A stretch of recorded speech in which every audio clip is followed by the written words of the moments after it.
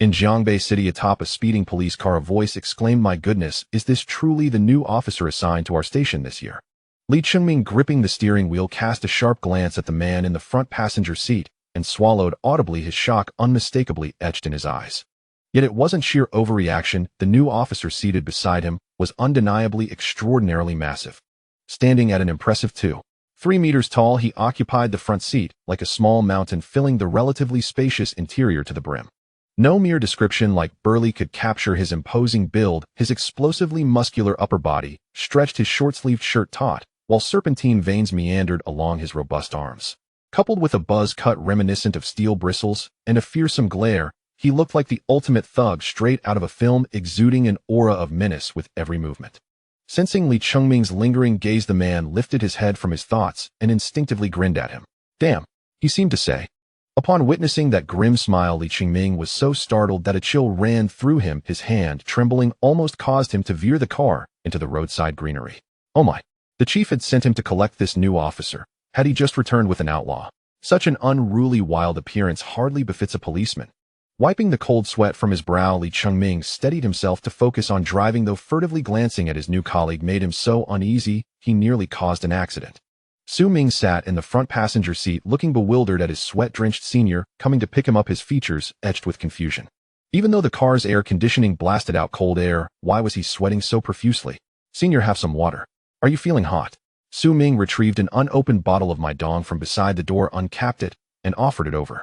Gazing at the veiny, muscular hand before him, Li Chengming swallowed hard. The bottle of my dong, which an ordinary man might only half grip, appeared as diminutive as a tiny vial in contrast to his massive hand. Ahem ahem. You drink, I'm not thirsty." He quickly waved off the offer, pretending calm as he cleared the awkwardness with a light cough, then casually asked, "Your name is Su Ming, isn't it?" After Su Ming nodded, Li Chengming continued in a teasing tone, "Su Ming, what's with the gloom over being assigned to our precinct? You've seemed so weighed down all the way here." With both hands, he rubbed his face vigorously, and for a moment the gloom in his eyes flickered. Though the incident had occurred weeks ago, recalling it now set his inner anger ablaze, nearly uncontrollable. For most police academy graduates, their unity blazed like a fire, while their dispersion led to mere precinct assignments. Su Ming, the top graduate of Jiangbei Police Academy, not only excelled academically, but also dominated national athletic competitions throughout his 4 years thanks to his formidable physical prowess. Not to mention the array of provincial certificates, he had amassed so many national trophies that his hands would tire of holding them. Even before graduation, he was pre-assigned by the Provincial Public Security Department, with a high-ranking official personally earmarking a coveted post for him, promising a radiant future. Yet when the final assignment list was released, Su Ming was shockingly relegated to a mere precinct, reduced to an ordinary officer, while his originally intended post went to someone else.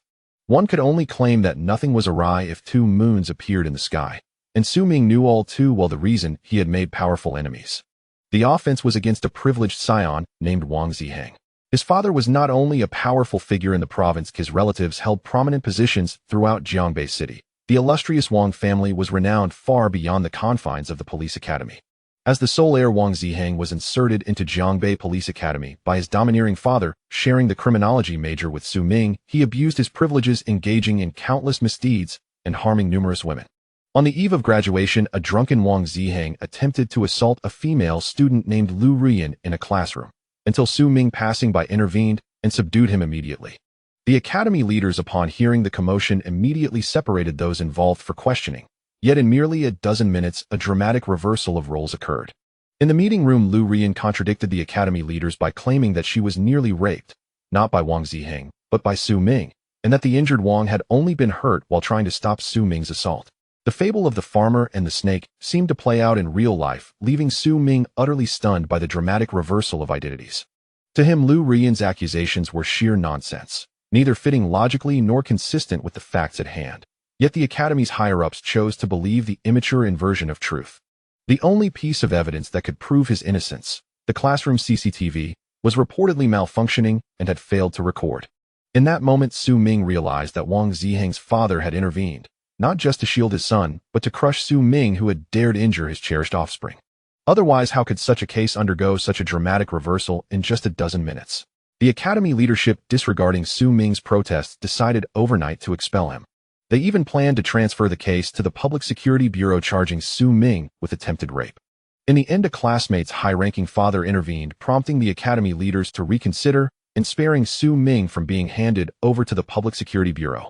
Nevertheless, he still received a severe demerit on his record, officially for assaulting a classmate. With that penalty looming, Su Ming's once promising future was obliterated as he was assigned like ordinary graduates to a local precinct. Recalling the humiliations of those days, Su Ming's expression turned ice-cold as a volcano of anger within him threatened to erupt and tear apart those who had inverted justice. Wang Ziheng and his formidable father would not escape Su Ming's vengeance. Given the chance, he vowed to personally bring them both to justice. And that day would not be far off. Taking a deep breath, Su Ming suppressed his rage, pressed his lips tightly, and glanced at the countdown in his mind, awaiting activation. Indeed, not long ago, Su Ming had acquired a vocational auxiliary system, which however remained inactive, its countdown still ticking. Logically, as he was only an intern officer, the system he obtained should have been the police god system, the detective system, or some other police-related system.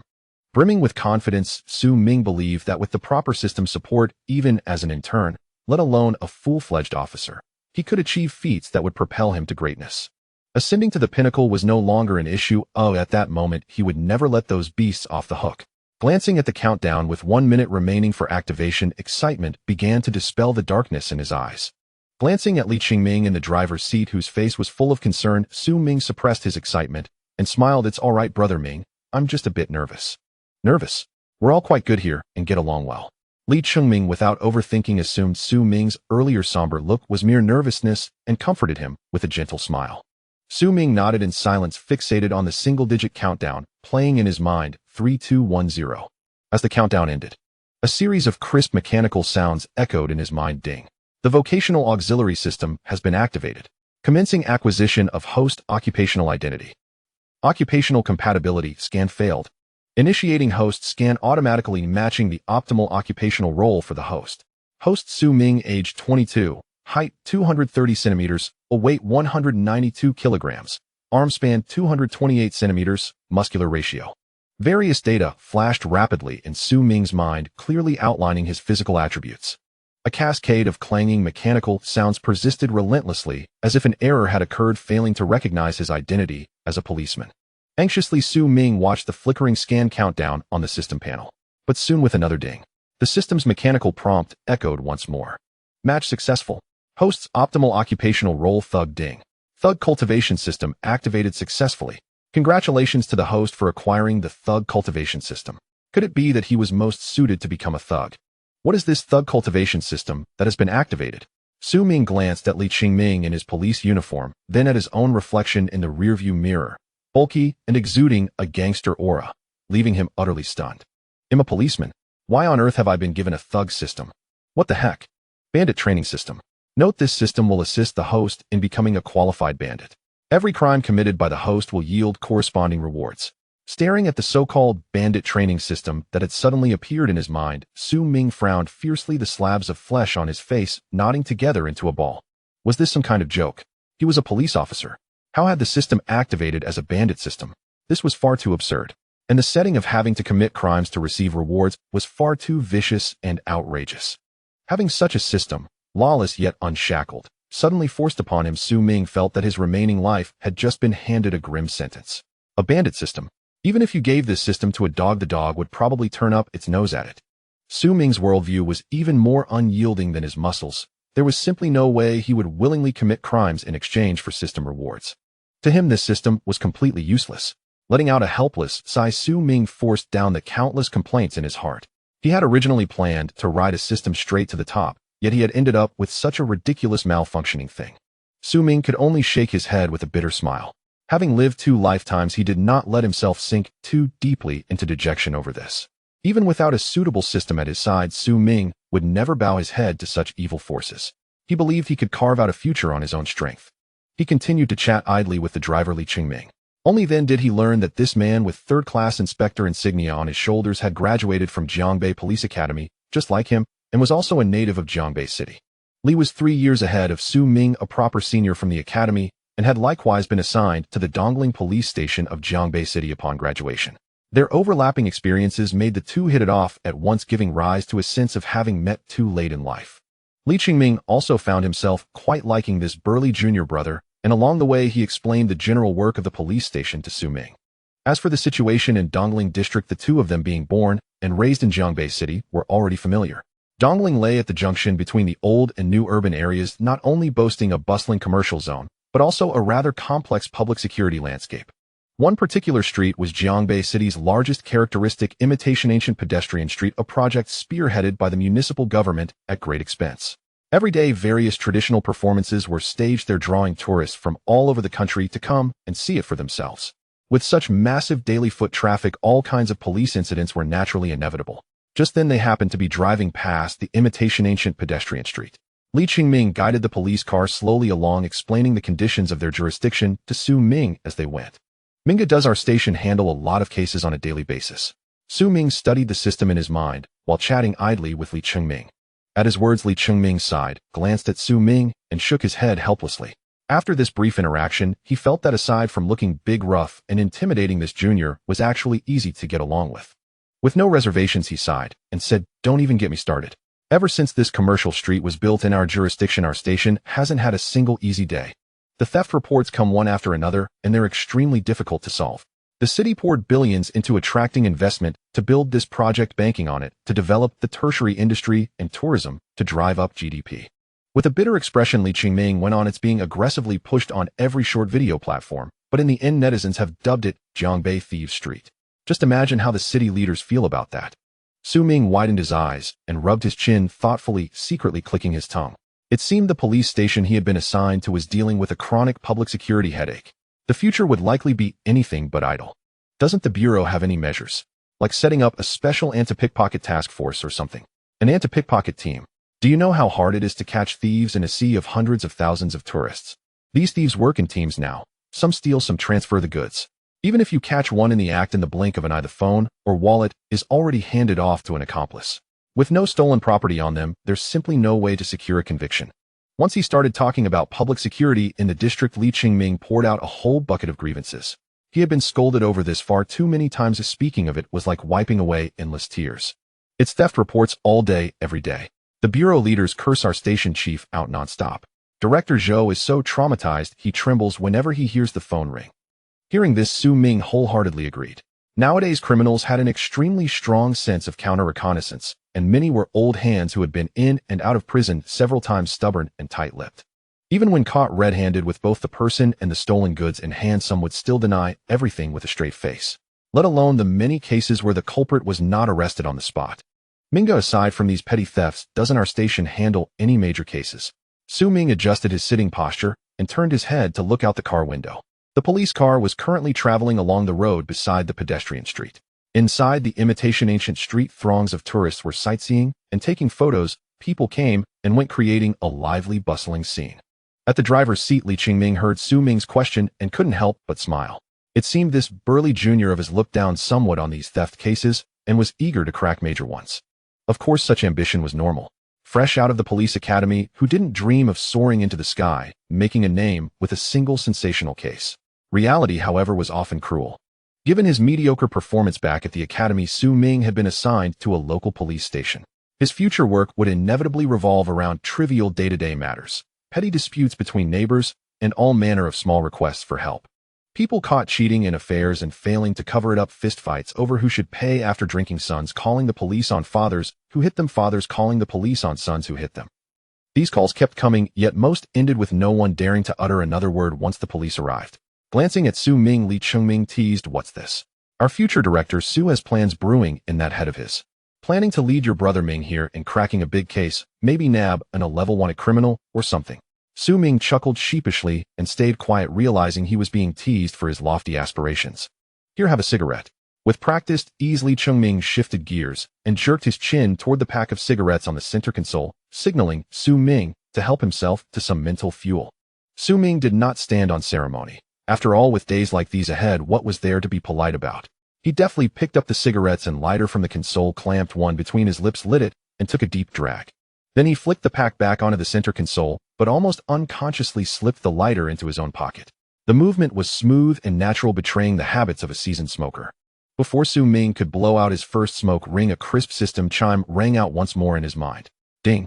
Congratulations to the host on successfully stealing the lighter. Agility 1. Congratulations to the host on a successful first offense. Do not refrain from minor evils. Receive one treasure chest, which can be activated at will. Immediately afterwards, Su Ming felt a warm current surge through his body from head to toe and vanish in an instant. He subconsciously lifted his hand and realized that his reactions did indeed seem slightly quicker. Su Ming was dumbfounded. That counted as his first offense. It was just a lighter. How could this system smear his innocence out of thin air? To a smoker, a lighter didn't even belong to its current holder. It belonged to the last person who used it to light their cigarette. This trashy system didn't understand human relationships at all. While cursing the useless thing in his heart, Su Ming nonetheless opened the treasure chest. Ding! Congratulations to the host for obtaining the skill, Friend's Eye? Friend's Eye centered on the host obtain the identity information of all good fellows within a 10-meter radius who share the same type of criminal experience as the host. Note among 3 people walking together, there is always something to learn. Humbly learning from others is a prerequisite for becoming a qualified bandit. Keep it up. Beneath the skill window, densely packed gray metals were arranged in rows, all still unlit. Each metal bore a crime engraved upon it. At a glance, there were things like intentional homicide, drug trafficking, firearms, smuggling, arson, and so on. A dazzling array that left one's eyes spinning. Just a single glance made Su Ming's eyes ache. After he finished reading the skill description, his gaze was drawn especially to the bolded phrase, same type of criminal experience. Su Ming was baffled. So this was designed to help him go ever further down the road of crime, by making it convenient to exchange experiences, with a special find friends with the same criminal record feature. In his heart, Su Ming silently gave a thumbs up and mentally spammed a string of 666 in mock praise. The problem was, he was a police officer. What so-called criminal experience did he have? Ding! Congratulations to the host on activating the theft medal. The host may now use Friend's Eye to actively seek out like-minded rascals to exchange insights with. Just as Su Ming was complaining that the skill was useless, the system's belated congratulatory message chimed again. Beneath Friend's Eye, a medal depicting a sneaky figure tiptoeing in the act of theft instantly shifted from gray to gold. Below the medal, 2 clear words appeared. Theft. Su Ming attempted to activate his Friend Eye. In an instant, a variety of information appeared above every head within a 10-meter radius of his gaze. Lu Ming Friend Score 3 System Evaluation an inconsequential nobody. Li Bai Friend Score 5 System Evaluation a mediocre fellow. Lu Renjiao Friend Score 0 a System Evaluation an honest man. Wang Lauer Friend Score 1 a System Evaluation a loser. At a glance, rows of text glowed above the crowd. All the friend scores were single digits. The system offered its blunt, almost affectionate assessments. Its tone was unmistakably that of a ruffian's mechanism. Those who radiated aggressiveness earned higher friend scores and praise, while the meek were subjected to scornful derision. From Su Ming's knowledge, single-digit friend scores generally marked ordinary citizens. At most, petty breaches of public order, like spitting in the street or running a red light. Infractions not even worth formal admonition. A friend score above 10 indicated somewhat more serious offenses liable to fines or administrative detention. Only when a score exceeded 30 did it typically constitute a crime warranting arrest and criminal prosecution. Scanning the scene now, every tag within 10 meters was a neutral white, yet the system's comments were surprisingly coarse. This, however, was not so strange. Huagua's crime rate was among the lowest worldwide. Decades of legal education had borne obvious fruit. Just as Su Ming mused over the country's tranquility, a pale red information bar suddenly materialized amid the white tags, immediately catching his eye. The system, perhaps fearing he might miss it, kindly illuminated a recommendation: Zhu ACI, Friend Score 44. Jianghu Achievements 1. Advanced Training in the Bitter Kiln. 2. Professional Thief, currently carrying stolen goods valued at 69000. System Evaluation Petty Pilferer. System tip: among 3 people, there is always a teacher. Choose the fattest and take him. Young man, fancy a bit of thieves preying on thieves. Su Ming frowned and ignored the system's well-meant provocation. His eyes swept the crowd and fixed upon a modestly dressed middle-aged man. The man wore a crumpled white short-sleeved shirt and dust-streaked old shoes, carrying with one hand a nearly new black briefcase. He was utterly unremarkable in the throng, like a middle-aged, thwarted office worker rushing through life. At that moment, he held a phone in one hand, as if making a call. He had clearly noticed the passing police car. His eyelid flickered ever so slightly. Yet he kept walking with an unchanged expression. Years of arrests had forged an impressive psychological resilience. Su Ming wasted no hesitation. He smirked coldly and tapped Li Chengming's arm. There's something. Minga stopped the car. Li Chengming straightened his face and glanced at Su Ming. Following Su Ming's stern gaze, he saw the crowd ebbing and flowing like the tide. With only 3 years on the force, and by his modest experience, he could discern nothing untoward at all.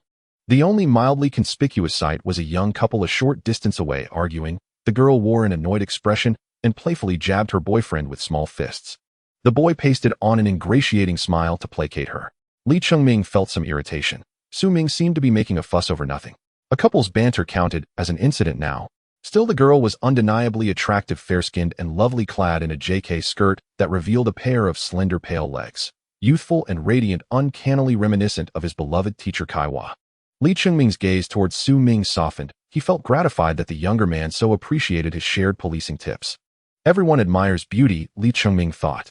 As a long single patrolman, he could only steal a glance. Romance was a luxury for grassroots officers. Seeing Su Ming's anxious expression, the self-styled veteran officer grew calmer. He had been a rookie once and understood the urge to prove oneself on the first patrol. If time had been a little earlier, he would have indulged Su Ming's desire for theatricality and pulled over to mediate the quarreling couple.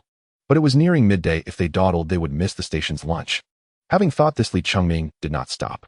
Intent on his meal, he pressed the accelerator harder, and the car surged forward. Oh, what is this situation? It's nothing. No, Minga. Su Ming noticed the police car did not stop and hurried to tell Li Chengming about the thief he had spotted, but before a word could leave his mouth, he was interrupted again. All right, Su Ming. I know that little beauty is attractive, but she has a boyfriend, and they're not arguing. They're flirting. Minga, I saw what? It's obvious you've never had a girlfriend who not understanding flirtatious quarrels is forgivable. Someday. You'll have a girlfriend too, right? Li Chengming meant to comfort him, assuring that some girl would love him in time. But one glance at Su Ming's terrifyingly hulking muscles left him speechless. Which girl would fancy a man with such a bully's physique? Was he courting death? Realizing the car was not slowing, but actually accelerating, Su Ming grew frantic. Each time he tried to tell Li Chengming about the suspect, he was drowned out by the older man's chattering. His friend, I had a range of only 10 meters. It could no longer display that man's information. If he hesitated even a moment longer, the middle-aged figure would vanish entirely. It was the midday exodus, and the crowd was a roaring tide. Even with his system, he could not be certain he would relocate the man amid so many bodies. Moreover, if the thief shifted the stolen goods, finding him afterward would be useless. With that thought, Su Ming had no time to calmly explain to his convenient senior. He yanked the car door open and leapt from the speeding police vehicle in a single motion. The powerful muscles of his thighs surged, the blood filling them made his once fitting trousers strain, revealing the terrifying contours of his legs as they countered the body's great inertia. Yet his formidable conditioning and core balance let him land steadily, without a sign of clumsiness. Without pause, he strode off with exaggerated long legs in the opposite direction of the police car. His eyes were fixed on the retreating silhouette that was nearly swallowed by the crowd. The sight left many bystanders stunned into silence.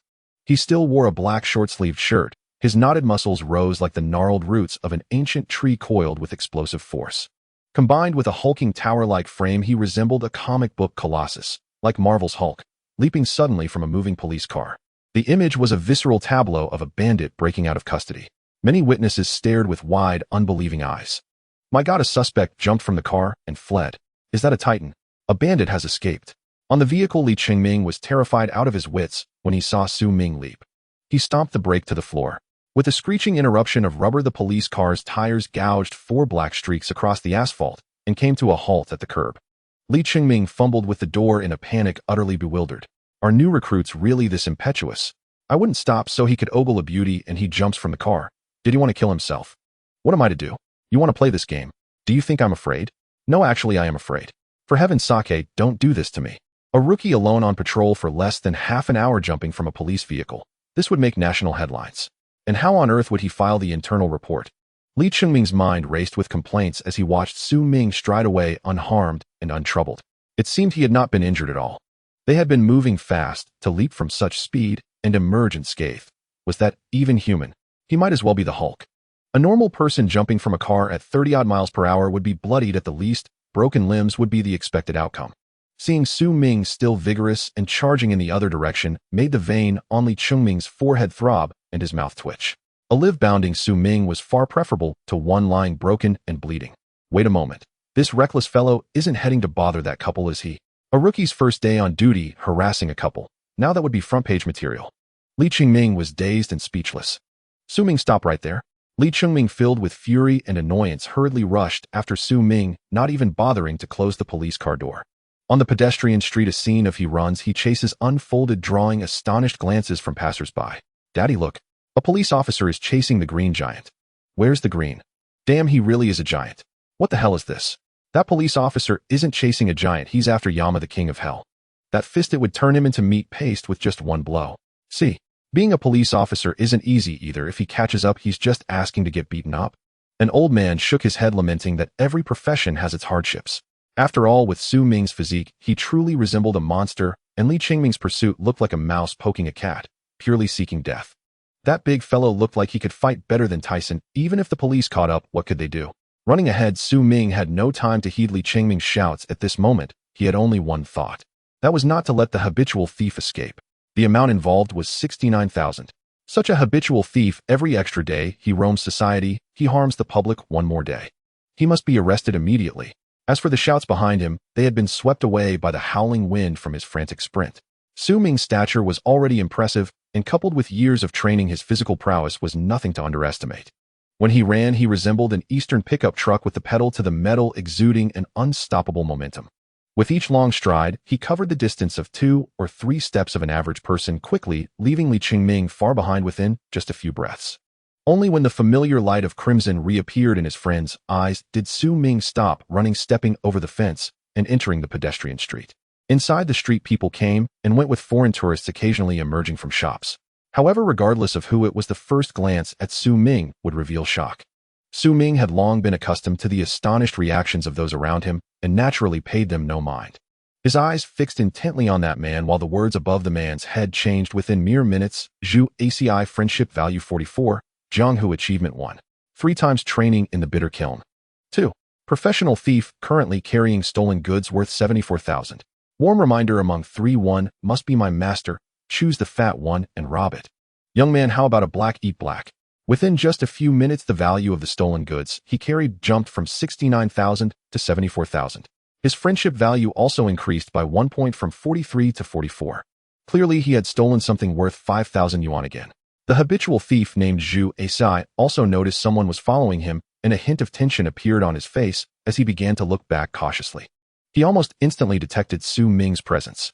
There was no helping it. Su Ming stood out in the crowd like a colossus, his towering height, paired with bulging muscles and an aura of wickedness, making him incredibly eye-catching and hard to ignore. Zhu Aci clearly saw Su Ming, and shock flashed in his eyes as he was taken aback by Su Ming's unique aura. This notorious thug quality suggested that either he just got out or was about to go in. We are both from Jiangbei City. What if we are former cellmates? Considering that neither of them was a good person, Zhu Aci's gaze towards Su Ming shifted from caution to a bit more familiarity. Su Ming also noticed that the thief named Zhu Aci had spotted him. After all, he was like a crane standing among chickens, far too conspicuous. It was nearly impossible to sneak up on the other guy's side. Looking at the bustling crowd of tourists, Su Ming felt somewhat troubled. There was still a distance between the two, and Zhu Aci had clearly noticed him. He wasn't afraid of not being able to catch this thief brat. But in such a bustling pedestrian area, if he chased aggressively, he feared he might inadvertently break the bones of countless pedestrians. Su Ming felt a headache coming on her for the first time. He found being too robust was not a good thing. However, as their eyes met again, he suddenly had a clever idea. What are you looking at? With a roar that sounded like thunder, Su Ming glared with his big bell-like eyes pointing at Zhu Aci and demanding. Many passers-by were startled by this shout, all turning their heads to see a heavily built man with a fierce demeanor angrily scolding a middle-aged man not far away. The previously noisy pedestrian street fell silent in an instant as everyone seemed to be intimidated by Su Ming. The crowd caught between Su Ming and Zhu Aci swiftly parted like a receding tide. A large blank space was left between the two, fearing that if they didn't move quickly, they might end up being caught in Su Ming's wrath. Su Ming felt quite helpless, but he had long grown accustomed to the fearful and astonished gazes of the onlookers, so he didn't find it strange. But facing Su Ming, Zhu Aci wore a puzzled expression, like a black man questioning what was happening. He looked around, realizing that Su Ming was not only glaring at him, but was also striding toward him. The pressure of his aura was no less than that of a fierce tiger. For a moment, Zhu Aci was so frightened that his legs felt weak, but amid his panic, a hint of anger surged within him. We are both from the same world. You're being too overbearing. I merely glanced at you. Oh, what's the matter? If you're not looking at me, how would you know I'm looking at you? Seeing Su Ming approaching, Zhu Aci wanted to retort with a defiant what about it. But upon glancing at Su Ming's arms, which were thicker than his thighs, he dared not utter a word. As Su Ming's shadow enveloped him, Zhu Aci struggled to swallow his saliva and looked up with a fawning smile, saying, Big brother, I just think you look like my dad. Your dad really looks like Upon hearing Zhu Asi's flattery, Su Ming rubbed his head with a smile, asking with amusement, I would never lie, he really resembles him. Zhu Asi nodded vigorously, smiling with a face full of wrinkles, fearing that one wrong word might provoke the temperamental man before him. That fist like a sandpot could take his life with a single blow. Looking at Zhu Asi's smile, which resembled a flower blossoming, Su Ming felt a chill and said, "Stop with the grinning, Zhu Asi. Get down." Zhu Asi, I was taken aback. His name called out loud, combined with the familiar commanding tone, an impossible guess surfaced in his mind. Looking at the intimidating man before him, the unfamiliar gaze felt like a Harbin local looking at someone from urban last winter. Weren't we supposed to be former cellmates? Didn't we agree we weren't good people? Bro, who are you? Zhu Asi asked, unwilling to give up. Seeing that Zhu Asi still wasn't cooperating, Su Ming directly slapped him down to the ground, twisting both hands behind his back and pressing him down. The crowd around them exploded in outrage, watching the Hulk-like man act so violently, but seeing Su Ming's bandit-like aura, no one dared to step forward to stop him. Who am I? Su Ming grinned and leisurely continued, of course I am the police. Upon hearing the word police, Zhu Asi's face turned pale, and he struggled frantically, trying to escape Su Ming's grip. However, at this moment, Su Ming's hand was like an iron clamp tightly gripping his wrist. With the slightest struggle, the force from that giant hand nearly crushed his bones. Ouch, ouch, ouch. What's wrong with the police? The police are so great. Can the police beat people at will? Zhu Asi still refused to give up, saying threateningly, look at you saying you're a police officer. Who would believe that? If you're a police officer, then I must be the chief of police. Ouch, ouch, ouch. What's wrong with the police? The police are so great. Can the police beat people at will? Zhu Asi still refused to give up, saying threateningly, look at you saying you're a police officer. Who would believe that? If you're a police officer, then I must be the chief of police. The crowd around began to gather and murmur. TSK tisk, it's true that this person claims to be a police officer, but I don't believe it. He looks just like a thug. Indeed, there are many scammers pretending to be police officers these days. A middle-aged woman whispered to those around her. Yes, it's true that appearance reflects one's character. This person looks like a fierce bandit. How could he possibly be a police officer? Plus, he isn't even in uniform. A voice from the crowd commented. Some people in the crowd quietly assessed the situation. Su Ming, too lazy to argue with a thief, shouted, enough. You, a habitual thief, should stop acting. Where are the stolen goods? Hand them over quickly. What did I steal? I'm just walking here. On what grounds? Zhu Asi's face darkened, but he stubbornly defended himself, attempting to evade the situation. At that moment, Li Chengming arrived late, pushing through the crowd, panting as he stood in front of Su Ming, both hands on his knees, gasping for breath. He hadn't exercised in a long time. Running suddenly nearly left him breathless. But from a distance, he had seen Su Ming slap down an honest-looking middle-aged man to the ground, and Li Chengming wished his mother had given him 2 more legs. Looking at the towering Su Ming, who was holding the middle-aged man's wrists with one hand while pressing a knee on him, Li Chengming felt numb. The technique of subduing the enemy was standard, but please don't do it. Dude, are you unaware of your own weight or how intimidating your appearance is right now? If you still can't picture it, just imagine the O'Neill Pro Puls version with a single knee pressing down on you. Huff. Su Ming, let go. Get up first. Li Chengming ordered, supporting his lower back with one hand as he stood up, panting. Brother Ming, this guy is a habitual offender. He's carrying stolen goods right now. Su Ming quickly replied upon hearing Li Chengming's command. Comrade police, this big fellow just came and slapped this man down. It's utterly outrageous. How can someone just hit others like that? An elderly lady with gray hair, seeing the newly arrived Li Chengming in police uniform, though unsure why he knew such a thug, bravely stepped forward to speak up for justice. This muscular man emanated a thuggish aura. He hardly looked like a good person. Looking at the middle-aged man sprawled on the ground, he appeared utterly helpless. In comparison, people naturally didn't believe Su Ming's words. Exactly. Who does he think he is? How can he just start hitting people? Someone in the crowd said indignantly. I think this middle-aged man looks honest and doesn't seem like a bad person, and this big guy looks more like a gangster. Comrade police, please don't wrong a good person. The elderly lady, filled with a sense of justice, continued to pull at Li Chengming's police sleeve to argue. Su Ming. Li Chengming looked at the growing crowd around them, the murmurings never-ending, and many people even raised their phones to start recording, making him break into a cold sweat. Seeing Su Ming unwilling to let go, he sternly said, Su Ming, let go of him and be mindful of the impact. While speaking, Li Chengming gave Su Ming a firm wink, signaling him to notice the many onlookers filming. After all, in Li Chengming's view, Su Ming had jumped out of the police car like he was mad, claiming a passerby was a habitual thief and had slapped him down and subdued him. With Su Ming's imposing stature of over 2 meters and his thuggish aura, he drew attention akin to that of a celebrity. Under the watchful eyes of many, if a mistake was made, the resulting public outcry would be inevitable. Su Ming might end up facing multiple penalties. It's important to note that at this time he had not yet officially joined the force, which could greatly affect his future employment. Naturally, Su Ming understood the warning in his senior brother's eyes, but he gently shook his head. He had just casually checked Zhu Ass's bag, which was bulging with phones. There was no doubt that Zhu ACI was a habitual thief. So facing the comments from the surrounding crowd, Su Ming stood confidently, his gaze sharp as he fixed on the trembling Zhu A, slowly saying, "Open your bag yourself."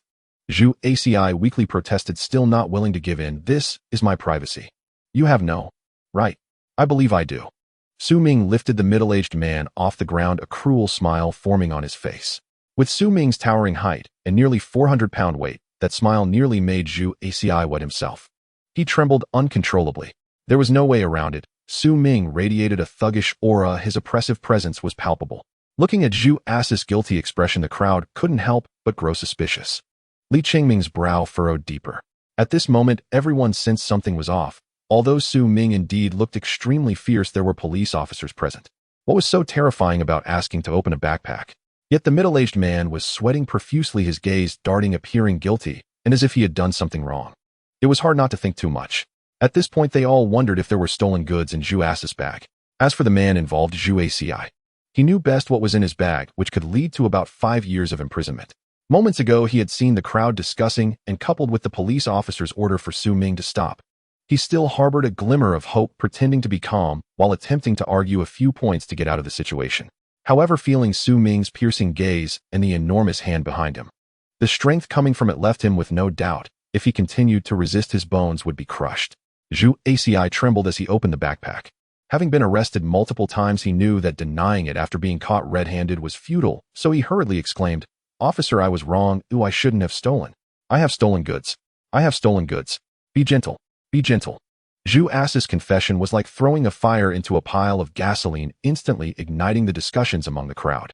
Initially, Su Ming's forceful approach without evidence had subdued Zhu AC, and coupled with Su Ming's thuggish image, this action easily drew the crowd's resentment. In fact, including Li Chengming, everyone was quite dissatisfied with Su Ming. He understood that young people wanted to solve cases, having been through that stage himself. However, this was no longer the time of more than 10 years ago when the law was inadequate. The basic procedures had to be followed, otherwise it would be easy to get burned. To knock someone down without evidence and control them, while claiming in front of so many people that they were a thief, once a blunder occurred, the person could sue Su Ming and the Jiangbei Public Security Bureau. Thus, Li Chengming felt deeply disappointed with this junior brother. Both his impulsive jump from the car and his reckless subduing of Zhu Sai were signs of immaturity. However, Zhu Ass's confession slapped him in the face. Su Ming's judgment was indeed correct. Zhu ACI was indeed a thief and was carrying so many stolen goods. With just a look and a word, Su Ming effortlessly shattered Zhu Ass's psychological defenses. Upon hearing Zhu ACI confess to his crime, Su Ming released him without hesitation, utterly unafraid that he might attempt to flee, and let out a cold snort before speaking. "Hand over the stolen goods." After all, Su Ming's explosive power and reflexes far surpassed those of even elite provincial sprinters. Gulp. Zhu ACI swallowed hard, his gaze flickering between Su Ming's devilish smile and his inhumanly sculpted musculature. Any thought of escape instantly dissolved. Then with trembling hands, he unzipped the tattered briefcase he had been clutching all along. Inside lay an array of mobile phones, no fewer than a dozen. They ranged from the latest Fruit 14 model to battered budget phones priced under 1,000 yuan. "Empty them all out. Lay them on the ground." Li Chengming glanced around, noticing several bystanders filming the scene.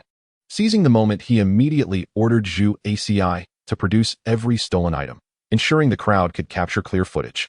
Zhu ACI dared not protest. He knelt obediently and laid each phone carefully upon the pavement.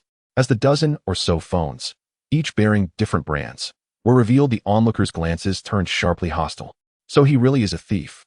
With hands and feet intact, what else could he possibly do? Exactly. Thieves are the most despicable, deserving nothing less than a beating. Absolutely. I lost my phone just last week. Right here on this street. Chances are he was the one who stole it. Many in the crowd had suffered similar losses and thus held little sympathy for petty thieves, especially one who appeared so meek and unassuming.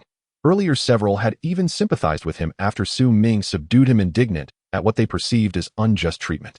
Yet now the shocking revelation that he was indeed a thief struck like a betrayal. This jarring contrast ignited fierce outrage, and voices rose clamoring for severe punishment. Wait, isn't that my phone?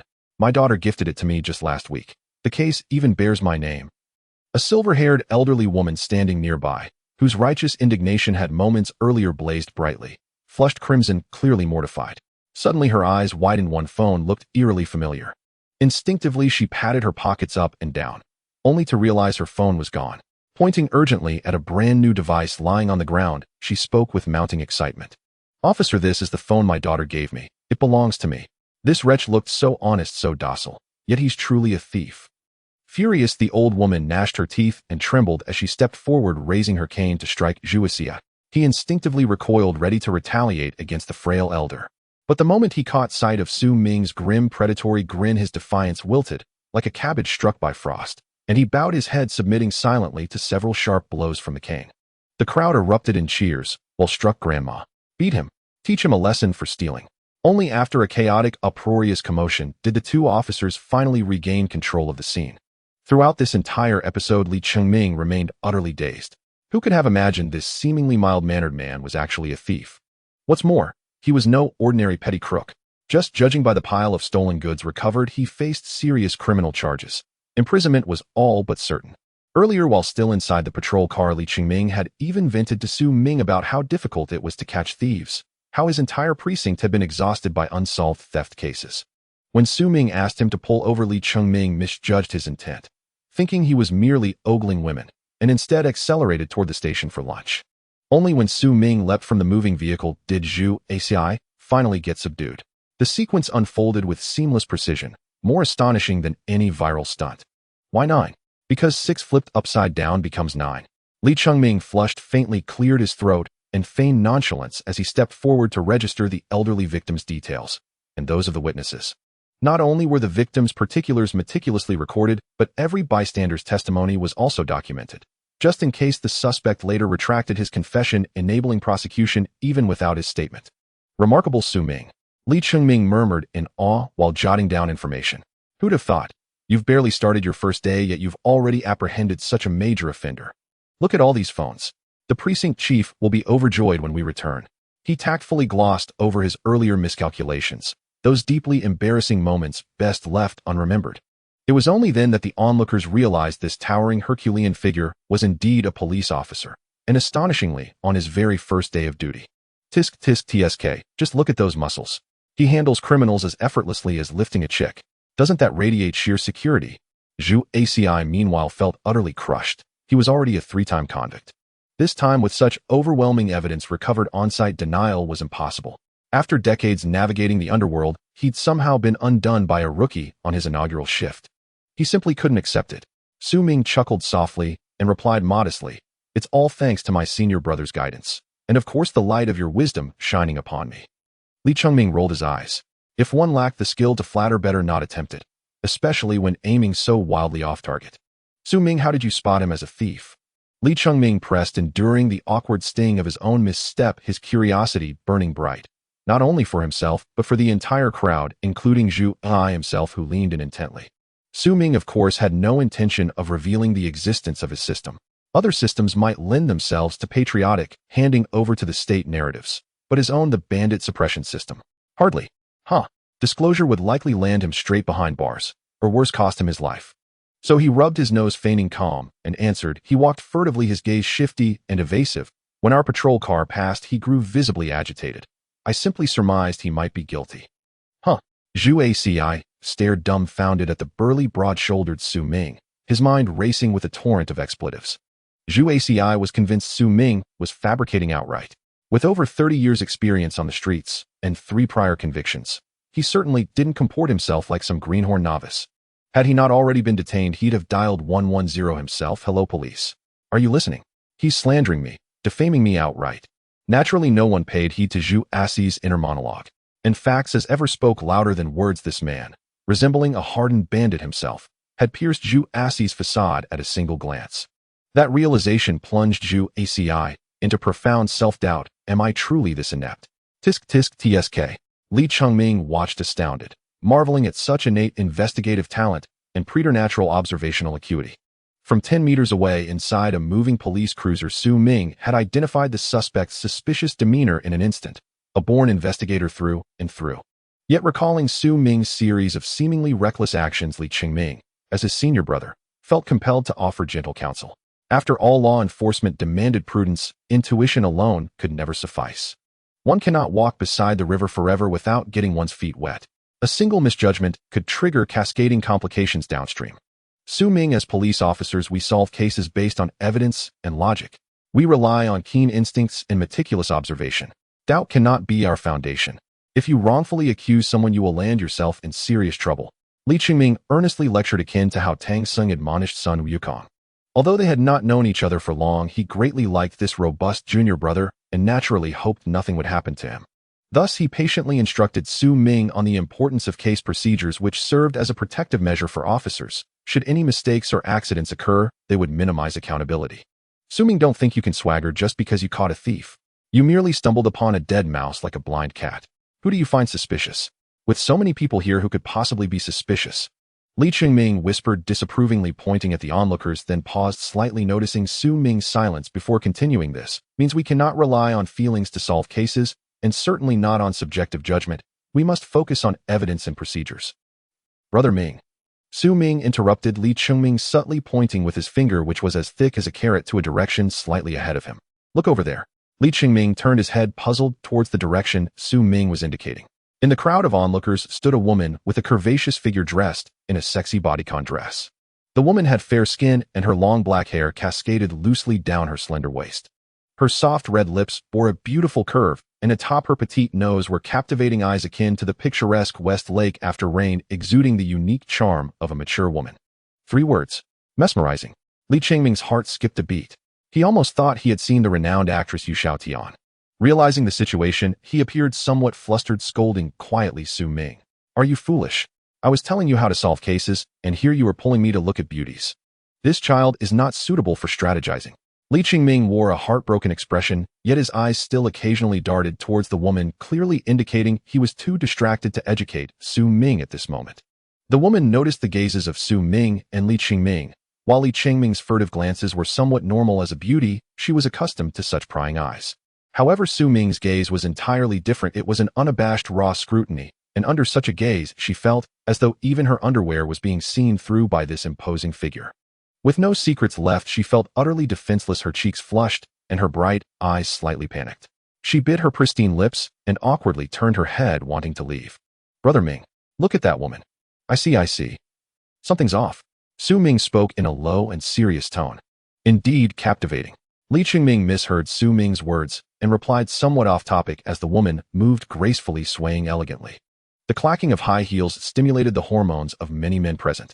The red-soled heels weren't just walking on the path, they were stepping on their hearts. Su Ming corrected Li Chengming with a fierce glint in his eyes. Brother Ming, I mean, something is off. She has problems. Indeed, something is off. Who could seem normal under your gaze? Li Chengming responded, baring his teeth in a way that resembled toothache.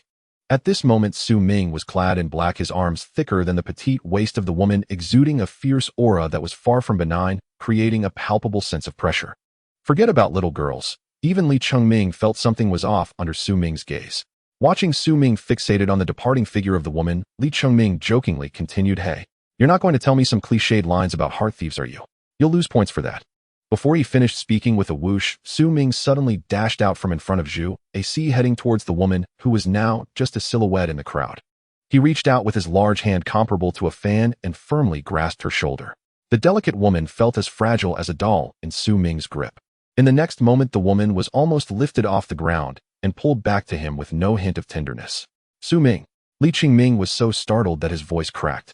Oh my God, what are you going to do? The previously calm crowd erupted again, staring in shock at Su Ming's frightening actions. My goodness, this street shopping is truly valuable. The police are being hooligans. Instantly, onlookers widened their eyes, and many took out their phones ready to record the scene. Their movements were synchronized as if rehearsed countless times. What are you doing? There's a hooligan. Help! The one dragged by Su Ming was none other than the Chinese version of Yu Xiaotian, who had made Li Chengming's heart skip a beat. At that moment, she was evidently quite frightened. With a look of sheer terror, she resembled a startled fawn, her bright eyes glistening with tears, appearing pitiful and soft, evoking sympathy. Su Ming casually brought the woman before him and then released his grip. The girl was trembling in fear, clearly dazed, her expression a bit cute, stirring the passion of many passers-by. Hey, what do you want to do?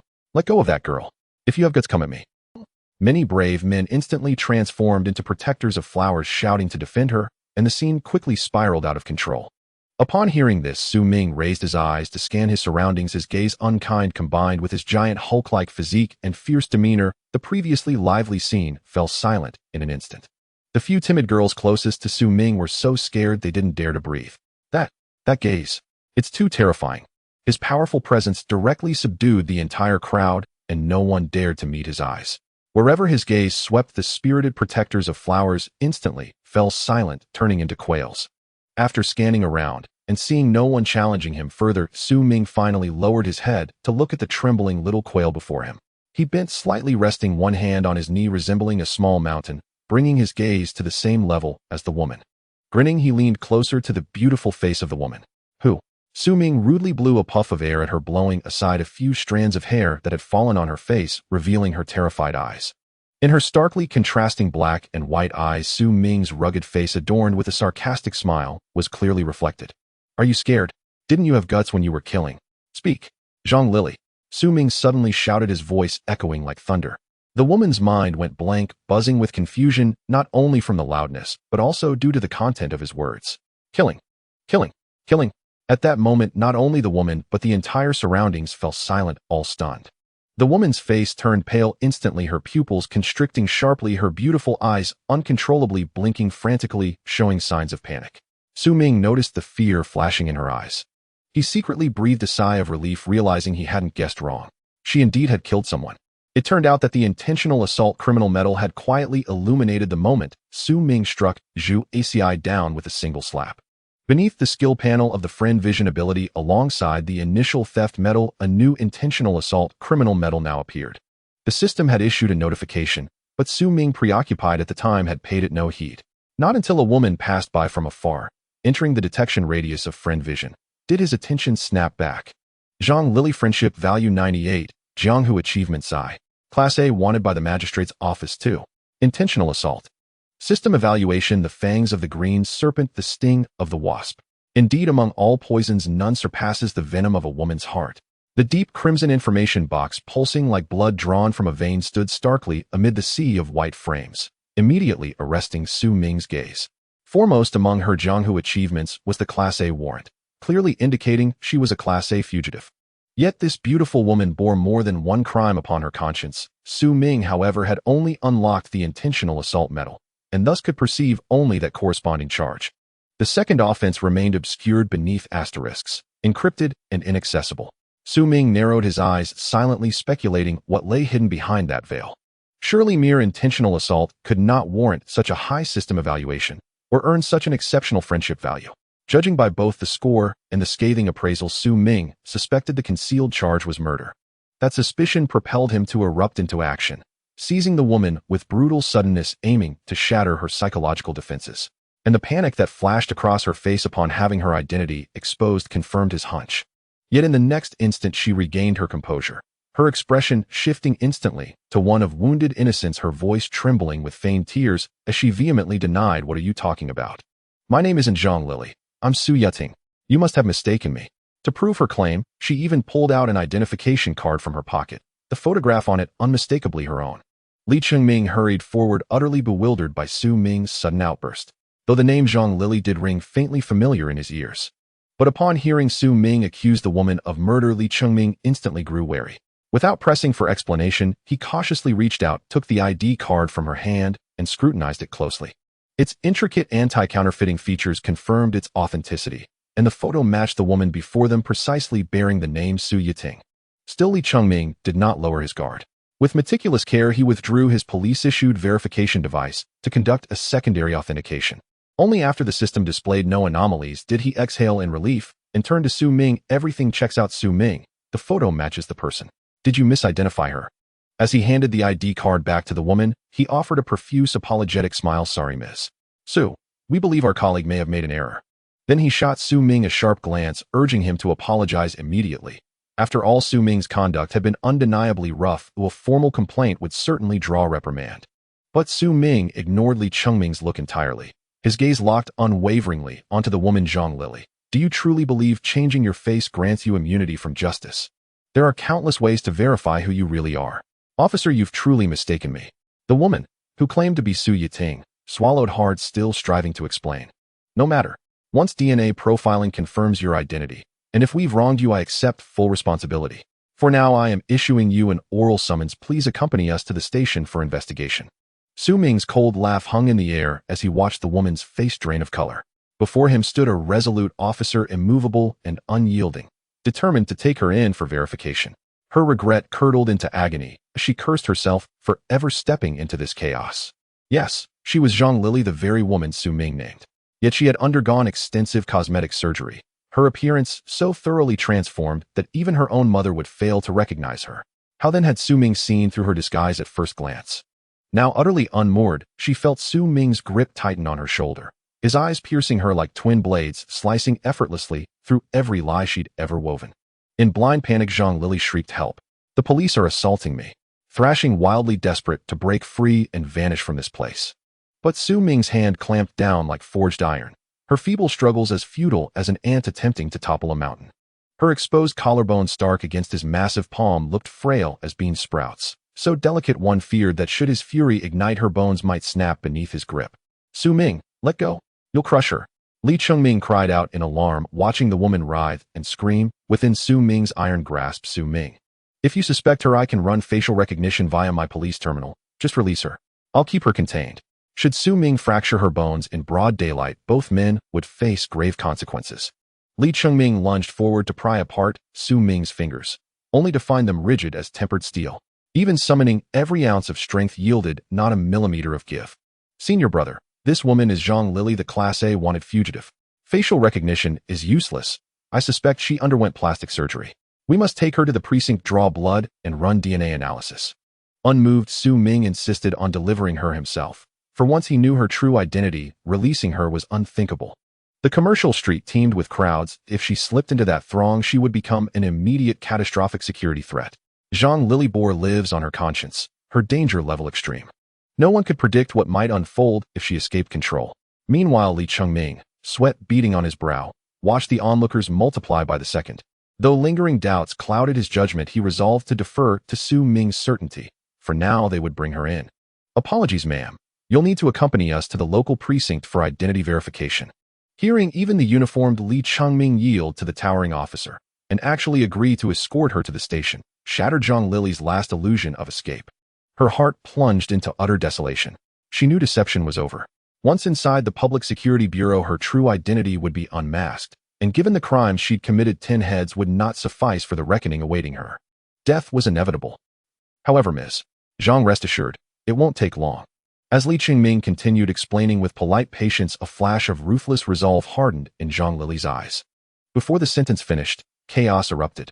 From behind her back, Zhang Lili drew a dagger, and without hesitation drove it straight towards Su Ming's throat. "Watch out." Li Chengming, standing nearby, witnessed the ambush in perfect clarity, yet in that lightning instant, all he managed was that single cry. He could only watch, eyes wide with horror, as the blade hurtled towards Su Ming. Damn it!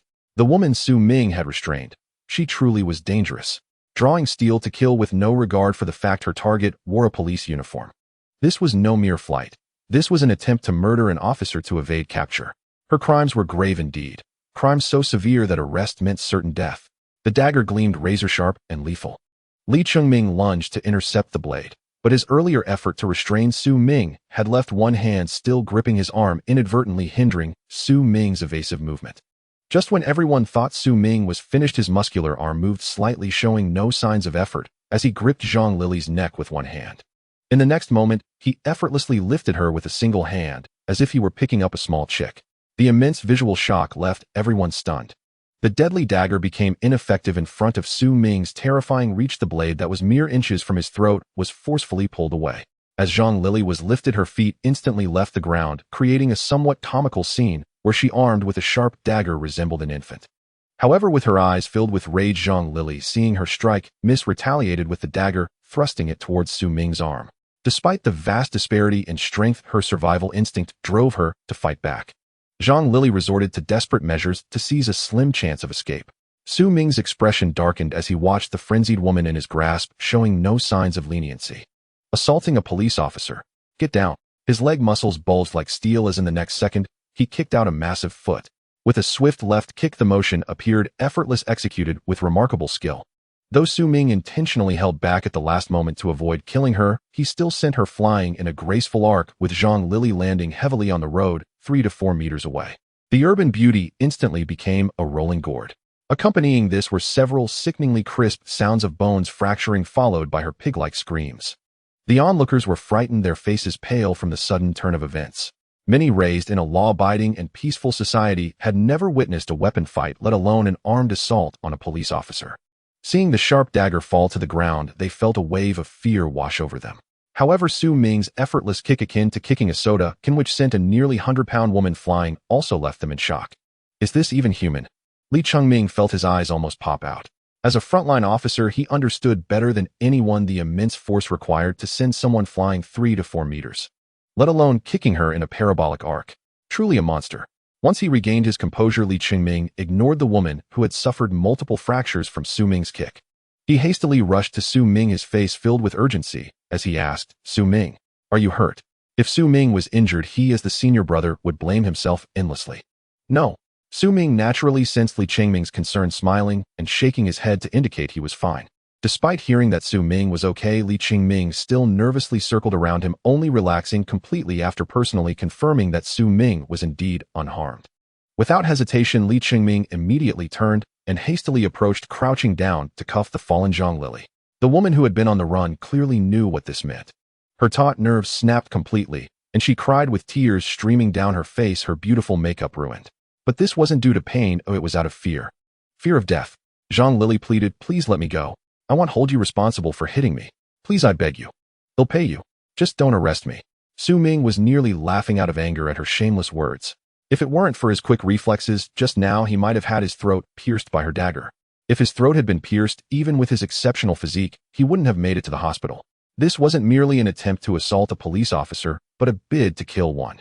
Li Chengming was even more furious, his teeth grinding in anger as he saw the woman still struggling, and he ruthlessly snapped the handcuffs shut. If it weren't for the crowd watching, he would have loved to give this shameless woman a beating. Click, click, click.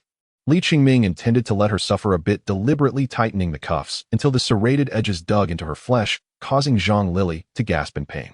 Yet with his deep-seated hatred for the woman before him, he showed no mercy. Any notions of pity were nonsense. She had nearly killed Su Ming. He then took out his police phone and opened the facial recognition system to scan the woman. With a beep, an electronic prompt indicated a successful scan. Immediately, the police phone's screen lit up with relevant information. Name: Su Yating, gender female. The information still indicated Su Yating's identity, showing no signs of suspicion. But this was obviously impossible. How could someone willing to kill a police officer to escape be so innocent? Su Ming leaned closer, slightly bending to look at the police phone in Li Chengming's hand. The new police report was scheduled for next week, and police phones' uniforms and equipment had yet to be distributed, so they could only view the information. Looking at the unproblematic personal information, he shook his head and said, "Senior brother, if nothing shows up, search for Zhang Lili." Li Chengming glanced at Su Ming and searched for Zhang Lili as instructed.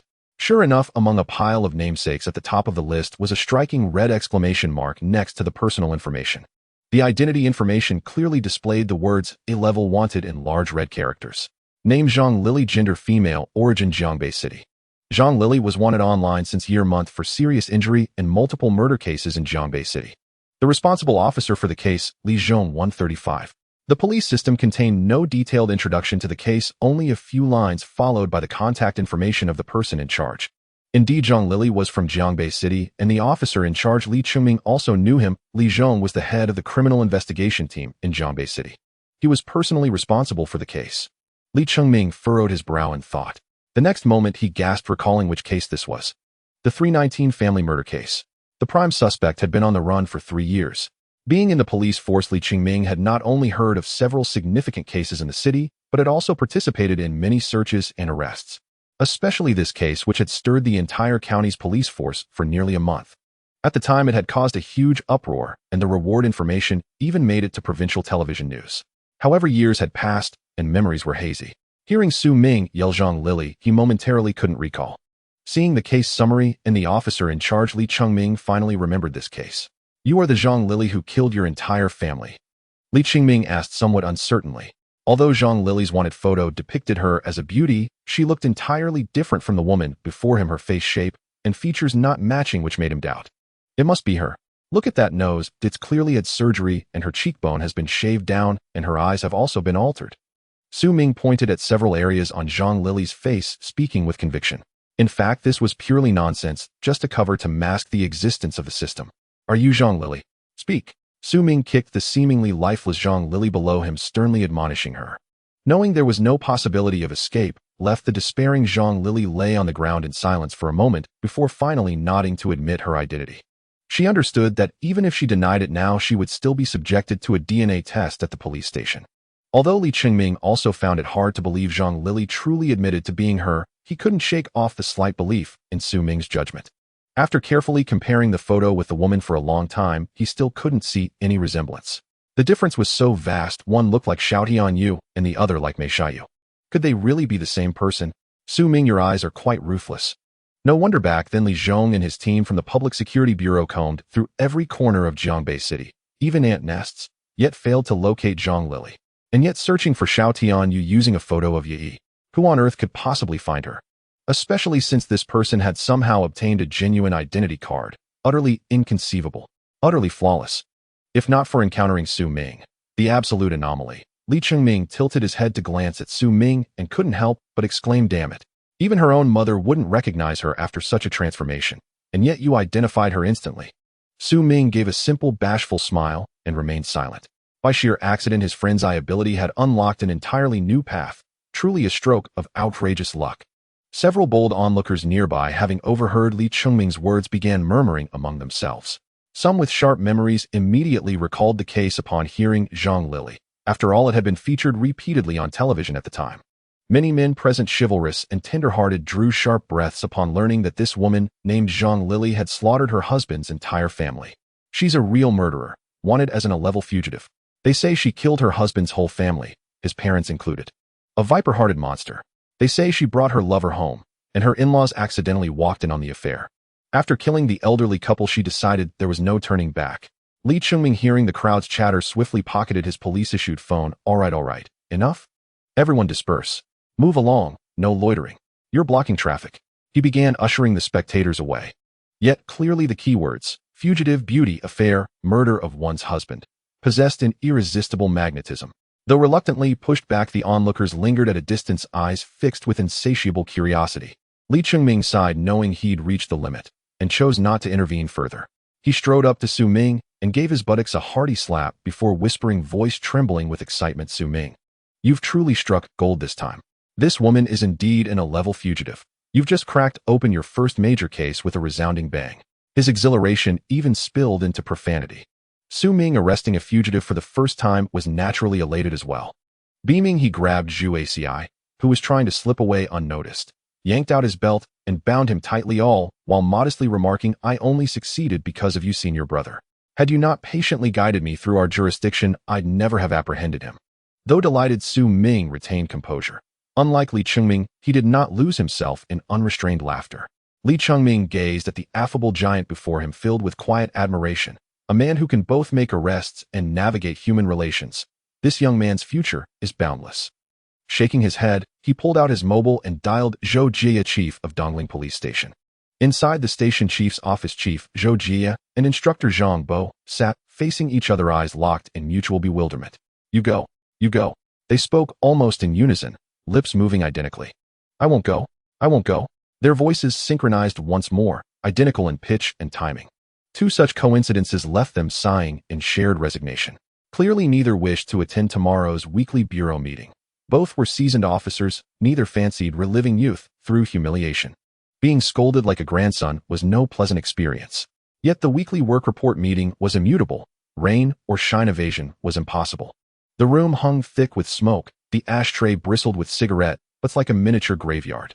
Their gloom, however, ran deeper than any funeral lament. Brother Zhou, we're berated daily with no end in sight. Zhang Bo groaned. Crime rates won't drop. I tremble at the sight of Director Yan. Every encounter brings another tongue lashing. I'm terrified. Last time I wanted to vanish into a crack in the floor. We must devise a plan. This cannot continue. A plan? What kind of plan? Those thieves on Jai Street have served longer sentences than you've held your post. They're sharper than hares, know our precinct inside out, and recognize our faces faster than their own fathers. And don't get me started on your thoroughfare purification plan. That report was written like dog vomit. I handed it to Old Yin 2 days ago. He nearly made me eat every page. Blame me. I said it was subpar. Why not copy a decent template online? But no, you insisted yours carried authentic sentiment. Now you blame me. Zhou Jia and Zhang Bo, now heated, reignited their recent quarrel over the jointly drafted proposal. Both were veterans, transferred directly from the military, blunt no-nonsense men. The Bureau had mandated that every station submit a jurisdictional management plan. With idle time on their hands, they collaborated on drafting one, only for it to fall woefully short. When Zhou submitted it 2 days prior, Director Yin publicly lambasted it as a textbook example of incompetence. No on-the-spot arrest means zero results. They're hardened old foxes, tough as nails. I agree completely. As they puffed clouds of smoke, their minds strained for solutions. This scene had become their daily ritual. A high-food traffic commercial street within their jurisdiction bred relentless theft and countless other crimes besides. Consequently, the weekly bureau meeting had morphed into their personal tribunal. Though regulations required only one representative per station, they rotated duties, taking turns enduring the verbal lashings. Yet both knew the bureau's patience was finite. Perhaps only a few more months would pass before decisive action followed if crime rates remained unchanged. Should that happen, they'd be packing their desks and banished to some forgotten outpost to retire. The public security system tolerated neither idlers nor underperformers. Contemplating their bleak professional futures, they fell into heavy silence. The office air grew so dense it seemed to press down like lead. Ring, ring, ring. Chief Zhou's mobile rang, an ill-timed intrusion that deepened their irritation. Frowning, Zhou stared at the screen displaying Chengming and grumbled, "What's wrong with Chengming?" Zhang Bo, equally agitated, waved dismissively, urging his longtime partner to answer. Zhou reluctantly pressed, "Accept," his tone flat and weary. "What is it, Chengming?" But in the next instant, the previously despondent chief's eyes widened in disbelief, his voice leaping several octaves. "What? Really? Are you certain? Where are you?" "Yes, yes, yes. Keep her secured. We're leaving immediately." Sunlight broke through the storm clouds. Zhou's face erupted into a radiant smile. Without waiting for Chengming to finish speaking, he hastily issued instructions, hung up, and bolted for the door. Zhang Bo watched the chief's abrupt transformation. Though unaware of Chengming's news, he sensed it was momentous. Only extraordinary joy could make his battle-hardened comrade grin so broadly he vanished behind his own teeth. He sprang up, blocked Zhou's path, and demanded what happened. "What did Chengming say?" Zhou beamed like Mithriya Buddha, looked at Zhang Bo's eager face, and without delay declared, beaming, "Good news. Extraordinary news. Didn't I ask Chengming this morning to pick up the new officer?" "A new officer? Isn't their official reporting date next week?" Zhang Bo interrupted Zhou Suo with evident confusion. Didn't the Bureau temporarily reassign part of our station's personnel yesterday to set up roadblocks? We're severely understaffed. I ordered the newly assigned officer to report early and assist. Do you hear me or not? If not, step aside." Zhou Suo glared impatiently at Zhang Bo before him, whose nitpicking over trivialities had remained unchanged for years. "Yes, yes, I won't interrupt." Zhang Bo hastily waved his hands, signaling silence. That new officer, he just apprehended a class fugitive. None other than Zhang Lili, the woman who slaughtered her husband's entire family several years ago. Zhou Suo spoke with radiant pride as though he himself had made the arrest. "Zhang Lili has been captured." Zhang Bo recoiled in shock, eyes widening like a cat whose tail had just been stepped on. The Zhang Lili case had ignited a nationwide online storm following its occurrence. Its grotesque ethical violation, spousal murder coupled with the slaughter of her in-laws, provoking widespread outrage. Compounding public fascination was Zhang Lili's rare beauty, which further inflamed netizens' curiosity and speculation. Police swiftly identified her as the suspect and deployed massive manpower, including officers from neighboring counties, to establish an impenetrable dragnet. For over 10 days they conducted frantic searches, yet found no trace. Ultimately, investigators concluded she had fled the province. Indeed, this very woman had somehow slipped through the net cast by thousands of officers. The incident dealt a humiliating blow to Jiangbei public security on the national stage, so severe that their official WeChat account was flooded and overwhelmed. Countless satirical memes and mocking posts circulated relentlessly, repeatedly ridiculing the department's failure. Consequently, after confirming Zhang Lili's flight, Li Zhong, the head of the Municipal Criminal Investigation Brigade, was formally disciplined, while Director Wang of the Public Security Bureau delivered a self-critical report before the city's Party Standing Committee. Without exaggeration, even setting aside urgent casework pressures, the Zhang Lili case stood as Jiangbei City's most pressing investigative priority in recent years. This urgency stemmed not only from the crime's extreme brutality and far-reaching social impact, but also from the profound damage it inflicted upon Jiangbei Public Security's institutional dignity.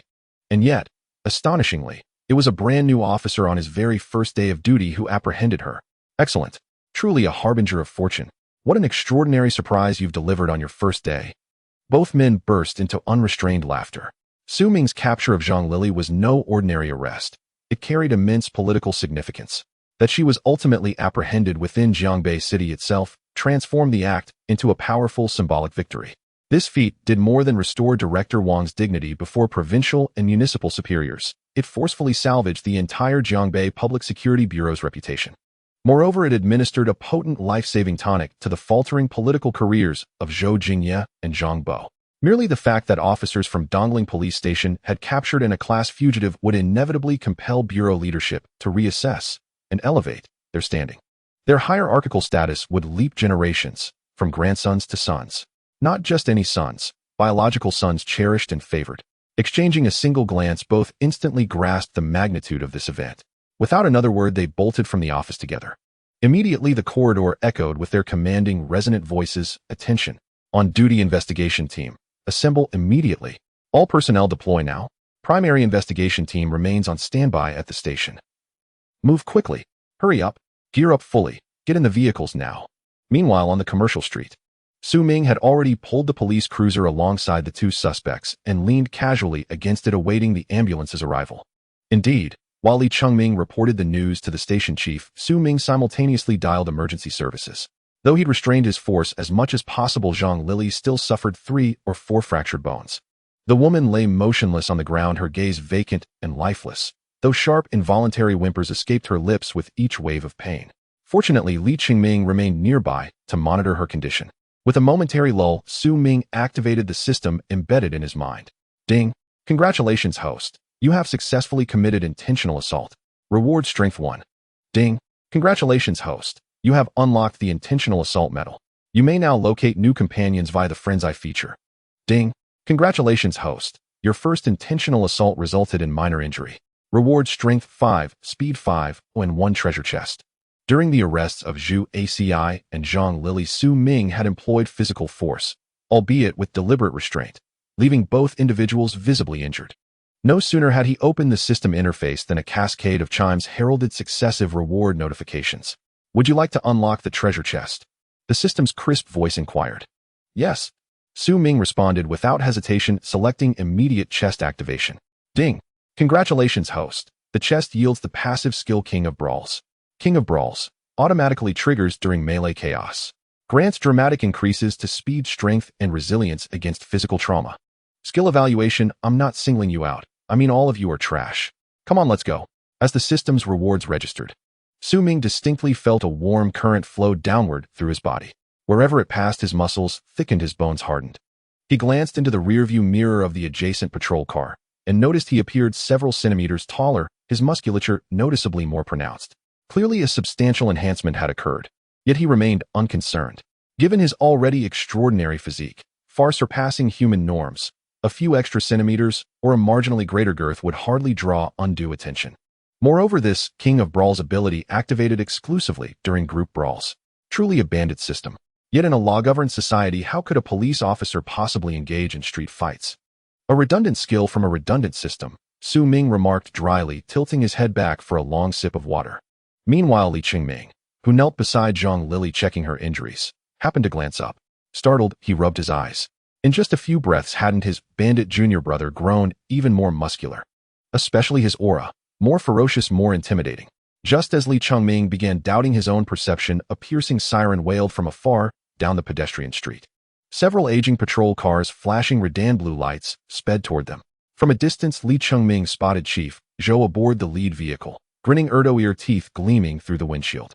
Zhou Jingye, spotting Li Chengming waving vigorously, leapt from the still-moving car before it fully stopped. Dozens of officers from the station followed swiftly, striding forward in tight formation behind him. Beside the patrol car, Su Ming stood immovable, like an ironclad titan. His imposing stature and fierce presence instantly drew every officer's gaze. Good heavens, an absolute legend among bandits. Before them loomed a man well over 2 meters tall, standing like a humanoid titan. His musculature was extravagantly developed, his arms thicker than many women's waists. His closely cropped hair resembled that of a recently released convict. His savage glare and overwhelming aura of lawlessness marked him unmistakably as an outlaw beyond the reach of justice. The instant Su Ming came into view, the dozen-plus officers trailing Zhou Jingye flinched, eyes narrowing, hairs bristling. Simultaneously, they noticed Zhang Lili lying nearby, clearly gravely injured. Street assault. No wonder we mobilized the entire unit.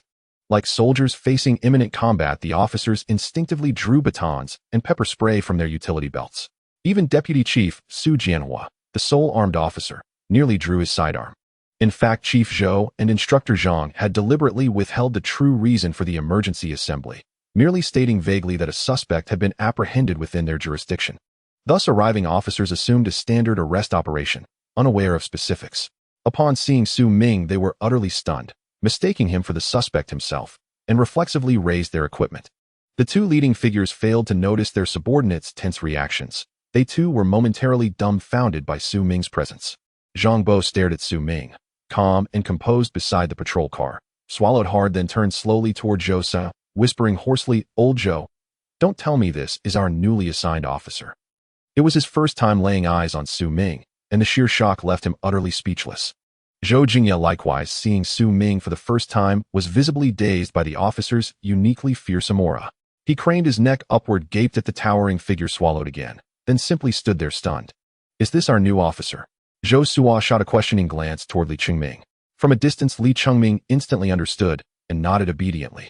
"The officer you requested, your idol." Su Ming gazed at the numerous officers surrounding him, their stances tense and defensive, leaving him utterly speechless. Yet this was hardly his first time being encircled by police. Having grown up under such circumstances, he regarded it with weary nonchalance. Who could blame him? His imposing, rugged appearance naturally invited suspicion. Grinning broadly, Su Ming attempted to convey goodwill toward his Sunto colleagues, only to intensify the officers' already frayed nerves. The pressure was truly overwhelming. At the sight of his fierce, tooth-bearing smile, several junior officers trembled so violently their knees knocked together. Facing such a hulking figure, even their combined force of a dozen offered little hope of victory. The tallest among them stood barely 5 feet 10 inches, dwarfed before Su Ming's towering frame, which soared past 7 feet 6 inches. He loomed like a giant beside saplings capable, so it seemed, of slapping any one of them flat against a wall with a single backhanded strike, leaving them stuck there like plaster. 15 versus 1. No, it was more accurately 1 versus 15. Deputy Chief Li Jianhua cautiously edged up to Chief Zhou Jingye and whispered his suggestion. "Chief Zhou, we should request reinforcements. The sheer size of this man makes him exceptionally difficult to handle. Shall I call Captain Wang of the Special Police Unit? Perhaps they could dispatch additional personnel." Hearing the murmur, Chief Zhou Jingye turned, and only then noticed the auxiliary and regular officers behind him gripping their batons tightly, faces taut with alarm. His expression darkened instantly as he barked a sharp reprimand. "What are you doing? Put those weapons away, immediately. This is your new colleague Su Ming. The suspect lies on the ground. Not him." "Huh? What? He's a police officer. You mean to tell us this fearsome battle-scarred brute is one of us?"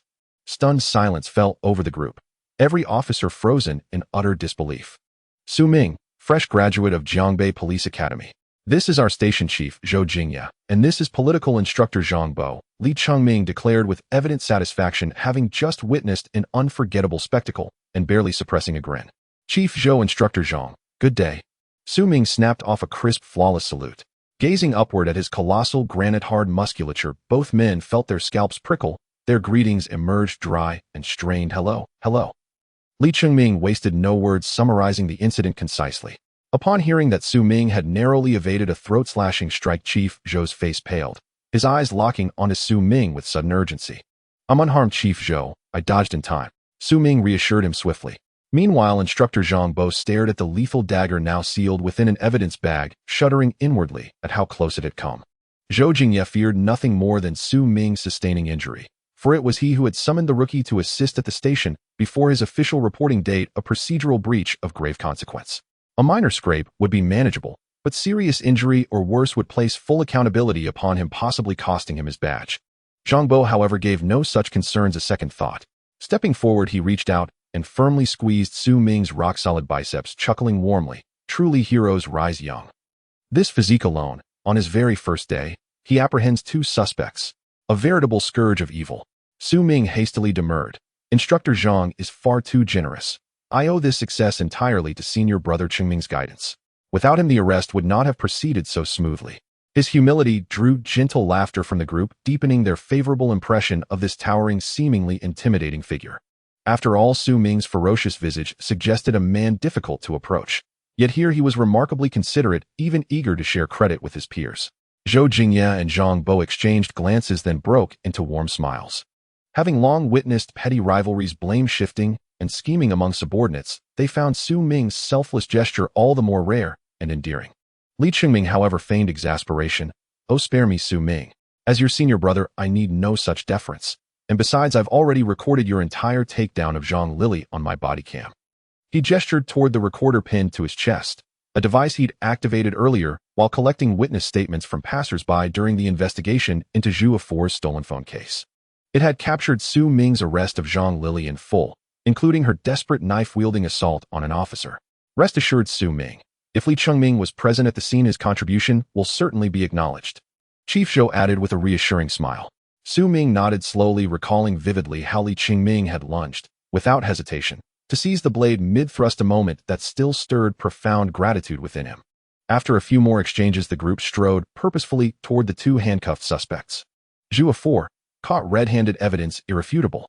Under ordinary circumstances, arresting such a high-value thief would have sent Chief Zhou into unrestrained jubilation.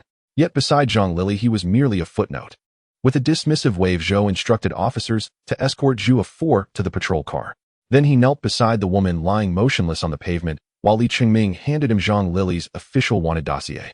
Zhang Lili's pre- and post-surgical appearances were astonishingly divergent, her facial structure and features utterly transformed. Had she not drawn a knife against Su Ming in a final frenzied act, even standing before them and declaring her identity, they would have refused to believe it. Yet upon reflection, it was precisely this radical metamorphosis that had eluded Jiangbei Public Security Bureau for 3 long years. Frowning deeply, Chief Zhou voiced his skepticism. Zhang Lili. The woman on the ground answered with hollow resignation. Denial was futile now. DNA verification would be compulsory, inevitable.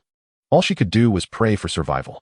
Hearing her admission, Chief Zhou rose solemnly, massaged the bridge of his nose, and spoke in a low, grave tone. She is almost certainly Zhang Lili, but until confirmation is absolute, this matter remains strictly confidential. A single misstep would invite ridicule across the entire bureau. When the ambulance arrives, Instructor Zhang, please accompany her personally to the hospital for blood sampling, and proceed immediately to the forensic center for rapid DNA comparison. Isn't the chief forensic pathologist an old classmate of yours? See if you can expedite the process. Understood, Zhang Bo replied with quiet gravity, fully aware of the stakes. Deputy Chief Li Jianhua, you'll assign officers to maintain constant visual supervision over Zhang Lili. I'll dispatch Community Officer Zhang Jing and her female colleagues to the hospital immediately. 24-hour uninterrupted watch. Not a single second of lapse, under any circumstance. Yes, sir. Deputy Chief Li Jianhua responded without hesitation, knowing full well the weight carried by the name Zhang Lili. At that precise moment, the ambulance arrived. After assisting Zhang Lili aboard, Zhang Bo and Li Jianhua led their teams toward the hospital. Meanwhile, Li Chengming and Su Ming accompanied Chief Zhou back to Dongling Police Station. They grabbed a hurried meal in the canteen, though with most officers deployed elsewhere, the remaining staff bore the brunt of the workload. After a brief conversation with Su Ming to grasp the broader context, Chief Zhou assigned him to shadow Li Chengming for orientation, promising formal team placement later. Emerging from the chief's office, Su Ming and Li Chengming had no time to rest. They were immediately dispatched for a mobile patrol of their jurisdiction. Scheduled stops at the top of each hour, patrols conducted at the half-hour mark, naturally centered once again on the bustling commercial pedestrian street. Armed with intimate knowledge of systemic vulnerabilities, Su Ming began seizing thieves with astonishing frequency. Within minutes, several petty criminals were already in custody. Even the most cunning master thieves proved utterly transparent before Su Ming's friendship perception ability, like lions sprawled brazenly atop a bald man's head, impossible to overlook. The system's intuitive red highlighting, originally designed to facilitate forging bonds with underworld figures, now served perfectly as a crime detection aid. One swift grab, one precise necklock. Each arrest executed flawlessly, with irrefutable evidence secured on-site, leaving no room for denial or evasion. Often Li Chengming drove while Su Ming scanned the street. Then with a single shout, "Contact!"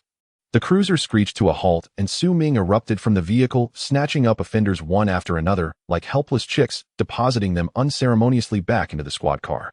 His movements flowed with effortless grace, precise, economical, and eerily elegant, prompting uneasy speculation had he perhaps pursued a parallel career in human trafficking. Indeed, had those not been police vehicles, bystanders might well have dialed emergency services instead. When faced with resistance, Su Ming showed no mercy, delivering several punches while conveniently reaping a few system rewards. Along with the cries of the thieves, a system notification echoed in Su Ming's mind. The host has intentionally harmed others and received a reward of 1 for strength. Listening to the thieves' cries and seeing the cascade of rewards from the system, Su Ming felt invigorated and even more motivated. On the ancient city streets, a dilapidated police car slowly cruised by the roadside, and suddenly, a hulking figure fierce as a beast burst out from the passenger seat.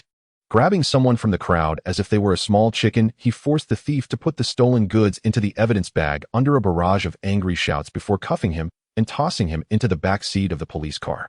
The speed was astonishing, the style was impressive, and many tourists were left dumbfounded. Numerous curious tourists chose to follow the slowly patrolling police car along the roadside, excitedly recording the bizarre process of catching thieves with their phones.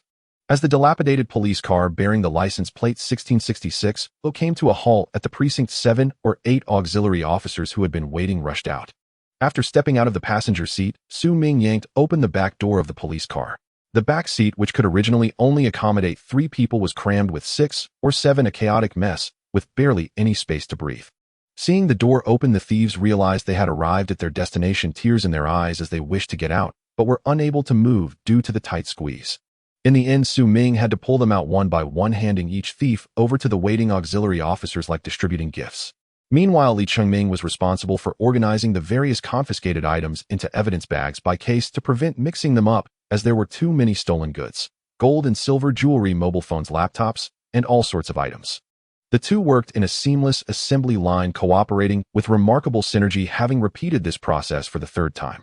Li Chengming had long since become numb. From the initial shock to now being completely desensitized, he had turned into a proficient worker in just half a day. The others in the precinct were the same, from initial astonishment to now treating it as a common occurrence, their cooperation extremely skilled. Su Ming and Li Chengming quickly completed the handover of the suspects, intending to continue their patrol without even entering the building. In the interrogation room, due to a shortage of personnel, Zhou Jingye, who had personally taken charge of the records, heard the commotion outside and signaled to the auxiliary officer recording to continue without him as he stood up to head out. He happened to encounter another wave of thieves being led in, turning to see the overcrowded holding room and the thieves handcuffed in the hallway.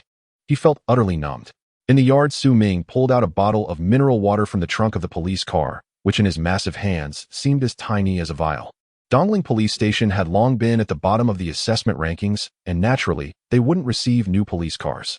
This old vehicle, which struggled to transport a load of thieves up a hill, required Su Ming to get out and push it. The air conditioning was long broken, making it unbearably hot. He managed to gulp down 4 bottles of water before the thirst was slightly alleviated. Just as Su Ming sat down in the passenger seat ready to patrol again, Zhou Jingye rushed out of the hall grinning like a crocodile that had just stolen turtle eggs. Chengming. Su Ming. Wait a moment. Li Chengming turned to look, only to find Zhou, usually stern, now sporting a sweet smile that rivaled any gossip he had in his hard drive. There was no choice, his subordinates were too fierce. Zhou had intended to silently bear this sweet burden, but realized he couldn't endure it any longer, whether it was tearing the bed sheets or gritting his teeth. He quickly emerged, waving the white flag. 30 thieves, each with multiple cases. Was this a joke?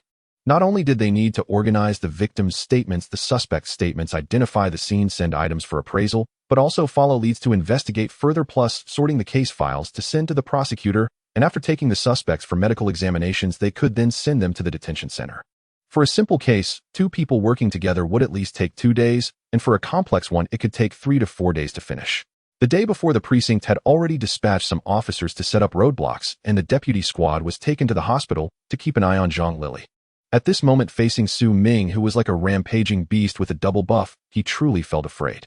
The precinct was in chaos, with people running around like headless chickens. He even pulled policewomen from the community office and household registration room to take statements, yet it seemed unlikely they would finish in just a few all-nighters. The unprecedented sense of fulfillment in the precinct led Zhou Jingye to look at Su Ming with a mix of sweetness and resentment. What's wrong, Zhou? Seeing Zhou smiling so sweetly made Su Ming shiver inexplicably, and he quickly inquired, "Is everything all right? You seem to be watching us closely. You should take a break." Zhou looked up at Su Ming, batting his eyelashes. Su Ming glanced at his watch and shook his head. "I'm fine, not tired. Zhou, isn't the bureau requiring us to stay stationed at past and patrol at the hour?" It was almost time they had to patrol. "Actually, it's fine to slack off a bit. I can cover for you," Zhou patiently advised. "It's all right, Zhou.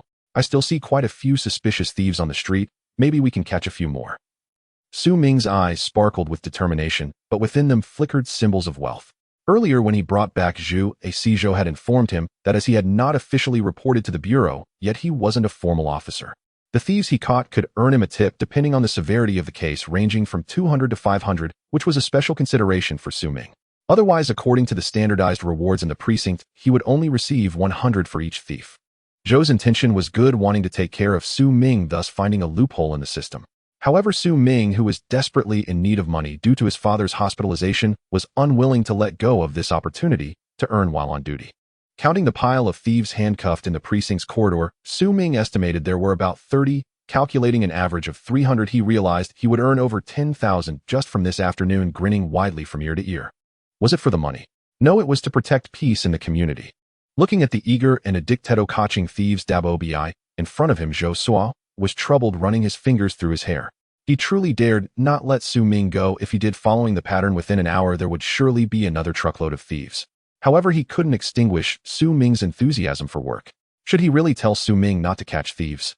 That would be ridiculous and utterly unspeakable. Or should he hand the ready-made case to another police station? Having recently come into wealth after a long period of poverty, pushing away such performance metrics that came to his doorstep felt like cutting into his own flesh with a dull knife. Just when Zhou Jingye was at a loss for what to do, the window of the duty room on the first floor was suddenly pulled open with a whoosh, and an auxiliary police officer poked his head out and shouted, "Zhou, there's a situation in the district." Who should go?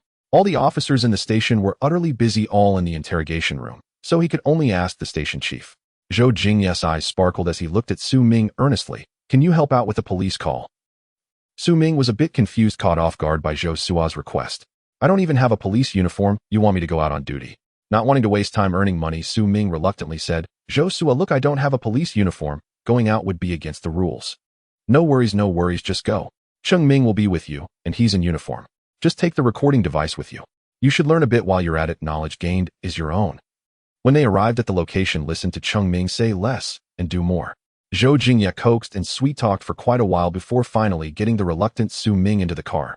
It wasn't until he saw the police car heading away from the pedestrian street, successfully dispatching Su Ming, that Zhou Jingye let out a heavy sigh of relief, humming a tune as he jogged back to continue taking statements. In Jiangbei City, in a wealthy villa area, a young man with an arm in a plaster cast was lying on the bed blissfully, smoking a cigarette. Beside him, a girl with a flushed face was nestled in his embrace. Judging by the disarray of the sheets, it was evident they had just had an intimate exchange. "Lu Ruyan, why aren't you pretending to be a pure maiden now?" The man glanced at the alluring woman and said proudly. The woman playfully pouted, "How annoying. At that time I didn't know you were young Master Wang." The man snorted coldly. "If it weren't for you pretending to be innocent, would I have had my arm broken by that foolish lickspittle of yours?" Feeling the lingering pain in his right hand, a glint of anger flashed in his eyes, but recalling that person's fierce demeanor, he shivered. The foolish lickspittle they referred to was none other than Su Ming. However, the man mistakenly took Su Ming for Lu Ruyan's lickspittle, and in a fit of rage for the beauty, he not only ruined his own plans, but also gave Su Ming a severe beating. Otherwise, who in the police academy wouldn't recognize young Master Wang? Who would dare to provoke him? Lu Ruyan, seeing the man beside her frowning, knew that he was recalling the big fool who had barged into their gathering that day, and she feigned weakness as she sweetly said, "Brother Wang, how come you didn't continue to deal with him after such reckless behavior?" "Deal with him? Crushing him is easier than squashing an ant. I'll be honest with you, I've already spoken to my family elders about him. They'll have him assigned to a police station in Jiangbei City under my watchful eyes. In the future, I'll make sure his life is worse than death." What heavenly talent! The top of the police academy. If I make him kneel, he won't be able to stand up straight. In fact, young Master Wang had deeper considerations. If he kicked Su Ming out of the police force, someone of Su Ming's caliber might find success elsewhere, which would be harder to control than keeping him within the system. Since there were leaders from the province involved in this matter, he would go with the flow and let Su Ming off rather than insist on punishing him, and instead arrange for him to be under his watch. By dangling a small police officer position in front of him, it was like holding on to a chicken rib. Hopeless for promotion, yet too wasteful to discard. Not only could he be ordered around at will, but he could also be humiliated from time to time, which was immensely satisfying.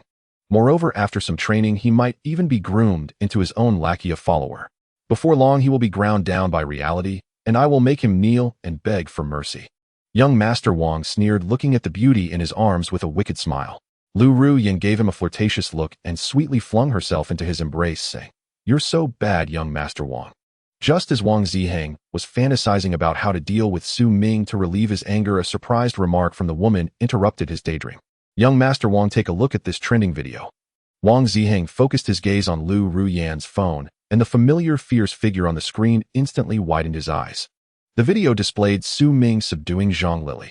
In the footage, Zhang Lili appeared deranged, brandishing a sharp dagger aimed at Su Ming's throat, leaving not only the onlookers, but also the police officers in uniform beside her stunned.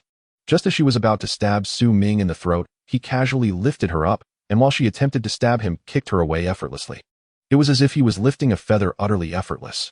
It should be noted that she weighed nearly 100 pounds, yet he tossed her that far with such ease. He was simply a human monster. Moreover, with Su Ming's iron tower-like physique, the visual impact was incredibly shocking. The video publisher even kindly noted that the woman was a Class A wanted criminal and briefly summarized the events. Thus, while the vast majority of netizens were initially startled by Su Ming's Hulk-like physique and fierce demeanor upon realizing he was a police officer who had subdued a vicious killer, they all left messages praising him. Though the footage was captured from a mobile phone showing Su Ming's back and side profile, his burly figure and rock-solid muscles provided a sense of security. In an instant, comments praising him as a fierce police officer and Dragon Country Hulk flooded the screen. Wang Ziheng was so furious that he nearly ground his teeth to dust. Although he didn't know the exact process, it was evident that this lucky Su Ming had actually caught a Class A wanted criminal and even become an internet-famous police officer. This sudden turn of events was obviously beyond his expectations. "Brother Wang, what do we do now? This guy seems to have gone viral." Lu Ruyan said worriedly, now just one of Wang Ziheng's many women fiercely competing for his affection, daily fearing that Wang Ziheng might kick her to the curb because of Su Ming. Wang Ziheng looked at Su Ming on the screen, who appeared spirited and clearly not disheartened by being assigned to the police station. Furious, he exclaimed, "Su Ming is popular. I don't know if he's popular or not, but I know that I'm furious. Very furious. Slap. You bitch. It's all because of you." Wang Ziheng scolded angrily. With a sharp sound, a slap mark appeared on Lu Ruyan's delicate cheek. Wang Ziheng got out of bed, pulled out his phone, and scrolled through his contacts to make a call. Not long after the call was disconnected, various videos and photos of Su Ming were swiftly taken down online due to violations, and all discussions and evaluations vanished completely.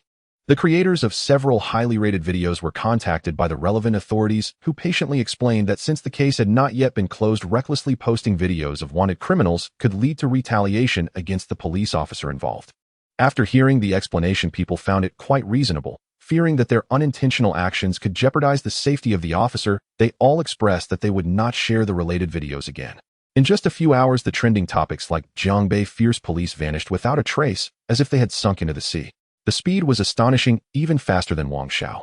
Even Su Ming himself was completely unaware that he had once been a trending topic. Only a few police academy classmates who always kept their phones closed saw the video, but when they tried to share it, they were met with a notification that the video had been taken down. Clearly, Wang Ziheng's objective had been achieved.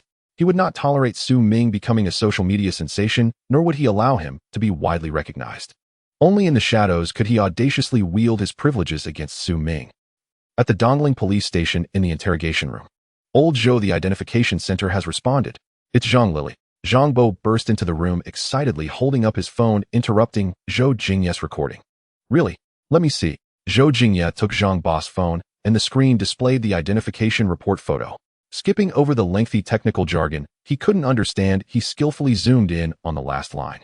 It clearly stated, "Upon comparison, the blood sample sent for testing matched highly with the DNA profile of the A-level wanted criminal Zhang Lili in the police database, confirming it is indeed Zhang Lili herself." After reading and confirming several times, Zhou let out a heavy sigh of relief, signaling the auxiliary officer in charge of recording to pause the questioning, and he and Director Zhang entered the office. The two settled on the sofa, and Zhou Jingye was the first to light a cigarette. After capturing Zhang Lili, despite her admitting she was indeed Zhang Lili, the discrepancy with her wanted photo was so vast that Zhou decided to keep it under wraps, fearing a mix-up. They first sent Director Zhang to personally run a DNA test and waited for half a day before getting results. During that time, their hearts hung in their throats, but fortunately the result was exactly as expected. It was Zhang Lili. Now it was time to write the report. Old Zhang, how do you think we should write this report? Zhou Jingye felt a bit troubled. He was no longer concerned about his own reputation, as they had indeed captured Zhang Lili, which guaranteed his promotion. Zhang Bo said, I've been pondering this for a long time. It's easy to say that Su Ming should start work early, but if we report truthfully, if Director Yin finds out that a new officer almost got stabbed, he's sure to skin you alive. Well, let him skin me then. After all, I trained him. How many times has he cleaned up my mess over the years? Zhou Jingye replied, nonchalantly flicking the ash from his cigarette, unfazed. The key is that Su Ming is just too capable. I really don't want to lose this kid. Catching Zhang Lili in the morning was already surreal. She had undergone significant cosmetic surgery, and not to mention her features were completely altered. She had even reshaped her jaw, but Su Ming recognized her. And in the afternoon, he was even more impressive. He caught 2 or 3 dozen thieves. Just think about what kind of qualifications that requires. He is simply a natural for criminal investigation. If this report is written truthfully, there's a good chance he won't stay here long. Let's write it honestly. We can't be selfish. The police station is still too narrow-minded for him. He deserves a broader horizon. Zhou Jingye exhaled a puff of smoke, his expression complex, as he squinted his eyes. With Su Ming's outstanding performance, he had already proven his terrifying talent in criminal investigation, and his future achievements were boundless. Knock, knock, knock. Just then a knock on the door interrupted the conversation between Zhou Jingye and Zhang Bo. You old Zhou, you're hiding things pretty deep. A robust voice came from outside the door, sounding quite displeased. Before Zhou Jingye could say come in, the worn wooden door of the office was pushed open. A middle-aged man around 40 entered, dressed in plain clothes, sporting a rugged beard that made him resemble a younger version of Rendoa. Behind him walked several detectives in uniform, all smiling as they entered, clearly familiar faces. Seeing the visitor, Zhou Jingye was not surprised at all and smiled, saying, Oh, what wind has blown our Captain Wang here? Isn't that right? How does a busy person like you have time to come to our small temple? Zhang Bo teased, similarly, his tone friendly, obviously having known each other for many years. The newcomer was Wang Tao, captain of the city's first detective team, and it was evident that he knew about the arrests made at the Dongling police station. Seeing Zhou Jingye and Zhang Bo sitting on the sofa, the man casually leaned against the desk, staring at the two with wide eyes, and asked, What wind? What do you mean? Are we not as close as before? Have we grown distant? It's not too late for you to realize this. Zhou Jingye said cheerfully. He was not surprised by Wang Tao's arrival. The identification department would naturally notify the detective team upon confirming Zhang Lili's identity, but he hadn't expected them to arrive so quickly. Shall you take the criminal police team, brothers, to handle the handover procedures? The person is currently at the hospital. Once done, I'll call the brothers over at the hospital, and you can go there for the handover. Zhou Jingye called over a police officer from the station and instructed, All right, Zhou. The officer nodded. Old Zhou, what big operation is your station conducting to have caught so many people? Finally willing to crack down on that by Jinhang in your jurisdiction? Wang Tao asked, somewhat dissatisfied, recalling the sight of a group of handcuffed individuals he saw upon entering, his tone tinged with sarcasm. By Jinhang. I'm just a small police station. We don't have such capabilities. It's your criminal police team that should handle it. Your team is tough. Having captured Zhang Lili, the mood of several people was quite good, and they began to tease each other again. Just as they were exchanging banter, a police officer knocked and rushed in, whispering, Zhou, Director Yin has arrived. He's currently in the detention room. Director Yin. Upon hearing that Director Yin had arrived, everyone tensed up, not daring to be lax, and hurriedly made their way over. They saw a senior figure in police uniform with half-white hair standing in the detention area. On his shoulders, the police insignia prominently displayed an olive branch and a 4-pointed star flower, a third-level police supervisor. Indeed, it was Yan Jingyi. Director Yin. Director Yin. Hello, Director Yin. The group hurriedly greeted him. Where is Zhang Lili? Was she handed over to the criminal investigation team? Yan Jingyi, accustomed to his position, exuded an impressive aura without showing anger. Not yet, Director Yin. Zhang Lili was arrested with a knife, and she nearly injured one of our officers, so when we subdued her, the brothers were a bit rough. She is currently receiving treatment at the hospital. After completing the handover with Captain Wang Tao, we will directly hand her over at the hospital. Zhou Jingye replied respectfully in a low voice, refusing to surrender with a knife. What happened? Yan Jingyi frowned, clearly angered to hear that Zhang Lili dared to attack the police. Director Yin, the officer who arrested Zhang Lili is our newly assigned officer Su Ming. Since we were short on staff, I had Li Chengming bring him in this morning. Zhou Jingye, with his excellent eloquence, narrated the situation with just a few sentences. Hearing about the close call where Zhang Lili nearly stabbed Su Ming in the throat, even Yan Jingyi was moved. He couldn't help but glare at Zhou Jingye, clearly dissatisfied with his decision to let the new officer take the field early. However, without the new officer, it was evident that Zhang Lili would not have been caught, making it difficult for him to criticize Zhou Jingye too harshly. Zhou Jingye naturally noticed the displeased look from Director Yin, and he steeled himself to finish telling the process, hurriedly handing over the before and after photos of Zhang Lili to Director Yin, quickly changing the topic. The two photos, showing a stark contrast, earned praise from Yin Jingyi, who had decades of police experience and was once called the irony detective in the industry. If it weren't for the DNA comparison report, he wouldn't have believed these two photos were of the same person. Yin Jingyi nodded in satisfaction, saying, "Not bad, meticulous and observant. This person has the makings of a great policeman. Get the report organized. Ooh, I'll personally commend this kid." The 319 case had occurred nearly 3 years ago, and suspect Zhang Lili had been in hiding all this time. Yin Jingyi, being the lead investigator back then, had even submitted a written self-criticism to the city. Zhang Lili's capture undoubtedly lifted a heavy weight off his shoulders. Otherwise, he wouldn't have rushed over immediately after hearing about her arrest right after finishing a meeting at the city government. You all did a great job this time. Coincidentally, a new batch of police cars will arrive at the bureau next week. After that, you should submit the application to replace all the police cars at your station. Zhou Jingye was overjoyed and quickly exclaimed, "Thank you, leader. Director, weren't those police cars meant for our criminal police team?" Wang Tao immediately protested in a low voice upon hearing Director Yin wave his hand, allocating the police cars that should have gone to the criminal investigation team to Zhou Jingye instead. "You criminal police team still have the nerve to ask for police cars. If you say one more word, you'll be riding motorcycles to respond to calls." Yin Jingyi shot Wang Tao a glare, causing Wang Tao to hurriedly wave his hands and smile apologetically. No. The current cars are just fine. Perfectly fine." Just as they were talking, several thieves handcuffed to iron chairs against the wall could no longer endure and began to make a fuss, causing Yin Jingyi to glance over. Seeing a group of both men and women, Yin Jingyi cast a discontented look at Zhou Jingye, asking, "Jingye, why did your station catch so many people? Did you go back to vice enforcement again? You should focus on cleaning up the pedestrian street in your jurisdiction, catch a few more thieves, and don't keep getting me scolded at the city. If it weren't for your station catching Zhang Lili this time, I would have had to dismiss you this month." Zhou Jingye awkwardly rubbed his nose, saying, "Director, these are not patrons, they're all thieves caught this afternoon." "Thieves? Are you saying all these are thieves?" Yin Jingyi was momentarily taken aback, blinking in disbelief. Turning his head to look at the numerous handcuffed thieves, he felt his mind was not enough to comprehend. Was this a major theft ring being uncovered? This could be impressive. Yin Jingyi quickly inquired, "Are they all thieves?" "Yes." Zhou Jingye nodded obediently. "A gang?" No, these are all individual cases." "What's the amount involved?" "Combined, it should exceed 1 million. 1 million? This time not only Yin Jingyi, but even Wang Tao beside him gasped in surprise. But how could that be possible? In disbelief, Yin Jingyi walked into the office, and as soon as he entered, he saw a mountain of confiscated items piled up. Nearly 200 various types of mobile phones and piles of jewelry and wallets, all neatly packed in transparent evidence bags, clearly waiting to be sent for evaluation of their value.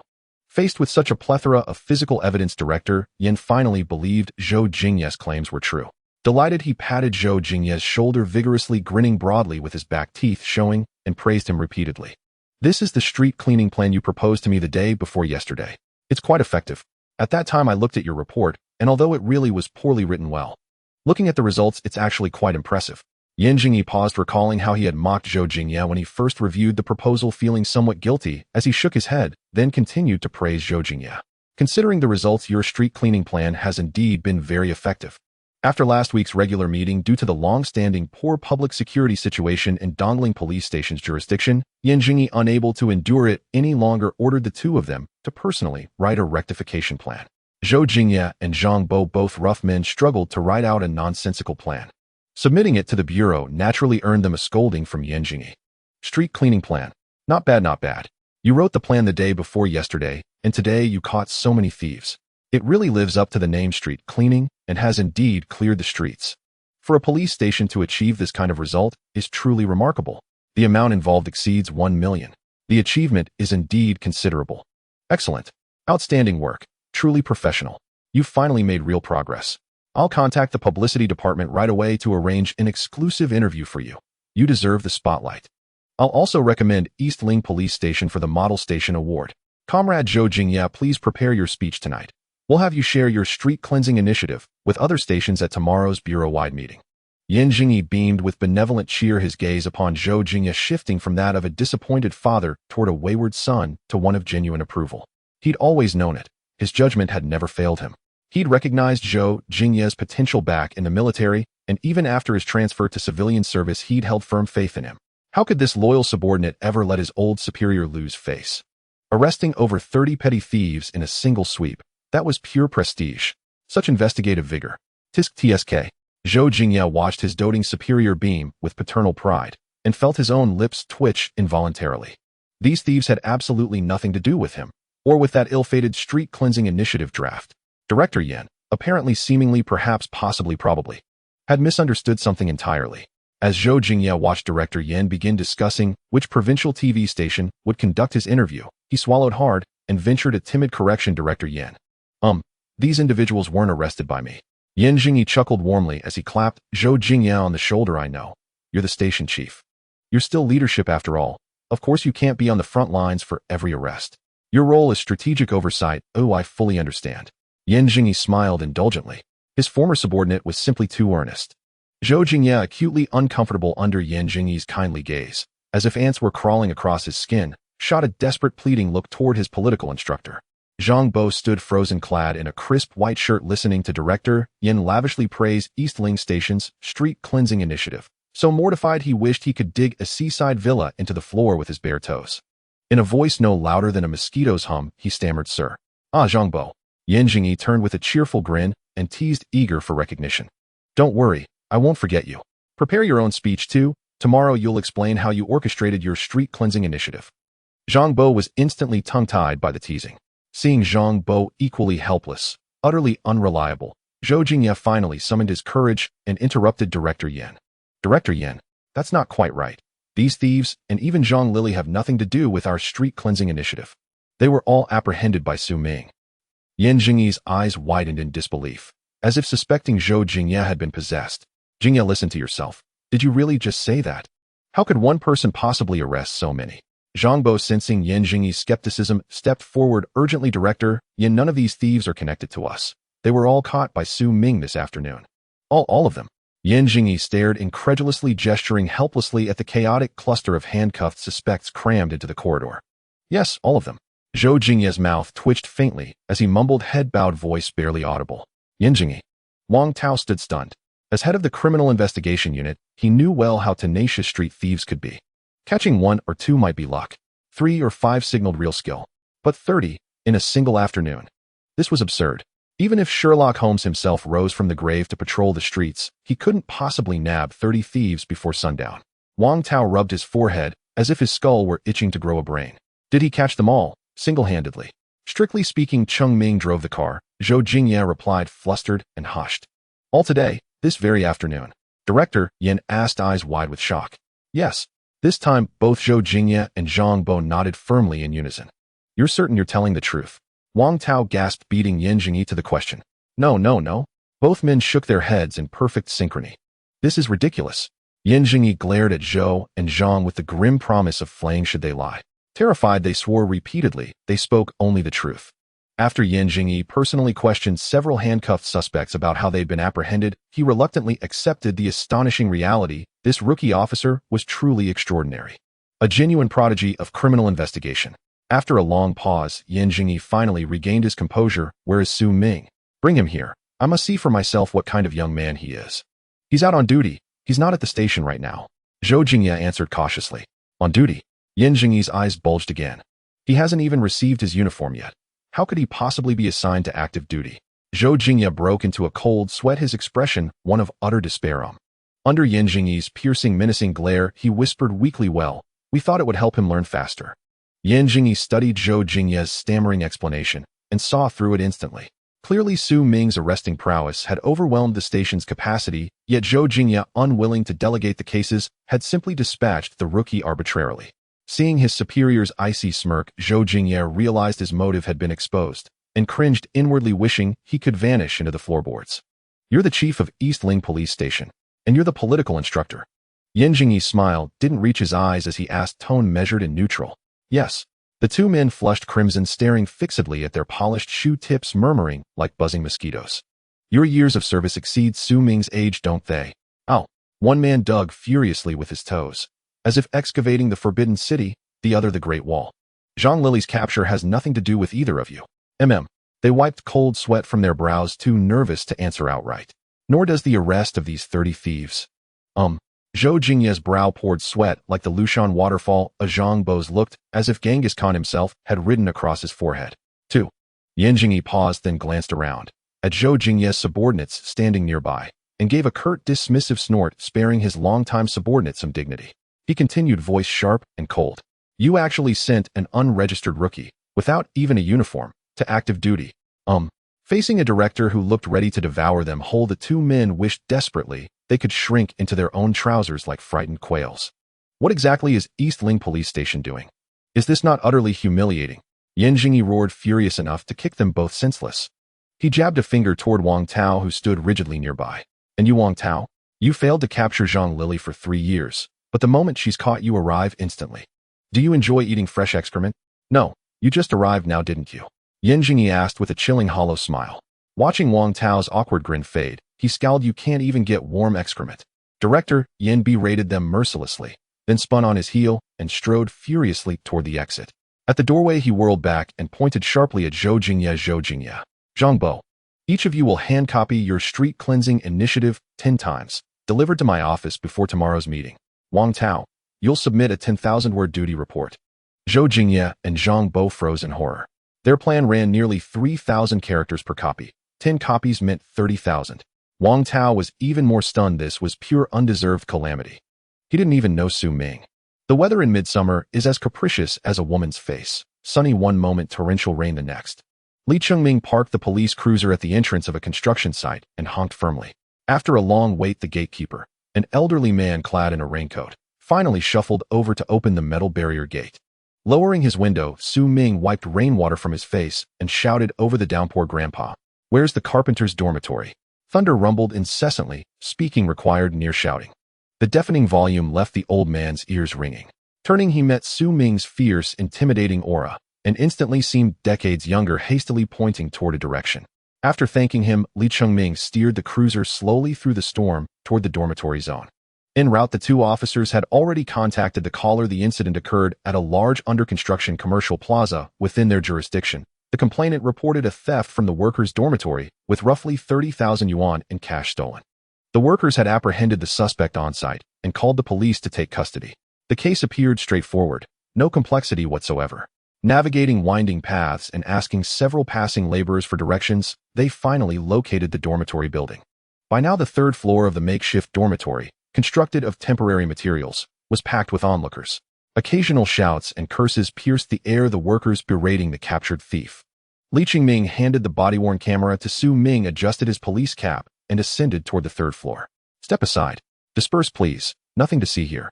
Shouting to clear the curious crowd from the hallway, Li Chengming entered the dormitory, echoing with angry voices. Su Ming followed closely behind, camera raised. Inside the cramped room stood 3 or 4 mismatched bunk beds. Faded, unidentifiable blankets lay haphazardly scattered across the grimy, blackened floor. A pungent stench of sweat and feet made both Li and Su instinctively wrinkle their noses upon entering. Officer, hello. I'm the one who called, said an elderly man, his skin darkened by sun and age, his back slightly bent. Glancing at Su Ming, who loomed nearly tall enough to pierce the ceiling, he addressed Li Chengming timidly. This man stole my money right here in the dorm, and we caught him red-handed. The old man swallowed hard, pointing indignantly at a young worker crouching in the center of the room. The man's face was bruised and swollen, clearly beaten, but at the accusation his eyes widened in outrage. Nonsense. Which eye of yours saw me steal anything? I let you search me. I've got nothing of yours on me. How dare you slander me as a thief? You say you didn't steal? Then why were you even in my dorm? You came in, and my money vanished. That's proof enough. As tempers flared again, Li Chengming swiftly intervened, pinching the bridge of his nose with weary resignation. Another tedious case unfolding before him. Workers' dormitories rarely locked doors. Shifts overlapped day and night, and few kept valuables inside. Yet this time, old man Li had withdrawn part of his cash wages the previous day, intending to deposit it during his upcoming break. But when he returned from work that afternoon, the money was gone, and Wang Ergu, who'd been visiting dorms for idle chatter, instantly became the prime suspect. As Li Chengming began meticulously questioning witnesses, Su Ming quietly activated his friend vision ability. Instantly, translucent information panels flickered above each person's head, Su Ming scanned them one by one. Above Wang Ergu, still crouched on the floor, floated Wang Ergu friend value 3 system evaluation overly kind simpleton. A value of 3 made Su Ming smirk. Truly a good person indeed. That confirmed Wang Ergu's innocence. Without hesitation, Su Ming shifted his gaze toward the other roommates, all standing beside old man Li wearing smirks of amused detachment. Li Dina friend value 2, system evaluation incompetent. Wang Eryong friend value 4, system evaluation scrub chicken. Li Xiao friend value 5, system evaluation clay dog. The system's evaluations spared no subtlety. Its worldview held that only those who casually eliminated villains warranted friendship. His gaze swept once more, and this time a faint crimson panel glowed into view. Li Kong friend value 32, Jianghu achievement I. Thief. 2. Carrying stolen cash, 19000 yuan. System evaluation petty crook, laughable, truly laughable. Warm suggestion horses grow fat only on night grass young master. Would you truly decline a thrilling no-holds-barred heist on a heist? At the familiar prompt, a faint smile finally tugged at Su Ming's lips. His eyes dropped. Beneath the panel stood a lanky man in a grubby t-shirt flashing yellowed teeth and watching the chaos with sardonic glee. His expression brimmed with malicious delight. Every so often he fanned the flames with barbed quips. Ah, old manly. You scrimped and saved all year, yet your money still slipped away, straight into someone else's pocket. Next time you get paid, don't hoard it. Treat us brothers. We'll remember your generosity. Laughter erupted instantly. They were all fellow villagers working far from home. While others spent freely, old man Li bought nothing, sending every cent home. Over time, wives across the dormitory began yanking their husbands' ears, complaining bitterly. Arguments always escalated with look at old man Li. He sends home tens of thousands yearly. Resentment, subtle but pervasive, simmered among them. Old man Li's weathered dark face twisted in anguish, tears welling. Those lost tens of thousands represented months of wages, and his child's life-sustaining medical funds. That was my son's medicine money. You wretched devil, you stole it. Enraged by the mockery, his eyes bloodshot, he lunged forward, fists raised. Certain Wang Ergu was guilty. Li Chengming rushed to restrain him, chaos erupting. Suddenly, ow, ow, ow. Su Ming whirled, seized the yellow-toothed man's grimy work uniform by the collar, and hoisted him effortlessly, like lifting a chick. Li Chengming froze, recognizing Su Ming's signature move, and turned, eyebrows arched high in silent, incredulous inquiry. Could it be him? After hours of relentless fieldwork, Li Chengming no longer merely trusted Su Ming's instincts. He revered them. Their afternoon had unfolded along the jurisdiction's pedestrian street, over 20 instances of public humiliation. Each time Li Chengming voiced doubt, Su Ming would lock eyes with a suspect, and the thief would immediately surrender stolen goods. After repeated cycles, Li Chengming mastered silence. No one wished to become mere background scenery, repeatedly humiliated to elevate another's triumph. Go ahead, lift him. One lift, zero resistance. Who could possibly outmatch you? You're practically divine. Su Ming gave Li Chengming a slight nod, indicating that the man he held was indeed the thief. With short limbs and prominent yellowed teeth, the man writhed desperately in Su Ming's grip, clumsy as a landlubber flailing in water, while blustering defiantly at Li Chengming. Though his heart pounded with terror, his mouth remained stubbornly unyielding, hurling empty threats in a futile display of bravado. Su Ming, indifferent to the theatrics, kept the man hoisted aloft while his other massive hand, broad as a palm leaf fan, began a swift, thorough search. Sure enough, after only a few probing motions, he withdrew a thick wad of cash from the man's inner coat pocket and tossed it onto the nearby table. Elder sir, take a look. Does this seem familiar? The onlookers stood stunned, utterly bewildered by this raw, unvarnished method of solving the crime. Was this some kind of farce? To simply lift him up and pat him down, and actually find the money?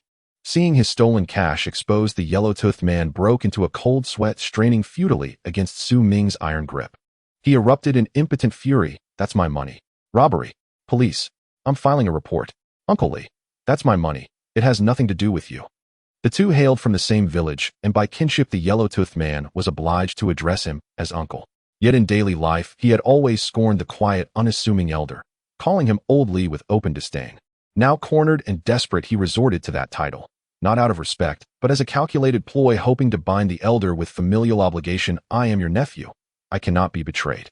Li Laohan, the very man who had reported the theft, stood dazed, blinking slowly, his lips trembling faintly as he stared at the pile of money, too hesitant to claim it. Though the stack's thickness suggested roughly 20,000 yuan, all red banknotes looked identical to the untrained eye. Moreover, Li Kong, the yellow-toothed man, was not only his fellow villager, but also a distant nephew. Though lazy and gluttonous, he had never struck Li Laohan as capable of stealing from him. This doubt left the elder faltering speechless. Sensing his silence, the yellow-toothed man swelled with false confidence, shooting Su Ming a sneering glance. "Let go already, you lumbering oaf. The victim himself hasn't even identified it. What gives you the right to play hero?" Su Ming, watching the man's smug grin, wasted no words, only delivered a thunderous slap.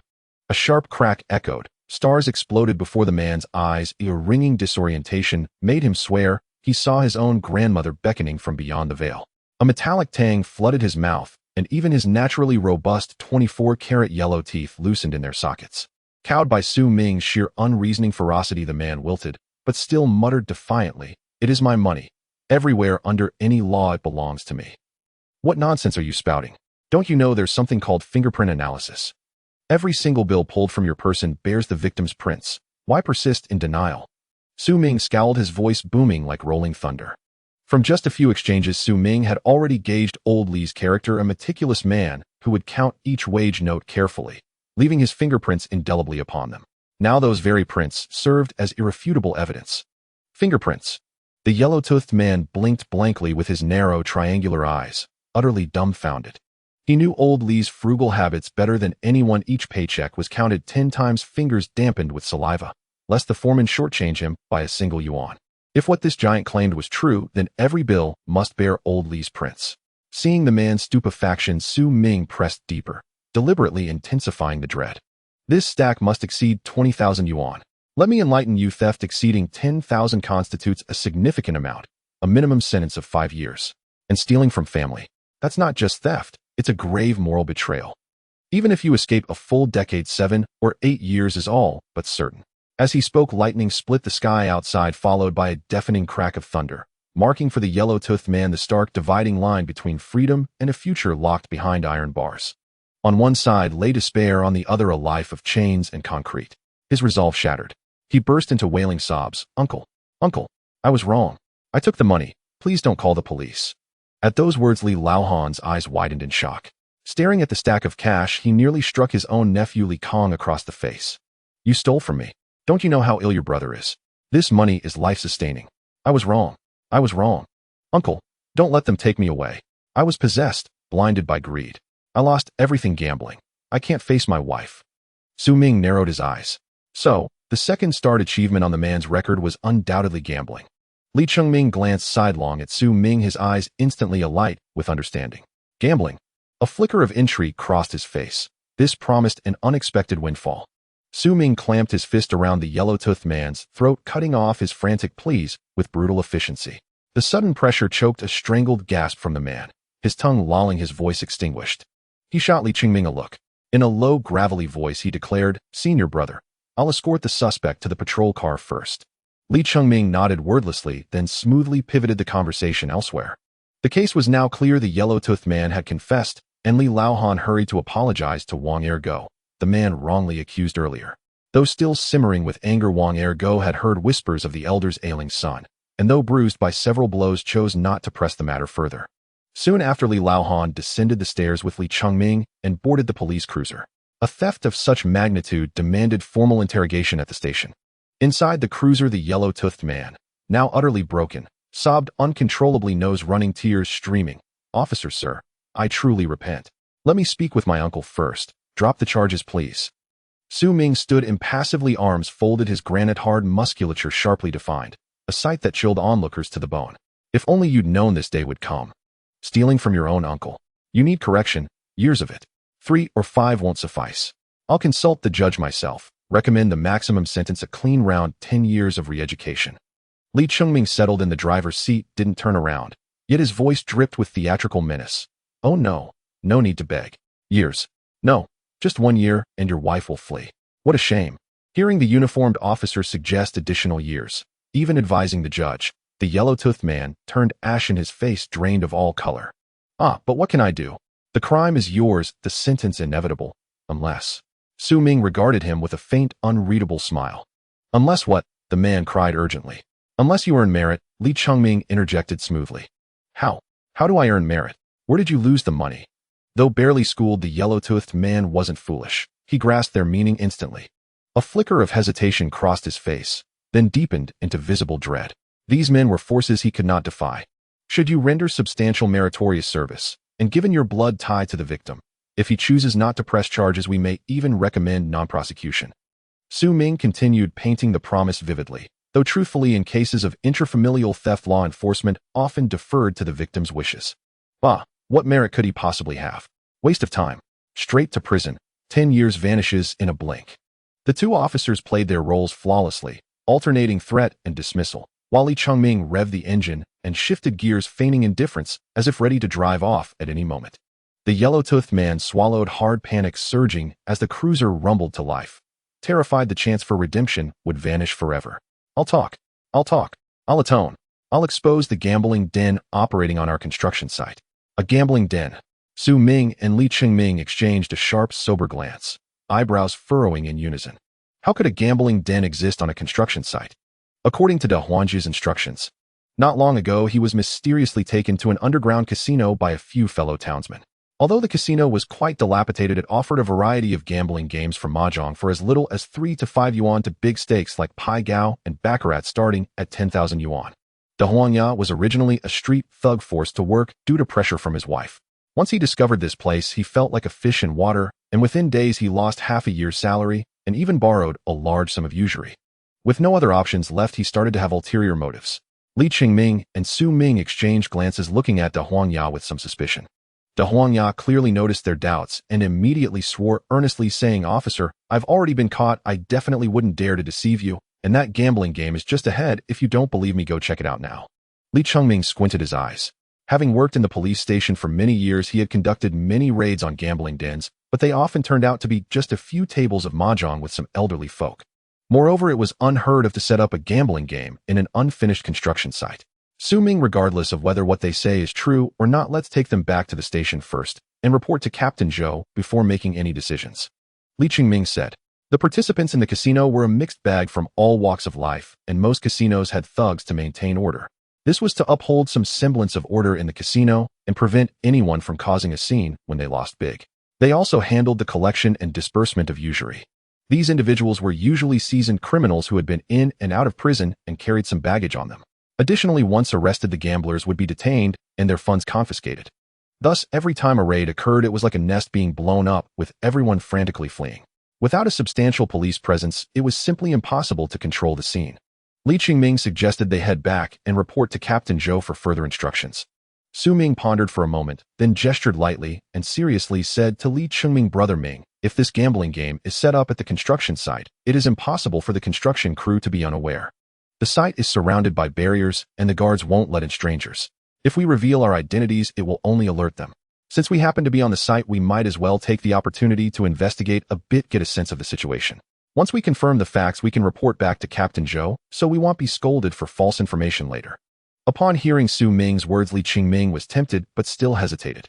What if?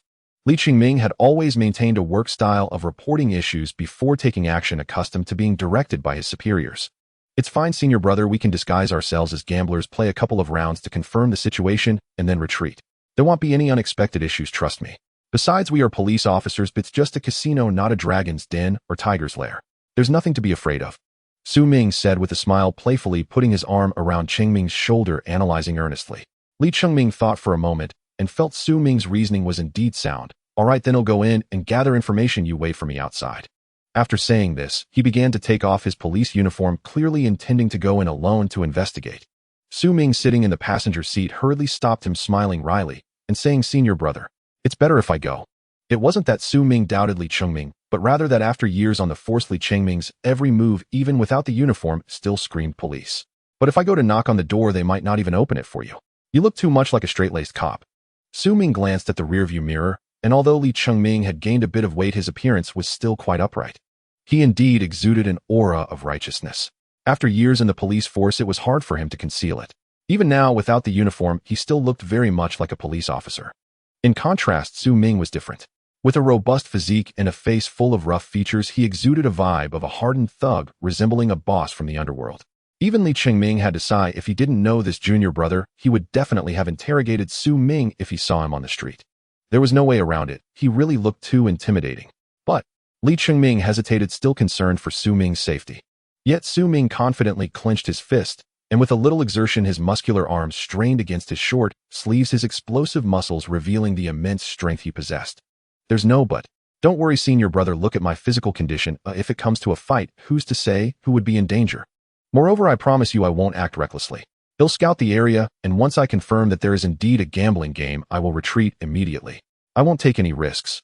After listening to Su Ming's analysis and assurances, Li Chengming pondered for a moment and ultimately agreed to Su Ming's proposal. Subsequently, Su Ming and Li Chengming outlined a rough plan. Su Ming would pose as a gambler to infiltrate the casino and gather information, while Li Chengming would remain on the periphery ready to provide backup. The two would keep in touch via mobile phone. After carefully inquiring about the specifics of the underground casino from De Huangya, Li Chengming drove away from the construction site, while Su Ming slipped out of the car in a secluded corner. Once a police car entered the construction site, the underground casino would definitely be aware. As long as the police car remained, they would not let their guard down. Sure enough, just as the police car exited the construction site, the gatekeeper picked up the walkie-talkie and said, Manager Zhao, the police have left. On the other end of the walkie-talkie, in a makeshift office at the construction site, a well-dressed man responded with an MMM. Turning to a few gaunt-looking men behind him, he disdainfully said, Brothers, just stay hidden here for now. I don't know what's going on lately, but the whole city is under lockdown, and all the highways and national roads out of town have checkpoints. It'll take a couple of days to get out. This was Zhao Diho, the project manager sent by the Tianyu Group to oversee the construction site. Why did the police come? A middle-aged man looking like an old farmer squinted as he watched the police car gradually recede on the monitor, asking cautiously. Oh, some money went missing at the construction site. The workers called the police, but the thief has been found. It's nothing to worry about. Zhao Dihu waved his hand dismissively.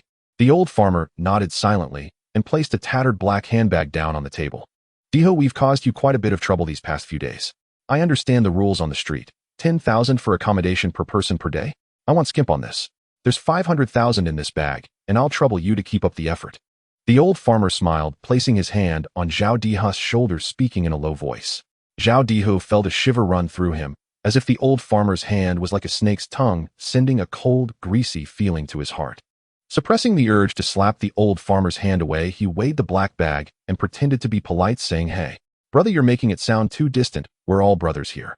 Suppressing the urge to slap the old farmer's hand away, he weighed the black bag and pretended to be polite, saying, Hey, brother, you're making it sound too distant. We're all brothers here. The elderly farmer chuckled as he gazed at Zhao Jingli, the burly, broad-shouldered manager, his eyes flickering with fleeting mockery, before patiently enduring another round of idle chatter before turning away and leading the group off. Once the group had vanished into the distance, Zhao Diho urgently unzipped his bag. Sure enough, it was stuffed with thick wads of worn banknotes. Though the farmer claimed 50,000 yuan, the actual sum exceeded that. Inside the room, a young man cautiously approached Manager Zhao and whispered, Brother, who exactly are these people? Just staying for a few days, and they're handing over this much money. They're clearly sitting on a live grenade. The youth's words made Zhao Dihu swallow hard. He'd already considered that. Yet his gaze lingered on the bulging travel bag before him, unwilling to relinquish the cash, now firmly in hand. Zhao Dihu clenched his teeth, powerless against the siren call of wealth. What does it matter? I'm backed by Tianyu Group. If trouble arises, who dares touch me? Moreover, these individuals had merely been referred by underlings, men he didn't know personally, said only to be fugitives from out of town lying low for a while. He'd done this sort of thing before. What could possibly go wrong? Under torrential rain, a gaunt procession moved silently toward a temporary structure tucked into a corner of the dormitory zone, umbrellas held like shields.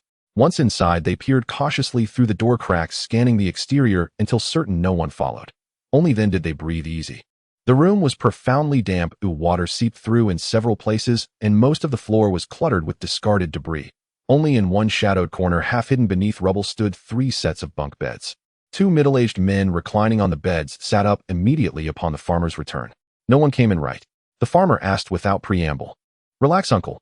We've had no visitors, replied one man, kicking lightly at a nearby travel case. Though reassured, the farmer habitually took the case to inspect it himself. As the lid lifted, black MP7 submachine guns gleamed coldly, rigidly secured within custom-fitted slots. Beside them lay spare magazines and several matching suppressors. A few pistols rested alongside them in the same case. Satisfied the weapons were undamaged, the farmer and his companions sat heavily onto the creaking beds. After a long silence, he murmured quietly, Hold on a few more days. Jiangbei is under strict lockdown, but once it eases, we strike. A companion wearing a baseball cap smirked oddly and glanced toward Zhao Dihu's direction. Uncle, this place is crawling with people you know. Afraid. The farmer cast a sidelong glance at the capwearer, a faint smile playing on his lips. Heh, heh. I wonder if you even know what fear feels like. I mean, we'll need to make this big. We must confirm there's truly enough merchandise. Imagine our luck if it turns out to be just some dingy gambling den. Now that would be amusing. Rest assured, it's far more than a mere casino. There's definitely cargo here, the farmer said, flatly exhaling smoke before adding coolly enough to let us live lavishly for years. Zhao Dihe's no saint. He pays wages up front, then runs an illegal gambling den behind workers' backs. After a full year's labor, many still owe him debts. Someone chuckled darkly. So, by killing him, are we ridding the world of a tyrant? This sardonic jab drew scornful laughter from the rest. The baseball-capped man licked his lips with unsettling relish, squinting as he said, if we're acting as heaven's enforcers, then Zhao Dihe's daughter belongs to me. This time I'll enforce heavens will thoroughly, and give the common folk a proper catharsis. Shit, you're utterly revolting. She's not even 5 years old. A lanky man frowned in disgust, staring at his companion. Right now I live for today, for every moment I can seize. How long can a law-abiding man survive? Don't sit there judging others while hiding your own sins. Who among you has spilled less blood? His words struck like barbed thorns, silencing the others for a long, heavy moment. After a pause, the elder farmer's eyes hardened with lethal resolve. Fixing the capwearer with a stare, he spoke slowly, devoid of emotion. Lao Mao. You may indulge yourself as you wish. But if you overreach, you end yourself. And should you endanger the rest of us, don't forget, I'll go all the way to northwest China to slaughter your entire family. Hearing such raw, unvarnished threat, the ever-nonchalant, perpetually irreverent capwearer fell uncharacteristically silent. Then after a long pause gave a low, hollow grunt in acknowledgement. Where's Yuba? He's still scouting downstairs, answered the soul-bespectacled man, slim, scholarly in bearing, speaking with quiet caution. The farmer grunted softly, closed his eyes, and lay back on the bed. Ominous clouds churned overhead, lit intermittently by blinding forks of lightning. Thunder boomed relentlessly. Though still afternoon, the oppressive gloom lent the world the deep hush of night. With the downpour raging, construction work ground to a halt. Only a handful of trades continued indoors, while most laborers retreated to their dormitories. Near a partially completed residential unit among the rising structures, Su Ming stood drenched, wearing a battered, ill-fitting safety helmet scavenged from walk-nowhere. Surveying the surroundings, he noted the plaza's landscaping remained unfinished. Aside from a few skeletal buildings, the barren expanse offered neither cover nor vehicles, nothing to conceal movement. Placing the casino here revealed meticulous calculation. Any raid would be detected long before officers could approach. Escape routes branched instantly into underground parking levels across the commercial plaza. Moreover, outside the unit described by the yellow-toothed informant, several nearly invisible surveillance cameras had been discreetly mounted. Across the way atop a half-built floor, intermittent red glows pulsed faintly, like cigarette embers. Su Ming surmised a lookout was concealed there, vigilantly monitoring all movement. Above, a living sentinel watched. Below, electronic eyes scanned every inch. The casino's organizers had achieved near-paranoid precision. Executing a large-scale silent raid was simply impossible. Should police even reach the construction site's perimeter gate, a moment's hesitation from the guard would allow every gambler to vanish into thin air. After brief observation, Su Ming hesitated no longer. He strode forward boldly, directly toward the unit's entrance. Perched on a higher floor, a wiry, streetwise youth, sharp-featured and dressed like a seasoned loafer, puffed lazily on a cigarette, until suddenly his gaze locked onto the intruder below. Though separated by multiple floors, the youth gasped sharply. What the hell? Is that the Hulk? And that murderous aura looks like a bandit chieftain. Definitely no good guy. Could he be here to hijack the operation? Startled, the youth leapt upright and fumbled for his phone to call downstairs. Brother, go. Brother, go. Someone's coming to cause trouble. Huh. In the underground surveillance room, Brother Go paused mid-call. Trouble? Who the hell doesn't know whose turf this is? Daring to stir up chaos on Tianyu Group's construction site. Doesn't he know how to write the character for death? On the monitor, a towering, brutish figure stood before the unit entrance, curiously surveying the building. Even through the grainy feed, his corded musculature and predatory presence radiated unmistakably. Clearly no ordinary man. Who is he? Never seen him before. Helmet in hand. Maybe a worker from one of the crews. Unlikely. No one on site matches that build. Could he be a cop? Huh. Since when do cops look like that? That aura. Phew. This is one ruthless son of a bitch. Agreed. If he's not law enforcement, fine. We'll play fair, or break him and toss him out if he misbehaves. Inside the room, a dozen thugs, hardened, unflinching, watched the screen. Su Ming's imposing frame and ferocious demeanor stirred no fear, only professional readiness.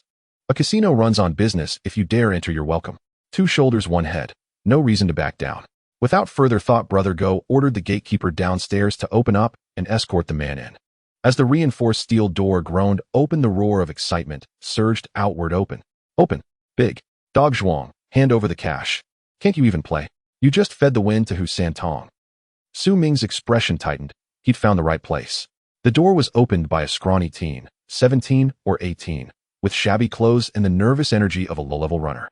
After exchanging perfunctory pleasantries, Su Ming followed the youth down a narrow staircase into the basement, turning corners until the space abruptly widened. The subterranean level, originally storage, had been gutted and reconfigured into 8 or 9 interconnected rooms transformed into a surprisingly opulent hall. Beyond that unassuming door lay a hidden world. At the center stood several baccarat and pai gow tables, while along the periphery fishing arcade machines and slot machines glittered. Partitioned storerooms served as private mahjong parlors.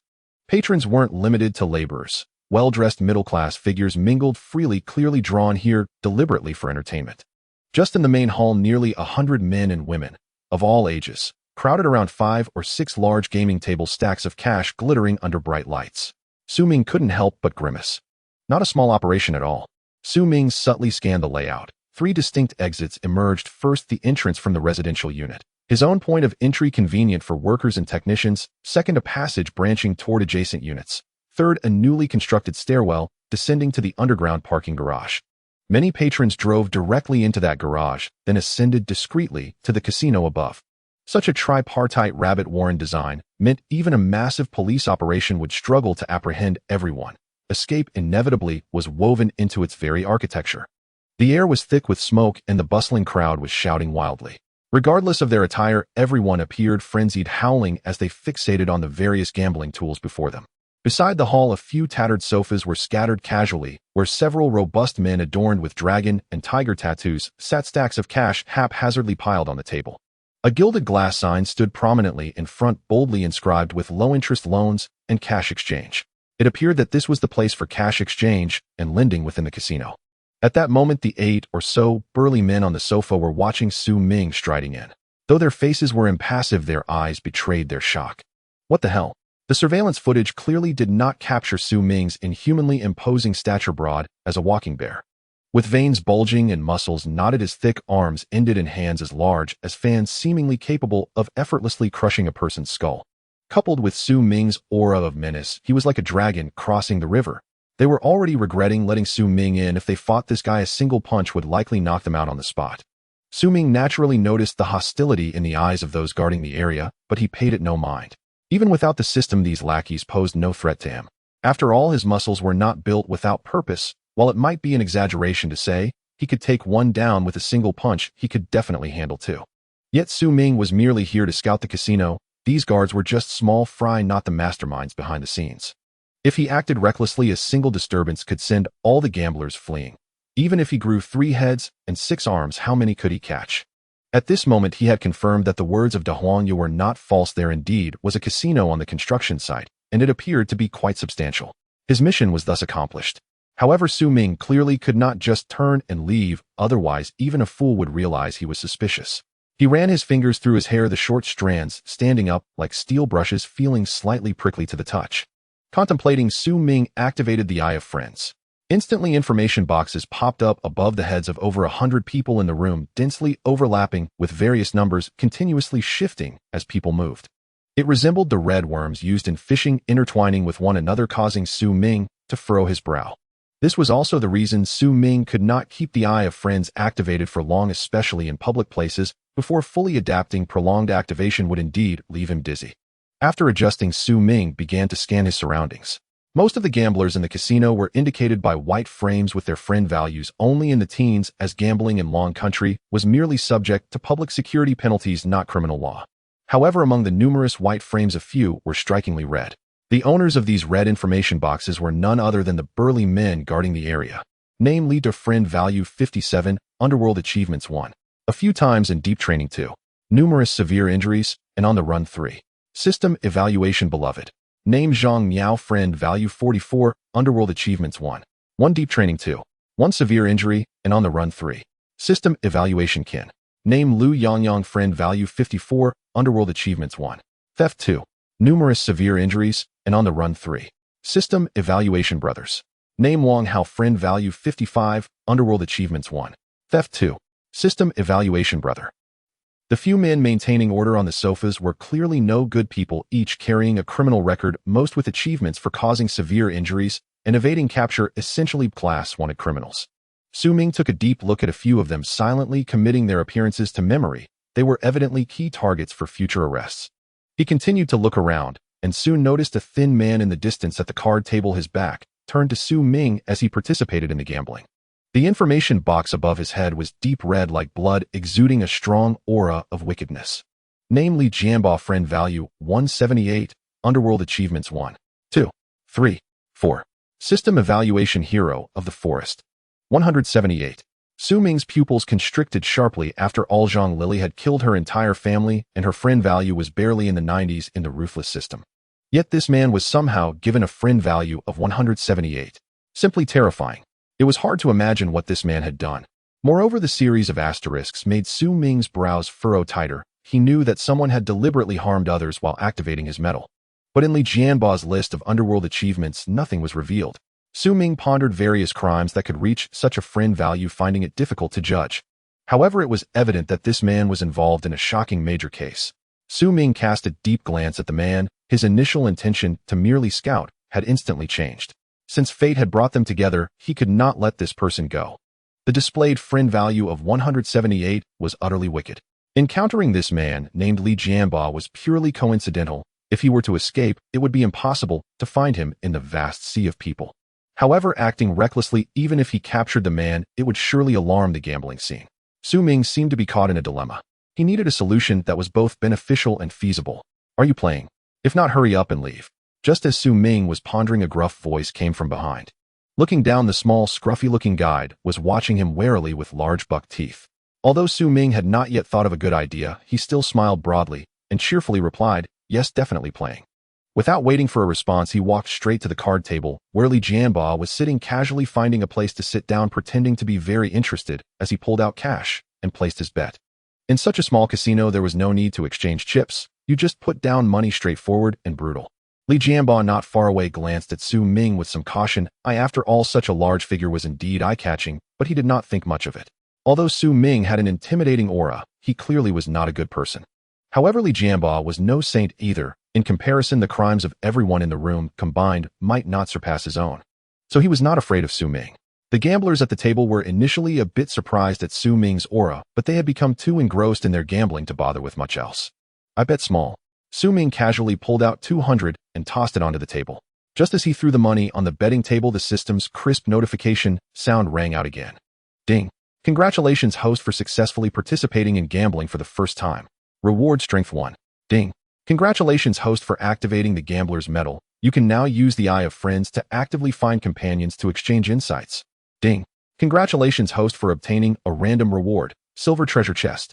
Su Ming's eyes lit up. The system's rewards were as timely as ever. Without hesitation, he chose to open the treasure chest. Congratulations, host, for obtaining the skill, Gambling God. Gambling God, master of all gambling games. Within the casino, you are the god. Looking at the new skill revealed, Su Ming's eyes brightened. In the next second, a plethora of odd techniques appeared in his mind, from dice mahjong to pai gao. Su Ming instantly understood them all. Looking at the dealer shaking the dice, the crisp sound of the dice clattering against the cup allowed him to vividly picture the collision of several dice in his mind. With a snap, the dice landed on the table. Bet locked. 456. Su Ming murmured quietly. When the cup was lifted, sure enough. 456. Big. The dealer announced the points, and instantly some at the table laughed, while others cursed, their expressions varying. Naturally, the small bet that Su Ming had placed was also taken. Su Ming watched the frenzied gamblers before him, and his gaze shifted as an idea that was both advantageous and feasible suddenly emerged. As the croupiers placed the dice cup down again, Su Ming decisively bet all 3 red tickets he had in his pocket. The cup opened, revealing 455, a large win. Su Ming's money had turned into 600. Meanwhile, the incessant barrage of curses from those around him resonated, causing Su Ming to feel quite reflective.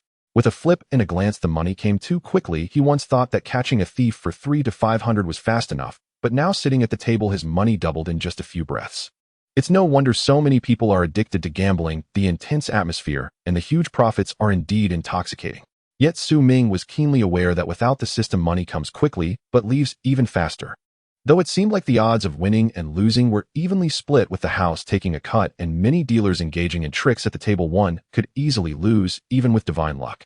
This thing once addicted will inevitably lead to ruin. Su Ming observed Li Chengming out of the corner of his eye. He had lost several rounds, and in total had lost several 100,000. Yet he did not curse like many other players around him. Instead, he remained composed, although the cold sweat on his forehead revealed that his calm demeanor was misleading. Li Chengming, caught in the thrill of gambling, pulled out several stacks of cash and continued betting. Su Ming squinted his eyes, looking at the new goddess of gambling skill from the system, then glanced at the frenzy of gamblers around him, instantly conceiving a brilliant idea that would kill two birds with one stone. Without any hesitation, Su Ming began to bet. 1,002, 2,004, 4,008, 9,006.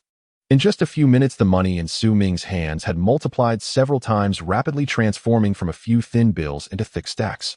This not only drew the attention of the croupiers, but also that of other desperate gamblers, including Li Chengming, who had been silently participating. Su Ming's streak of good luck caught his attention too. Several gamblers began to follow suit, wanting to ride on Su Ming's fortune to win. As expected, after several rounds, he won each time, making the gamblers feel as though they had discovered a new world. Bet small.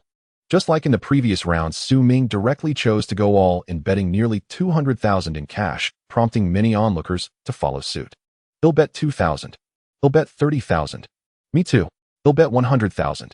Li Chengming, sitting not far away, also began to match the bets. He said nothing, but simply tossed his 20,000 onto the table, indicating that he too would bet small. The croupier was sweating profusely. In just over 10 minutes, nearly $1 million had already been lost from his hands. The burly man in front of him seemed to possess an uncanny ability to win every round. This not only benefited Su Ming, but also filled the pockets of the surrounding gamblers. Moreover, this situation attracted nearly everyone in the room, and upon seeing someone dominating the table, many gamblers eagerly jumped in to test the waters. In just a few breaths, cash piled up on the table like a small mountain, roughly estimated to exceed $1 million. The nearby casino attendant hurriedly recorded the amounts bet by the gamblers, her heart racing, wishing she could join in on a few hands. Such a once-in-a-lifetime opportunity to dominate the house was easier than picking up money. The croupier nervously wiped his sweat, took a few deep breaths, and finally opened the dice cup. Inside were 122, a small roll. The number displayed by the dice instantly sparked a chorus of cheers. Small. I'm hitting it big. The house loses money. Quick, quick, quick. If only I had bet everything before.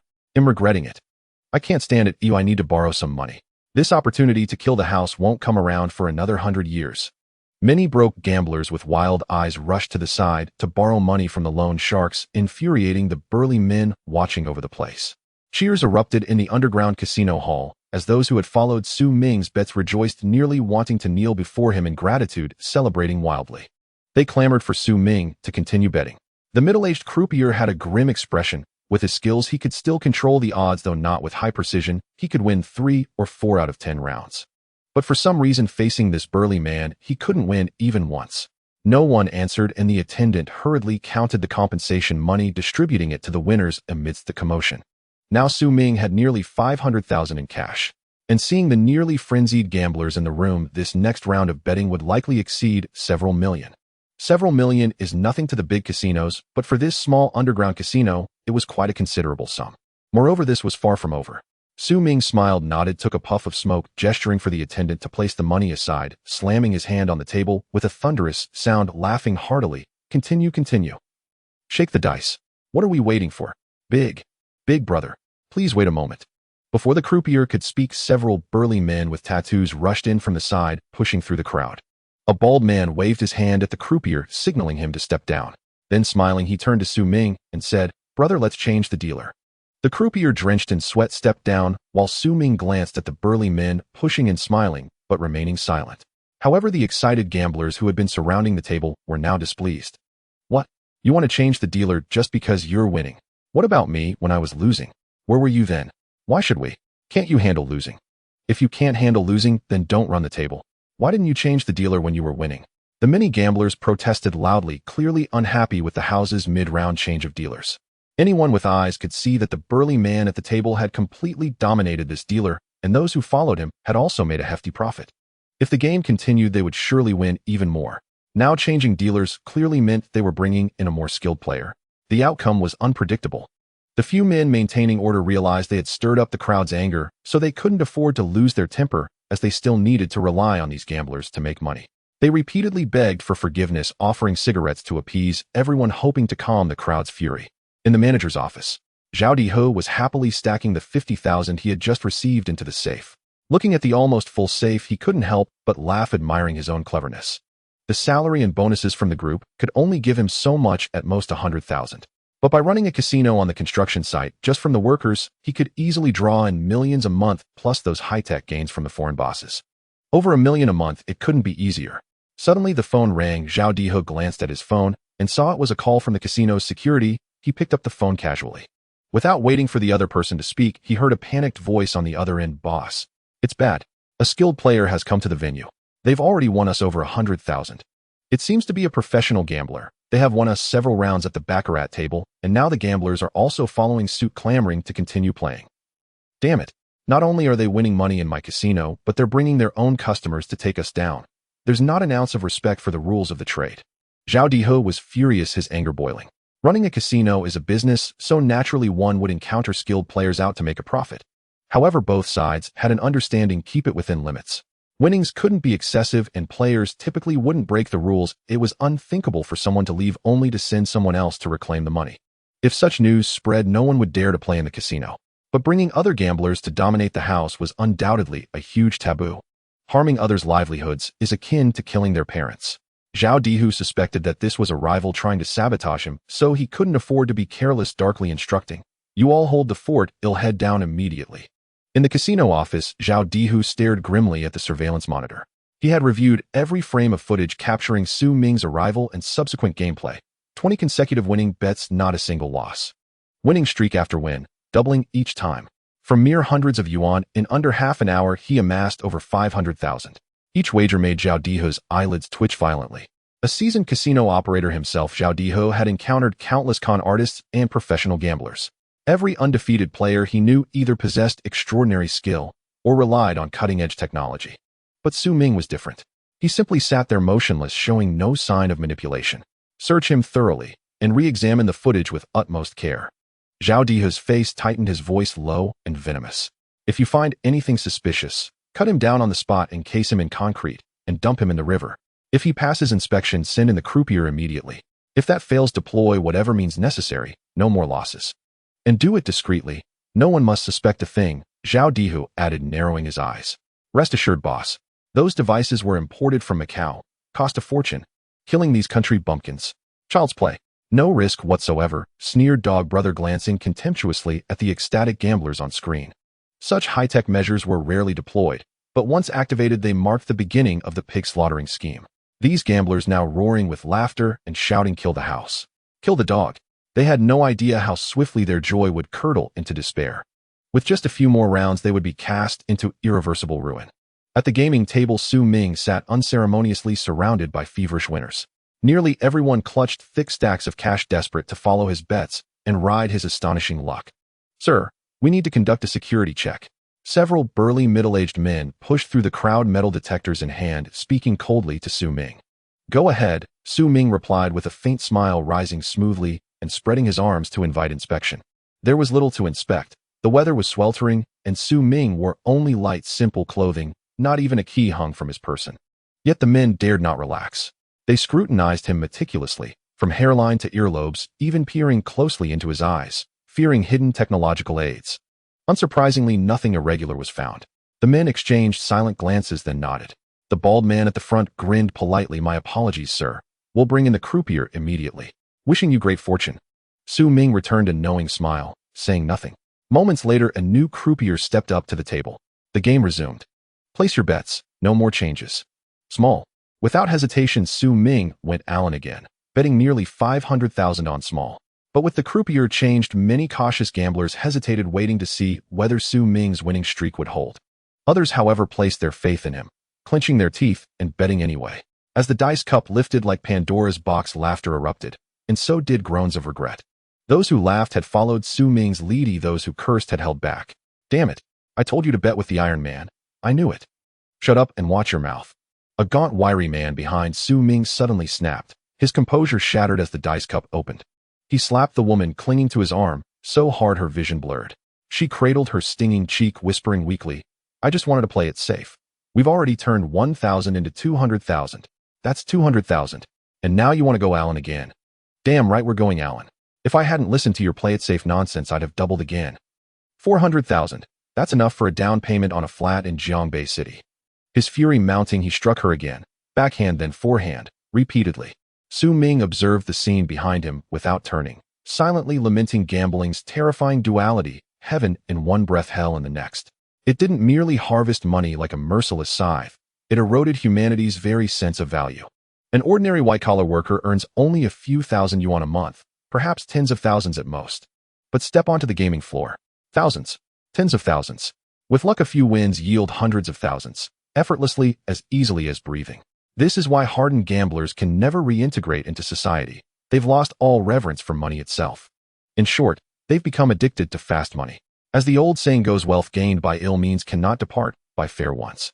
Su Ming felt no sympathy for such entrapped souls. His sole intent was to dismantle this den of vice entirely. He ignored the commotion behind him. The quarrel ended swiftly. For the crisp rattle of dice echoed anew. The croupier began shaking the cup with practiced rhythm. Clatter, clatter, clatter. Bang. Place your bets. No more changes. Small. As the cup lifted, cheers erupted once more across the hall. Su Ming had won again. "Sir, you've won. For convenience, may we convert your cash into chips?" The croupier wiped cold sweat from his brow, offering a pained, tooth-gritting smile.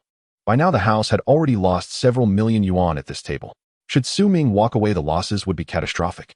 Fortunately, the towering guest before them chose to continue playing. Su Ming nodded, agreeing to the conversion. After all, 1 million yuan in cash now formed a veritable mountain, impractical for repeated betting. At Su Ming's nod, the croupier signaled a waitress to dispense the chips. 1 million in gleaming tokens landed before him. "Let's continue." Su Ming smiled faintly, idly flipping a chip between his fingers. Each was a custom-crafted metal card, tactile, weighty, and virtually impossible to counterfeit. His nonchalant urgency unsettled everyone. Not only the casino staff, but even Li Jianba, a notorious fugitive whose exploits spanned the nation and whose record bore staggering crimes. This raw, brazen assault on the house, a legendary spectacle, left every heart pounding wildly. The croupier drew a deep breath and shook the cup once more. Rattler, rattler, rattle. The sharp, resonant chime of dice striking porcelain filled the air.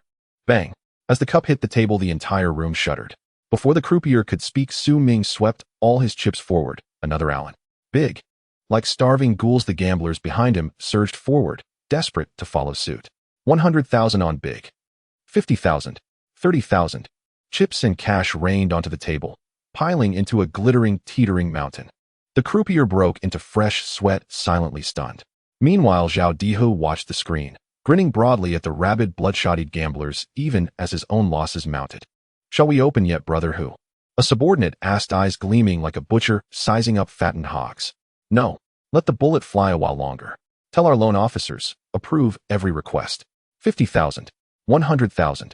Anyone who opens their mouth gets funded. No exceptions."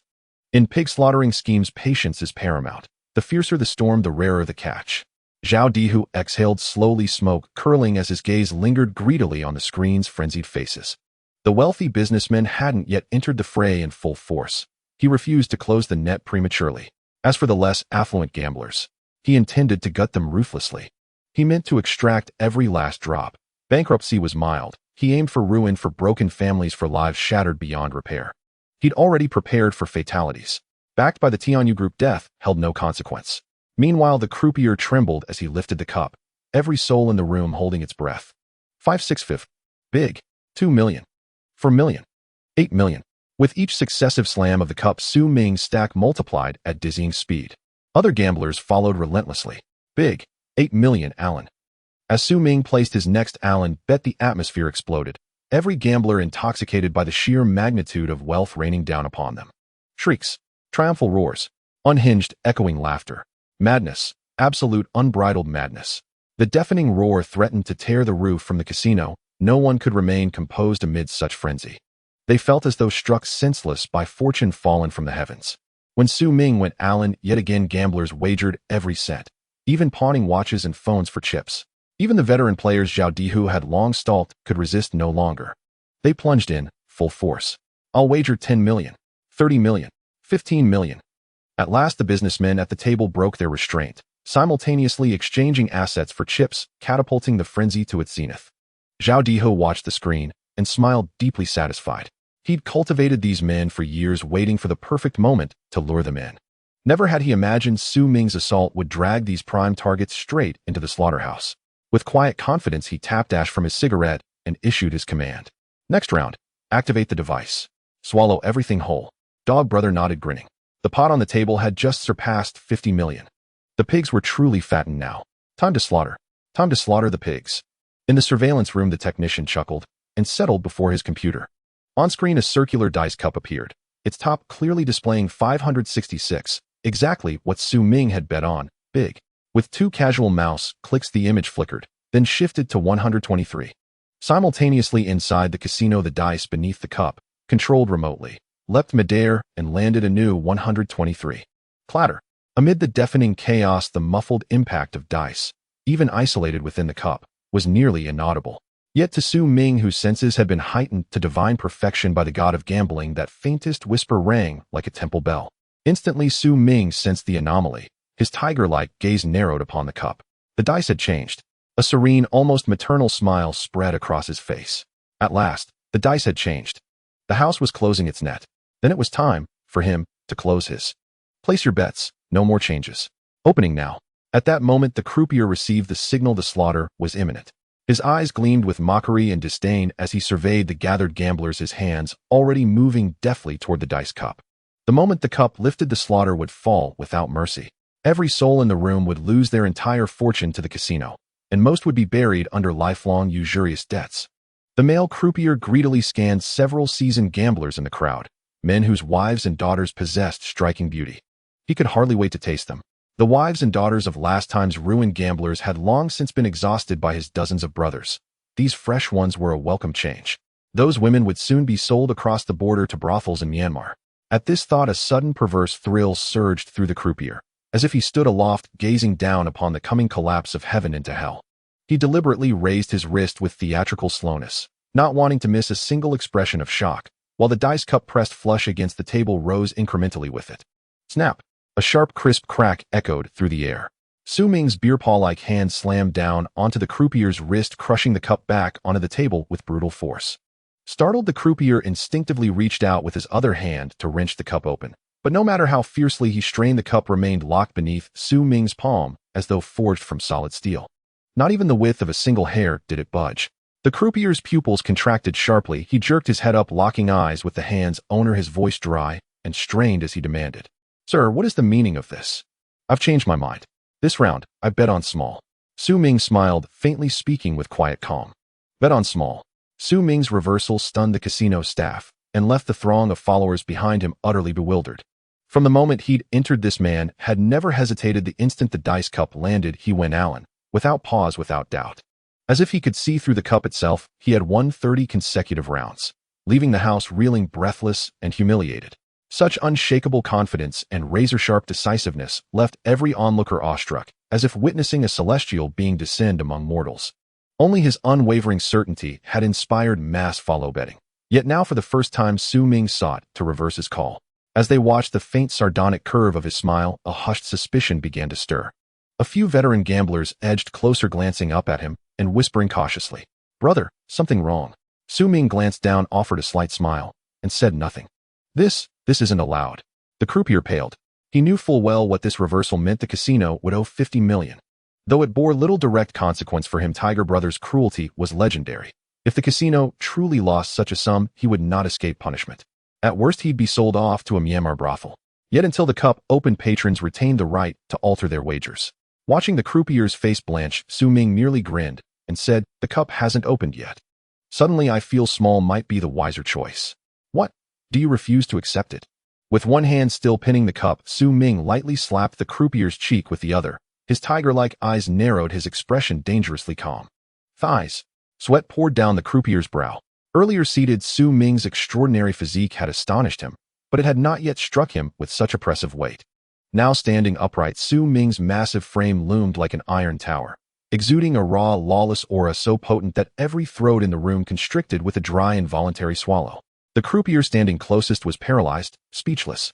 Yet without authorization, he dared not simply permit the wager change. 50 million. That sum, were it minted into copper coins, could crush a man. Even stacked in 100 yuan bills, it could smother him whole. Through the adjoining wall, Zhao Dihu's eyes widened in shock as he stared at the monitor, watching Su Ming's palm clamp down upon the dice cup. Cold sweat drenched him instantly. Had this man somehow detected the rigging? Otherwise, how could he possibly shift his bet to small the very instant the dice were altered? Overwhelmed by pressure, Zhao Dihu broke into a torrent of sweat, nerves taut as bowstrings. His gaze locked onto Su Ming's face on screen, desperately searching for any clue to his true intent. Cheating by the house, the gravest blow to a casino's reputation. If proven, chaos would erupt on the spot. No patron would ever return, and countless others would rush to settle old scores. Once the stench spread, innocence would mean nothing. Zhao Dihu's name would rot overnight across Jiangbei City, and he'd face incalculable losses. After all, many past guests were powerful figures. Once word reached their ears, those who'd lost would assume they'd been deliberately ensnared and demand retribution. When accounts came due, even his own elder brother couldn't shield him. Yet what now? That burly man at the table, 9/10 certain he'd uncovered the tampering. Why else would he switch to small the instant the dice were rigged for it? What to do? Zhao Dihu stood at a crossroads: persist in deceit and risk total ruin, or surrender. But surrender? Let these gamblers walk away with 50 million. Even Zhao Dihu would bleed heavily to produce that sum, and he refused to pay. Gogo, equally aware of the stakes, scowled darkly, his ugly eyes narrowing, his voice laced with venom. Brother Hu, this man is definitely cheating. I don't know how he's doing it, but 30 straight wins. Something's deeply wrong. Let me send my brothers in, accuse him of cheating, then cut him down where he stands. Slap. Before Gogo finished speaking, Zhao Dihu's palm crashed across his grotesque face. Idiot. Bursting in now would confirm our guilt. Can't you think before you act? Then what do we do, Brother Hu? Switch it. He's betting small, so override the backhand and force big. There's over 50 million on this table. We cannot lose. This pig-slaughtering scheme must reach its bloody end. After a tense pause, Zhao Dihu's eyes hardened with resolve. He chose the path of no return. Swallowing these pigs might buy survival, but being swallowed by them meant annihilation. Gnashing his teeth, he fixed his burning glare upon Su Ming's image on screen, his fury so fierce it seemed he longed to devour the man alive. Fortunately, the device was custom forged by a master from Macau, a costly clandestine commission. Hidden with extreme subtlety, it was sealed beneath thick solid wood tabletop, impossible to detect unless the entire table were shredded with a chainsaw. Without proof, suspicion alone held no power. At worst, he'd pay out the 50 million to appease the powerful figures and quell the storm. It would be a devastating loss, like sacrificing wife and child, but likely not fatal. As for fleeing with the money, or flat out denying responsibility, he hadn't even considered it. To do so would be betrayal of the Wang family of Tianyu Group, the very pillar he leaned upon, and that would seal his death warrant. Zhao Dihu imagined the price he'd pay, and his heart bled agonized beyond measure. Watching Zhao Dihu's face, pale as a corpse's, hearing his silence, the office air grew suffocating thick with dread. The underlings froze mute with fear. The technician at the console dared not utter a sound, hurriedly manipulating the back-end software to switch the dice outcome to big. On screen, the dice displayed 546. Inside the cup clamped beneath Su Ming's palm, 3 pristine white dice shifted, almost imperceptibly, as if nudged by invisible fingers, settling into 456. At the gambling table, the croupier stammered in silence, only deepening the growing unease. Some gamblers, sobering slightly, ceased their frenzy, frowning, murmuring among themselves. A few stared grimly as if piecing together a terrible truth. Get lost. A roar erupted behind the croupier. An ugly, burly man struck him hard across the head with a thunderous slap. The sheer force sent the middle-aged croupier crashing to the floor, stars exploding before his eyes. As he twisted around to identify his attacker, he scrambled upright, offering a nervous, ingratiating smile, while hurriedly stammering explanations. Brother Go, shameless disgrace. If a guest wishes to play, we serve. No excuses. Go, his crooked teeth bared, rebuked him sternly. Yes, Brother Go is absolutely right. The croupier bowed repeatedly, his grin forced but relieved. He had finally escaped the spotlight. Brother, betting small. Go chuckled, patting Su Ming's massive hand resting atop the cup, as if entirely unconcerned. No, I've changed my mind again. This time, I bet big. The subtle tremor within the cup did not escape Su Ming. Pressed firmly against it, the vibration was faint, but amplified by the divine gambler's art, it revealed itself as clearly as the lines upon his own palm, utterly transparent, impossible to conceal. Go Ji's smile froze. His pupils contracted violently. Within him a storm raged. He knew. This man truly knew. Though Gogo had no idea how the burly man had accomplished it, curiosity was irrelevant now. His gaze lingered coldly on the surveillance camera behind Su Ming, and he sneered. Of course you may. He knew brother who, watching from the control room, would remotely reset the dice again. Sure enough, the moment Su Ming declared big, the cup vibrated once more, barely perceptible. Su Ming instantly perceived the shift. The dice had reverted to 122, small. The casino cornered had discarded all pretense, determined to consume them by any means necessary. Yet in this game, once the house abandoned honor, Su Ming's position became perilously weak. No matter his transcendent skill, the rules dictated he must declare big or small before the cup opened. That was his fatal vulnerability. Su Ming gazed calmly at Zhu Ergu before him, grinning grotesquely, utterly confident he had already trapped his prey. Had Su Ming been an ordinary gambler, he would indeed have found himself cornered with no escape. Yet Su Ming's objective from the very beginning had never been to win money, but to apprehend in one decisive stroke the entire casino, its patrons, and the numerous fugitives concealed among them. Thus, engineering absolute antagonism between the gamblers and the casino was no accident. It was precisely Su Ming's design. How could he cast his net unless the gamblers first boarded his ship? The moment he moved, the crowd would scatter like startled pigs. Even with 3 heads and 6 arms, he could never restrain so many fleeing men. Shall we roll again? Dog brother sneered coldly. A masterful performance by the dealer. Su Ming mocked, rapping the dice cup sharply with his palm, then added pointedly, bet big, and it becomes small. Oh, bet small, and it becomes big. So mind your words. If you lack skill, practice more. Accusations without proof are dangerous, deadly even. Zhu Ergu let out a chilling laugh, casually accepting a cleaver from a subordinate behind him, then fixed Su Ming with a glacial stare, enunciating each word like a death sentence. He had already gathered every brother on the premises. Though Su Ming stood powerfully built, unarmed, he would still fall, like Guan Yu reborn, to a storm of blades. Every man inside that hall bore blood on his hands. Even the least violent among them had inflicted grievous injury, far beyond the reach of street-level thugs. I'm out. Give me back my 200,000. I'm done gambling. A gambler, sensing peril, began shouting for his stake to be returned. Me too. Keep your 2 million. I'm withdrawing. I owe you nothing. A corpulent man bellowed. The same 2 million had just been borrowed as high-interest loan secured against his entire fortune and property. Should he lose, Zhao Dihe's usury, 9/10 principal, 13/10 repayment, would drain his marrow dry. I'm not playing either. In an instant, dread rippled through the room. Some shouted to quit, others lunged for their chips. Chaos erupted. Thud. A cleaver slammed deep into the solid wood gaming table, silencing the clamor instantly, leaving the hall breathless and still. Have you all lost the will to live? Am I playing house with you? This is a casino, not a charity. Once money lands on the table, it stays there. Is that clear? Or do you truly wish to die? Zhu Ergu was a genuinely ruthless brute, a notorious local thug of Jiangbei City. Though Su Ming radiated overwhelming presence, fierce and untamable as a dragon crossing the river, he remained utterly unimpressed. He feared no one. He had killed before, and more than once. If violence was inevitable, he stood ready, backed by dozens of loyal men. Zhu Ergu, friendship value 102, martial world achievements I, wanted by authorities. 2. Causing severe injury.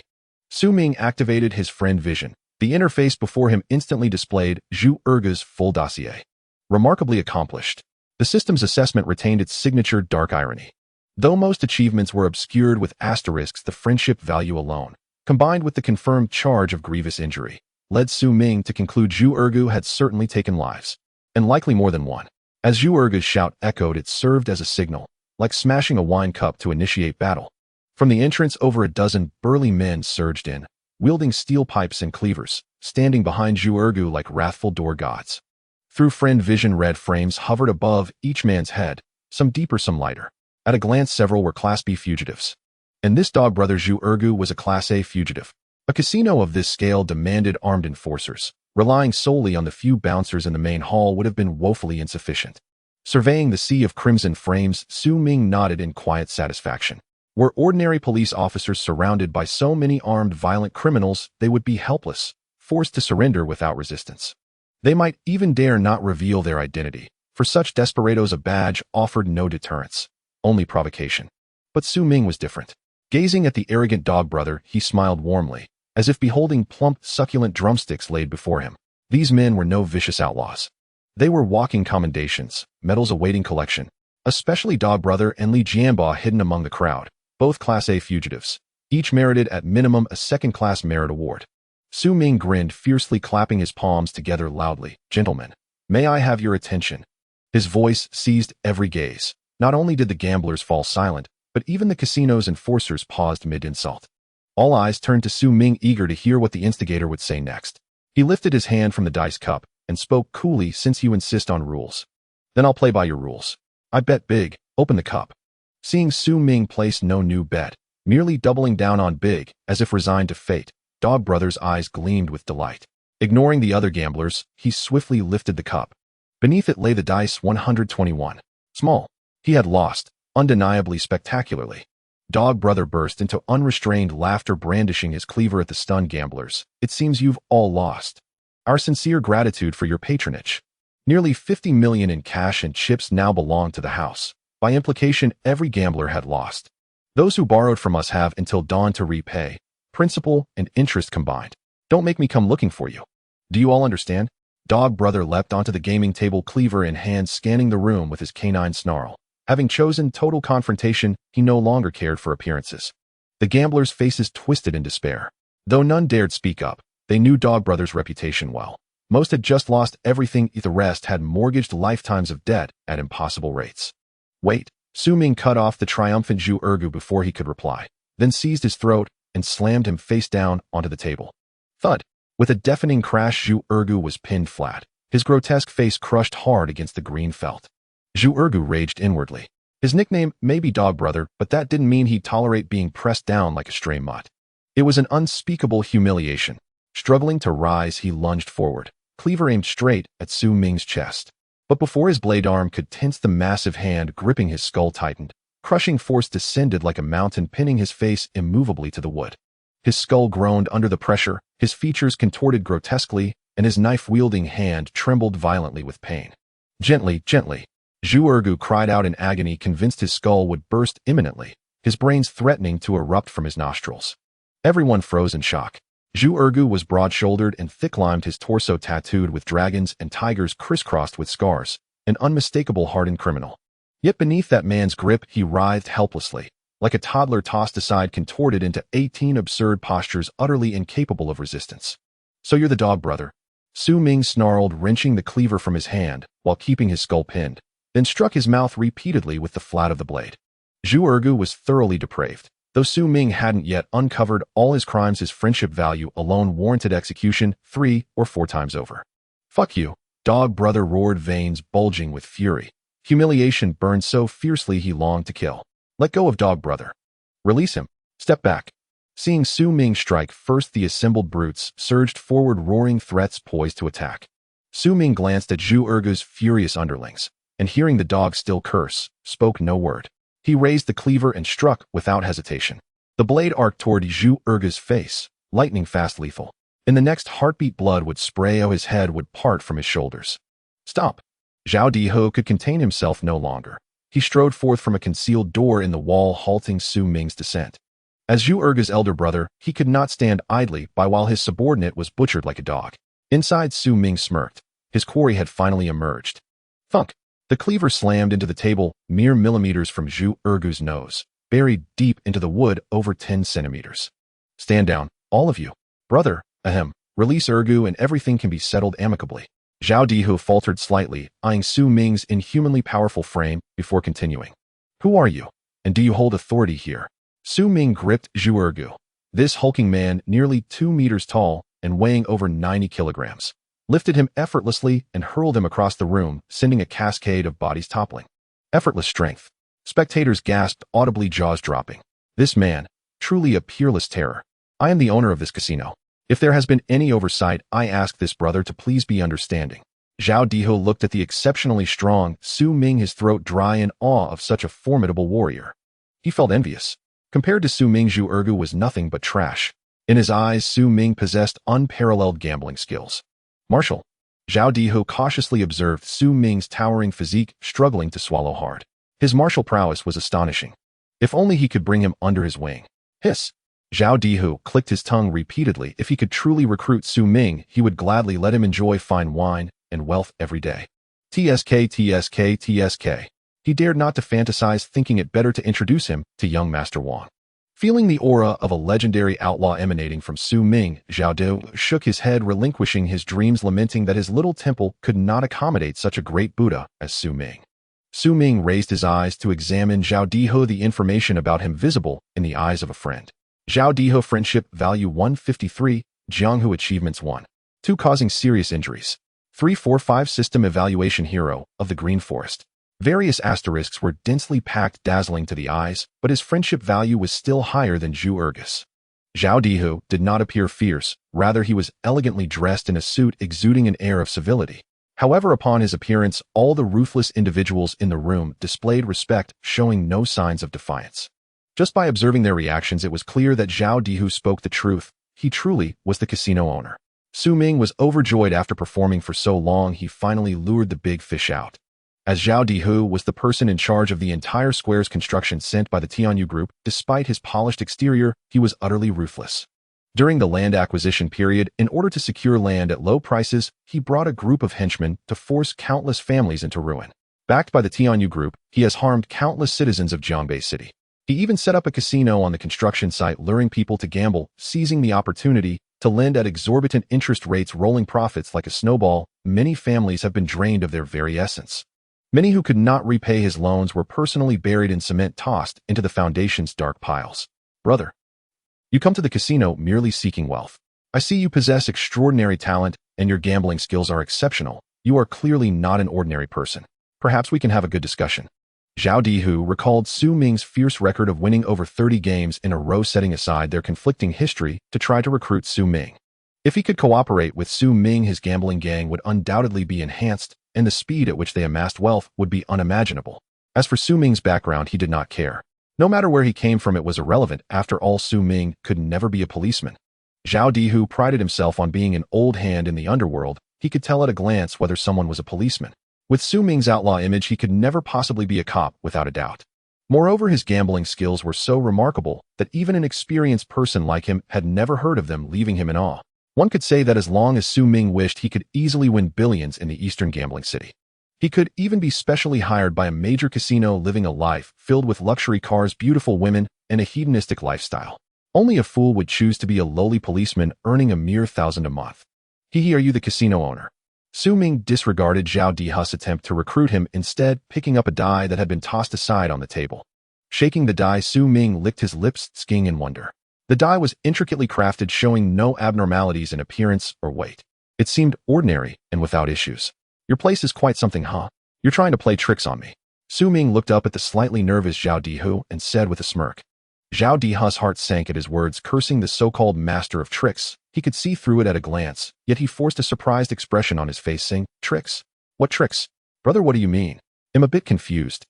Su Ming couldn't be bothered to pay attention to Zhao Dihu's feigned ignorance, applying a bit of pressure with his large hand. Crack! The hard die was crushed into pieces by him.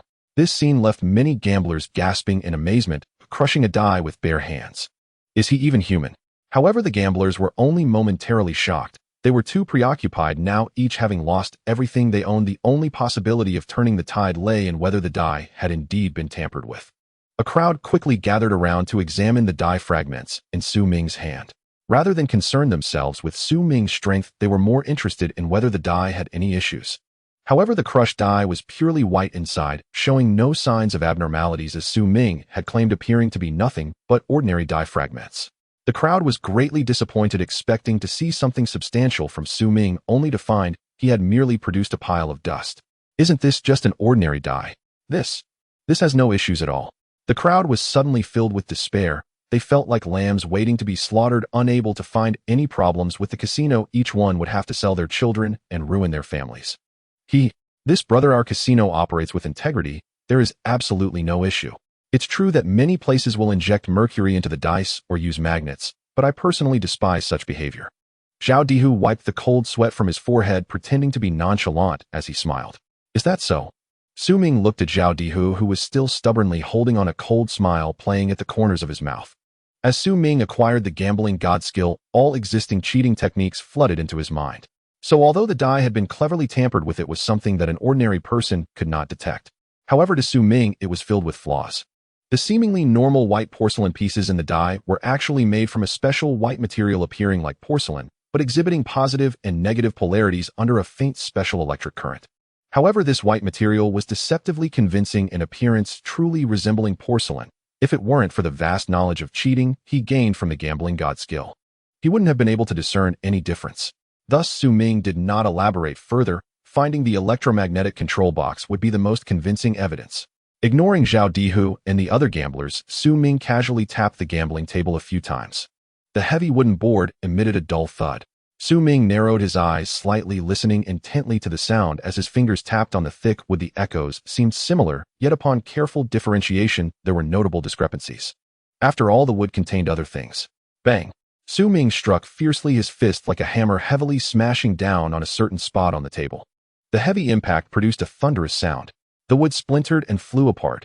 Su Ming's giant fist acted like a battering ram as he aimed for the desired object, slightly raising his arm to gather strength before striking again. Bang, bang, bang. With several successive blows, he forcibly smashed a large hole in the solid wooden gambling table. Before Zhao Dihu could react, Su Ming had already pulled out a palm-sized black box from the shattered table surface. The black box seemed to come with its own battery with no external power source, but the signal light was flickering continuously, clearly indicating it was activated. Su Ming casually tossed the black box onto the table, dropping the die fragments on top. The white die pieces clung to the black box like swallows returning to their nests. Both possessed magnetic properties.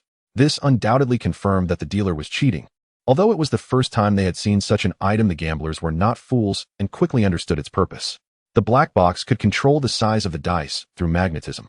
Damn it, this place is rigged. What the hell? No wonder I kept losing. Get my money back. Pay up. Pay up. A single stone stirred up 1,000 waves. The scene before them was like pouring cold water into a boiling pot, instantly causing the casino to explode with chaos. Just as a customer despises a cross-dressing male, gamblers loathe such a corrupt establishment. When encountering a cross-dressing male, if he is somewhat attractive, it is not impossible for men to indulge, but if he is clearly a man, they would retreat. At most, they would just wash their hands. However, for gamblers, this involves real money. Encountering such a corrupt establishment could lead to losing everything, and in order to pay debts, they might even be pushed into a corner. After all, the enforcers in the casino truly wield their power.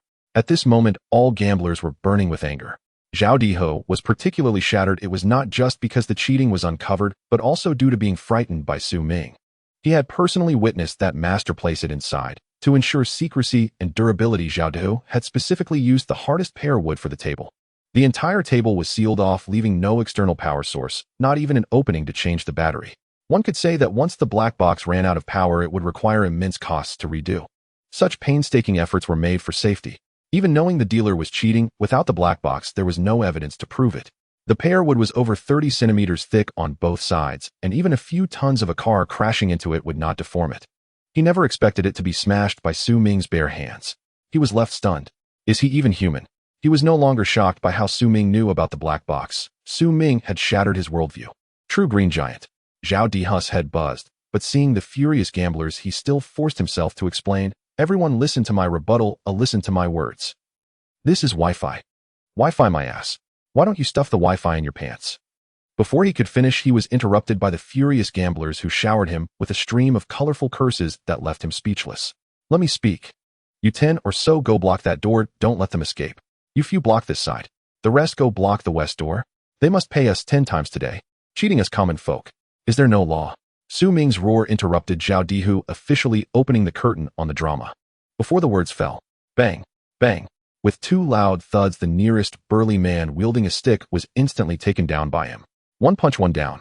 Iron fists like shooting stars carrying immense power sent the burly man weighing over 100 kilos soaring into the air.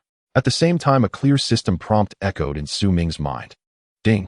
Detected host participating in a brawl. Passive skill King of Brawl activated. The host's reaction speed, defense speed, and strength will be greatly enhanced. Ding. Congratulations to the host for causing light injuries. Gain 1 strength. As the system prompt fell, Su Ming felt boundless power surging from deep within his body, as if he had been blessed for the battlefield. His eyes gleamed, and he grinned savagely. Today I must severely punish these scums. Everyone step back. Block the doors. Don't let anyone escape. They must pay us tenfold. Su Ming's furious shouts snapped the gamblers out of their daze, watching him as if he had unleashed a double attack. While astonished, they also echoed Su Ming's words in their minds. 10 times compensation. We're going to get rich. Everyone felt like they were being crushed by an unimaginable wealth. With a fortune at stake, no one hesitated. All the gamblers scattered and rushed towards the exits, grabbing tables and chairs from the casino to use as weapons along the way. If they had to fight against the ruthless enforcers of the casino, it's likely that no one would dare to act. But if it was just about blocking the doors, these gamblers were still willing to do it. It could be said that no gambler could resist 10 times the compensation. Especially that fat man who had mortgaged his entire fortune for a loan of $1 million. His face was flushed with excitement as he stood at the door, holding a stool, appearing as if he could hold back 1,000 men. At this moment, not only the casino staff, but even his own father would find it impossible to leave. Kill him. Kill him for me. I will bear all the consequences. Kill him. Zhao Dihu looked at the crowd of gamblers blocking the doors like they were facing a formidable enemy, utterly bewildered. He shouted, hysterically, driven mad with anger. When did these fat sheep dare to show their teeth at him? And 10 times the compensation. Isn't that my line? With his command, numerous burly men with grim expressions charged forward, wielding knives and steel rods towards Su Ming. Meanwhile, not far from the construction site, a worn-out police car was parked in the pouring rain, its engine dead. Li Chengming sat in the police car looking at the torrential rain outside with a worried expression, the lit cigarette in his hand accumulating long ashes. Su Ming had already been at the construction site for half an hour with no news. He clearly said he would just take a look and leave. Why hasn't he come out after so long? The more Li Chengming waited, the more anxious he became, sitting with unease as he finished half a pack of cigarettes. He regretted it deeply. He suspected he must have been possessed by a ghost to have agreed to let Su Ming go investigate alone. This hulking, bargain-seeking junior brother was on his first day at work with no experience at all. If something happened to him, he could never absolve himself of the blame. Li Chengming sighed, repeatedly wanting to call and ask about Su Ming's situation, but he feared that calling Su Ming out of the blue would cause unnecessary trouble. Dawanjia and Li Laoan looked at Li Chengming, who was sighing and frowning and dared not speak. The two sat obediently in the back seat, exchanging glances as they awaited news. Ding, ding, ding. The long-awaited phone rang, and Li Chengming was overjoyed, grabbing the phone and pressing the answer button to inquire about the situation with Su Ming. Li Chengming, haven't you finished your patrol yet? Stop dawdling and come back. Before Li Chengming could speak, the hurried voice of Director Zhou Jingye came through the phone. It turned out that Director Zhou was calling because he had been waiting at the police station for the two to return. Although he had just been harshly criticized by Bureau Chief Yen, his excitement still lingered. How's the situation? Have you started heading back? Another amiable voice followed on the phone, and Li Chengming recognized it as Officer Zhang Ba's voice. The two were clearly in good spirits. After all, not only had they captured Zhang Lily, but they had also caught so many thieves. As the station chief, Zhou Jingye felt proud. Even after a scolding, he remained proud. As an officer, Zhang Bo felt a sense of pride as well. Even after being reprimanded, he felt proud. Solving so many theft cases would surely earn them a lot of performance points. So many performance points, what does that mean? It means they finally didn't have to be at the bottom of the rankings and be treated like grandchildren. They would surely rank among the top, possibly even first. This was an opportunity for the Dongling police station to finally gain some respect. Their career paths had suddenly widened, making their future easier. So even after being scolded by Bureau Chief Yen and being punished to copy work, the two were still smiling.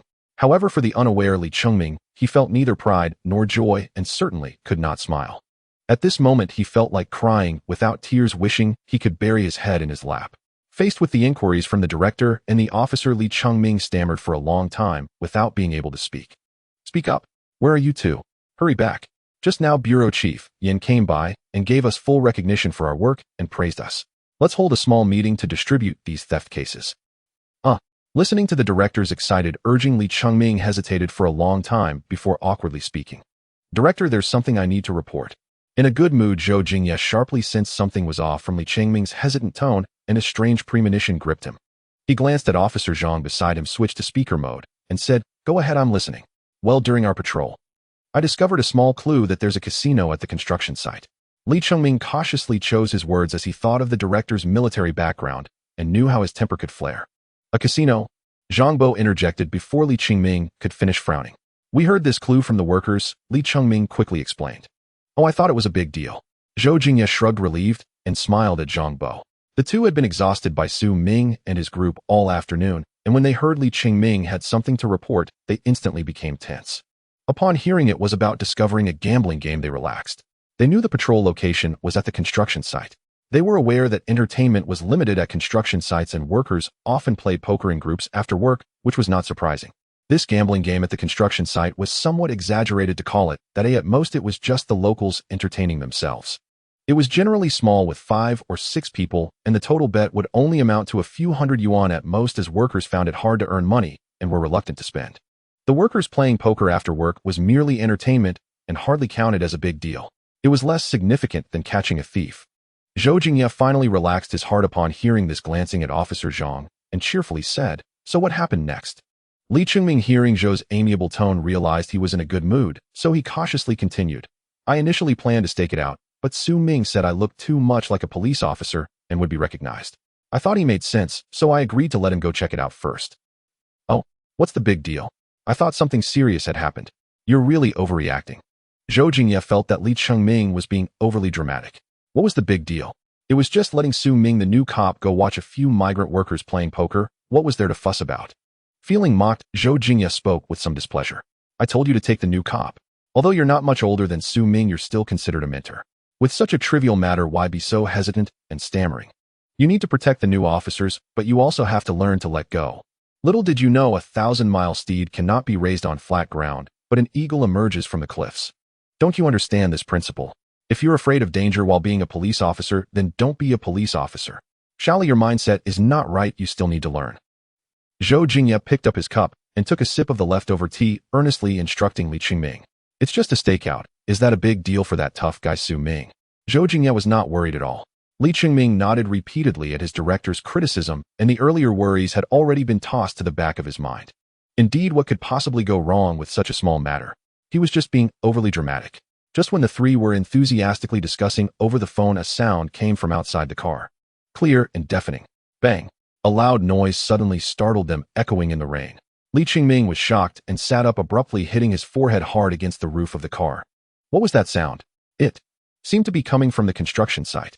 Li Chengming rubbed his forehead, looking seriously out the car window as a bolt of lightning flashed across the sky, illuminating the ground for a moment. "What's going on over there?" The sudden loud noise caused Zhou Jingye on the other end of the line to not hear clearly. "It sounds like thunder." Li Chengming looked at the dark construction site. The torrential rain had left no one working there, and he couldn't quite pinpoint what the sound was, so he hesitated. "Thunder." Zhou Jingye glanced outside, where the rain was pouring and thunder was rumbling, with flashes of lightning occasionally tearing through the sky. Bang! Bang! Bang! 3 more resounding sounds echoed across the sky. This time Zhou Jingye clearly heard the 3 loud noises over the phone. The familiar sound, steeped in the scent of gunpowder, ignited his nerves instantly, awakening the indelible memories of his years in the military. Gunshots. These are gunshots. Someone is shooting. Zhou Jingye's scalp went numb. It was as if he was doused with a pot of scalding oil, and he instantly sprang up from the sofa, shouting out loud. "Gunshots! Li Chengming, are those gunshots on your side?" But at this moment there was no need for him to remind him. Although Li Chengming had never served in the military, he had undergone live-fire drills at the police academy and was familiar with gunshots. However, the good public order of Longhua over the years had prevented him from thinking in that direction for a moment. But now even a fool could tell what that sound was. Li Chengming looked towards the direction of the gunfire, his throat dry, and for a moment his brain stalled, raising his phone and stammering, "Director, the gunshots are coming from the construction site. Su Ming, Su Ming." A tremendous and inexplicable fear engulfed his heart, and after saying Su Ming's name, Li Chengming found himself unable to speak. Zhou Jingye's vision darkened, nearly fainting. He could no longer bear to think further. Panting heavily, feeling dizzy, he ordered Li Chengming over the phone. "Hurry and contact Su Ming. Go check the situation at the construction site. But be sure to pay attention to your own safety and keep in touch at all times. We'll be there soon." The call was still connected when Zhou's furious shout came through. "Everyone assemble. Go to the armory to get your weapons. Put on your bulletproof vests. Hurry, hurry, hurry. Old Zhang, quickly contact the special police team. I'll report to the leadership that gunshots have been heard in our jurisdiction, suspecting a conflict with police officers. Call the command center as well, and quickly coordinate nearby police forces to head to the scene." Beep, beep, beep. The phone hung up, and the sounds of gunfire sent the police station into a frenzy. Inside the casino just minutes earlier, Su Ming faced over 30 thugs, unleashing overwhelming force. He charged like a maddened rhinoceros, his iron fists meteoric and devastating, coiled with explosive power in his thick arms, before crashing forward with thunderous impact, launching one burly man high into the air, sending him flying far across the floor. Before the man even struck the ground, more blood-frenzied assailants surged forward, swinging iron rods and cleavers in wide, brutal arcs, towards Su Ming's body. The assault was impenetrable, no evasion possible. Su Ming's expression darkened. In one fluid motion, he seized a knife-wielding man beside him, sinews bulging, then hoisted the man aloft with a single arm and hurled him like a living battering ram. Born with extraordinary physical prowess, Su Ming had become truly transcendent, augmented by the bandit lord system, fierce, unstoppable, a bloodthirsty grizzly incarnate.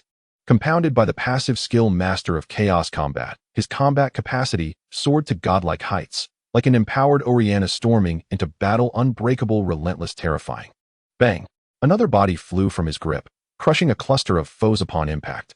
He moved like the enraged Hulk, every gesture sent enemies hurtling away, utterly indifferent to the weapons raining down upon his back. Attack only, no defense. Might reign supreme. Thud, thud, thud. Iron rods rained upon his back like hail, yet each strike landed with a dull, hollow thud. His dense musculature, thick as rhino hide, absorbed nearly all impact, the faintest sting only spurring greater surges of adrenaline. Exhilarating. Absolutely exhilarating. To be swarmed. This was pure ecstasy. Su Ming struck flesh with ruthless precision, sparing no mercy. Against such vermin, technique was unnecessary. Only raw, unyielding force mattered. In under half a minute he laid waste to most of them. A flock of weaklings, he muttered, glancing at the few remaining thugs, dazed, bewildered, then dismissed them without another word. Without waiting for pleas or surrender, he tensed his left leg, sinews erupting beneath his skin, straining his trousers until they groaned in protest. In the next instant his right leg lashed out like a cannonball, smashing into the gambling table before him. The 1,000-pound slab rocketed forward like a launched missile, shrieking through the air straight into the crowd. Crash, crash, crash. The last few thugs were flung backward as if struck by a freight train, soaring in graceful parabolic arcs before slamming hard onto the floor. 30 or 40 armed brutes stood utterly helpless before Su Ming, like crabs with broken claws. Within minutes they collapsed en masse, their cries of agony merging into a single wretched chorus. Zhao Dihu trembled violently where he stood, the only man still upright, his teeth chattering uncontrollably, producing a rapid hollow clatter. He wondered if he dreamed. What manner of being is this? Clearly no human, more like a Tyrannosaurus Rex draped in human skin. Onlookers stationed at every doorway gaped, eyes nearly popping from their sockets. A 200-pound man spun overhead like a whirlwind. A single kick sent a 1,000-pound table flying over 10 meters. What inhuman strength was this? It defied comprehension. As Su Ming strode toward him, Zhao Dihu's face contorted with primal terror.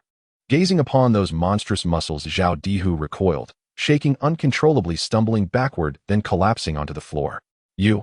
Don't come any closer. Do you hear me? I'm a member of the Wang family of Tianyu Group. Dare you lay a hand on me? My elder brother Wang Lin will never let you live. Zhao Dihu blustered, scrambling backward on hands and knees, desperate to widen the distance between them.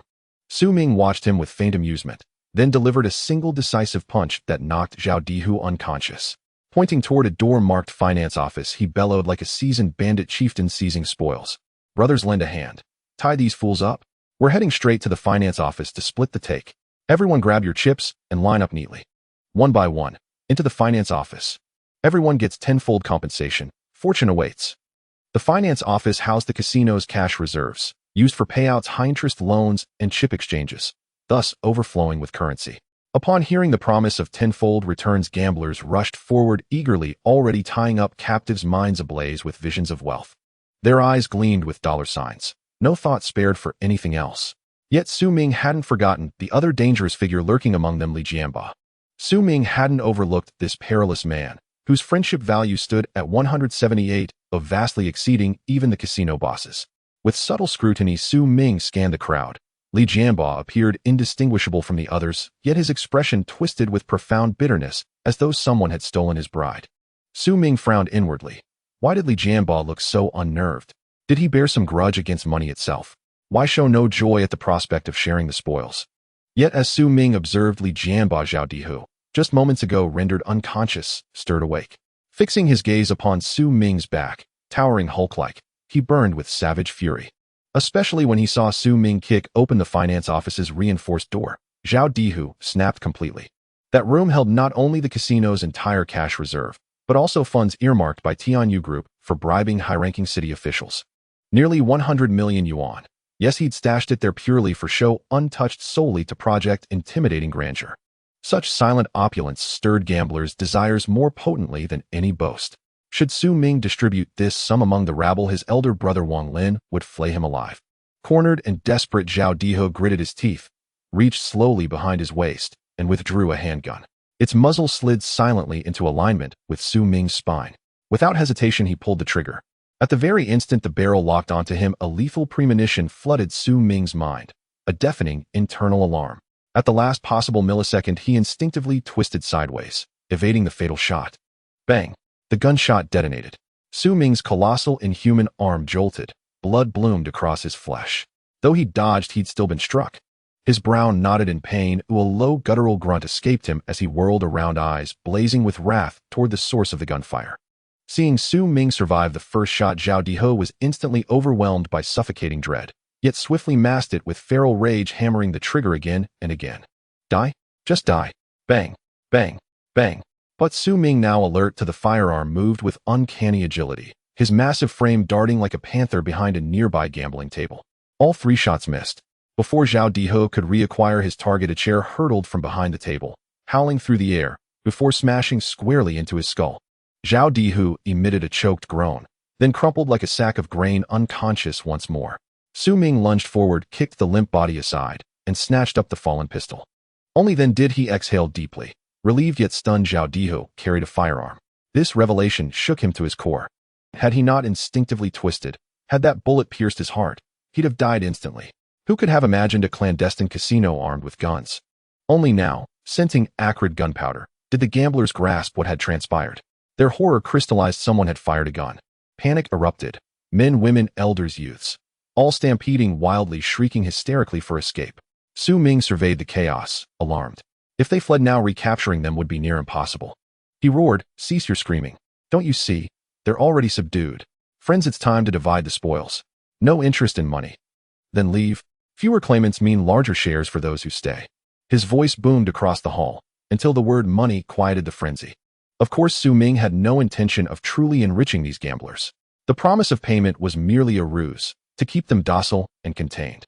Once calm settled, he gestured deliberately toward the finance office. "Everyone, enter one at a time. I'll distribute your share personally. Form an orderly line." Inside the police cruiser, Zhou Jingye's face was ashen, his expression grim and strained. He had just listened to Li Chengming's report, piecing together the sequence of events.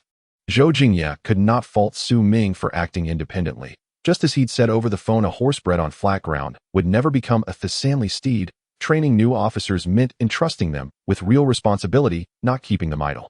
Some tasks, simple by design, demanded measured delegation. Only through such trust could rookie officers mature. Yet who could have foreseen a firearm concealed within a modest gambling den on a construction site? An operation no more complex than casing a mahjong parlor had suddenly spiraled into mortal peril, an outcome no one had anticipated. When gunfire crackled over the phone moments earlier, Zhou Jingye's vision dimmed. He stood frozen, stunned into silence. Now his anxiety for Su Ming's safety burned white-hot. Officers like Su Ming were rare, sharply observant, physically formidable, audacious, yet meticulous. A natural-born policeman forged in instinct and grit. Yet everything now hung in doubt. The gunshots almost certainly involved Su Ming, and most critically, all attempts to reach him had failed, deepening Zhou Jingye's mounting dread. Zhou Jingye had already briefed Municipal Bureau leadership. Upon hearing the summary, the Jiangbei Public Security Bureau responded with urgent gravity, immediately activating its emergency contingency plan to safeguard every officer on site.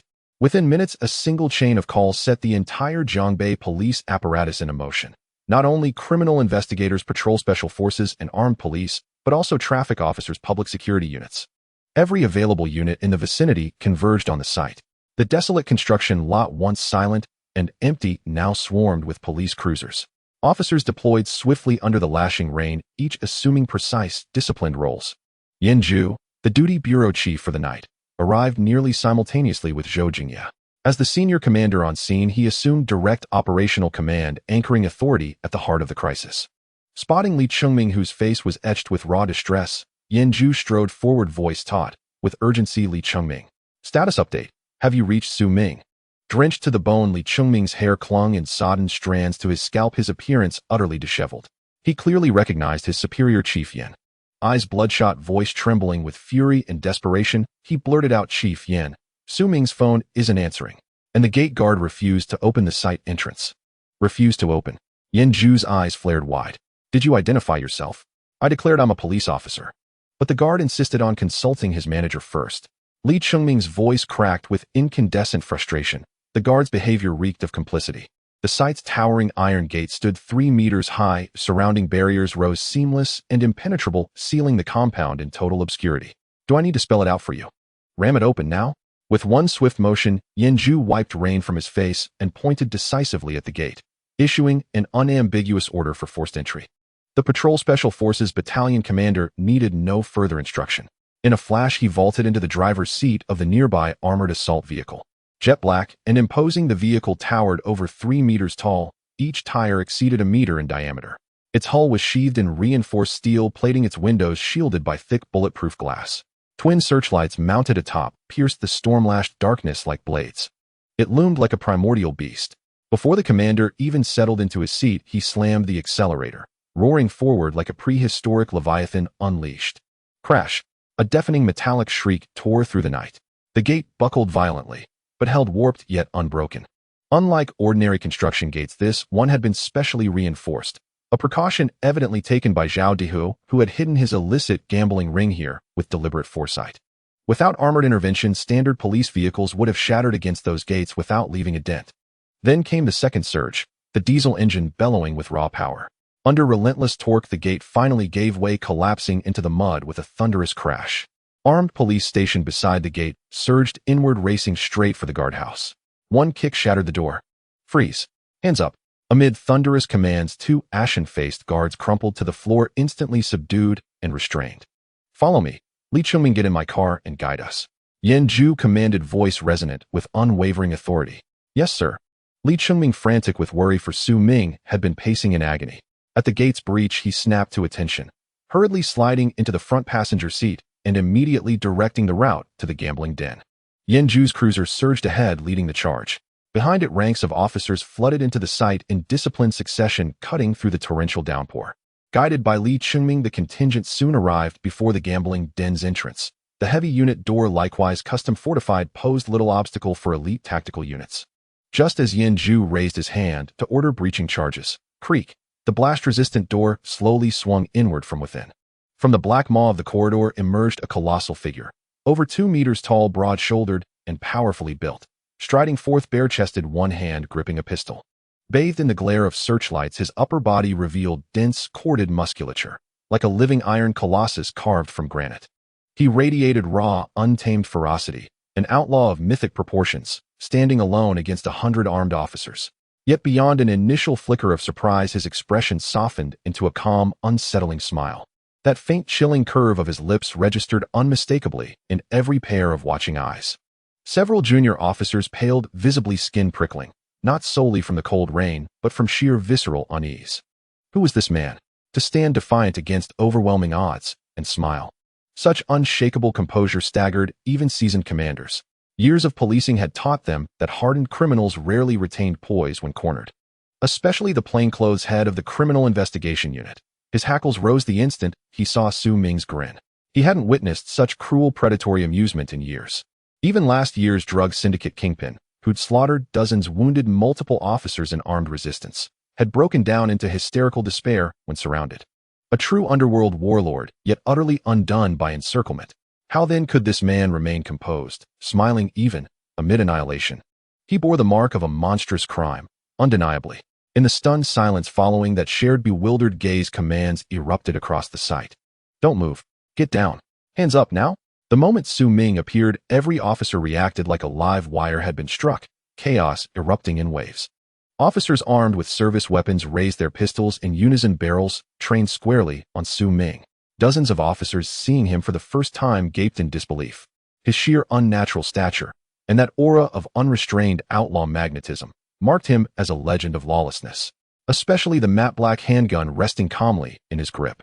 Fingers hovered over triggers, voices overlapping in frantic commands. Don't resist. Drop the weapon. Get down now. Su Ming found himself paralyzed by contradiction. Should he kneel, lie prone, or raise his hands? Still he obediently lifted both arms high, fearful that any misstep might trigger a fatal reflex in one of his comrades. Inside the building, he'd had no idea officers had surrounded the site. Signal jamming equipment installed underground blocked all cellular communication. Not even text messages could be sent or received. Contact with Li Chengming had been impossible. He'd rushed outside specifically to call Li Chengming to announce the operation's success, only to find himself confronting this overwhelming spectacle.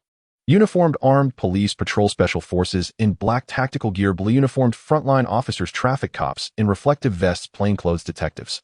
Over 100 officers stood arrayed before him like an army at war, dozens of dark, unwavering muzzles aimed directly at his chest. And behind those barrels, sharp, watchful eyes edged with suspicion. He knew well.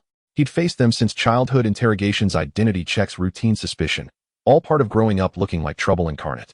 Yet this scale, so many guns, so much tension, was unprecedented. His pulse quickened. Realizing the catastrophic misunderstanding, he shouted urgently, "Misunderstanding. I'm one of you. I don't want to get shot on my first day." One volley would reduce him to Swiss cheese. Not just dead, but unrecognizable. "Brothers, stand down. I'm with Dongling Police Station, Su Ming. I'm a cop too." "Who the hell believes that? Drop your weapon now. Hit the ground. Kneel. You're a cop. I'll eat my own sidearm. Try harder with your cover story. Move and you're dead. Drop the gun. Drop it now." Commanders formed a protective cordon around Yin Ju, weapons drawn and leveled. Their eyes locked onto Su Ming's gun hand, prepared to empty their magazines at the slightest twitch. One of us. A cop. Did this brute think they were fools? That physique, those looks. Only one conclusion fit: outlaw incarnate. If he wasn't, they'd eat their hats, upside down. Yet while every officer braced for violence, Zhou Jingye, watching that familiar mountain of muscle, felt a jolt of electrifying recognition. That lethal aura, the outlaw's bearing, it was perfect. Yes, absolutely, unmistakably. This was his prized recruit, Su Ming. Su Ming. After wrestling through the crowd, Zhou Jingye burst forward, placing himself bodily between Su Ming and the line of fire. Waving frantically, he roared, "Hold your fire. Stand down, everyone. He's one of ours, from our precinct. Stay calm. This is our officer, Su Ming. He's a sworn police officer."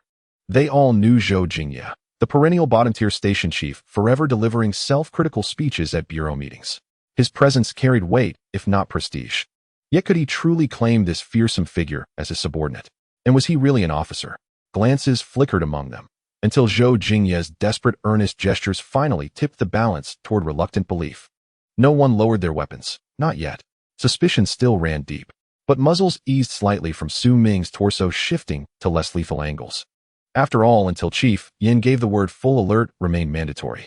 Understanding the stakes, Zhou Jingye hurried to Yanju and explained urgently, "Chief Yin, this is Su Ming, the same officer who arrested Zhang Lili and dozens of thieves back at our station."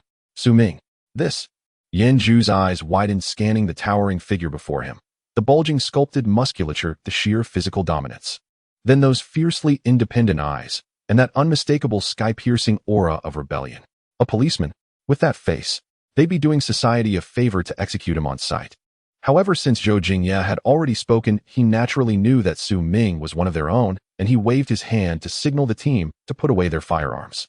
Only then did the police officers lower their weapons, swallowing their saliva as they watched Su Ming stride closer, his robust and towering figure standing out like a crane among chickens. The pressure from his height of 2 meters and 3 centimeters was truly overwhelming. Even Wang Xiu, the captain of the patrol police, who was a towering 1 meter and 90 centimeters tall, appeared delicate and charming beside Su Ming. Seeing the misunderstanding resolved, Su Ming quickly strode to the front of the police, where a big shot in police uniform, with partially gray hair, was standing with his hands behind his back. His shoulder badge prominently displayed an olive branch and a 4-pointed star, indicating he was a 3rd-level police inspector, exuding the aura of a big shot. Su Ming's expression was resolute. Despite being injured by gunfire, he still stood firm. With a sharp clap of his palm, he gave a standard salute. Even without a police uniform, and with his upper body bare the moment he saluted, the fierce aura surrounding him dissipated, replaced by a chilling wind. With unwavering resolve, he report to leadership. All suspects have been captured, with no one escaping. Seized gambling money exceeding 10 million, 2 illegal firearms, numerous drugs, 3 Class A fugitives, and 8 Class B fugitives. There were 26 other suspects and 68 gamblers. Report completed. Director Yin stared blankly at Su Ming in front of him, momentarily unsure whether to be shocked by this guy's inhuman physique or the content of his report. He was stunned by the buzz in his ears from Su Ming's presence, and even more so by the content of the report. "My God, do you even hear what you're saying? One person seizing 10 million in gambling money and capturing so many people." For several moments, Director Yin was in a daze, thinking that Su Ming was bragging. It took him several breaths to regain his senses. You are Su Ming. Well done. Good. Director Yin instinctively wanted to pat Su Ming's shoulder in affirmation, but when he raised his hand, he realized that Su Ming's shoulder was way too high. It wasn't that he couldn't reach, but it felt inappropriate for a director to stand on tiptoe. Clearing his throat, he instead patted Su Ming's arm. With that one pat, he found something was off. He ended up getting blood on his hand. Only then did Director Yin notice the bandage wrapped around Su Ming's robust arm, which despite being tightly bound was already soaked with blood, with crimson trails flowing down his strong arm. The blood dripped into the rainwater, causing ripples to spread, slowly mingling with the muddy water. What happened? Director Yin asked with a serious expression, furrowing his brow as he examined Su Ming's arm. The bandage was completely soaked in blood and was clearly still bleeding.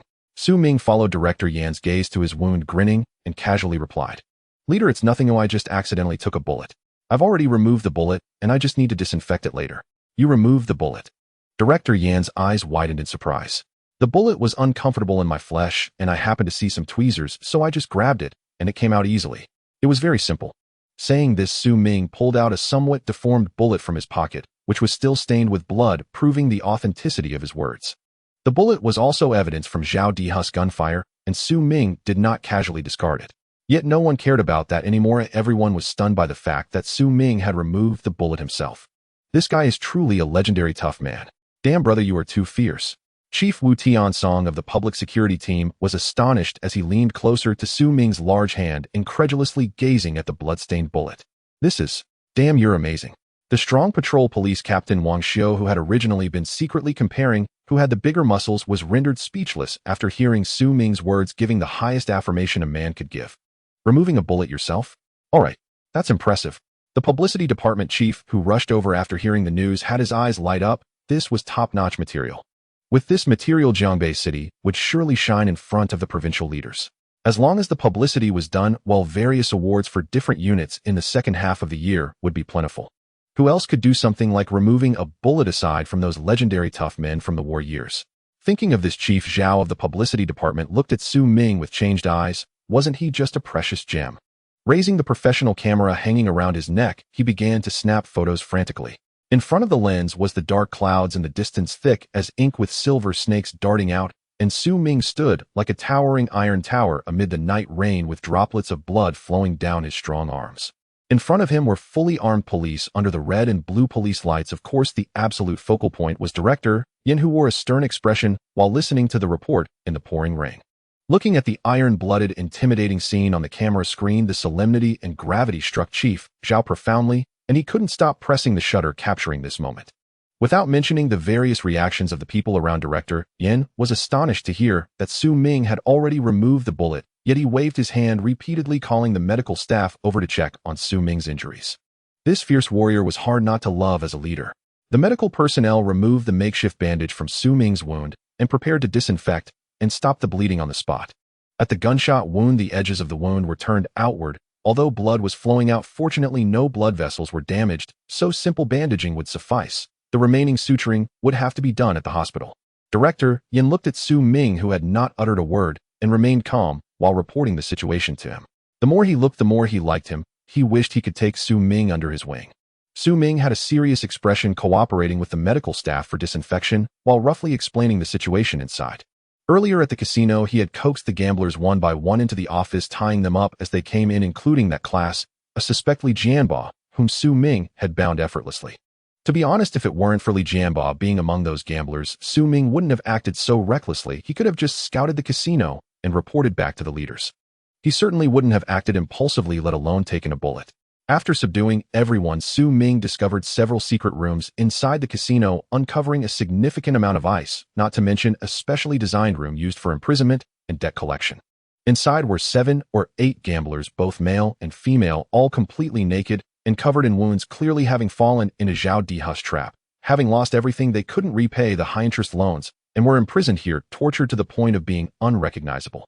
According to the testimonies of those imprisoned, they had witnessed Zhao Dihu alive and cementing several individuals who could not repay their debts into gasoline barrels.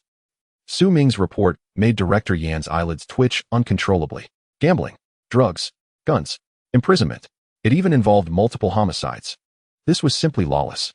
Director Yin took a deep look at the iron tower like Su Ming in front of him, and said with satisfaction, "Not bad, not bad, you did very well this time. The rest will be taken care of by us. You should hurry to the hospital to get your wounds stitched. Rest well, and take care of your health." Upon hearing the leader tell him to leave first, Su Ming quickly shook his large hand and said, "It's nothing, leader. This little injury is nothing to worry about.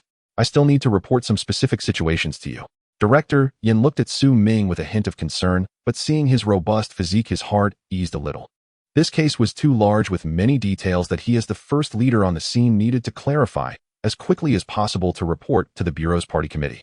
So seeing that Su Ming was fine, he had to let him work with his injury for now, but he also resolved in his heart to personally commend Su Ming to the Bureau's party committee after this matter. Rewards for merit and punishments for mistakes were his principles. Subsequently, with Su Ming leading the way skillfully, everyone entered the casino together. Upon entering, the first sight that greeted the eyes was the casino thugs sprawled across the hall, each one brawny and tattooed with scars that hinted at their violent pasts. At this moment, they were tightly bound, wriggling on the ground like maggots, probably thinking of breaking free and fleeing upon seeing Su Ming. Just as he looked up, he was surprised to see the villain had returned. Adding to his surprise, how had this guy brought so many police officers with him? Good. I initially thought it was a black and black situation, but you turned out to be the golden finger. Many criminals, realizing the situation, nearly broke down in tears.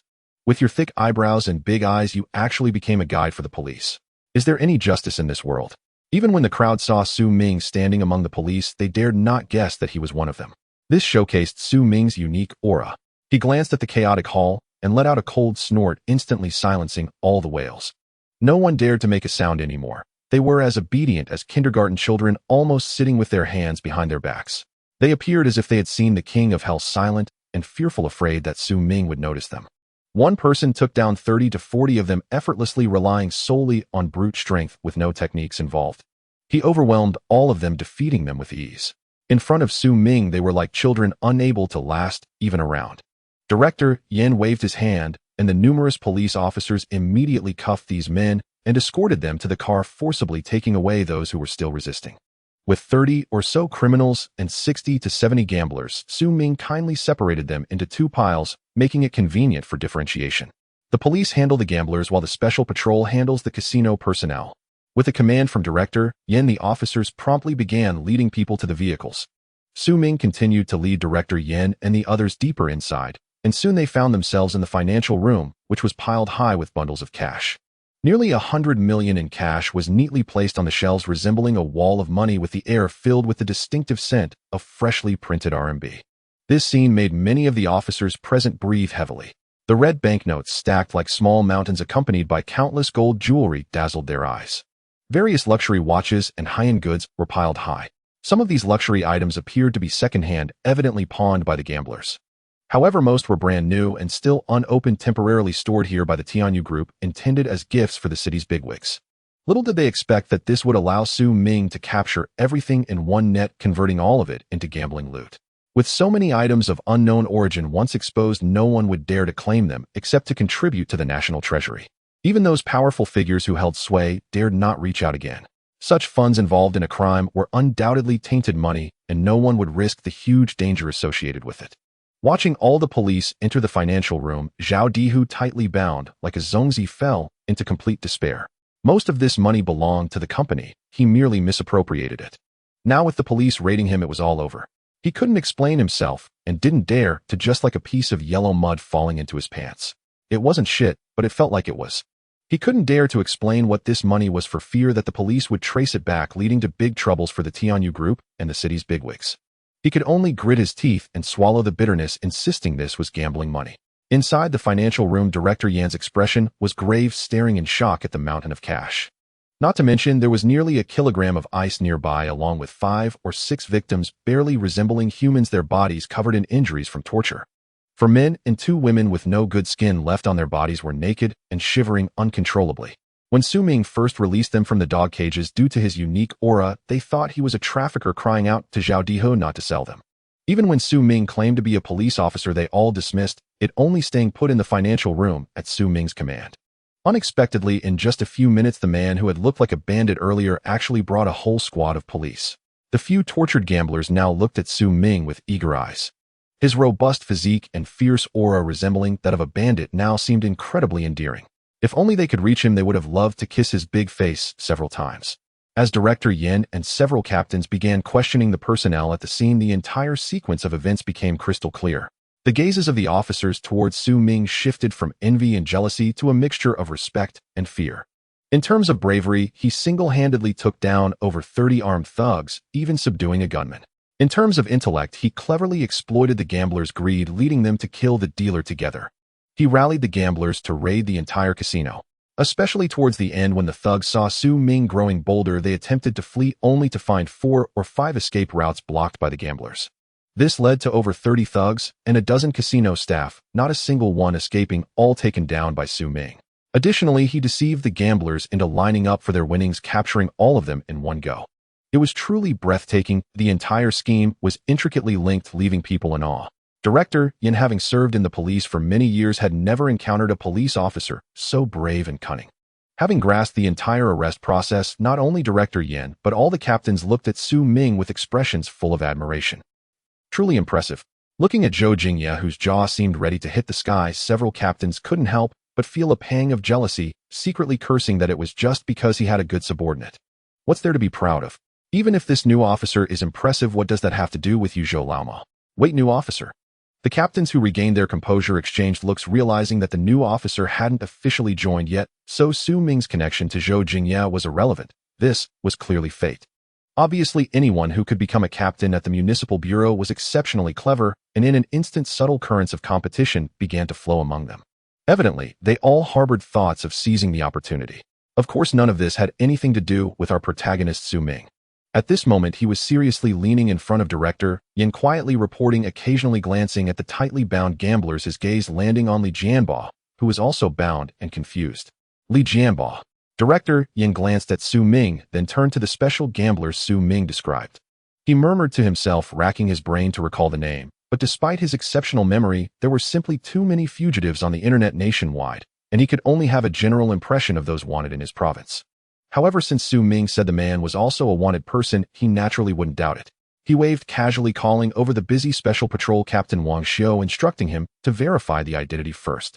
As the police system scanned the face successfully, a glaring red alert flashed again. Captain Wang quickly ran over to report to Director Yin. Director Yin, the confirmation is accurate. This Li Jianbo is indeed a grade A wanted fugitive as per the information from Heishan province. After speaking, he handed over the police system device. The screen prominently displayed his wanted information. Name: Li Jianbo, gender male, place of origin Shinshi, Heishan province. Li Jianbo is suspected of participating in a massacre case in Heishan province and was wanted online in year-month. The responsible officer for the case, Officer Wang 135. Li Jianbo is suspected of participating in a massacre case in Xizang province and was wanted online in year-month. The responsible officer for the case, Officer Sun 135. Li Jianbo is suspected of participating in a massacre case in Donshan province and was wanted online in year-month. The responsible officer for the case, Officer Li 135. Within the police system, nearly 7 or 8 wanted notices were lined up under Li Jianbo's personal information, and all of them were for massacre cases.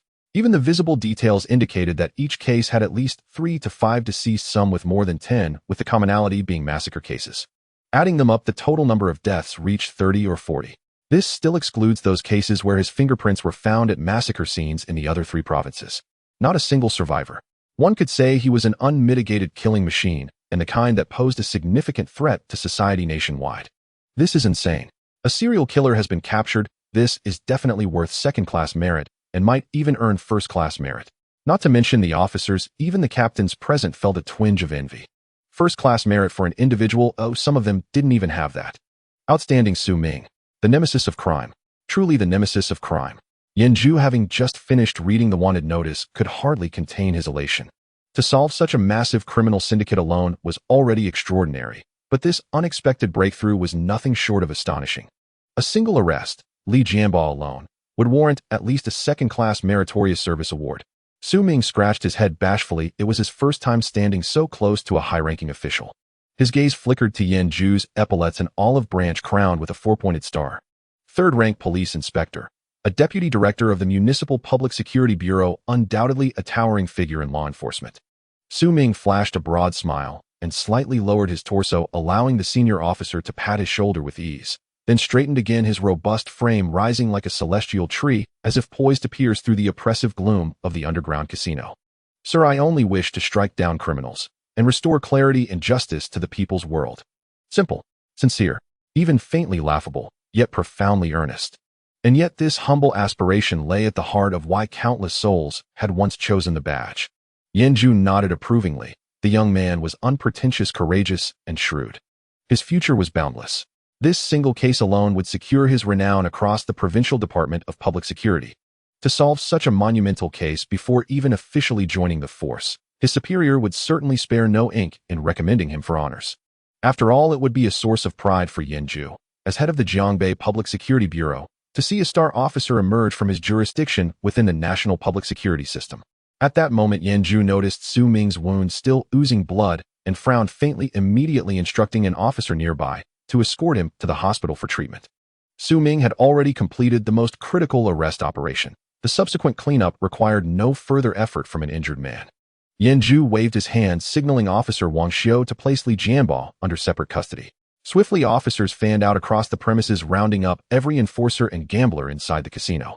All gambling paraphernalia and stacks of cash were meticulously sealed, photographed, and logged. Operations proceeded with flawless efficiency. Police vehicles streamed ceaselessly into the scene. Meanwhile, Su Ming exited the underground casino accompanied by Li Chengming. Yet, just as he stepped toward the patrol car, he suddenly whirled around, as though sensing something unseen. Behind him stood a crowd of curious workers, drawn by the sudden arrival of so many officers late at night, several even holding umbrellas to watch the commotion. Only dozens of meters away, a group of middle-aged auxiliary police officers in uniform maintained order. One, older and dark-skinned like a seasoned farmer, caught Su Ming's gaze and quickly bowed his head with a nervous smile. Though auxiliary officers served within the public security apparatus, they occupied a distinctly subordinate position, lacking even institutional civil service status, let alone judicial appointment. Their role was strictly supportive, their duty unquestioning obedience to sworn officers. Watching them diligently manage the crowd, Su Ming felt a faint unease. He had clearly sensed hostility. Could it have been illusion? Frowning slightly, he did not dismiss the feeling lightly. He instinctively activated his friend's system, scanning the workers behind him. Only white frames met his gaze. Dismissive labels like common rabble or fragile as clay tiles scrolled past. So contemptible, he didn't bother reading further. By now he knew the drill. When all frames were white, he opened and closed the interface instantly. After all, dense clusters of overlapping white frames induced dizziness and disorientation. Finding nothing amiss, Su Ming dismissed his suspicion with a wry, self-deprecating smile. Perhaps exhaustion had made him overly vigilant. After all, the day had been extraordinarily taxing. Just then Li Chengming pulled the patrol car alongside. Too weary to dwell further.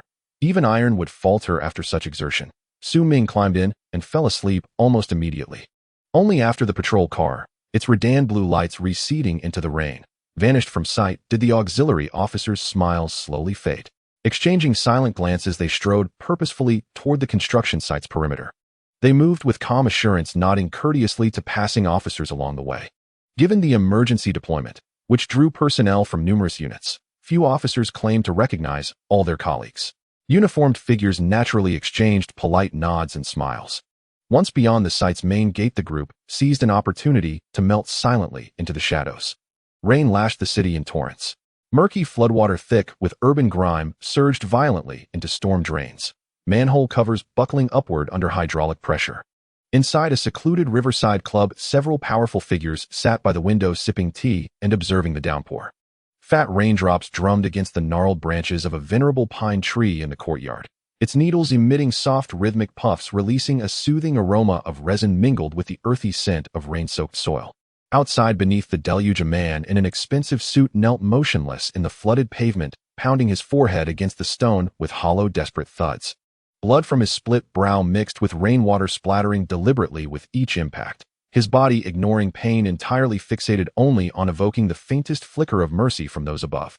Uncle Wang, I truly knew nothing of this. It was Zhao Diho, the project manager, who acted unilaterally in opening the casino.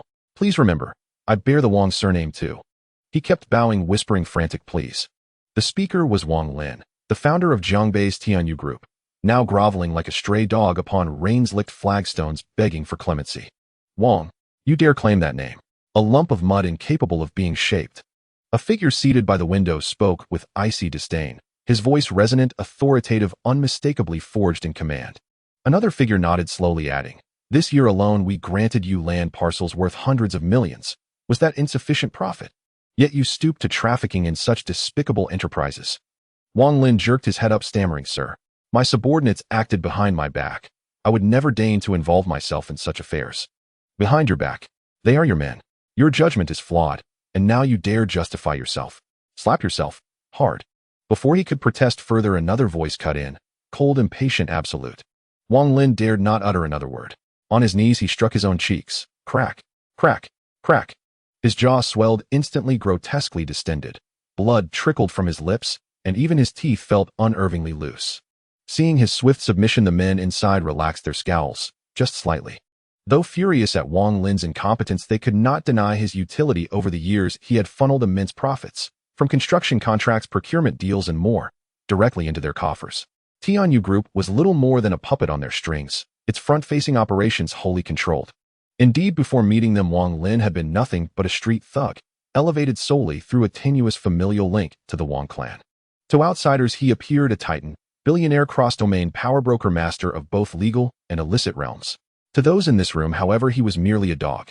Yet at this pivotal juncture, Tianyu Group's imminent listing, he remained indispensable. "Enough.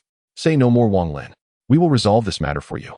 Now focus, urgently, on preparing Tianyu Group's IPO." A middle-aged man spoke firmly, his tone brooking no dissent. "We will sever all ties between this incident and Tianyu Group. The listing must proceed flawlessly. Ensure your accounts are pristine and rein in your subordinates. No further missteps." Everyone raised their eyes to see the newcomer dressed like a spoiled rich kid, wearing flip-flops and floral shorts, walking with a swagger. What drew even more attention was that he was applying plaster with one hand while a bandage hung around his neck. In his other hand, he held onto the slender waist of a young girl with curves. The girl had an elegant appearance and stood obediently beside the man, holding an umbrella for him, her head lowered and eyes cast down, not daring to look up. The newcomers were Wang Ziheng and Lu Ruyan. The man known as the eldest of the Wang family smiled as he looked at the bandaged Wang Ziheng and teased, "Isn't this our one-handed general? You've already broken one hand, and the other one still isn't behaving." Lu Ruyan's beautiful face showed a hint of anxiety as her big eyes cautiously glanced up. The many faces in the room were somewhat familiar, many of whom frequently appeared in local news reports. They were all powerful figures whose words could change the fate of others. But at this moment, they were gathered for an unknown reason. "Elder brother, please don't laugh at me," Wang Ziheng chuckled, awkwardly scratching his head as he spoke to his elder brother. Wang Zisher was Wang Ziheng's biological elder brother. Although there was a gap of over a decade between them, their bond was quite deep.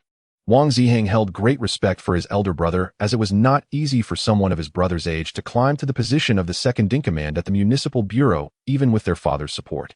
In terms of ability and political savvy, he was far superior to ordinary people.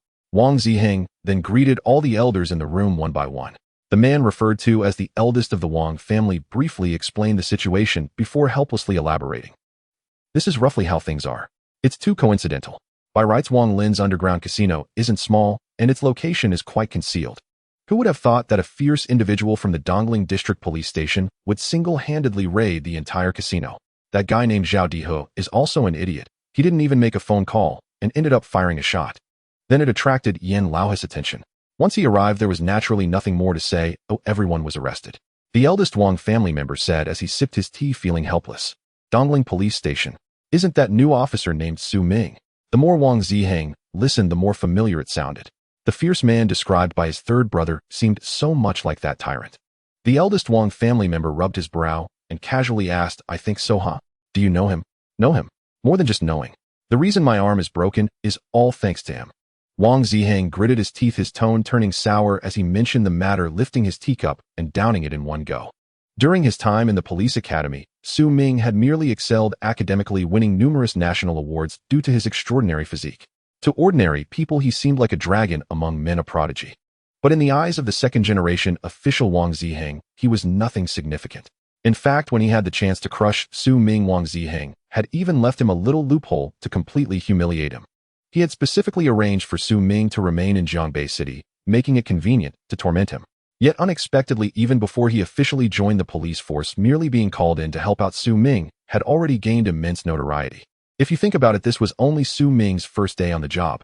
In the morning, he captured the A-class wanted criminal Zhang Lili. In the afternoon, he apprehended over 30 thieves, and by night, he achieved even more impressive feats. He had actually raided their family's small treasury, the Tianyu Group. The funds confiscated from the casino would undoubtedly be funneled into the national treasury, and the construction site at Xingxing Square would also be halted for investigation. Not to mention the visible loss of over 100 million. Zhao Diho, as the on-site director of the Xingxing Group, would inevitably face exhaustive scrutiny from the police. The Tianyu Group could not withstand meticulous investigation, especially with various public projects' land documentation and the final flow of funds being critical issues. If Yin Laohu were to continue the investigation, he would surely trace it back to these big figures. Yin Laohu would undoubtedly report to the province immediately, and their gang would naturally become a protective umbrella for criminal forces. The newly appointed secretary of the provincial committee would definitely not show mercy, and it would inevitably implicate Wang Ziheng's father. Wang Ziheng felt a deep sense of unease. A minor figure he could once crush with a finger had brought him such significant trouble on just the first day of work. This was still when Su Ming was called in to help out in advance, and had not yet officially joined the police. If he actually became a police officer with Su Ming's current performance, wouldn't that turn the world upside down? No, Su Ming cannot remain in the police system any longer. If he becomes a force to be reckoned with, he will surely retaliate against me. Su Ming must be dealt with, and it must be done immediately. Wang Ziheng squinted his eyes, a glint of harshness flashing through. The various bigwigs in the room, having long been entrenched in officialdom, naturally understood the weight of the situation. Although they were not entirely clear about the grudge between the younger Wang Ziheng and the police officer named Su Ming. The fact that Su Ming had inadvertently raided their group's treasury undoubtedly touched the reverse scales of everyone. This was not merely about cutting off someone's financial resources, it was a life-threatening move. It concerned their political survival. However, the urgent matter was how to stop Yin Laohu's ongoing investigation. Where is the person in charge of Xingxing Square now? A man of indeterminate shape within the shadows slowly asked. When he was captured, he pulled a gun and was injured by that little cop. He is currently being sent to the 3rd hospital in Jiangbei for police custody. The eldest Wang family member quickly responded in a low voice upon hearing the inquiry. Injured. He has been in a coma and has not yet woken up. Then he cannot be allowed to wake up. I will arrange this matter. Ziheng, you communicate with your father about it. It would be best to have him give a heads up to the provincial office so that the Jiangbei police can close the case quickly and stop the investigation. Yes, third uncle. Once the Tianyu Group goes public, we will make one last profit and then abandon Wang Lin. We'll switch to a new company to take over Xingxing Square. This is a turbulent time, and we must not let Secretary Cheeseblade fall upon us. Agreed. At that point, we'll ensure Wang Lin remains silent forever. As for that little guy named Su Ming, regardless of who sent him to test us, he must be suppressed. Retaliate. Let's see who is behind him. Anyone daring to take action against us must pay back blood for blood, making sure everyone knows the consequences of opposing us. The people in the room responded affirmatively to the man's ruthless suggestion. Power is the root of all interests, and any disturbance will alert these long-established figures, bringing about a storm of retaliation. Su Ming's actions against Xingxing Square held immense and far-reaching significance for the Wang family. It sent a very bad example throughout the city. If the Wang family as a political entity fails to retaliate, or if their retaliation lacks lethal force, it sends a signal that offending the Wang family in Jiangbei City is inconsequential. They cannot do anything. This situation was undoubtedly the most fatal for the Wang family. If they lacked sufficient deterrence, those groups previously suppressed by the Wang family would immediately stir and start causing trouble behind the scenes. At that time, pressing down on one issue might lead to another popping up, and perhaps it would really overturn the Wang family's great ship. Meanwhile, Su Ming, who had raided Xingxing Square, became the target of this group's retaliation. Wang Ziheng stared at Lu Rian, who appeared charming and had a green tea-like demeanor beside him, and a sudden idea sparked in his mind. Su Ming awoke to find that it was already bright outside. He awkwardly placed his dangling leg off the bed onto the floor. The hospital bed seemed a bit short for him, as his height of 2 meters and 3 centimeters made it difficult to fit his whole body on the bed. However, this was something he had grown accustomed to. After being sent to the hospital by Zhou last night, despite his objections, he was directly admitted, with the reason being that his gunshot wound required rest. After the on-duty doctor stitched him up today, Su Ming felt little pain in his arm. He smacked his lips, noticing that there were no other people in the ward at this time, and he closed his eyes to access the system in his mind. Ding. Congratulations to the host for participating in gambling, earning 10 bandit points. Ding. Congratulations to the host for participating in gambling, earning 1 agility. Ding. Congratulations to the host for assaulting others, earning 1 strength. Ding. Congratulations to the host for participating in gambling, earning 10 bandit points. The series of prompts that popped up first were clearly rewards earned while disguising himself as a gambler, But this time, in addition to the previous physical enhancements, there were also several bandit points as rewards. Su Ming frowned and continued reading, skimming through the information. Ding. Congratulations to the host for beating others, earning 30 bandit points. Ding. Congratulations to the host for causing light injury to others, earning 50 bandit points. Ding. Congratulations to the host for causing serious injury to others, earning a treasure chest. The system's prompts rang out like a barrage, echoing for quite a while. The most surprising part was that he had actually unlocked another treasure chest, and having earned nearly 200 bandit points was enough to participate in a lottery. Feeling the enhancement to his physical condition from the system, warm currents surged from his head, spreading outwards, greatly enhancing his muscles and bones. Even as the warm currents flowed over, the gunshot wound on his arm, accompanied by a tingling sensation. Su Ming felt the nearly perforated wound healing and regenerating. It was simply incredible. However, Su Ming had no mood to examine his injuries at this moment. He was eager to open the newly acquired treasure chest. Do you wish to open the treasure chest? Yes. Ding. Congratulations to the host for obtaining a god-tier item, Quan Kai's camera. Quan Kai's camera. This camera can only be used for covert photography. When in use, it will be ignored by everyone around the host, and upon activation, it will automatically adjust to find the best angle. This item can be recalled by the host back into the system. As the system's announcement concluded, Su Ming felt a weight in his hand, and there was unexpectedly a small, sleek black camera. Quan Kai's camera. And it can only be used for covert photography. What the hell is this thing? Su Ming felt a tingling sensation on his scalp, completely baffled by the bandit system. The items coming out of these treasure chests were getting more and more bizarre. He instinctively opened the camera in his hand and found that although small, its pixel quality was extremely high, even clearer than professional cameras worth hundreds of thousands on the market.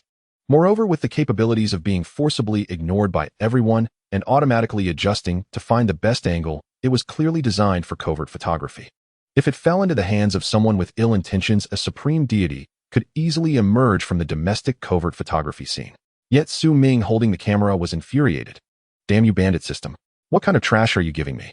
This thing is way too sleazy. Su Ming was utterly exasperated. Ew, as a police officer, what use did he have for a camera designed for covert photography? Su Ming disdainfully tossed the camera in his hand, glancing at the over 200 bandit points in the system, and without hesitation, he chose to draw a prize. With 200 bandit points, he could only open a beginner's treasure chest, unable to exchange for anything useful. He might as well take a gamble. Perhaps he could redeem a useful skill, as he had had enough of these unreliable free treasure chests. Ding. Congratulations, you have drawn the skill Drunken Knot from 1,000 Cups. Drunken Knot from 1,000 Cups. A successful bandit leader must have a good alcohol tolerance. This brief line indicated that this prize was indeed that simple. Drunken Knot from 1,000 Cups. Su Ming felt like he was going to shatter, overwhelmed by the unreliability of the system. What on earth is this? A camera only good for secretly taking pictures, and a drinking buff called Drunken Knot from 1,000 Cups. This is ridiculous. He had originally held high hopes for the system, expecting it to help him show off, to soar high and achieve great things. Looking at the dark camera in his hand, he glanced at the buff of Drunken Knot from 1,000 Cups. He felt a bit numb. Not wanting to think too deeply, he reassured himself that these skills were unreliable, but his physical fitness had indeed improved significantly. Hey, Su Ming, what do you want to eat? Li Chengming pushed the door and entered the hospital room, asking repeatedly. This time Su Ming was injured by a gunshot, and Director Yan had instructed Zhou Jingye to take good care of this operation's key contributor, while Zhou Jingye, as the head, still had to manage a bunch of work at the office. Those pesky thieves still didn't know how to handle. Zhou directly called over the single nuclear-powered donkey of the station. Li Chengming, since the two had already become familiar, it was better to let Li Chengming accompany Su Ming during hospitalization. Li Chengming was naturally happy. Working at the station was less comfortable than staying in the hospital. With meals provided and the chance to chat with beautiful nurses, it was simply a rare opportunity. As for Su Ming, he had initially worried, but after seeing Su Ming stitch up his wound and eat 8 boxes of takeout in one go last night, he felt reassured. This guy was as strong as a bear. If it were anyone else getting shot, it would at least take a month to recover, and they might even be left with psychological trauma. But for Su Ming, Li Chengming observed Su Ming, who seemed unfazed, wandering around the room. Is this how someone should behave after getting shot? Seeing Li Chengming enter, Su Ming put on a hearty smile and said, "Senior brother, you're here. Do you want to eat something?" Li Chengming looked up at Su Ming's big face and asked, "Don't bother, senior brother. Let's wait until the doctor checks on us before we go to the cafeteria together." Su Ming shook his head. The wound was on his arm, and he wasn't unable to get out of bed. He wanted to go outside for a stroll to clear his mind. "All right, senior brother. What happened after I left last night? Were all the suspects caught?" Su Ming scratched his head concerned about the case, as it was his first major case he had personally cracked, so he naturally cared. Upon hearing Su Ming mention this, Li Chengming instantly became animated.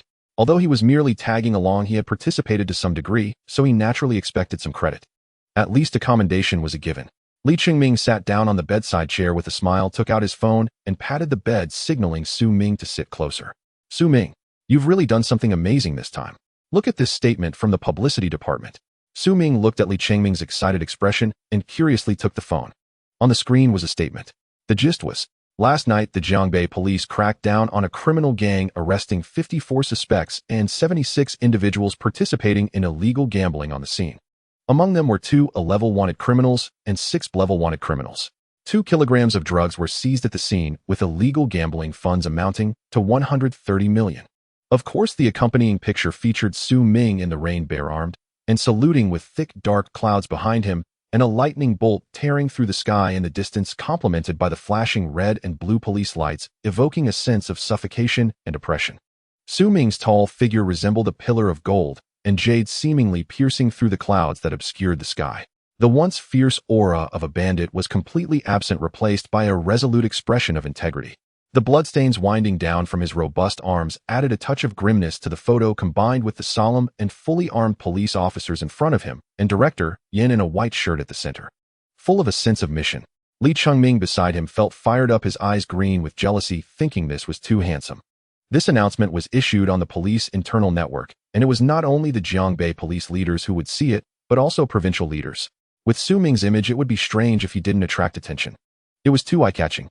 It was bound to be noticed by those high-ranking officials. However, it was evident that Su Ming was not concerned about these details. He was still absorbed in the announcement's content. Over 100 million.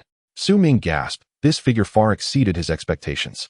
Money was piled everywhere in the finance office, and he didn't even know how to count it, only reporting over 10 million to Director Yin. He never expected there would be so much. It was simply outrageous. Such a huge amount of cash, combined with the murder cases and other circumstances, could be said to be the largest case in the province this quarter.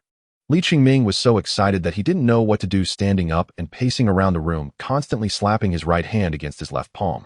We've hit the jackpot. Su Ming, you've really hit it big this time. He had been working for several years, but compared to Su Ming, he felt like he had wasted his life. No, even with Zhou as the head and Zhang as the advisor, they couldn't compare to Su Ming. So the two of them had also wasted their lives. Just think about it. In the morning, they captured the politically significant wanted criminal Zhang Lili, and in the afternoon, they arrested over 30 thieves. By the evening, it was even more impressive. Single-handedly, he cracked down on the largest criminal gang of the province this quarter. The case of Zhang Lili was certainly bound to earn him a second-class merit. Her capture held significant political implications, weighing even more in the minds of the city bureau leaders than the murder cases. Having arrested so many thieves, although it was all Su Ming's credit, the bureau might consider the overall situation and grant a collective third-class merit. But everyone knew who the true hero was. As for the criminal gang that Su Ming took down, it was too daunting. Too daunting.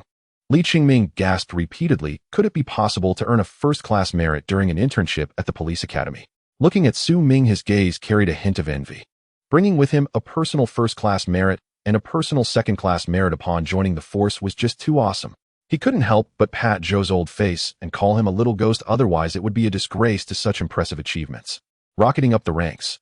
This was the solid proof of Su Ming's future life. Li Chengming felt grateful that he had latched onto Su Ming's big legs so early. Su Ming felt a little overwhelmed by Li Chengming's fiery gaze. Senior brother. Don't call me senior brother. Just call me Xiaoming. Don't mess around, Director Li. Not messing around. Director Su. The two brothers exchanged a glance and burst into laughter, clearly immersed in their bright visions for the future. Knock, knock, knock. A crisp knocking sound from outside the ward interrupted their banter. The two stopped laughing and looked at the door with smiles. Li Chengming glanced at Su Ming's half-naked upper body. His slightly flushed muscles appeared even more exaggerated. He didn't give Su Ming time to get dressed and said nonchalantly, "Come in." In his view, Su Ming's burly muscles, along with his gunshot wound, were simply the epitome of manliness. Why bother with clothes? With such a good physique, wearing clothes would be a waste. The door creaked open slowly, and a familiar figure awkwardly walked in, holding a bouquet of fresh flowers. Is it her? Su Ming squinted, his tiger-like eyes instantly on alert. The young woman wore a simple white dress, her expression delicate and pitiful, like a white lotus trembling in the wind. Her slender hands cradled the bouquet while tears glistened in her large, luminous eyes. Her charming fragility stirred an instinctive urge to protect and cherish her. In contrast to Su Ming's wariness, Li Chengming's reaction appeared far more natural. Bathed in the morning sunlight from behind, Li Chengming fancied he saw his beloved gossip teacher stepping out of his phone's favorites folder. Silently straightening his posture, he assumed an air of solemn gravity and said hello. May I ask? Li Chengming had not finished speaking when the young woman burst in. Su Ming, are you all right? Her tear-filled gaze fixed upon him with desperate concern. Before the words left her lips, tears already streamed down her cheeks. I heard you were injured. Li Chengming stared at the weeping beauty, standing at the doorway, his heart shattering at the sight. Those long straight legs, that slender figure, that exquisitely refined face. The more he looked, the more familiar she seemed. Li Chengming, whose interests spanned widely, turned incredulously towards Su Ming, his small eyes brimming with unspoken questions. Brother, is your girlfriend gossip? So after all this time, the Institute's nuclear-powered donkey still belongs to me alone.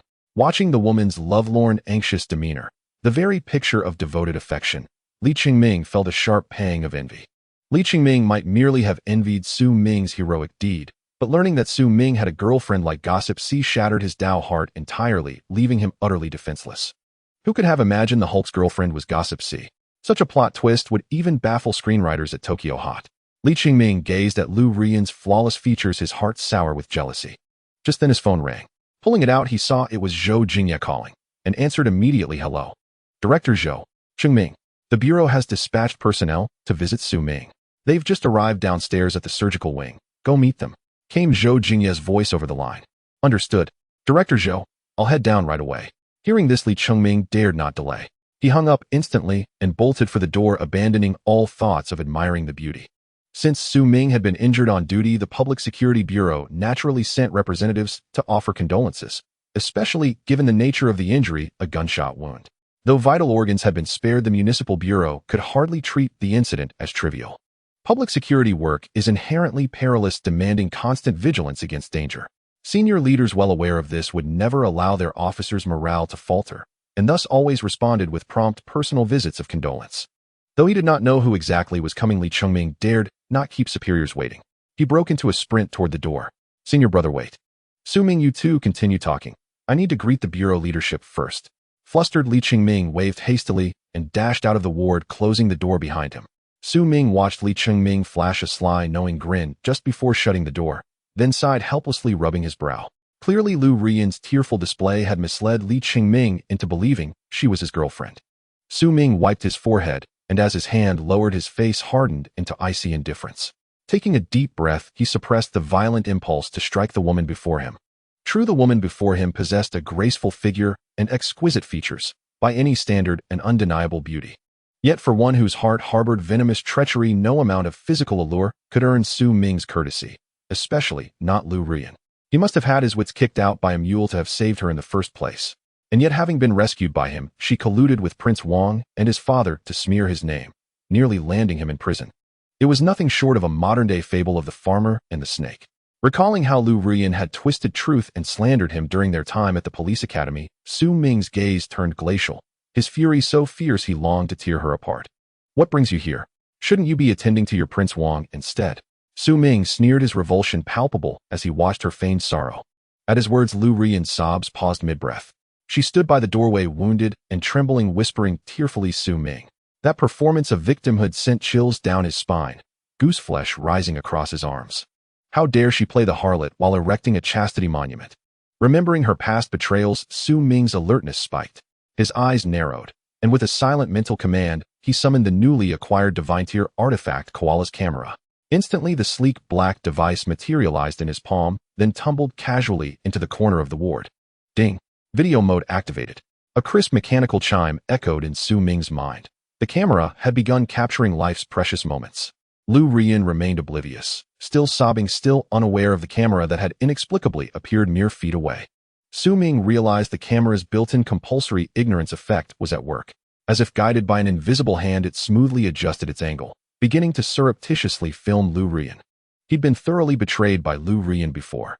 Now recovering from a hospitalization caused by injury, her sudden appearance as his first visitor demanded caution, so he prepared accordingly. Sure enough, the moment Li Chengming closed the door, Lu Rian, though still weeping, silently scanned the room. Seeing Su Ming clad only in his uniform trousers, his phone charging idly on the table, she visibly relaxed and adopted a tone of tender concern. Su Ming, are you feeling better? Su Ming's expression remained frigid, distant, impenetrable. He studied the woman before him, the very image of innocence, then replied coolly, Lu Ruyan, what brings you here? Seeing Su Ming recoil as though confronted by a venomous serpent, Lu Ruyan remained unperturbed. She was certain he harbored secret feelings for her. Otherwise, why had he been the only one bold enough to intervene when Prince Wang tried to bully her at the police academy? After all, during their 3 years there, Prince Wang had committed countless outrages, even shattering a fellow cadet's leg, leaving him permanently disabled and forced to withdraw. Yet the matter ended with little more than a monetary settlement. Not even a verbal reprimand was issued. Prince Wang's parents had quietly buried the incident. To snatch someone from Prince Wang's grasp required extraordinary courage, let alone breaking his arm. After crying for several minutes to no effect, Su Ming unmoved, stone-hearted. Lu Ruyan inwardly cursed, then deliberately stepped forward, arms outstretched, as if seeking solace in his embrace. Su Ming stared stunned. What on earth was this woman plotting? He leapt to his feet and shoved her back sharply, his brow furrowed in stern rebuke. Lu Ruyan, what do you really want? Su Ming, please don't be angry. What I said back at the academy, I was forced. I know I wronged you, but I had no choice. I couldn't possibly defy Prince Wang's influence. These past days I've thought of nothing but that moment. Your image saving me keeps replaying in my mind. I think I've fallen for you. Tears shimmered in her eyes as she spoke softly, head bowed. Su Ming responded with silent, biting laughter. Only professional discipline kept him from bursting out loud. Not a single word she uttered held truth. He already knew that the moment he'd been ordered home for self-reflection, Lu Ruyan had attached herself to Prince Wang, shamelessly indulging in reckless liaisons with him day after day.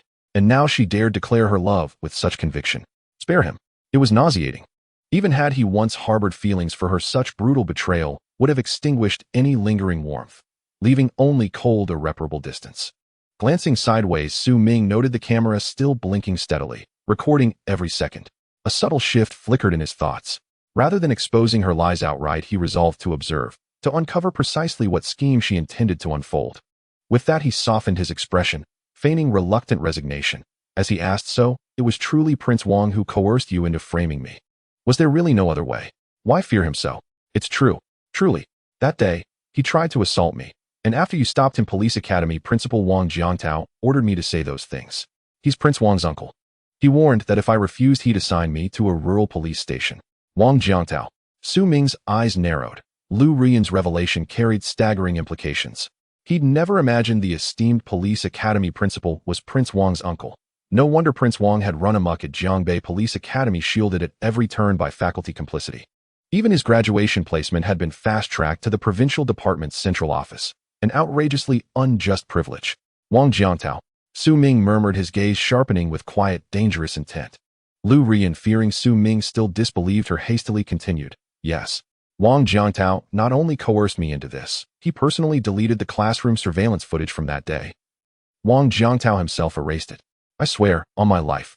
Not only Principal Wang, but Director Li from the school administration was also present. Otherwise, I would never betray your trust and slander you unjustly.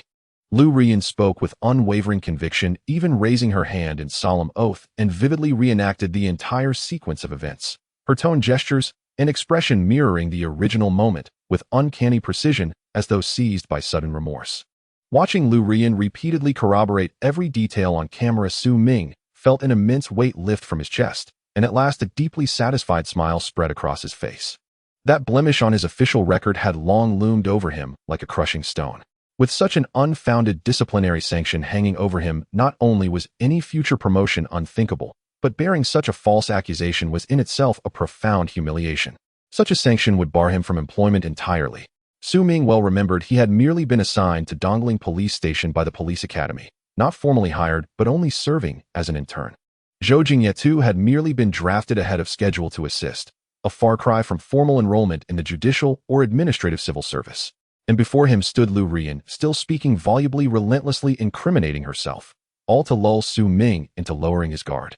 Su Ming's mood soared. Indeed, only the one who tied the knot could untie it. With Lu Ruyan's own testimony, clearly recounting the full chain of events and openly admitting her deliberate defamation, the video alone rendered even Wang Jiantao's overwhelming influence at the academy powerless against him. Seeing Su Ming's expression soften and finally break into a smile, Lu Rian knew her self-incrimination had worked. His vigilance had relaxed just as she'd hoped. Seizing his momentary lapse, she lunged forward and wrapped her arms tightly around him, burying her face deep into his abdomen, her cheek pressing firmly against his taut abdominal muscles. Their stark height difference meant her reach extended no higher than his abs, but that was more than enough. Pressing her cheek against that unyielding firmness, she drew in a slow, steadying breath, her entire body clinging to him with deliberate intensity. Inwardly, she sighed in quiet relief. The most perilous hurdle had been cleared. The rest would flow effortlessly. After all, Su Ming was extraordinarily imposing. His towering stature, formidable arm span, and sheer physical presence were unmatched by ordinary men. Had he remained wary, she could never have drawn near him, let alone execute her plan. Fortunately, through sheer persistence, and even self-exposure, she had finally won his trust, and now triumphantly she had touched him. Lu Rian, please show some restraint.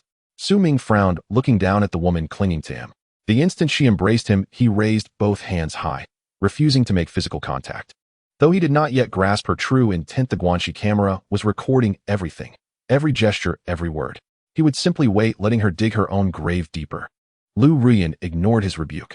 After squeezing his muscles twice with palpable relish, she suddenly yanked at the hem of her own dress. Her cool white gown, crafted from an unusually delicate fabric, ripped apart effortlessly under her force, its shreds scattering across the hospital room like fallen petals. Within moments, the dress lay in ruins. Even her undergarments met the same fate, torn away without hesitation and cast aside. Her movements flowed with practiced fluency, as if rehearsed countless times, completed in mere heartbeats. Once utterly bare, she flung herself onto the nearby hospital bed, shielding her most vulnerable areas with trembling hands, and flashed a triumphant, knowing smirk. The next second, piercing screams shattered the silence of the entire hospital. Su Ming. No, don't do this. This is rape. Help. Is anyone there? Help me, please. Su Ming stared at the lurid tableau before him. If he still failed to perceive Lu Rian's treacherous design, now he truly would be a fool. Framing. A brazen naked framing. Su Ming almost laughed aloud. She had thrown herself into his arms, shredded her own dress, and leapt onto the bed of her own accord. Now she shrieked for help, feigning victimhood. Had he not drawn the Guanxi camera, he would now be drowning in irreparable infamy, innocent yet condemned beyond redemption. She truly sought his ruin. Su Ming's eyes narrowed slightly as he gazed at the white gown now reduced to scattered rags strewn across the floor, each fragment dusted with flakes of his own skin. Few realize DNA evidence isn't confined to blood alone. Physical contact inevitably triggers microscopic material exchange. Many sexual assault cases, for instance, hinge on perpetrators exploiting crowded buses to grope women. Even when apprehended on the spot, they often deny all charges, naively believing absence of surveillance equates to absence of proof. Such thinking is dangerously naive. DNA traces remain detectable on garments they've touched. This shredded gown was Lu Rian's meticulously engineered masterpiece. Hence her earlier rambling, her calculated self-exposure, all merely preludes to this very moment. These were but stepping stones to draw near him. With such irrefutable physical evidence, her testimony paled in weight, by 100-fold, 1,000-fold. Had Su Ming lacked foresight, this trap would have ensnared him completely. Yet Su Ming watched Lu Rian's theatrical performance on the hospital bed with serene amusement, his lips curled in a wry, knowing smile, utterly unshaken as the camera whirred ceaselessly around her. Prince Wang Ziheng might be morally bankrupt, but as a scion of privilege, his aesthetic sensibility was undeniably refined. Su Ming even considered capturing the scene to share with his senior brother. Such a breathtaking spectacle. How tragic it would be to miss it. Lu Rian flushed crimson under Su Ming's gaze. Not for modesty, but something far sharper. His look of cold disdain made her feel like Harley Quinn, like a clown woman, absurd and exposed. His reaction defied every step of her script. At this moment, shouldn't he have rushed to cover her mouth, or drape clothing over her, begging, pleading for mercy? Instead, he stood there, watching, unblinking, unfazed. Was he truly so reckless, or merely fearless? Sure enough, hurried footsteps echoed down the corridor, and the door burst open. Several on-duty nurses from the floor rushed in, summoned by the frantic cries for help. They froze in the doorway, staring at the chaos, white fabric torn into countless shards littering the floor, and on the hospital bed, a trembling, naked young woman cowering in apparent terror. Her expression was pure panic, tears streaming unchecked down her cheeks, her wide, glistening eyes evoking the fragile vulnerability of a startled fawn, instinctively stirring compassion in every witness. And standing beside the bed, bare shoulder-bound in bandages, stood Su Ming, his imposing frame and stern countenance casting him as the very embodiment of menace. "Monster! You rapist!" Utterly despicable, yet faced with Su Ming, whose imposing aura and Hulk-like physique struck fear into their hearts, the nurses dared not provoke him. Several young nurses rushed forward to shield Lu Rian, hastily draping her trembling form with the pristine white bedsheet. Lu Rian's shapely silhouette shimmered faintly beneath the sheet, drawing an appreciative whistle from Su Ming. No wonder she's hailed as the Empress Rian. Though Su Ming scorned Prince Wang Ziheng's character, he could not in good conscience disparage his taste. Lu Rian, flawless in both figure and countenance, was a rare gem, a near-perfect embodiment of grace and allure. Adding to the illusion, she now feigned profound shock. Delicate tears glistened on her exquisite face and soft broken sobs escaped her lips, rendering her the very picture of wounded fragility. The sight inflamed the nurses' indignation. Their eyes, wide and sharp as apricot kernels, blazed with fury at Su Ming. Yet deterred by his terrifying presence, they remained silent like timid quails attempting to slay him with glares alone. Su Ming bristled under those scorching, contemptuous stares and let out a cold, disdainful snort. "Hey, what exactly is that look supposed to mean? Explain yourselves now." He feigned outrage, stepping forward as if ready to confront them heat, sending the nurses into instant panic, their faces paling with terror. "Oh, don't come any closer. Help! Help! Help! What's happening? What's wrong?" Several male doctors burst into the room, breathless and bewildered, only to freeze, eyes widening in disbelief. "Good heavens, have we stumbled upon a crime scene?" Their gaze swept across the floor strewn with torn garments, especially two unmistakable pieces of intimate apparel that left the young doctors crimson-faced and flustered. There on the bed, Lu Rian huddled beneath the white sheet, while the nurses formed a protective cordon behind her, facing Su Ming in tense defiance. Upon spotting their familiar male colleagues, the nurses instantly straightened their spines, emboldened as if finding their anchor. "Dr. Zhao, you've arrived just in time. This man is a sexual predator. He tried to assault this young lady in broad daylight. Call the police immediately. This is rape. He must be arrested, right now." Rape? The words ignited a wildfire of rage among the physicians. This was a hospital, a sacred battlefield where healers waged war against suffering. To commit such a vile act within these hallowed walls was nothing short of a grave insult, an outright desecration of their noble sanctuary.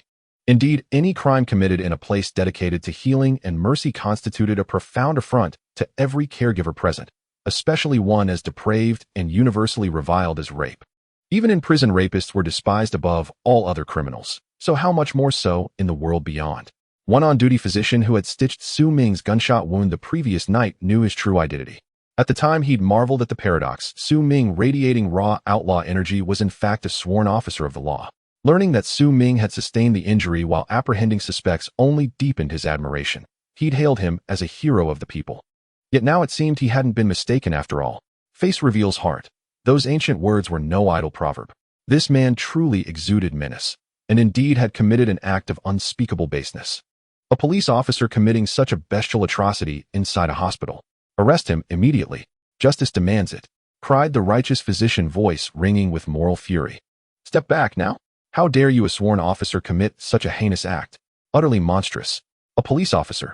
He's actually a cop." A doctor unfamiliar with Su Ming recoiled in disbelief. A cop would do this. Is there no justice left in this world? Outside the door, patients' families gathered, drawn by the cries for help. Surveying the chaotic scene, they frowned in shared disapproval. No one was foolish enough to misread the evidence before them. Especially Su Ming. His fierce, unrefined aura and bare-chested stance marked him unmistakably as a hardened brigand. Some even refused to believe he was a policeman. A cop? Which officer looks like that?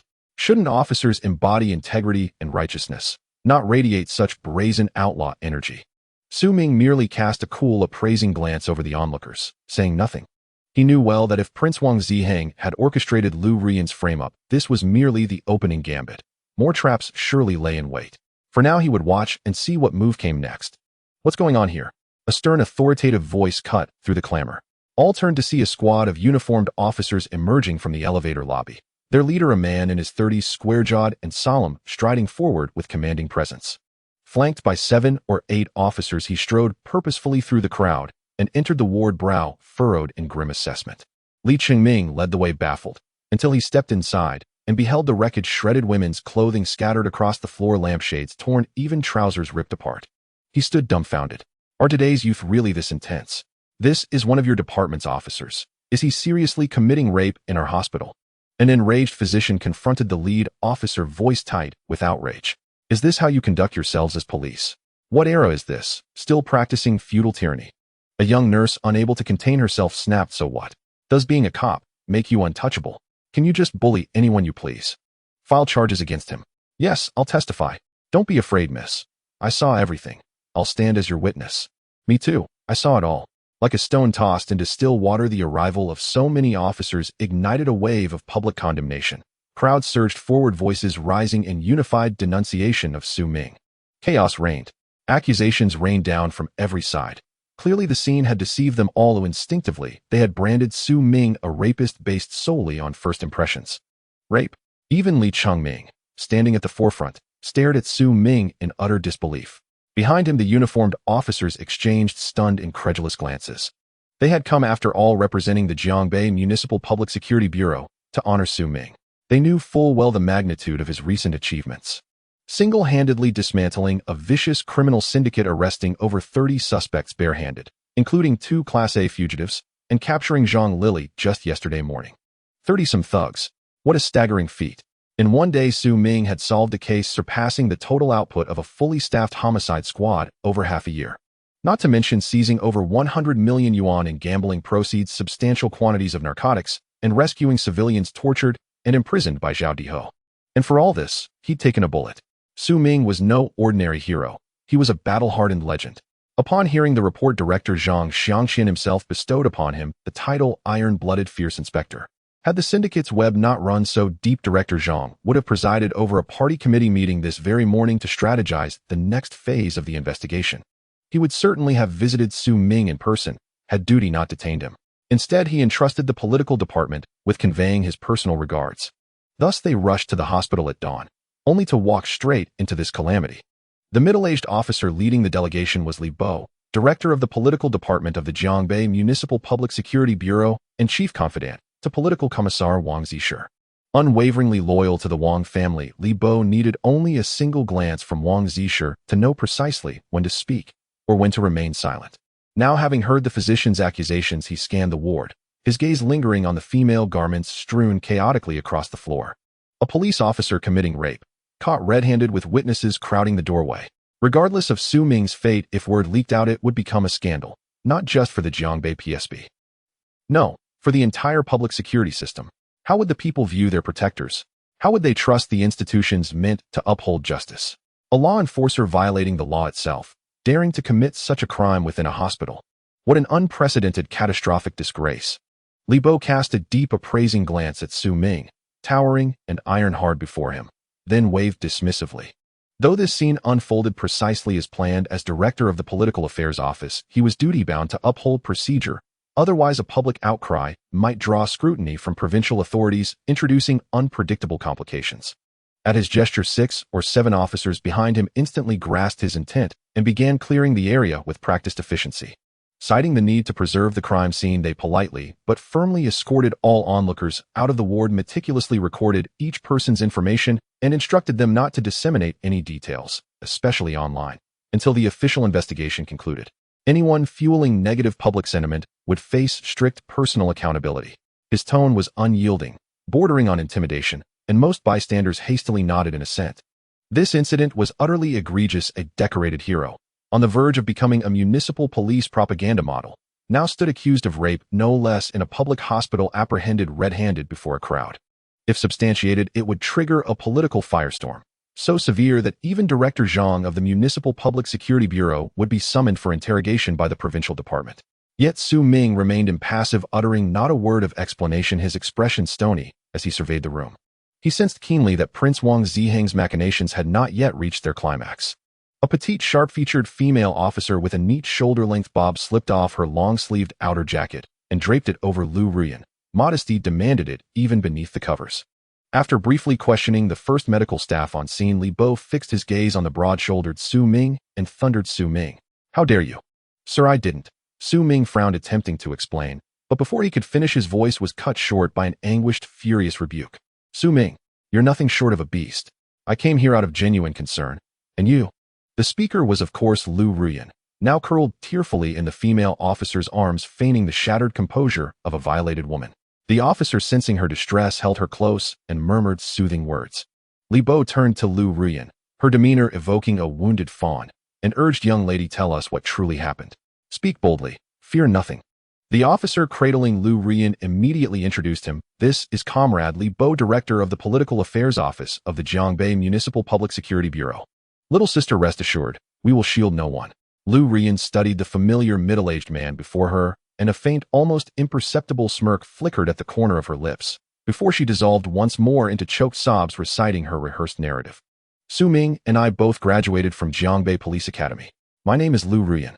Hearing he'd been injured, I came out of sincere concern, only to discover he kept declaring his affection, demanding I become his girlfriend.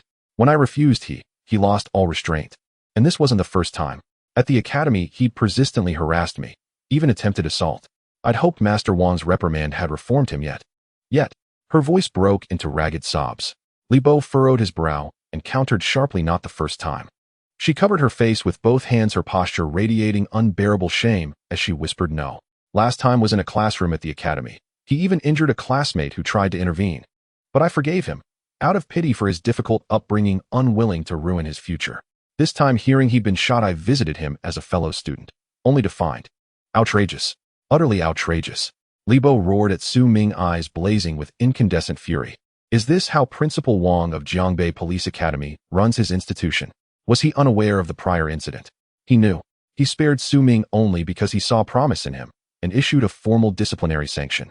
A sanction for rape and assaulting a classmate. That's all." Li Bo laughed bitterly, his gaze sharpening with cold malice as it fell upon Su Ming. Though he'd only learned of Su Ming the day before, his hatred ran no shallower than that of the Wang family. Su Ming's takedown of Chuanxing Square hadn't merely crippled Tianyu Group. It had cost Li Bo dearly. Among the seized illicit funds totaling 100 million yuan, he stood to pocket several million. Now that Su Ming had fallen neatly into the trap, Li Bo felt no obligation to extend courtesy. "Contact Li Zhong of the Municipal Criminal Investigation Detachment. Prepare to assume jurisdiction over this rape case." Without granting Su Ming a chance to speak, he turned away and issued the order. "Director Li, shall we have Captain Li Zhong take Su Ming into custody immediately?" "No.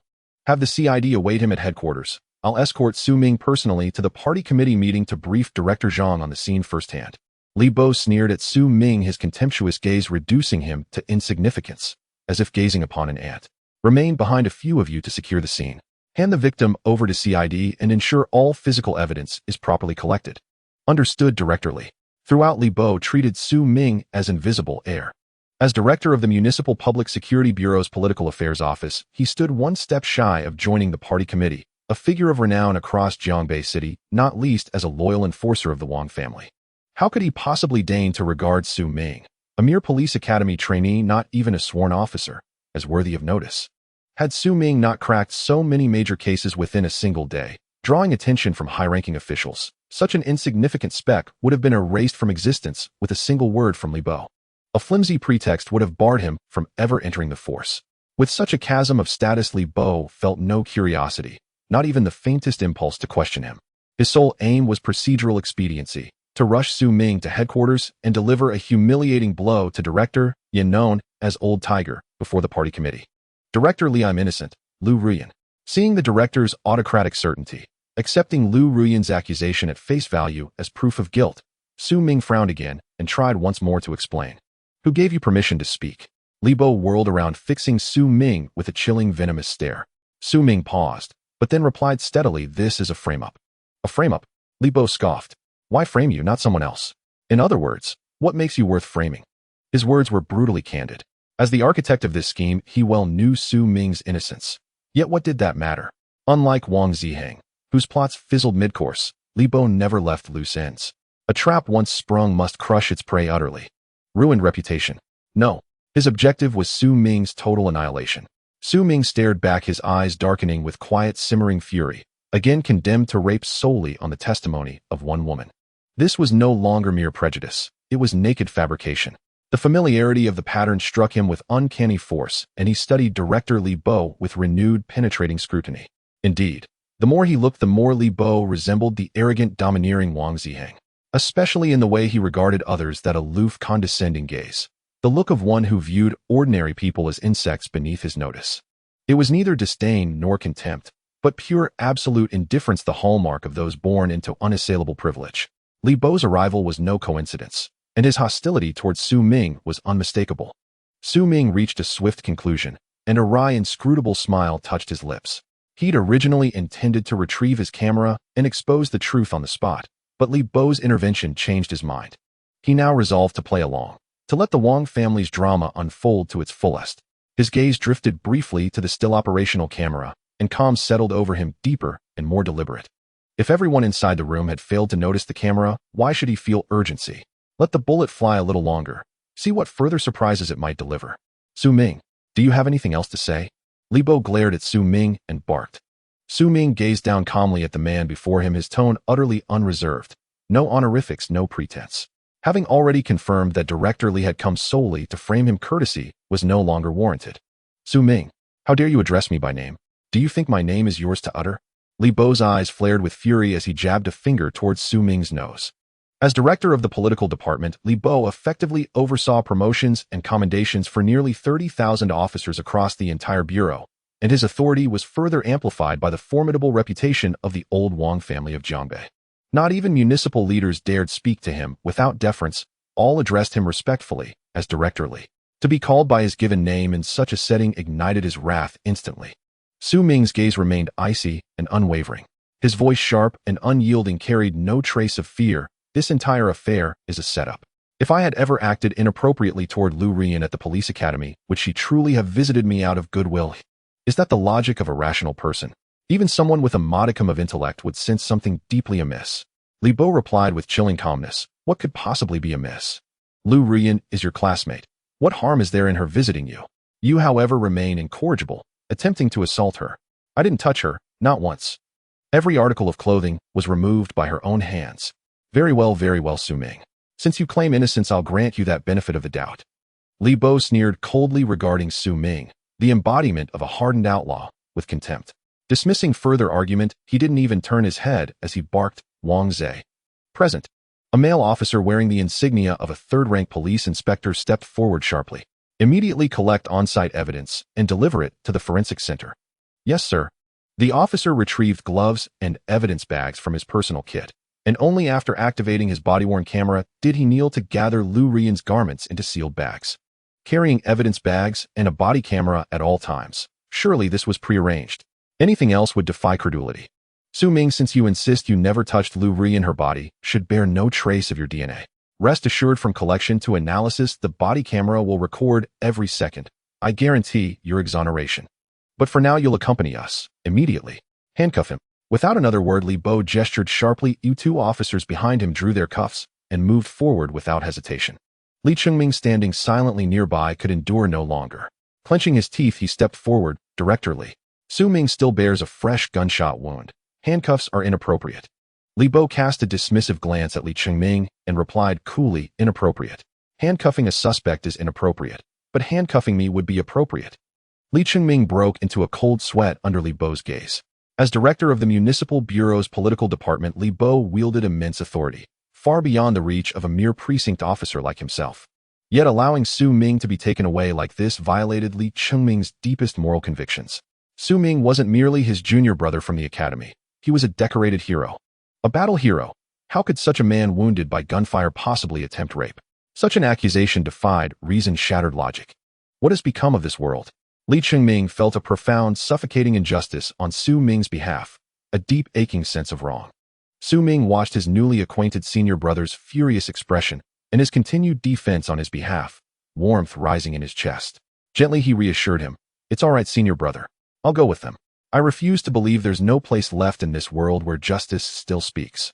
Su Ming's compliance startled Li Bo. He hadn't expected the man to submit so readily.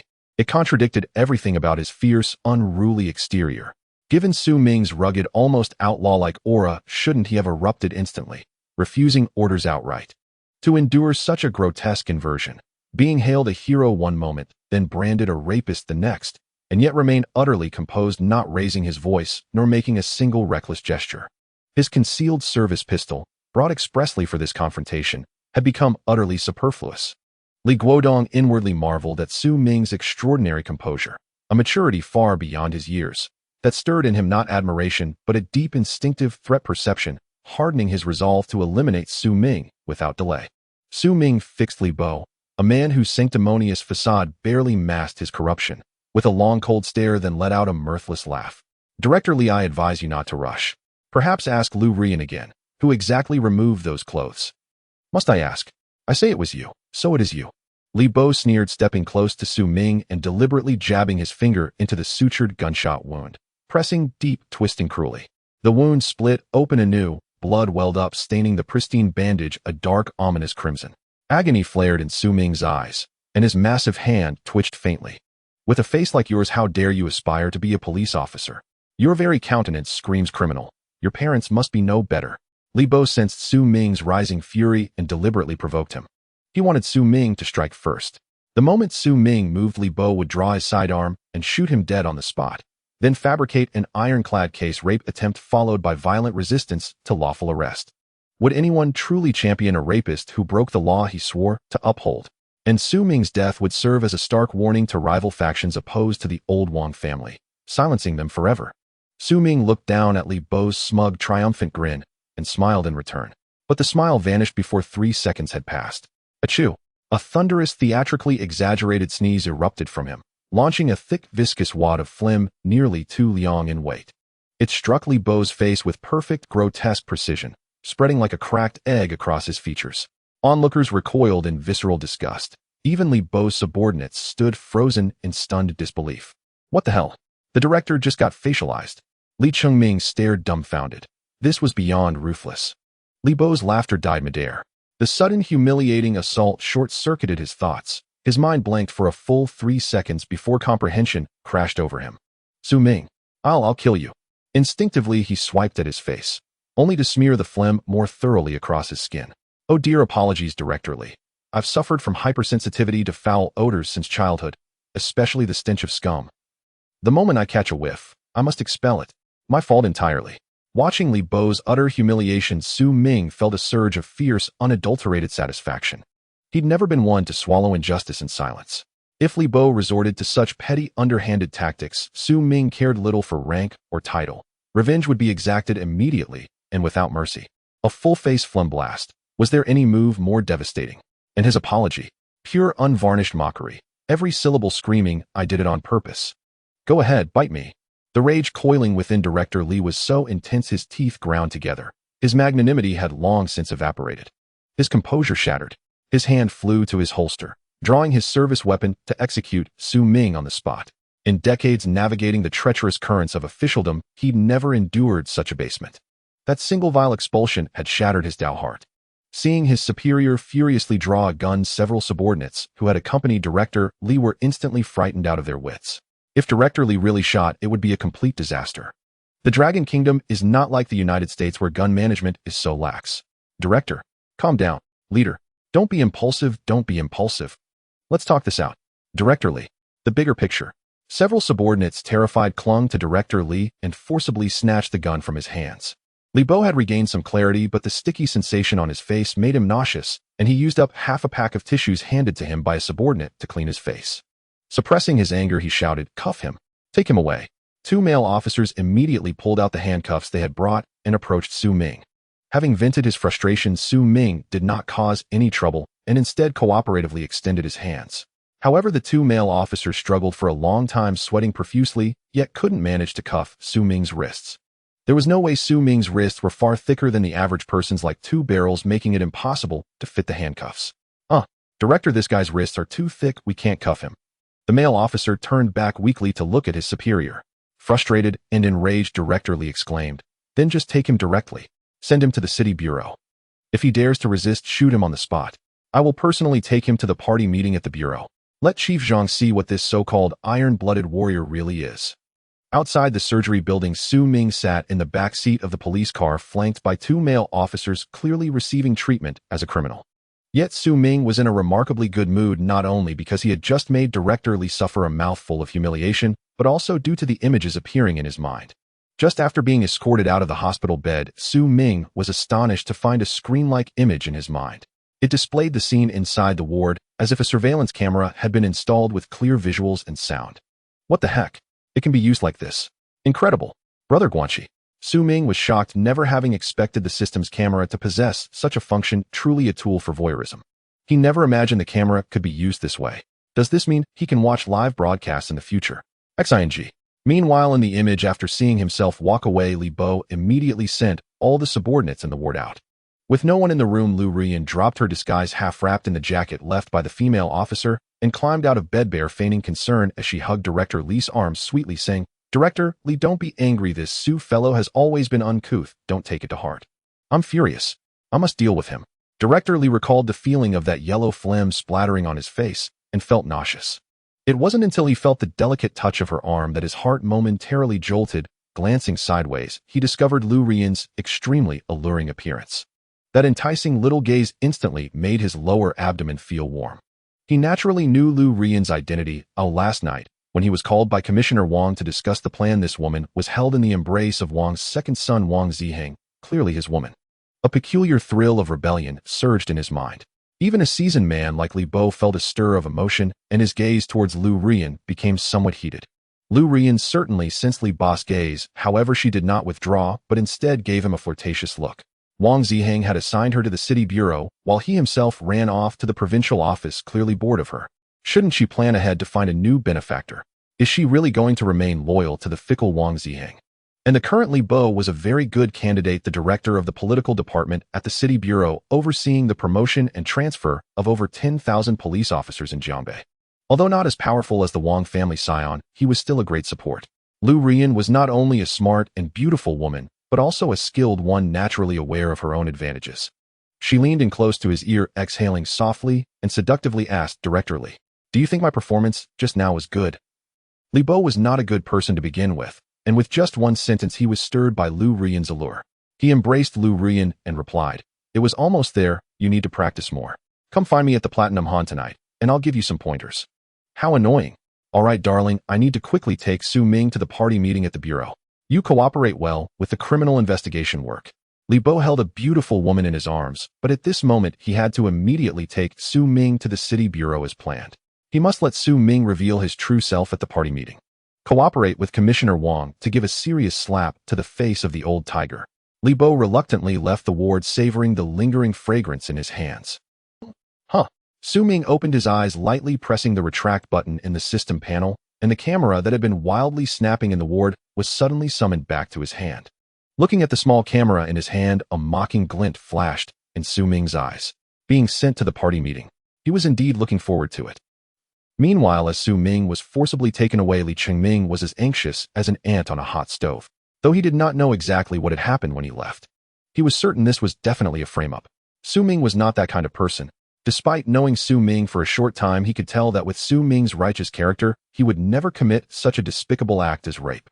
Li Chengming, being a low-ranking individual, had no say in front of Li Bo. He immediately called their director Zhou to inform him of the matter. The urgent task was to clear Su Ming's name. Rape? If he were convicted, it would not only ruin his reputation, but also land him in prison. Meanwhile, Zhou Jingye at the city bureau was also dumbfounded upon receiving the call. Director Li Bo. Not to mention him, even the police chiefs from various counties would have to curry favor in front of him. How did Su Ming get taken away by him? Zhou Jingye frowned. Although he was merely a small station chief, he still had basic political instincts and immediately sensed the undercurrents behind this incident. Li Bo, being a lackey of Commissioner Wang, would never randomly target Su Ming at this time. After all, Su Ming had just solved a major case yesterday and single-handedly captured numerous suspects. Most crucially, Su Ming had sustained gunshot wounds and was undoubtedly a combat hero. Now labeling him as a rapist, what was the purpose? The more he thought about it, the more terrifying it became. Zhou Jingye didn't want to think further. He immediately dialed Director Yan's number, wanting to report this matter to him, not only to clear Su Ming's name. Zhou Jingye also suspected that Li Bo had ulterior motives in taking Su Ming away. However, after several attempts to reach him, Director Yan's phone remained unanswered. With no other choice, Zhou Jingye contacted Yan's driver and learned that Director Zhang was holding a bureau-wide party meeting, so Director Yan's phone was definitely on silent. Not to mention, Zhou Jingye was anxious like an ant on a hot stove, pacing around. In the meeting room of the Municipal Police Bureau, looking at the slightly gray-haired Yan Laohu in his police uniform, standing in front of the projection screen, presenting last night's situation at the Chuanqing Square with a PowerPoint, a glint of cold light flashed in Wang Zishi's eyes. This old fool. Since Wang Zhishe was promoted to the political commissar of the Jiangbei City Public Security Bureau, this old man has been opposing him. It's not just political differences. Yan Jingyi has been secretly collecting various incriminating evidence against the Wang family. Zhou Jingye was arranged by him to be the head of the Jiangling police station, specifically to keep a close watch on the Chuanqing Square developed by the Wang family.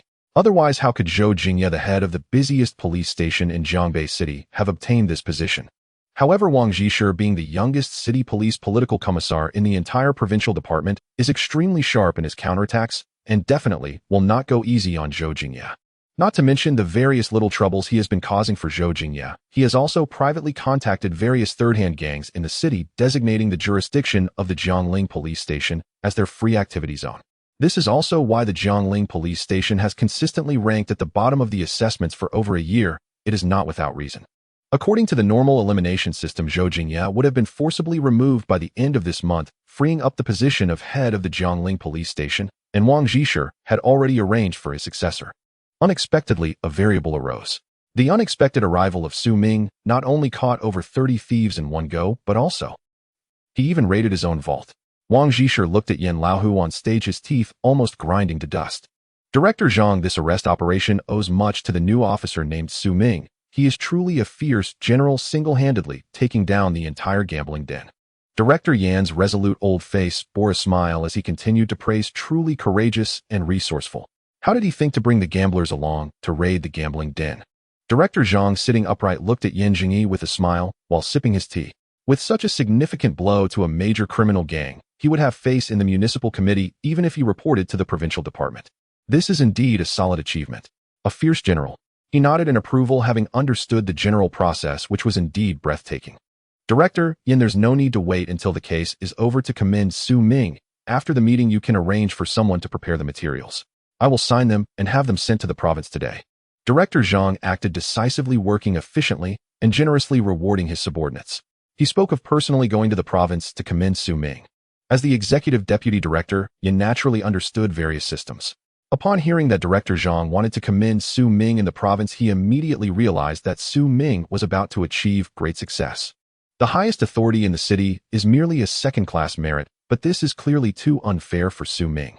Having taken down such a large criminal organization, the amount of money involved exceeds 130 million, not to mention the countless luxury items. There were more than 6 victims rescued, and there were also drugs and firearms. If he couldn't achieve first-class merit for this, then no one would. The other leaders of the Bureau naturally had no objections. Dismantling such a massive criminal gang is undoubtedly a great thing. Especially with Director Zhang, the top leader of the municipal police, suggesting it along with the righteousness of the matter, no one would dare voice any opposition. Wang Zhishe observed this, seeing his expression darkening, a dangerous glint flashing in his eyes. Seeing the bigger picture from the small details, this time the Wang family had suffered a heavy blow. But if Su Ming were allowed to smoothly obtain this first-class merit, what face would that leave for Wang Zhishe? This would undoubtedly be the greatest contempt and insult to the Wang family. Sure enough, just as Director Zhang finished speaking, Wang Zhishe lightly coughed twice and placed his teacup neither lightly nor heavily on the solid wood conference table. The sound immediately attracted the attention of all the leaders present, stirring their hearts. Here it comes. Wang Zhishe was indeed going to speak against it. Director Yan's lips curled into a cold smile. Although they had only worked together for less than 2 years, they were undoubtedly archenemies. His understanding of Wang Zhishe was akin to a farmer's understanding of manure. Wang Zhishe didn't even need to speak, and Yan Jingyi already knew what mess he was about to stir up. What he didn't know was how Wang Zhishe would refute Su Ming's first-class merit. Would it be that Su Ming wasn't even employed yet, or that he acted without authorization? Regardless of the angle he chose to refute, Yan Jingyi was prepared with relevant precedents, so he was absolutely confident in applying for the first-class merit for Su Ming. Let the old Wang family take this mess squarely on the head. Furthermore, during the commendation conference, according to the usual practice, Wang Zhishe, as the political commissar, would have to personally award Su Ming. Such a second insult is simply too entertaining. Thinking of this, Yan Jingyi's mouth unconsciously curved into a rare smile, and he took the lead in speaking. Does political commissar Wang have any good ideas? Wang Zhishe glanced at the members of the party committee in the meeting room and surprisingly chuckled. For such a great opportunity, I indeed have an idea. Since it's a commendation, I've heard that this young man named Su Ming is indeed outstanding. Why don't we invite Principal Wang of the Jiangbei Police Academy over so that our bureau's party committee can understand Su Ming better? Coincidentally, I just ran into Principal Wang downstairs. Oh, we don't even need to wait. If he is truly outstanding, I think we should not only give him these honors, but also provide him with some tangible benefits. It's good to give him some responsibilities too. After all, those who are capable should work harder. After Wang Zhisher finished speaking, he gave a look to the projectionist beside him, and the young female police officer immediately stood up and walked out, clearly following her leader's command to fetch Principal Wang. However, his words left others bewildered, each looking at him as if they had heard an unbelievable fairy tale. Pressing down on responsibilities. Those who are capable should work harder. What does this mean? Not to mention the other party committee members, even Director Yin was dumbfounded. These two phrases brought up in such a meeting were not meant to increase Su Ming's workload, but rather to promote him. But for these words to come from Wang Zhisher's mouth was simply absurd. Who is Wang Zhisher? The eldest son of the Wang family in Jiangbei, the current pillar of the Wang family, while Su Ming had just disturbed the roots of the Wang family's ancestral graves. Wang Zhisher actually wants to promote Su Ming. The sun must be rising in the west. No, everyone quickly realized the underlying reason. This was presumably an attempt to publicly promote and secretly demote Su Ming. Saying he was promoted might just mean assigning him to some town to live out his life, or perhaps assigning him to a unit under Wang Zishi's control, ensuring he would face difficulties. As cunning old foxes, they naturally understood these tricks, so they immediately thought of it together. They all clicked their tongues at Wang Zhisher's ruthlessness, vowing to settle the score. Revenge does not wait until the next day. If he truly succeeded, it would indeed uphold the Wang family's dignity. Wang Zhisher sipped his tea, ignoring the astonished expressions of others, and continued smiling. I think appointing him as a deputy director would be good. I'll let him lead the team and handle cases, definitely no problem. Deputy director. Wang Zishi's words made Director Zhang's eyes widen in disbelief. Wang Zhisher was simply insane to try to kill Su Ming. How dare he propose this? His father, Wang Zhisher's father, is such a high-ranking official. It took him over a year to become a deputy director, and that was still as a deputy director of a county police station. Now, to deal with Su Ming, he was suggesting that Su Ming be appointed as the deputy director of the Jiangbei District Police Station right after he entered the job, and also immediately promoted. This is simply madness. Such speed is unheard of. Although Director Yin had only seen Su Ming once, he adored this robust, fierce general to the bone. Even Su Ming's innate fierce disposition seemed so pleasing to him. He instinctively regarded Su Ming as his own nephew and began planning for his promotion. Director Yin, naturally suspecting that Wang Zhisher was up to something underhanded, immediately voiced his opposition. Currently, all 6 district police stations in the city have suitable candidates for deputy directors. There really isn't a suitable position. Let's discuss this matter later. Oh, come on, don't be stingy in rewarding those who have made contributions. That must be considered. Wang Zhisher did not wait for Director Yin to finish, directly interrupting. I heard that Deputy Director Li of the Jiangling Police Station is getting old and has heart problems, constantly applying for sick retirement. Why don't we let Su Ming give it a try? Isn't this the basic territory of Deputy Director Yin? His 2 capable aides, Director Zhou Jingye and Instructor Zhang Bo, have a firm grip on the Jiangling Police Station. They are steadfast subordinates of Deputy Director Yin, having followed him since his time in the military. Average in ability, but absolutely reliable. Surely they will ensure Su Ming's safety. But what is Wang Zhisher trying to do? Is he trying to flatter Su Ming? Does he want to elevate him to the point of destruction? This isn't really significant. After all, he is just a deputy director right under his own nose. There shouldn't be any mistakes. The standing committee members furrowed their brows, pondering the deeper meaning behind Wang Zhengwei's words. However, no matter how they thought about it, they felt this was an excellent opportunity for Su Ming's extraordinary promotion. Tisk tisk tsk. It's hard to fathom, truly hard. This matter requires careful consideration. After all, Su Ming has not yet officially joined. He is merely an intern police officer. Let's observe the situation further. Deputy Director Yin pondered for a moment before refusing. Although he didn't understand why Wang Jingwei would make such a suggestion, his understanding of Wang Jingwei was akin to a farmer's understanding of manure. Manure is just manure, but can never become anything else. If Wang Zhisher says to go east, Deputy Director Yin would rather stop than take a single step in that direction. This isn't about opposing for the sake of opposition, but rather the valuable experience Deputy Director Yin gained from years of battling against Wang Zhisher. This Wang Jingwei comes from a prominent family, is deeply calculating, and employs ruthless methods. A slight misstep could lead one into his trap. Director Yin, we must have faith in the new comrades. Su Ming is both brave and resourceful, a rare talent we should nurture. Wang Jingwei public security work concerns the safety of the masses. We must be responsible to the people. Su Ming lacks experience and must not be treated lightly. Practice yields true knowledge. We must provide capable comrades with a platform for training. The grassroots level is the best training ground. The police station as the foundation of the Public Security Bureau is sufficient for Su Ming to hone his skills. You are suppressing the newcomers. Strict management is a form of care. Extraordinary promotion is not advisable. As Deputy Director Yin and Wang Jingwei engaged in a sharp verbal battle over whether to promote Su Ming, the conference room was silently pushed open. Wang Zisher and Deputy Director Yan's argument momentarily paused, their gazes involuntarily drawn to the door of the conference room. In walked Li Bo, the director of the political office, with a gloomy expression. After nodding slightly to Director Zhang as a greeting, he plopped down into an empty seat in the conference room. Seeing that Wang Zisher and Yin Jingyi were unable to reach a conclusion for the time being, Director Zhang leaned back with a smile, rapped his knuckles on the table, signaling for the two to pause. Director Li, you have returned from visiting Su Ming. Regarding his promotion to Deputy Director, it would be wise to hear Director Li's esteemed opinion, especially since he has just met Su Ming. Promote Su Ming. Li Bo feigned an expression of extreme shock as if he had just heard monumental news. Oh my. Wang Jingwei thinks Su Ming is a promising talent and wants to give him a bit of responsibility. Director Yin feels it is unwise and wishes to observe further. A member of the Bureau Committee beside Li Bo smiled and explained. Li Bo's face instantly turned stern as if he had lost a family member, displaying an expression of immense sorrow. The onlookers were stunned, unsure of what was happening. Director Zhang, there is something I need to report to the Bureau Committee. Li Bo's expression was grave. Deputy Director Yin was also taken aback. Although he did not know what Li Bo was about to say, he had a vague sense that something was amiss and glanced at Wang Zisher across the room. He noticed that the previously heated Wang Zisher was now staring blankly, gazing at his nose, and then at his heart, resembling a monk deep in meditation. A chill ran through Yin Xingji's heart. He felt something was off. Director Zhang seemed to sense something, his hawk-like sharp gaze fixed on Director Li for a moment until the latter's back was drenched in cold sweat before he calmly began to speak. Speak. Director Zhang, I was entrusted by the Bureau Committee to visit Su Ming, but I unexpectedly stumbled upon Su Ming's heinous acts. Heinous acts. The crowd instantly perked up. If the director of the political office of the Municipal Public Security Bureau described it as such, the situation must be extremely serious. However, this matter was evidently brought up in the Bureau Committee meeting without prior report to the Bureau Chief, Zhang Xiangqian, which was undoubtedly a huge offense. With Wang Zishi's actions in the lead-up, everyone sensed a hint of conspiracy. They said nothing further, closing their mouths and watching the drama unfold.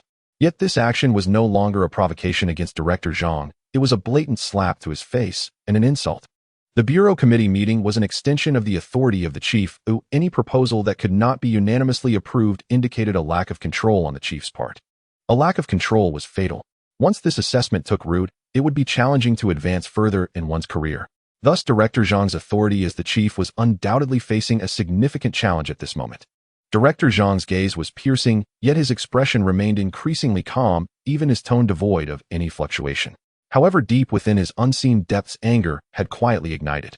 Li Bo felt the chief's deathly gaze, swallowed hard, glanced at his master Wang Zisher, who smiled and gestured for him to continue, and mustered the courage to press on. Director Zhang, when we arrived at the hospital room, we found Su Ming was actually committing acts of violence against a woman. You are talking nonsense. Deputy Director Yin glared furiously, standing up like an enraged lion, roaring to interrupt Director Li's report. Shut up. But before he could finish his words, Director Zhang slammed the conference table hard, causing the numerous cups on the table to clash noisily. The chief was angry. Deputy Director Yin was so enraged he was gasping for breath, his face turning red, but he still dared not dismiss the order, panting heavily as he sat back down. Su Ming was the police officer he valued most. How could he commit such acts? He absolutely did not believe it. Director Zhang's eyes were filled with murderous intent. As the chief, he could tolerate his subordinates forming cliques or competing against each other. However, he could not tolerate his subordinates treating him like a fool. A police officer who had just cracked such a large-scale organized crime syndicate and had been shot could today have the mind to commit violence against women in the hospital. Did they think he was that easily fooled? Despite this, Director Zhang's face remained expressionless, calm as an ancient well. Continue, he said flatly, his tone devoid of emotion. It wasn't cold, but it instantly caused Li Bo's cold sweat to pour. He knew that at this moment, he had already completely offended Director Zhang. He no longer had any room for retreat, but thinking of the enormous benefits afterward, Li Bo mustered his courage and continued. When I arrived at the scene, Su Ming had already been pointed out by hospital staff and family members of patients. However, judging by the many torn clothes at the scene, Su Ming indeed had significant suspicions. As Li Bo reached this point, he realized there was no turning back. He turned and strode towards the projector, inserting the prepared USB drive. The projection screen in the conference room instantly displayed numerous photos from the scene. Not only were there images of Lu Ruoyan's partially obscured, beautiful naked form, but the ground was also littered with torn clothes providing ample close-ups. The silent photos passed by one after another seemingly silently, accusing Su Ming of his brutality. Yan Xingji's gaze was fixed on Wang Zisher, who remained silent across the room. If at this moment he still did not realize Wang Zishi's scheme, then Director Yan would truly have lived in vain. He had anticipated that the Wang family would take action, but he had never imagined they would stoop this low. To go so far as to want Su Ming's life, completely disregarding the bigger picture. It should be known that Su Ming's successful resolution of such a massive criminal syndicate was now a fact, and his status as a combat hero was already a done deal. Even through layers of reports and the publicity department's announcements, Su Ming's name had not only reached the mayor and the municipal party secretary, but had long since made its way to the provincial department. What would the leaders think of the Jiangbei Public Security Bureau if a combat hero became a rapist? Creating such a massive blunder. Are they a legitimate party and government agency? Or just a ragtag bunch? Not to mention, if this incident were to break out, they could hardly imagine how much attention it would attract. A police officer, an enforcer, actually turned out to be a rapist.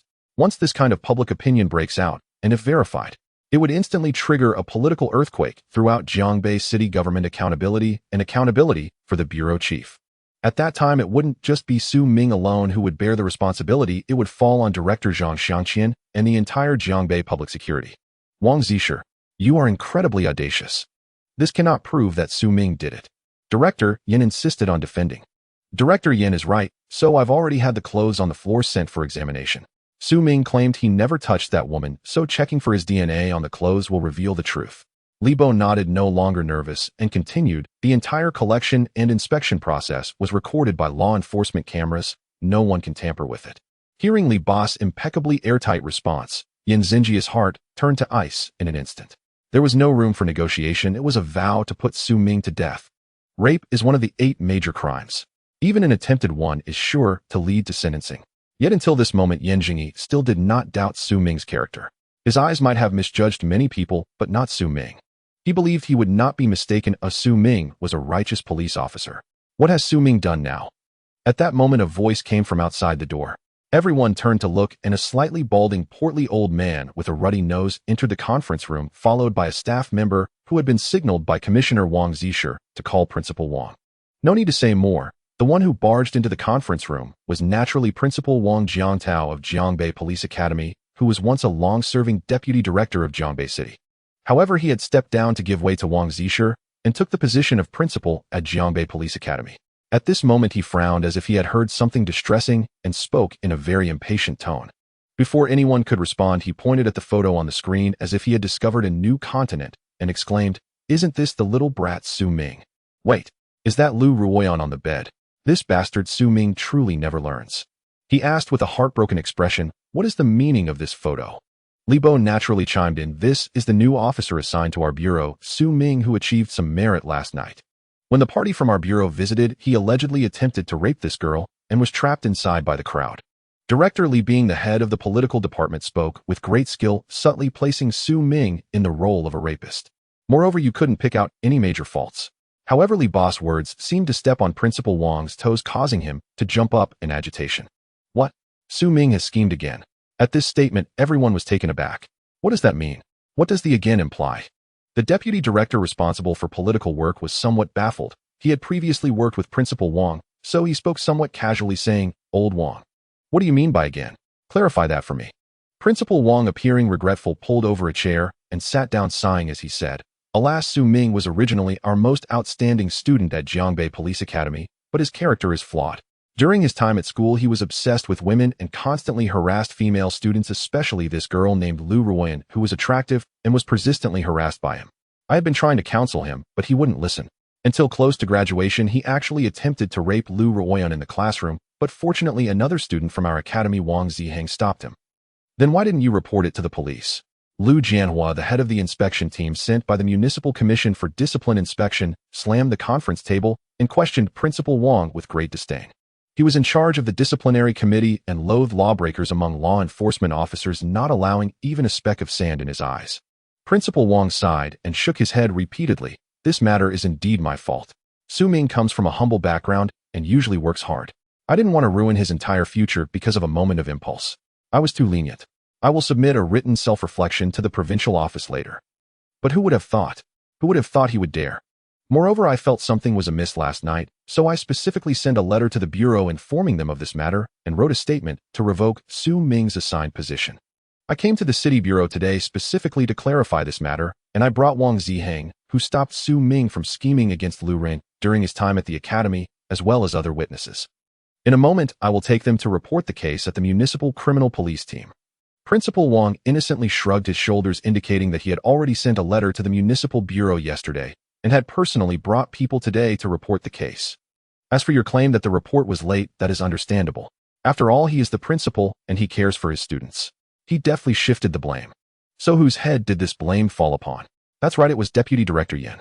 As the person in charge of public security work and the executive deputy director linked to Jiangling Police Station, he was the primary responsible party.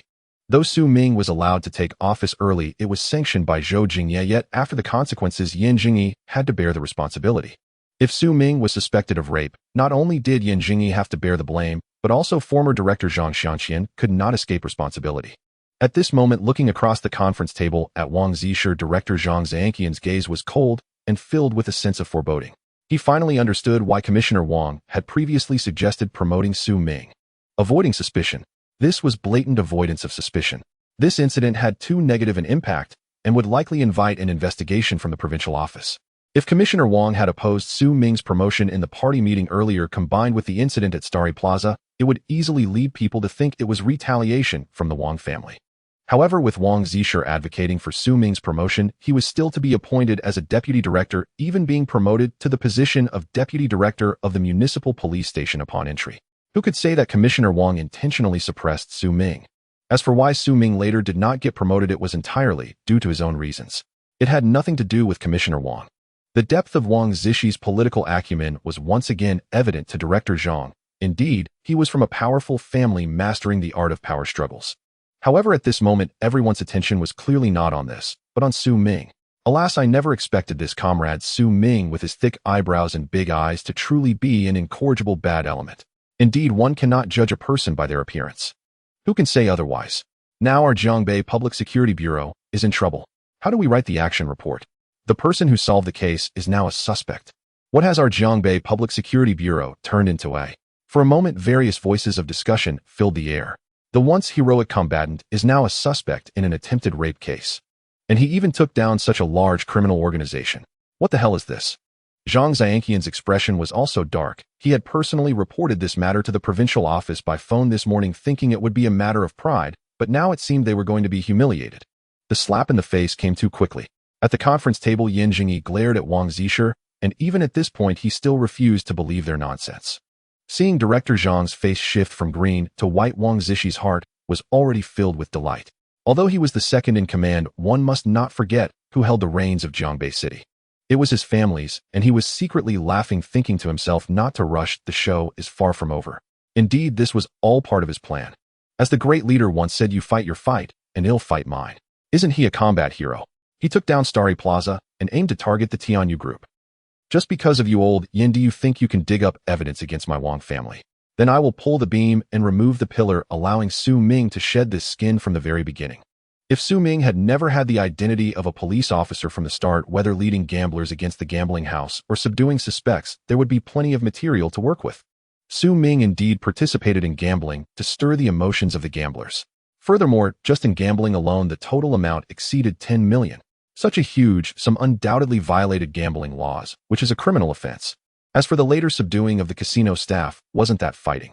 Injuring 30 or 40 people at once, plus 2 counts of attempted rape. The combined penalties would start at 10 years, and if someone made even a slight adjustment, the sentence would be doubled. One must admit the Wang family's counterattack was extremely decisive and deadly. The combat hero fell from grace overnight.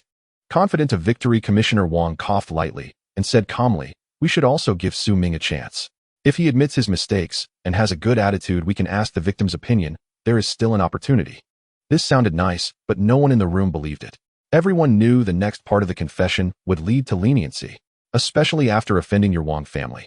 However, they indeed needed to delve deeper into the matter in order to respond to inquiries from the provincial office.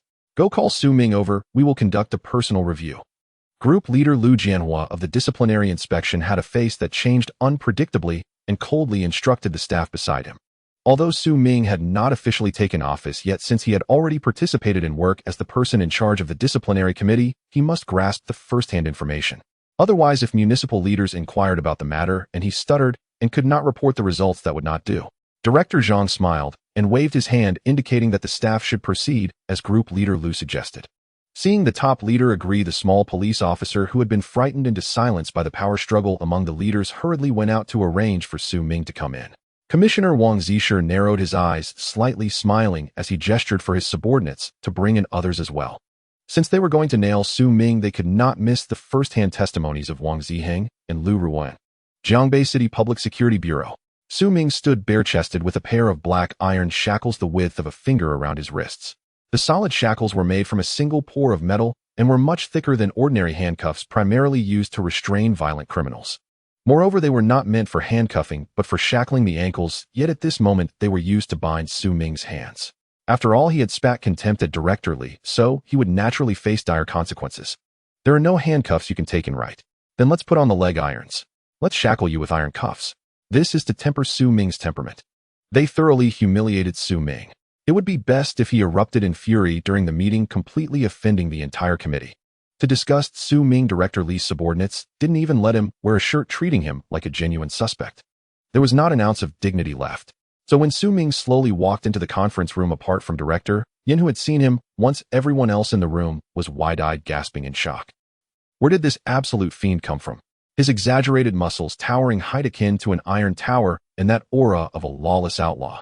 Especially with the crimson bandages wrapped around his arms, constantly seeping blood along with the shackles on his wrists.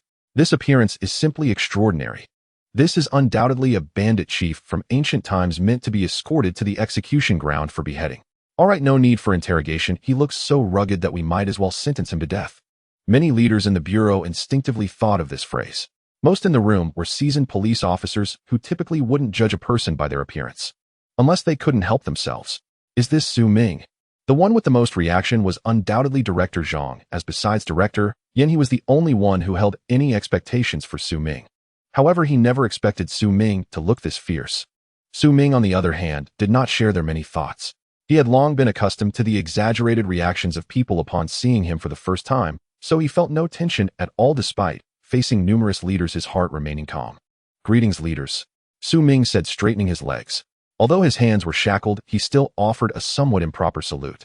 His movement caused the iron chains on his wrists to clink, drawing attention to the iron shackles binding him.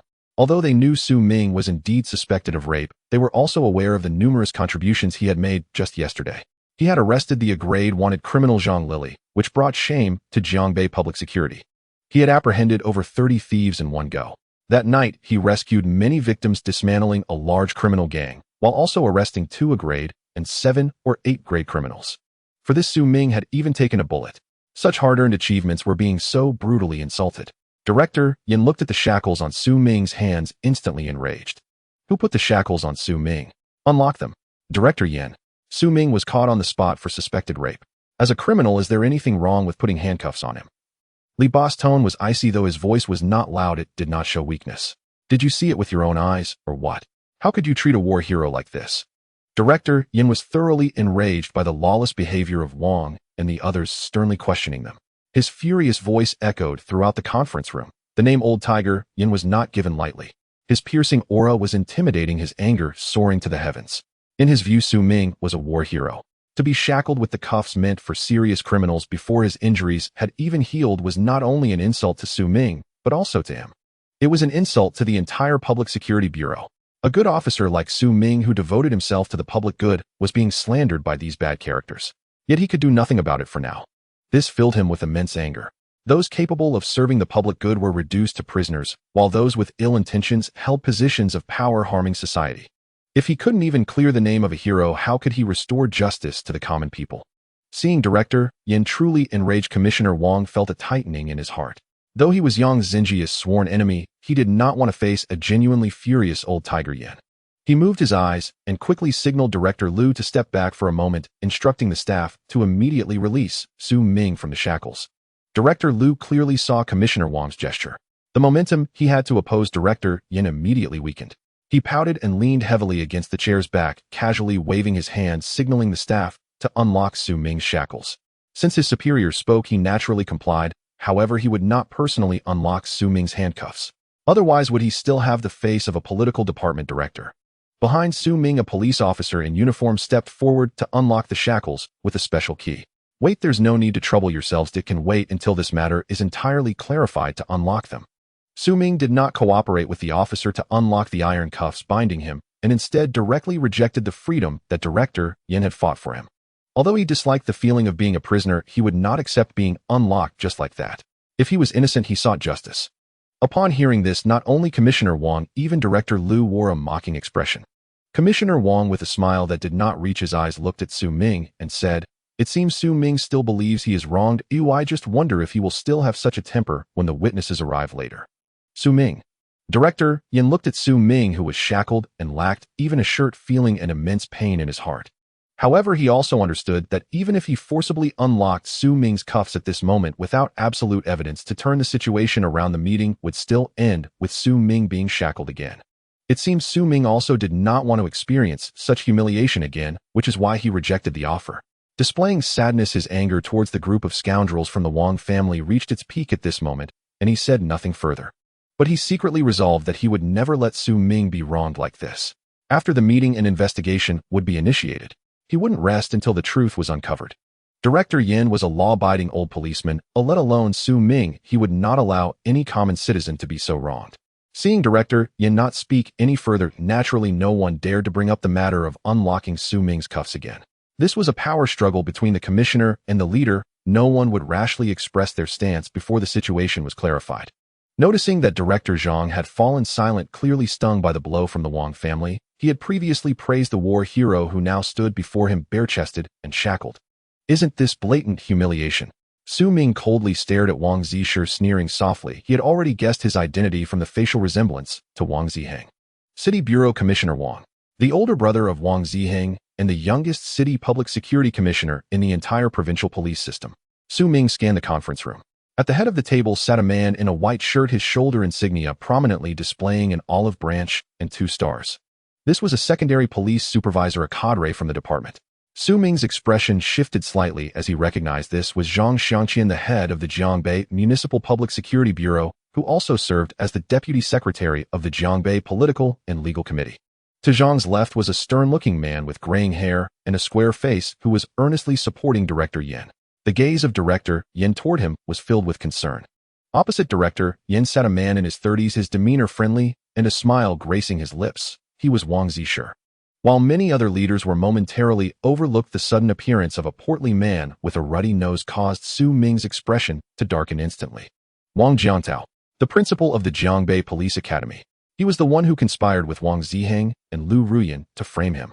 At that moment, he was sneering at Su Ming, seemingly very pleased with his shackled appearance. Seeing his nemesis, Su Ming instinctively activated the friend's eye to probe Wang Jiantao's information file. However, the system popped up a white box filled with question marks. Wang Jiantao National Luck Protection. Su Ming was momentarily taken aback and instinctively scanned the room. Zhang Xiangqian National Luck Protection, Wang Jingyi National Luck Protection, Wang Zisher National Luck Protection. Su Ming's pupils contracted. He was unable to directly view their friendship values. This was the first time Su Ming encountered such a situation since acquiring the friend's eye. In the past, even if specific crimes could not be discerned, he could still roughly distinguish right from wrong through friendship values. But this time, even the friendship values were no longer displayed, replaced entirely by asterisks. A closer look at the system prompt revealed the reason.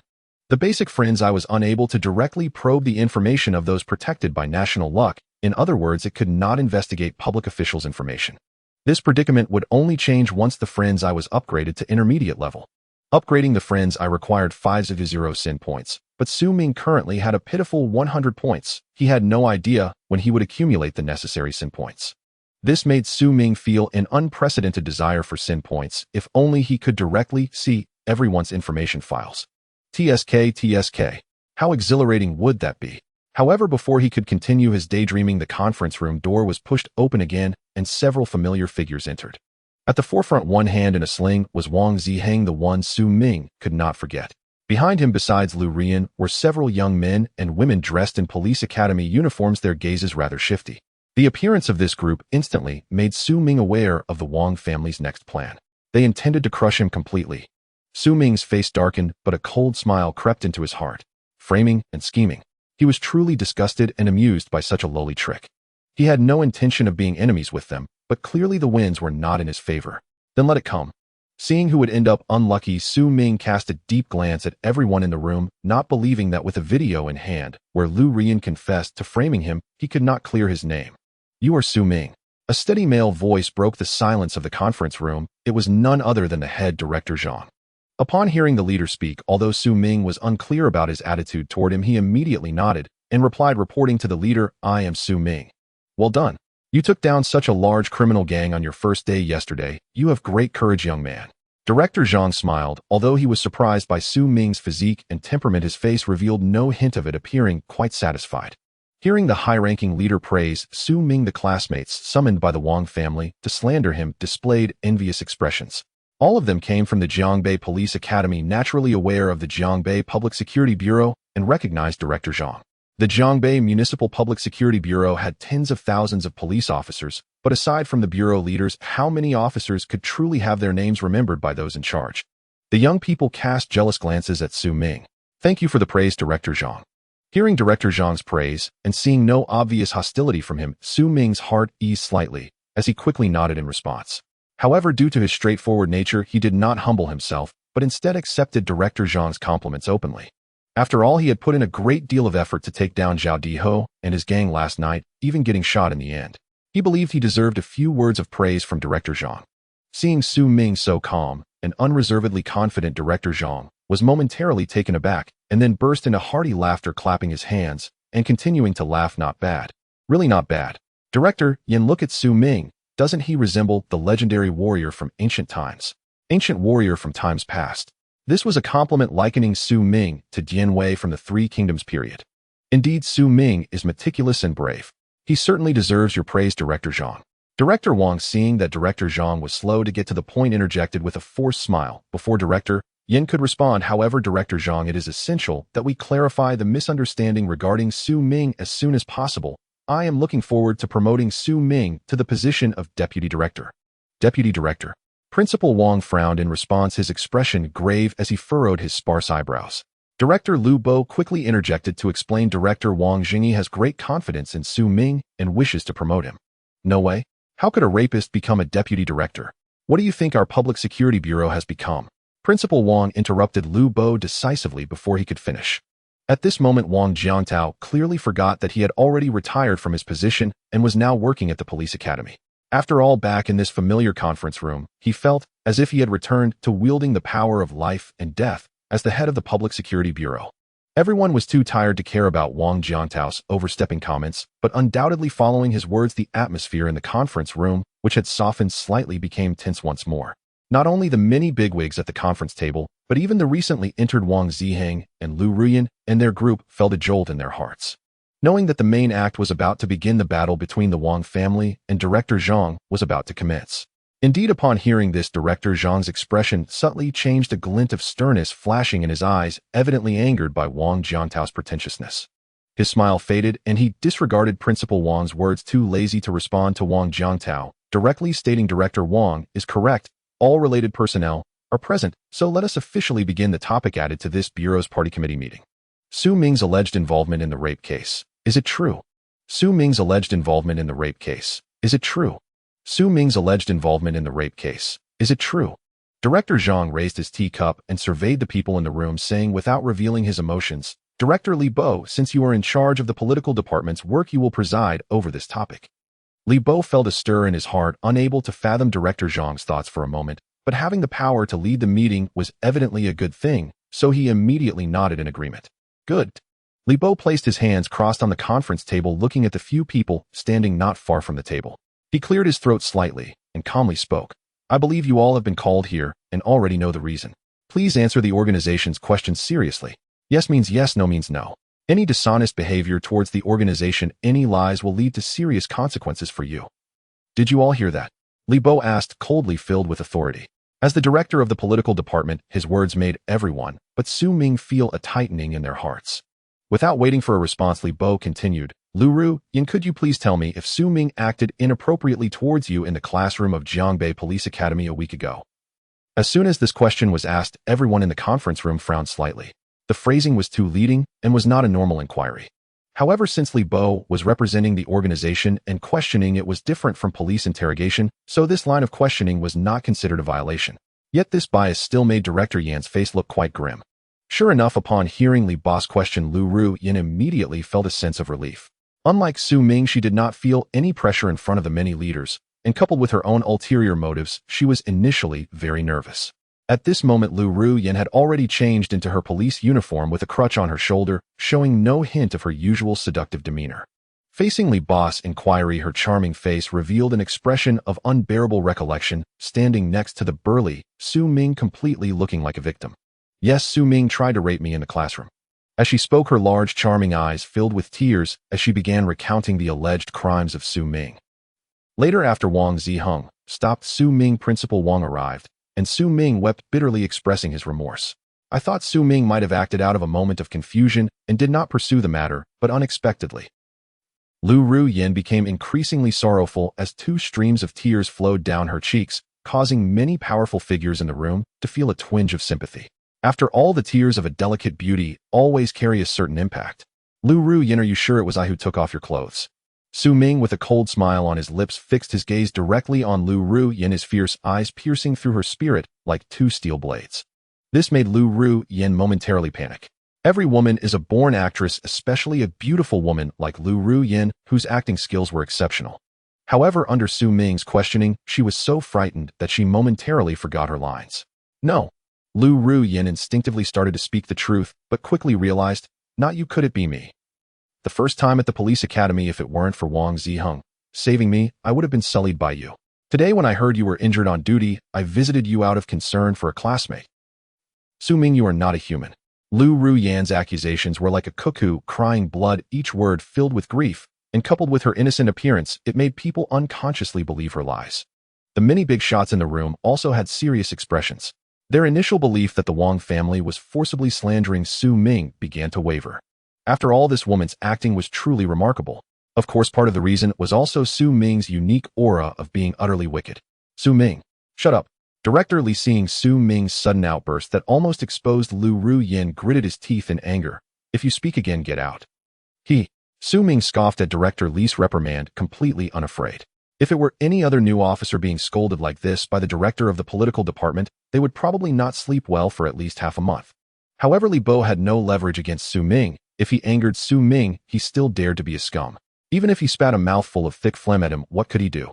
He beat Wang family's second young master, Wang Ziheng, as if he were a dog, let alone the dog raised by the Wang family. With the system in hand, he would not bow down even an inch.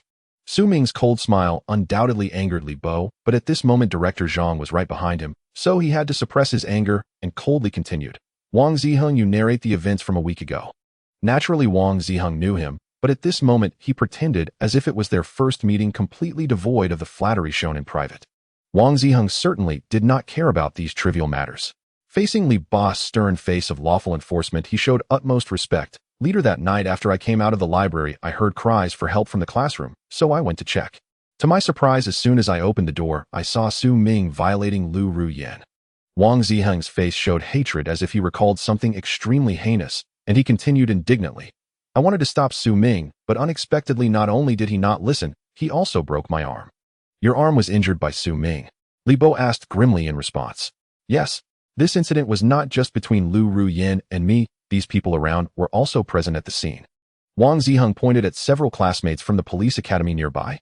Su Ming glanced over, and Wang Ziheng was not lying. These people indeed were present. He felt a cold smile in his heart. These people not only were present, but also helped Wang Ziheng hold down Lu Yin. These individuals were Wang Ziheng's lackeys at the police academy, always flattering and fawning over him. If they ever spoke the truth, it would be a miracle. Sure enough, upon hearing Wang Ziheng's words, these few lackeys, both male and female, rushed to speak, fearing that if they delayed even a second, their master would consider them disloyal. Leader, I saw Su Ming infringing upon Lu Yin with my own eyes. Director Wang, I stake my life to guarantee that Su Ming indeed did this. Exactly. Su Ming also injured Wang Ziheng. He even punched me.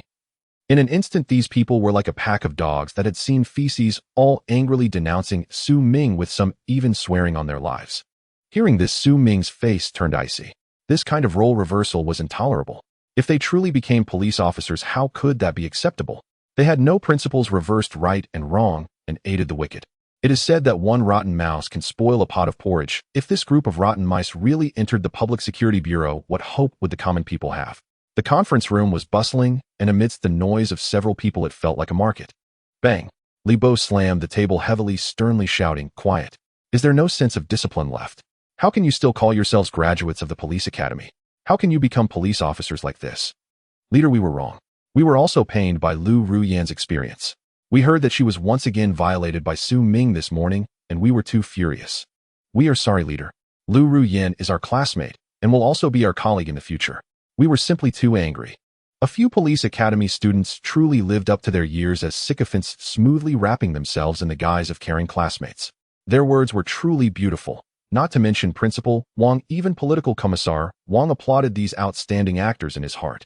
He took a deep look at this group of promising individuals, etching them into his memory. Indeed, very impressive. At the party committee meeting, facing the organization's scrutiny, their lives were flawless, their thoughts meticulous, truly a group of promising individuals. In the future, they must be promoted significantly. Political Commissar Wang smiled inwardly. In an instant, it seemed that the questioning had reached a conclusion. With so many witnesses, even in the absence of physical evidence, it was sufficient to corroborate Su Ming's crimes. Even though the previous case at the police academy could not be made into a solid case due to the lack of physical evidence, once the clothing sent for examination by Lu Ruyan revealed Su Ming's DNA. This case would then have cohesive evidence, mutually corroborative, truly becoming an ironclad case. Principal Wang, did Su Ming really commit an act of rape against Lu Ruyan a week ago? Li Bo turned his head, facing Principal Wang, who had a similarly serious expression. Yes, Director Wang, I personally handled this matter. Although there is no physical evidence, I assure you of its authenticity with my party loyalty. Wang Jiangtao said with utmost conviction, without hesitation. As an elder of the Wang family, he naturally understood that the Wang family needed to make an example of Su Ming, who dared to touch their tiger whiskers. To re-establish the unshakable position of the Wang family in Jiangbei City. The moment this was said, it was undoubtedly a definitive statement, a secondary police chief, guaranteeing authenticity before the organization. Who could refute this? Yin Zhu revealed despair. Although he had been psychologically prepared, facing the outcome at this moment still made him extremely uncomfortable. Su Ming was a police talent he held in high regard. Such an outstanding individual was tarnished and falsely accused of being a rapist. His heart was bleeding. All right, this questioning is concluded. You may leave now. Director Li Bo looked at Su Ming with a sneer, eager to see him destroyed. Once Su Ming became a suspect as the political office director with just one command, the criminal investigation team had countless ways to make Su Ming's life worse than death. Even Yin Lao, who could not protect him. That's right, these words came from Li Bo. Report to the Bureau Committee during this organizational questioning regarding whether Su Ming raped Lu Ruyan a week ago. My personal inclination is that it is highly likely. As for this morning's events, I was present at the scene and indeed witnessed part of Su Ming's actions. I request that the case of Su Ming raping Lu Ruyan be formally investigated. Li Bo pretended to report. Although it was called an organizational questioning, he did not even allow Su Ming to speak, giving him no chance to defend himself. Director Zhang frowned slightly. At this moment, the situation was in favor of the Wang family. Although he had observed many suspicious elements, the victim and witnesses were adamant, making it incredibly difficult to prove Su Ming's innocence. He did not have a good solution for the time being and had to temporarily endure this bitter loss, planning for the long term. After all, the outcome of Su Ming's case required investigation and evidence collection. Results would not come overnight. However, he felt somewhat pessimistic. Director Zhang did not believe the Wang family would give him a chance to overturn the case. They were all cunning foxes who had been in the police force for 1,000 years, familiar with the case handling process, and would not leave any loopholes for themselves. In that case, let's proceed according to. Just as Director Zhang was about to accept this matter with great reluctance, a voice suddenly interrupted him. Wait, Director Li, have you forgotten to ask me the party involved? Su Ming's voice was calm, but his gaze was filled with mockery as he looked at many people. This gaze made several members of the Wang family feel a chill in their hearts. No one thought Su Ming was a fool. How could someone who could solve so many major cases in a day be a fool? But what evidence could Su Ming, who was already in a desperate situation, possess to turn the tables? Wang Zhongwei gazed coldly at those present, suspecting that something had been overlooked. Did Su Ming have any evidence in his hands? This was crucial. He had set the stage, and the main act was not about Su Ming's trivial matters. His goal was to bring down Zhang Xiangqian. Only by bringing him down could Wang Zishe take a step forward. Indeed, Su Ming was merely a pawn. There was a grander play behind this. If Su Ming were to be exonerated, the subsequent play would be completely ruined. Wang Jiangtao felt a chill in his heart at the thought of his nephew, quickly considering what countermeasures Su Ming might have. But no matter how he thought about it, he felt Su Ming would have no evidence. During the incident at the police academy to cover for Wang Ziheng, he had already deleted all evidence, and the incident occurred in a remote area. Let alone surveillance footage, there were no other bystanders. Moreover, if Su Ming had evidence, he should have presented it at the police academy. After all, if it hadn't been for someone intervening at the last moment, he would have expelled Su Ming then and there. Wang Jiangtao recalled repeatedly confirming that he had overlooked nothing and subtly shook his head at Wang Zishe. Su Ming could not possibly have any evidence. Lu Ruyan also fell into deep thought, likewise shaking her head slightly. The events of this morning where she had slandered Su Ming had occurred suddenly, and she had been focused solely on Su Ming's every move upon entering. Su Ming's hands had not moved at all from start to finish. She was certain there were no omissions. Otherwise, she would not have dared to so boldly slander Su Ming again. Everyone was puzzled as to why Su Ming had called a halt to the meeting. Director Zhang looked at Su Ming's mocking gaze. His unfinished words halted. He had a general understanding of the situation and made no judgment about Lu Ruyan's account. However, he also did not believe Su Ming would have any direct evidence. Otherwise, the Wang family would undoubtedly be shooting themselves in the foot, which would be too foolish. Director Zhang nodded at Su Ming and calmly said, "In that case, Su Ming, please tell us your account of the events." Su Ming twisted his stout neck, pointing his thick thumb at himself, and smiling, "Want to hear me speak? Then let's take a look directly." With that, Su Ming walked towards the meeting room, approached the computer platform controlling the projector, and casually plugged in a USB drive that he had pulled from somewhere. As Su Ming operated it a few times, a video suddenly played on the projection screen. The scene depicted was a hospital ward, and the muscular man in the middle was indeed Su Ming. Opposite Su Ming stood Lu Ruyan in a white dress, half holding flowers. "Su Ming, I think I might have developed feelings for you." The image of Lu Ruyan's voice was a whisper, her love-struck expression, wanting to burrow into Su Ming's arms. Yet in the footage, Su Ming pushed her away without an ounce of tenderness. The content being played on the big screen instantly captured everyone's attention. This video seemed to have been filmed in the ward. The two protagonists were a muscular beast of a man and a stunningly beautiful woman whose multiple poses were captivating. It was indeed Su Ming and Lu Ruyan. It seemed to be a confession. Everyone was astonished. Lu Ruyan had been certified by the aristocracy. Her looks and figure were beyond doubt an absolute standard beauty. Yet such a beauty was confessing to a rugged, brutish Su Ming. The stark contrast left everyone bewildered, especially as Su Ming appeared to be quite disdainful of Lu Ruyan, repeatedly pushing her away with a cold expression. This did not align with Lu Ruyan's accusations against Su Ming. The situation seemed to be entirely reversed, causing everyone to exchange glances with wide eyes, their minds churning with tumultuous thoughts. If this video were genuine, the Wang family's plans would not only have fallen through, but would be something far more serious. However, how it would unfold remained to be seen as the leaders continued to murmur to one another, squinting at the projection screen. However, the expressions of the Wang family members turned sour, especially Wang Zhongwei, whose face had darkened to a pot-bottom color. He looked at the footage being played, an icy chill surged within him, and with a furious gaze he seemed ready to kill Lu Ruyan right there. He suspected that Lu Ruyan had been bribed and that Director Zhang and his group had set a trap to ensnare him. Otherwise, it was hard to explain why the camera was so close to their faces. How could it possibly be missed? Meanwhile, on the screen, Su Ming's expression was icy as he questioned Lu Ruyan. "Lu Ruyan, what exactly are you here for?" "Su Ming, please don't be angry. What I said that day at the police academy, I was forced to say it. I know I wronged you, but I had no choice." Lu Ruyan looked pitiful in her white dress, like a white lotus swaying in a pond, desperately trying to explain to Su Ming. "You know Wang Ziheng's background. I cannot afford to offend him.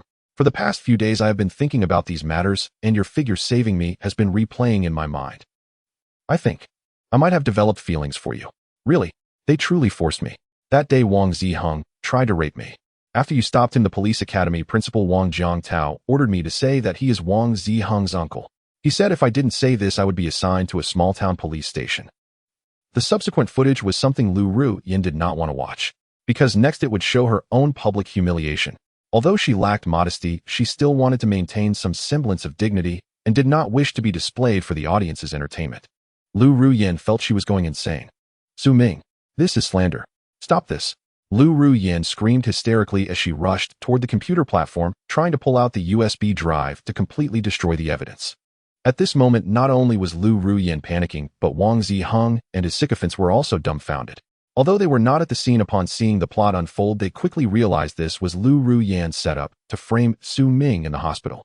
Cold sweat instantly soaked their bodies, and then they recalled how each of them had sworn assurances during the organizational review. Was that merely a joke? Did they really think that Director Zhang, the top leader, was someone who could be disregarded?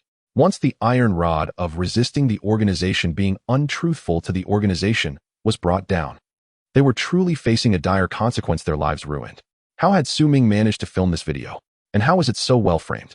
Every frame was in 8K resolution and even had camera movement. The muscles on Su Ming's upper body were captured exceptionally clearly chiseled and sharply defined, exuding a masculine aura. It also vividly showcased Lu Ruyan's snow-white skin and alluring figure. The resolution was simply breathtaking. But Wang Ziheng and his group had lost all interest in enjoying this show. Wang Ziheng glanced cautiously at Director Zhang, who had an expressionless face.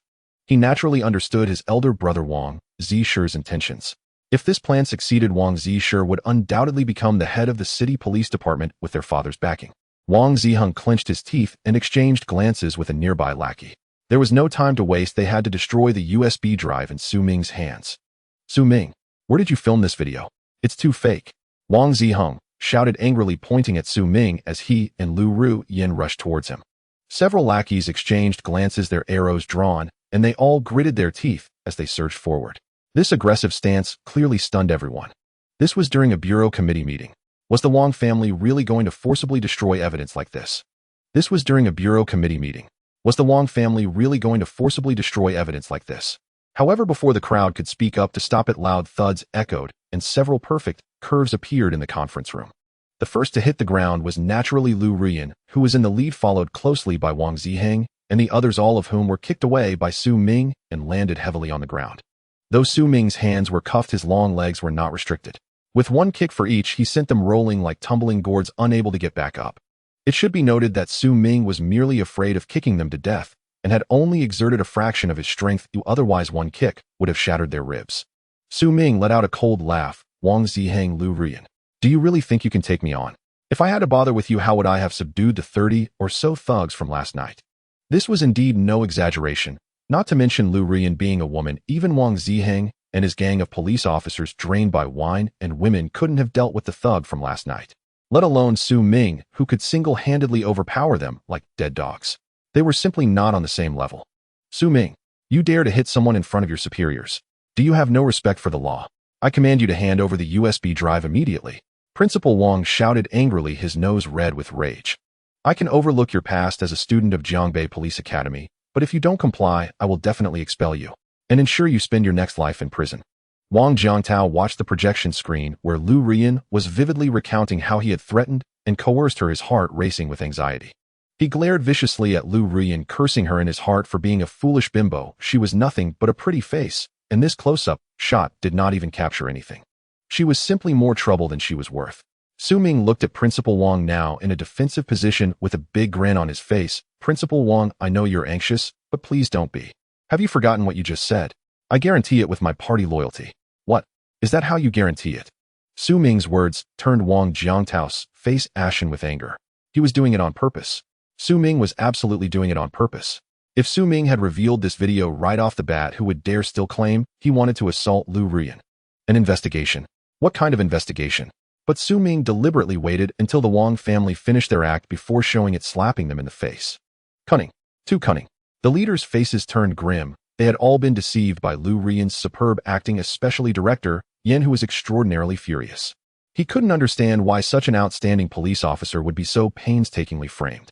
A political commissar, a political office director, and a principal of a provincial police academy, any one of them was a significant figure. Yet they shamelessly targeted a mere police academy student. It should be noted that at this moment Su Ming wasn't even a police officer. How audacious. Simply audacious. Rage burned fiercely as Yen Laohu finally exploded. This time he would not spare anyone involved in framing Su Ming. Even if it went to the provincial department or the Ministry of Public Security, he would not rest. Su Ming had to be given an explanation. The director, seeing the scheme being violently exposed, was drenched in cold sweat. But he did not confidently guarantee anything with his party loyalty. When it came to accountability, he could merely claim to have been deceived. After all, he hadn't lied throughout the entire process. As for the wording in the report, it was merely some circumspect phrasing and did not count as violating any rules.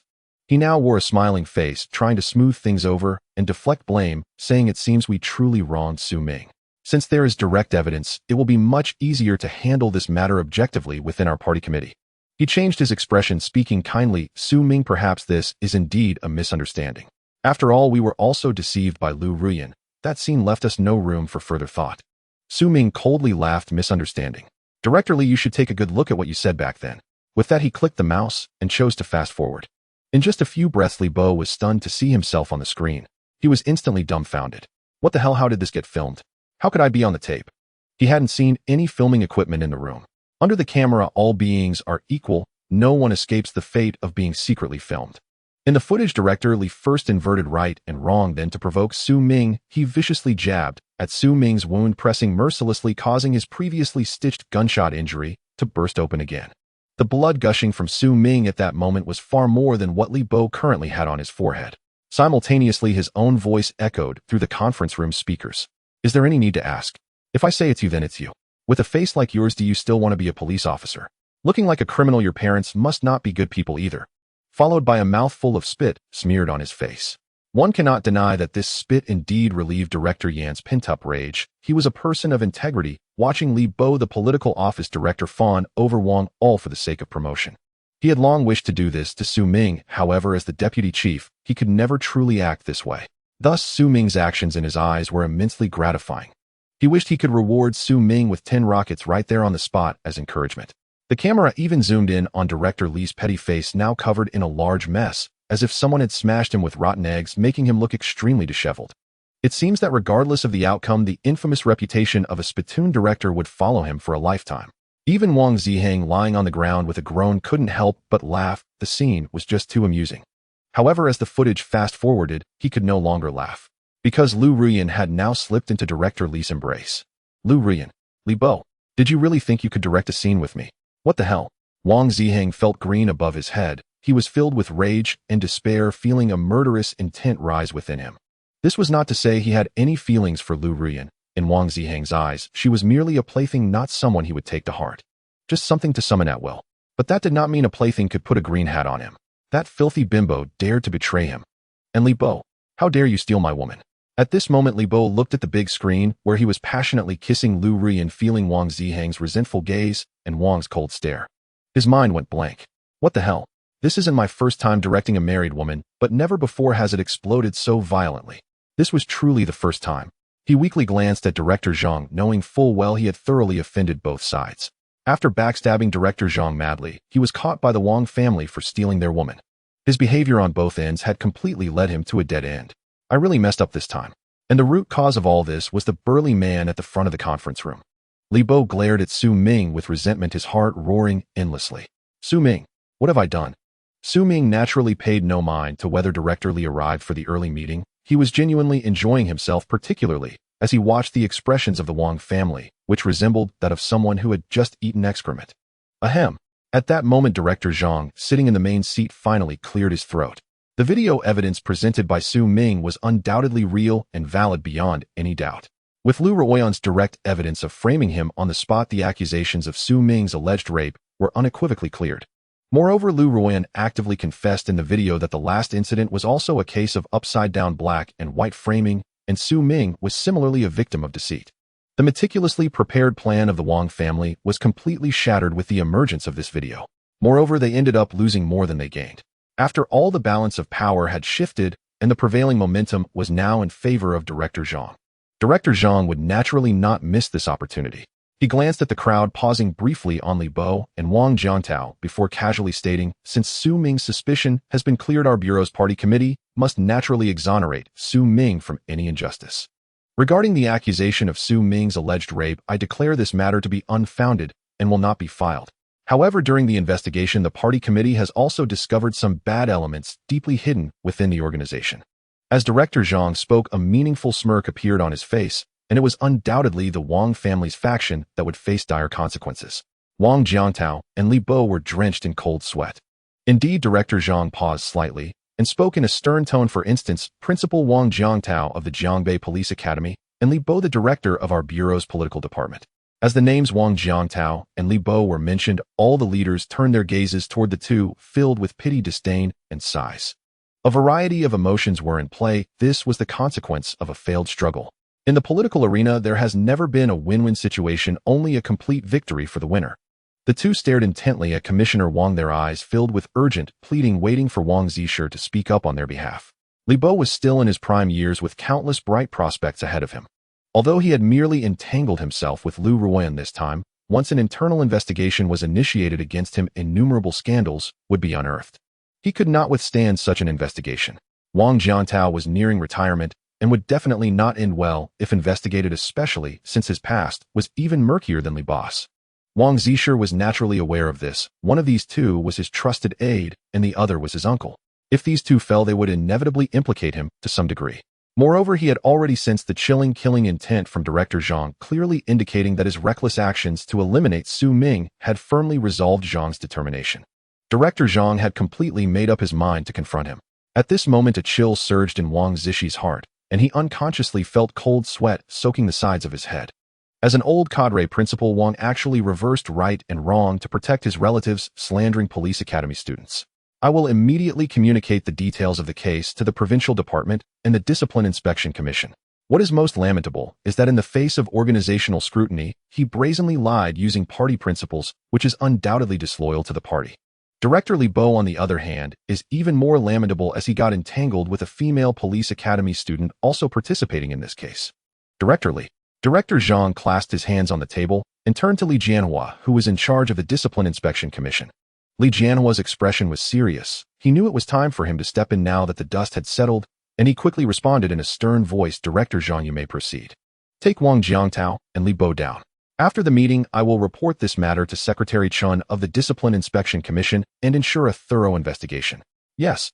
Li Jianhua showed no hesitation, responding promptly before raising his phone to notify his subordinates. This scene undoubtedly turned Wang Jiangtao and Li Bo's faces pale, their hearts filled with immense fear. Knock, knock, knock.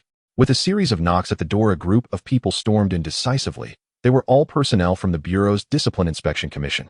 Upon entering, they nodded slightly to the leaders before directly heading toward Wang Jiangtao and Li Bo. The two, seeing these familiar young officers, felt as though they had seen ghosts, their faces turning ashen and unable to utter a word. These young officers usually greeted them casually, but Wang Jiangtao and Li Bo did not even bother to respond or lift their eyelids, too disdainful to engage. Now encountering them again felt like facing death itself, causing them to slump in their chairs. They had considered resisting, perhaps putting up a last-ditch struggle, but with the situation having turned against them, how could they not comply? Did they really want to be forcibly subdued and handed over to the Discipline Inspection Commission? But this time Director Zhang had the video in hand and would certainly not show them any courtesy. The balance of power had shifted and the momentum was against them. Not only were the two taken away, but Wang Ziheng, Lu Ruoyan, and all the other lackeys were also handcuffed and removed. Those who slander others and cause serious consequences must bear criminal responsibility. Moreover, choosing to resist the organizational investigation means they must face the repercussions. And the outcome would undoubtedly be painful. These individuals could at least not escape the fate of being expelled from the police academy. Director Zhang would absolutely not tolerate these scoundrels tarnishing the police uniform. They would be held strictly accountable for their relevant responsibilities. Especially Wang Ziheng, who, according to Lu Ruoyan's testimony to Su Ming, had committed wrongdoing at the police academy. Had he also broken the legs of other students? Then a thorough investigation must be conducted. No leniency would be shown. Director Zhang's murderous intent was resolute, and since the Wang family had drawn first blood against him, he would not go easy. If Wang Ziheng fell into his hands, he would definitely be dealt with severely. Before long, the meeting room was half empty. Director Yin personally took the keys for the handcuffs and freed Su Ming from his restraints. Feeling the long-awaited freedom, the massive weight that had been hanging over Su Ming's heart finally lifted. He had finally restored his innocence. Director Yin looked at Su Ming, who was significantly taller than him, feeling a mix of emotions. He patted Su Ming's sturdy arm and sighed for a long time before earnestly saying, "Su Ming, you've been wrong this time." Su Ming smiled. He had a very good impression of this stern and fiery old leader. He quickly replied, "Director Yin, there's no such thing as being wronged. Historically, good and evil cannot coexist. I still have the skills to deal with such petty tricks." Director Yin was taken aback and patted Su Ming again. Su Ming's words were light, but if it were someone else encountering such framing, they would likely be completely ruined with just a slight misstep. After all, they did not have the surveillance device Guangxi guest camera. They could not conduct covert filming recklessly. Such deliberate framing by insiders would be challenging for anyone to face. The struggle between good and evil has never been fair. The noble can deceive with righteousness, and law enforcers are no exception. The Wang family can use such despicable framing tactics to eliminate dissenters, but Director Yin and his team cannot. They are enforcers of the law and also the bottom line of the law. Director Zhang glanced at Commissioner Wang beside him, cleared his throat lightly, and smiled as he said, "Commissioner Wang, since we have now restored Su Ming's innocence, I recall you mentioned promoting someone earlier. Now that the main character has arrived, why don't we discuss the feasibility of this matter again?" Upon hearing this, the leaders awoke from the shadowy battle and exchanged glances, casting curious eyes toward Wang Zisher. Director Zhang, unexpectedly ruthless. Not only did he take down two key figures of the Wang family, but he also intended to give them a dose of their own medicine. Wang Zishi's already ashen face turned even darker upon hearing this, but helplessly the words he had originally spoken to avoid post-investigation scrutiny had now turned into a pile of dung. He had to swallow it down at this moment. Losing the battle had truly left him with no dignity. Forcing a smile, he squeezed out Director Zhang. "Since Comrade Su Ming is so outstanding, I propose that Su Ming be appointed as the Deputy Director of the Jiangling Police Station upon his employment."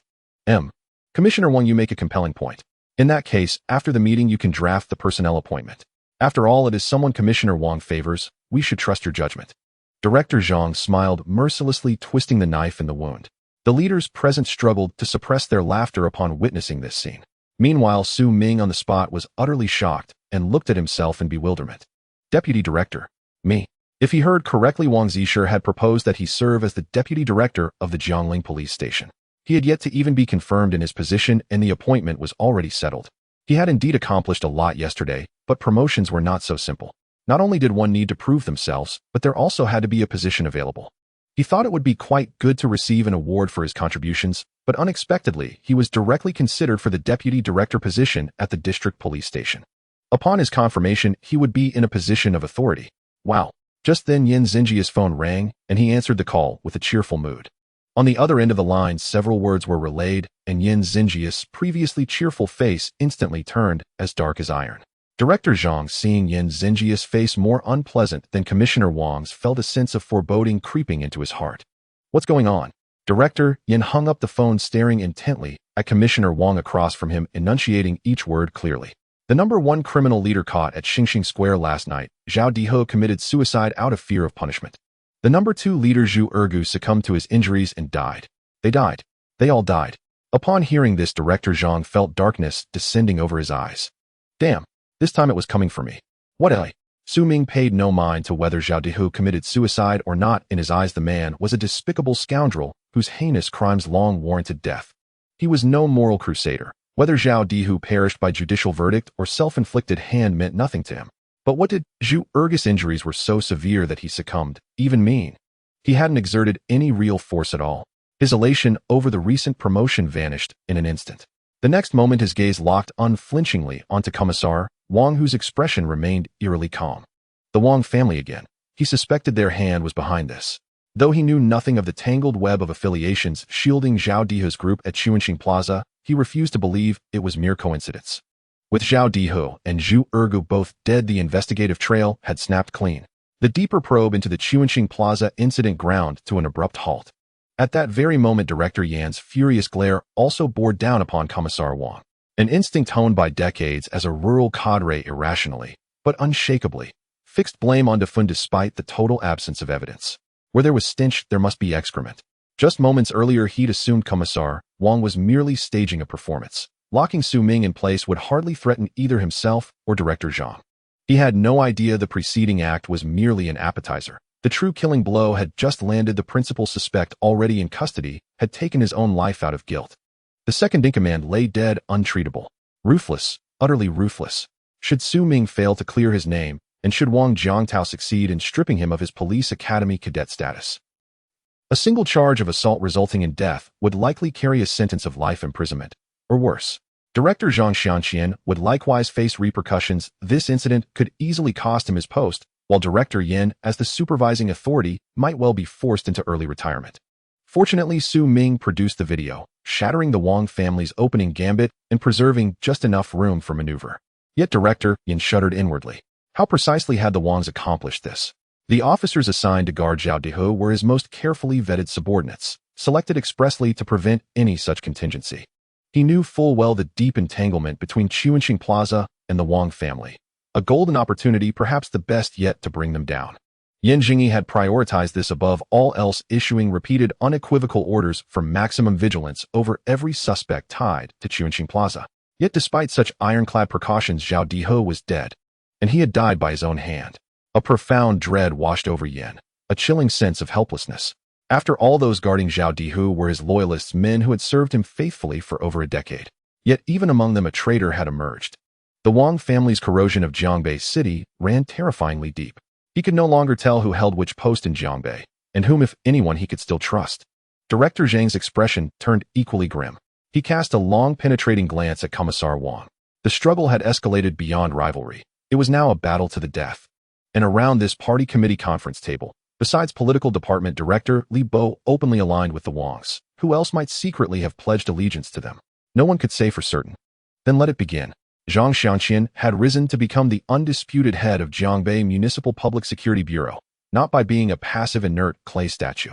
Let us drink from the same golden cup, but draw swords without mercy. With those words, Director Zhang concluded the meeting in terse, decisive fashion, rose and strode out, leading Director Yin straight to Jiangbei First Hospital to take command at the scene. Thus ended the turbulent party committee meeting. As Su Ming stepped out of the municipal bureau's conference room, he was immediately met and escorted away by Zhou Jingye and Zhang Bo. After hearing Su Ming recount the meeting's events, the two exchanged stunned, speechless glances. Could Su Ming really have overturned his fate like this? Incredible. They were genuinely awestruck.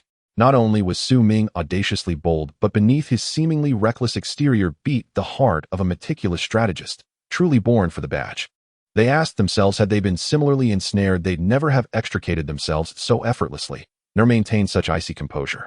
He'd let the bullet fly for so long before revealing his ace, striking back with devastating precision against the Wangs. The higher the stone is raised, the more fiercely it falls upon its wielder. This single move had toppled two hardened high-ranking officials, the political department director and the police academy president, both formidable entrenched figures. Zhou Jingye and Zhang Bo could only sigh in quiet awe. Yet Su Ming felt no triumph, only unease.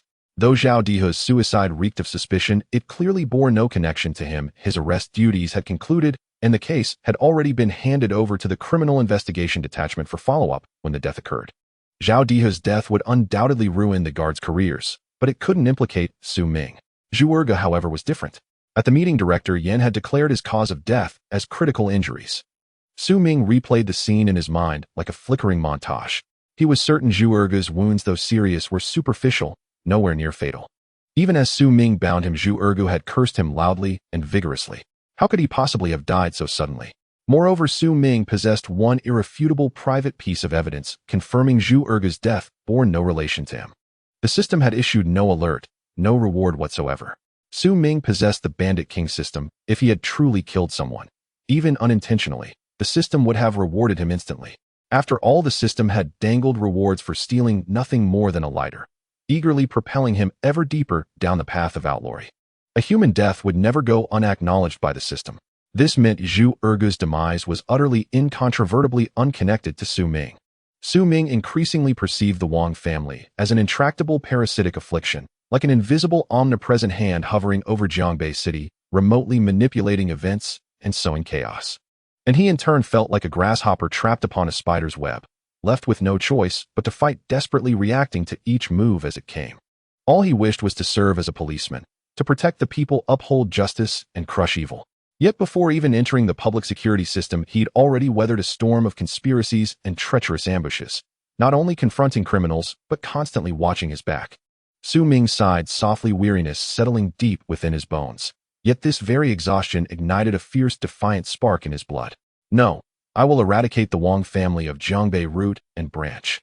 His tiger-like eyes narrowed as he gazed at the propaganda slogans plastered across the outer wall of the municipal bureau: crack down on gangs and eliminate evil, thoroughly and without mercy. What is it? Zhou Jingye frowned, puzzled. He hadn't caught Su Ming's muttered words. Nothing. Su Ming didn't repeat himself, but suddenly asked, concern flickering across his face, Chief Zhou, Zhu Ergu is dead. Won't I be in trouble? A man had died, and by all appearances the death was linked to Su Ming. Standard procedure demanded a rigorous formal investigation into his conduct. Worse still, Su Ming remained a police academy cadet, without official law enforcement authority. That vulnerability weighed heavily on his mind. Don't worry about it. Your name has already been cleared. This is trivial. A man had indeed died, but the question was who he was, and how he died. Though Zhu Ergu had not brandished a firearm during resistance, he was an 11 wanted fugitive implicated in multiple homicides, an exceptionally dangerous suspect. Su Ming had faced down a criminal gang numbering nearly 30 to 40 men. His courage alone merited commendation, and he had in fact single-handedly subdued the entire mob. Had Su Ming hesitated, the numerous hostages abducted by Zhao Dihe's gang would have faced mortal peril, even burial alive. Given such urgency, an accidental fatality among violent offenders carried little legal weight, provided of course Su Ming still wore this uniform, even if only that of a police academy cadet. That was precisely why the Wangs schemed so relentlessly to frame Su Ming for raping Lu Rian. Once Wang Jiangtao finalized Su Ming's expulsion, Zhu Ergu's death would become the final crushing blow. But now, even Wang Zisher could only declare a pack of vile, long-accursed villains, deserving no pity in death. And don't mistake Director Zhang for a passive clay idol. As the undisputed chief of the Public Security Bureau, failing to shield Su Ming under such overwhelming advantage would leave him fit only to return home and sell sweet potatoes. Thus for Su Ming, Zhu Ergu's death truly amounted to little. Chief Zhou patiently explained far more than just Zhu Ergu's fatal injuries. He outlined the complex ties binding Tianyu Group and the Wang family to the Chuanqing Plaza case. Hearing Chief Zhou's account, Su Ming finally understood why Lu Rian had allied with Wang Jiantao to frame him once more. So long as Su Ming lived, the Wang family could not sleep soundly. And likewise, Su Ming could find no rest until the Wang family was utterly eradicated. The clearest entry point now lay in investigating the suspicious circumstances surrounding Zhao Dihe's suicide and Zhu Ergu's death. Both deaths reeked of foul play. Su Ming's gaze fell inward, resting upon the Bandit King system, his greatest asset in this moment. Neither the King of Brawls nor the poker god skill offered any utility in solving homicide cases, and the unfaltering drinker ability was even less relevant. Worst of all, the skill offering Su Ming the greatest aid, friend vision, came with severe limitations. The murder medal remained unlit, and crucially, it could not assess friendship values among public servants, rendering it useless in cracking these two deaths. After all, the perpetrator was almost certainly an insider. Otherwise, how could either man have been struck while under such tight surveillance? Su Ming needed to upgrade friend vision urgently. Its current novice level was intolerably inefficient. Staring at the colossal deficit of sin points required to level up friend vision, Su Ming's eyes blazed anew with the fire of righteous resolve. His medical leave was over, effective immediately. Time to enforce order, no to safeguard peace. The blazing sun descended beyond the horizon as nightfall enveloped the earth. Inside a private dining room at a restaurant near the Jiangling police station, Su Ming sat at the table engaging in lively conversation with several colleagues from the station.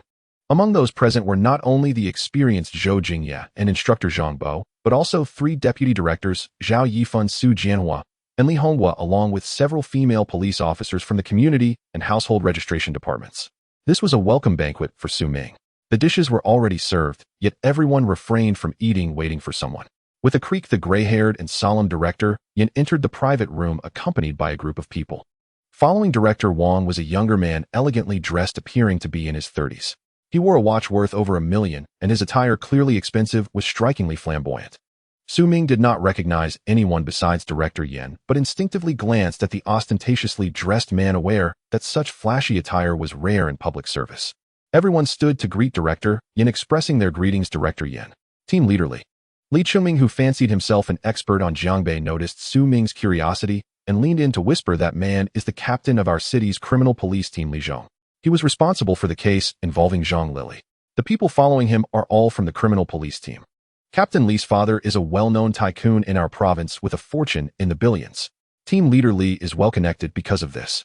Li Chengming succinctly articulated Captain Li's notable characteristics using idiomatic expressions. Many units in the province receive supplies for festivals thanks to the support of his family, so team leader Li holds significant influence not just in Jiangbei City, but throughout the province.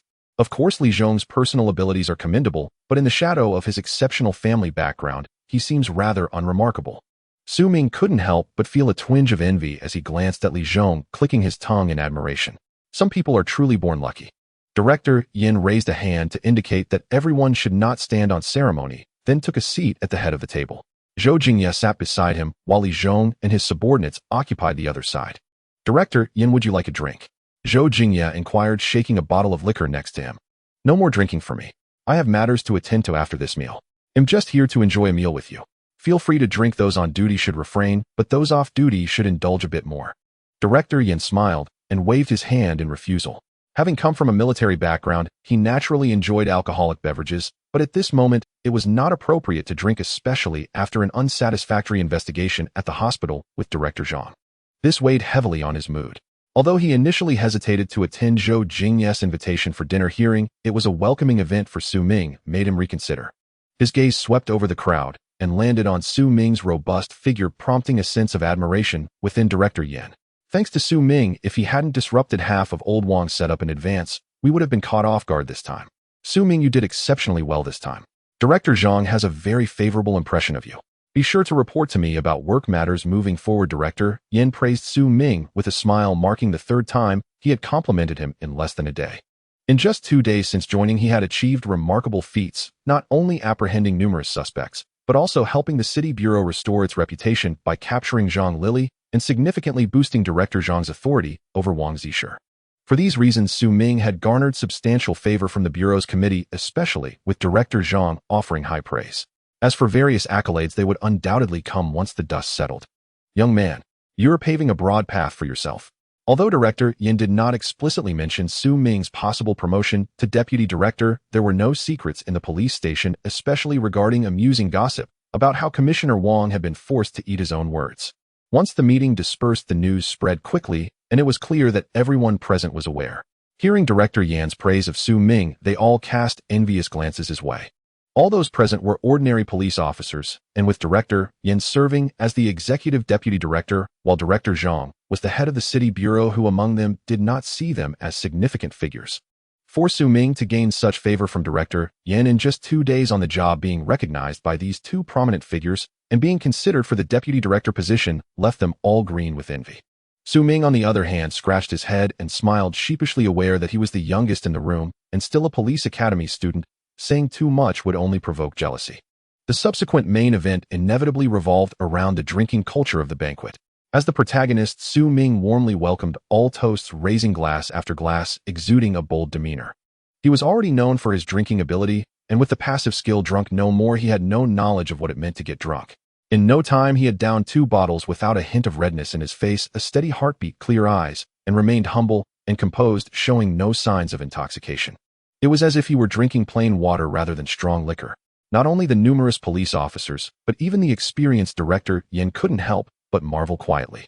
Such a young and vigorous man with strong investigative skills, solid character, and impressive capacity for alcohol truly had limitless potential. While his physique was somewhat imposing and his demeanor somewhat fierce, being in the police force allowed him to intimidate criminals, making it more of an asset than a liability. Upon learning that Su Ming was still single, the people in the private room couldn't help but be intrigued, recalling their unmarried nieces and younger sisters, clearly recognizing Su Ming as a promising prospect. However, given that the leaders were present, it was inappropriate to play matchmaker, yet they all resolved to find an opportunity to bring it up with Su Ming. Besides Su Ming was a female police officer named Su Xinxin, who was the kind of breathtaking beauty that would make anyone glance twice, with willow-like brows and cherry lips. Her fitted white blouse accentuated her feminine curves, making her appear even more striking, as if ready to burst from her attire. Many eyes at the table were drawn to her impressive figure, often darting glances in her direction. She had also consumed a couple of glasses of liquor, her face flushed and her eyes sparkling, displaying a hint of drunkenness. Looking at Su Ming beside her, she was filled with curiosity not related to romance, but rather to his extraordinary experiences over the past 2 days. As a police officer from the Jiangling station, she had certainly heard plenty of rumors, but the specifics were often vague. However, Li Chengming was well informed. Sitting at the table, he animatedly recounted Su Ming's recent exploits with great flair, painting a vivid picture of his achievements. With a keen eye, he saw through the disguise of the poisonous Zhang Lili, capturing her along with the thieves in one fell swoop, using sheer strength to subdue all the thugs. Li Chengming's eloquence captivated the audience, and the female police officers at the table couldn't help but exclaim in awe, uttering sounds of wow and awe throughout his storytelling. Su Ming had suddenly become the center of attention, as if he were under a spotlight, and everyone was eager to discuss him. Su Xinxin in particular gazed at Su Ming with slightly tipsy eyes, finding him increasingly appealing.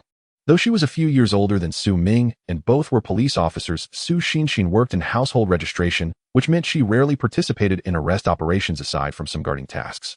Listening to Su Ming's astonishing achievements, her eyes reflected admiration. "Su Ming, you're amazing. Let me toast you." Su Xinxin raised her glass half full of liquor, creating ripples that mirrored her current feelings. "Knowledge has no order, it's the accomplished who come first. I genuinely admire my younger brother." Su Ming, upon hearing the invitation from the police flower, quickly raised his own glass, his large hand gently clinking it against Su Xingxin's porcelain cup.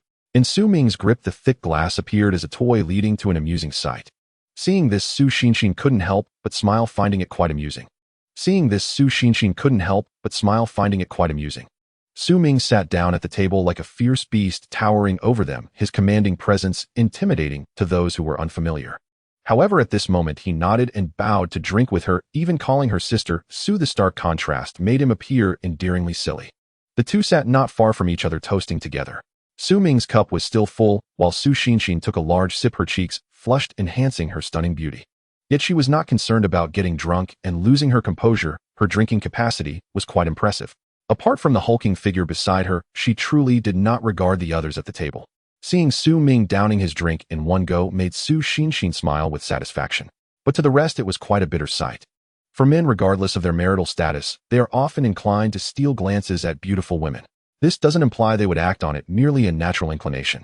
It was simply an uncontrollable urge. After all, the love for beauty is inherent in everyone. Many colleagues in the police station noticed the admiration in Su Xingxin's eyes, feeling somewhat envious.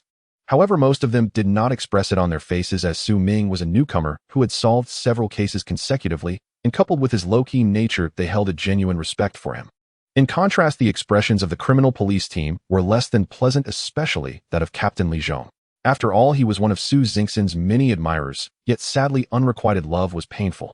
Su Xinxin had always shown little interest in him, recently even rejecting him by saying she didn't like older men. Now, witnessing the stunning goddess looking at Su Ming with such adoration, Captain Li's heart sank. It was utterly frustrating. Li Zhong, in his 30s, had been promoted to captain of the Jiangbei City criminal police team. He was truly a young achiever. Moreover, he came from a wealthy family, attracting women wherever he went, yet none of that seemed to impress Su Xinxin. Su Xinxin herself came from a privileged background, her parents being entrepreneurs. Although not as wealthy as Li Zhong's family, they were still among the notable rich in the city. At this moment, Li Zhong watched as Su Xinxin, like a curious child, eagerly questioned Su Ming about the process of capturing Zhang Lili, undoubtedly infuriating him. Years ago, Zhang Lili's escape was one of his few failures. Li Zhong had mobilized nearly 10,000 personnel in Jiangbei City for the capture, yet they had come up empty. He had always felt ashamed of it, and now as everyone praised Su Ming, it felt like daggers piercing his proud heart. Zhang Lili managed to change this much. No wonder we couldn't catch her. Su Ming, only you could recognize Zhang Lili. If I encountered her, I certainly wouldn't have recognized her. Indeed, Zhang Lili is too cunning. I remember I was also deployed to capture her back then, and those days nearly exhausted me. Zhang Lili. Zhang Lili. Each mention of her name made him seethe, but as captain he felt he couldn't say anything.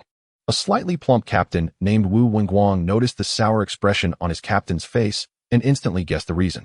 Seeing the police officers at the table still praising Su Ming, he couldn't help but sarcastically remark, "Your police station is really lucky with these cases under your belt. I guess you can boast for years." However, in such situations, it's essential to notify our criminal police team promptly. After all, your station's responsibilities aren't these. You wouldn't want to get hurt later on. His tone was condescending, clearly looking down on the police station. After all, their criminal police team was specifically responsible for criminal cases, while the police station's work was well known as menial tasks, such as neighborhood disputes, assistance requests, and various minor cases. They handled trivial matters like a shopkeeper. Even if there were major cases in their jurisdiction, they would follow regulations and hand them over to the criminal police team. The distinction between the two units was quite significant. Several deputy directors frowned upon hearing Wu Wenguang's sarcasm, having recognized his mockery. However, due to Director Yin being present at the table, they refrained from engaging in a verbal spar. Yet Su Xinxin was displeased upon hearing this. While others feared Director Yan's authority, she was not intimidated. As the saying goes, as long as you don't aspire to be a leader, you are a leader. Su Xinxin thought being a regular police officer with a substantial salary was quite good. She would not indulge Wu Wenguang. At the table, she slightly parted her red lips and eloquently rebutted, "Oh, Are you lamenting your inability to catch someone while coveting the accomplishments of the brother unit? Captain Wu, you have quite the thick skin. How could you say such a thing? Su Xinxin, what do you mean by that? When have I coveted the brother unit's accomplishments? I am concerned about my colleague's safety. Wu Wingguang did not expect Su Xinxin to be so bold as to confront him in front of Director Yin, his face flushed with embarrassment as he hurriedly explained. Concerned about safety. Su Xinxin laughed at what she found amusing, casting a charming glance at Su Ming beside her as she continued. Captain Wu, are you sure there are people Su brother cannot subdue? Wu Wingguang instinctively wanted to respond affirmatively. After all, although he appeared somewhat plump now, he was once a well-known close combat expert in the city bureau, adept in a set of grappling techniques. He could easily disregard 3 to 5 people. However, after glancing at Su Ming, his face twitched. Su Ming resembled a human-shaped titan, his wingspan longer than Wu's legs, and his arm circumference nearly equaled Su Xingxin's waist. He truly resembled a green giant. Wu Wingguang was no fool, instantly realizing Su Xinxin had set a trap for him. If he dared to boast and claim he could handle it, Su Xinxin would make him demonstrate against Su Ming right then. Demonstrate against Su Ming? That would be like finding a toilet lantern searching for waste. Wu Wingguang's face flushed, unable to utter a word. The officers from Jiangling Police Station wore expressions of delight as they listened to Su Xingxin's words. After all, they were all police officers, feeling resentful, being looked down upon, naturally enjoying seeing Wu Wingguang take a hit. Whether or not we can subdue someone, our criminal police team can at least provide support to Su Ming. After all, sometimes criminals do have guns. So what if they have guns? Look at Zhao Dihu. He had a gun, and what happened? He was still taken down by Su Ming. Su Xinxin patted Su Ming's sturdy arm, his muscles feeling as solid as rock. This wonderful sensation made Su Xingxin's heart flutter slightly, but she continued her verbal assault. Our police station managed to catch Zhao Dihu, and you all, so many of you, couldn't even keep an eye on a Zhao Dihu without a gun. Su Xinxin, shut up. Zhou Jingye, initially feeling relieved at Su Xingxin's rebuttal against Wu Wingguang, suddenly panicked as she brought up Zhao Dihu, realizing it had gone too far. Zhao Dihu's case was not primarily handled by Wu Wingguang, but by Director Yin. This wasn't merely criticizing the incompetence of the criminal police team, it was questioning Director Yan's capabilities. Su Xinxin instantly realized she had misspoken, sticking out her delicate tongue and showing a little girl-like expression. Director Yin helplessly glanced at Su Xinxin, knowing this girl was only slightly older than his granddaughter. He naturally wouldn't take her careless words to heart, smiling kindly and ignoring their bickering. Yet Wu Wingguang's face was flushed. Zhao Dihu had committed suicide under the watch of the criminal police team, and the officer responsible for monitoring him had already been arrested and would be prosecuted for negligence. As the squad leader, Wu Wingguang couldn't escape responsibility, or at the very least, he would receive a reprimand. With Su Ming exposing his face, not only was their criminal police team embarrassed this time, but they might even lose their positions. Wu Wingguang, feeling hopelessly frustrated, looked at Su Ming, who was a tower of muscle, his demeanor almost that of a brute, feeling utterly humiliated. A 20-something police academy student, only a few days on the job. He probably didn't even understand the case processing procedures, just lucked into solving a few cases, yet he was deemed so important by Director Yin and Director Zhang. He probably hadn't even matured fully. Moreover, he was acting to uphold the dignity of his own Captain Li Zhong. How could he possibly back down? With a crafty glint in his eye, he continued, criminal investigations demand unwavering perseverance, not mere chance or blind luck. Su Ming certainly possesses exceptional skill, but when it comes to solving cases, he remains inexperienced. Wu Wingguang sipped the freshly served meatball soup, chewed thoughtfully, and offered his appraisal with a faint knowing smile. Solving crimes is no mere matter of brute force. It demands profound theoretical knowledge. Su Ming, how did you fare academically at the police academy? Where did you rank province-wide in the final graduation examination? Adopting the air of a seasoned elder, Wu Wingguang assumed Su Ming's assignment to a local precinct reflected mediocre academic performance. He deliberately raised the topic, now anticipating Su Ming would admit an unremarkable ranking, thus affording him the opportunity to offer condescending encouragement. After all, his own graduation rank had nearly placed him among the top 50. Though years had passed, he still regarded that achievement as a crowning personal triumph, frequently invoking it over drinks, feigning modesty while subtly boasting. Around the table, only the detectives from his unit nodded along, the others exchanged faint, uneasy frowns. At once, everyone recognized Wu Captain's intent, the familiar prelude to yet another recital of his academic glory. That moment remained one of Wu Captain's rare luminous highlights, yet the assembled guests had long since grown weary of it. Each had heard the tale at least a dozen times. So he cracked the provincial top 50. What of it? Su Ming, the self-proclaimed underachiever, curled her crimson lips and rolled her eyes with undisguised disdain. Su Ming, however, remained unruffled. After all, every person at the table was significantly his senior, and he held their experience in genuine respect. Though he privately found the portly Captain Wu rather unimpressive, he replied courteously, "My grades were merely passable. Province-wide ranking was first. Passable won't suffice. I myself ranked." "Wait, what? You ranked first in the provincial final exam?" Captain Wu's small eyes widened in disbelief as he stared at Su Ming. The police academy's graduation examination was a fiercely competitive province-wide assessment. Jiangxia province alone teemed with hidden talents, its thousands of cadets vying for supremacy. The pressure far surpassed that of most other provinces. To claim first place in such a rigorous final evaluation virtually guaranteed a national top 3 standing. This provincial valedictorian title carried immense weight, undisputed, formidable, and earned through sheer merit. Unaware of the deliberate suppression Su Ming had suffered at the hands of the powerful Wang family, Wu Wangwang had simply assumed Su Ming's assignment to a grassroots precinct stemmed from mediocrity. He'd intended to boast, only to discover a valedictorian seated directly across from him. "Su Ming, are you serious?" The others, equally astonished, had clearly never known this Su Ming was this year's provincial valedictorian. They struggled to reconcile the image of Su Ming, a towering, broad-shouldered figure like a fortress of iron, with the title provincial valedictorian. It defied all expectation. Wasn't the valedictorian supposed to be a bookish, scholarly type? How could someone so imposing, 8 feet tall, waist thick as a barrel, resemble nothing so much as a hardened thug? "Su Ming, is it true? Are you truly this year's valedictorian?" Director Yin, hearing the news for the first time, asked incredulously. "Director Yin, my academic record was acceptable," Su Ming replied modestly. "Then, Jingya, why didn't you report this to me?" Yin frowned slightly at Chief Zhou, suspecting his longtime subordinate had concealed talent for personal gain. Chief Zhou looked utterly bewildered. "Director Yin, I had no idea. Su Ming's official file hasn't even arrived. I simply asked him to start work early and assist us. How could I possibly know his academic standing?" Yin paused, then instantly grasped the truth. Su Ming had been suppressed by the Wang family. His resolve to eradicate the Wang clan hardened further.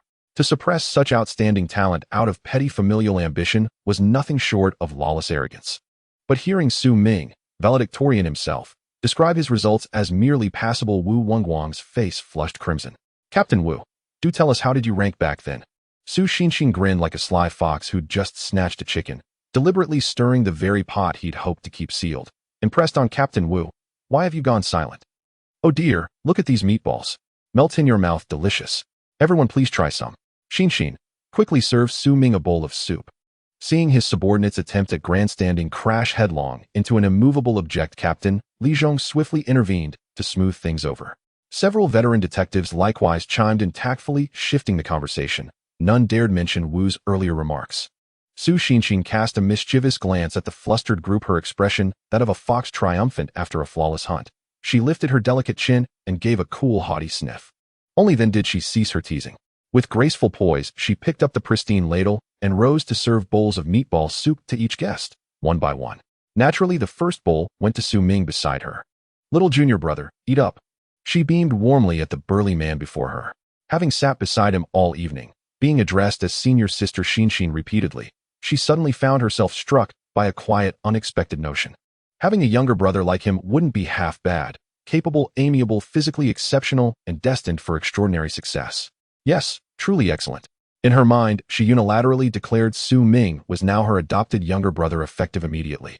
Su Ming, puzzled by her strangely affectionate gaze, accepted the steaming bowl from her slender porcelain-white hand and thanked her earnestly. "Thank you, senior sister Xin." Su Ming laughed, eyes crinkling shut with mirth, then playfully patted Su Ming's thick, corded bicep with practiced familiarity. "Keep up the good work, little brother." Flustered by the beautiful officer's teasing, Su Ming could only shake his head helplessly, then raised the bowl and took a small, careful sip. A long-forgotten, crystalline chime resonated within his mind. Ding! Congratulations! Host has successfully activated the desecration of corpses medal. Ding! Congratulations! Host has received a randomized reward, Hannibal's favor. Hannibal's favor, the elegant Dr. Hannibal Lecter possessed peerless mastery of human anatomy. As a fellow connoisseur of this rare discipline, you have inherited his legacy, mastery-level human anatomy knowledge. Hannibal. Su Ming stared blankly. Wasn't that the name of a character from a film? He hadn't done anything. How in heaven's name had he acquired shared interests with this Hannibal? And what on earth was this desecration of corpses metal? Before he could process it, torrents of information flooded his consciousness. Vast, intricate knowledge of cadaveric analysis and human physiology erupted unbidden in his mind. Yet more unervingly layered atop, it came an acute, visceral perception of scent. The scent of women, of men, of youth, of age. This terrifying deluge turned Su Ming's face ashen. He finally understood who Hannibal truly was. It was none other than Hannibal Lecter. Then desecration of corpses, rephrased. Su Ming stared at the soup bowl in his hand, disbelief freezing his limbs. Waves of nausea convulsed his stomach, and he recoiled sharply, spitting the clear broth onto the floor. This soup, something was deeply wrong. But before he could warn the others, Wu Wangguang bit down with a sharp crunch, grimaced, and spat out a fragment.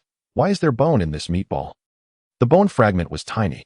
No one else paid it much mind. Director Yin even quipped with a chuckle, Captain Wu, you're young yet your teeth seem rather delicate. Director Yin, you jest. Such a tiny sliver means nothing. Wu Wangguang retorted, opening his mouth to swallow it again, when in a single glance encyclopedic anatomical knowledge surged through his mind with startling clarity.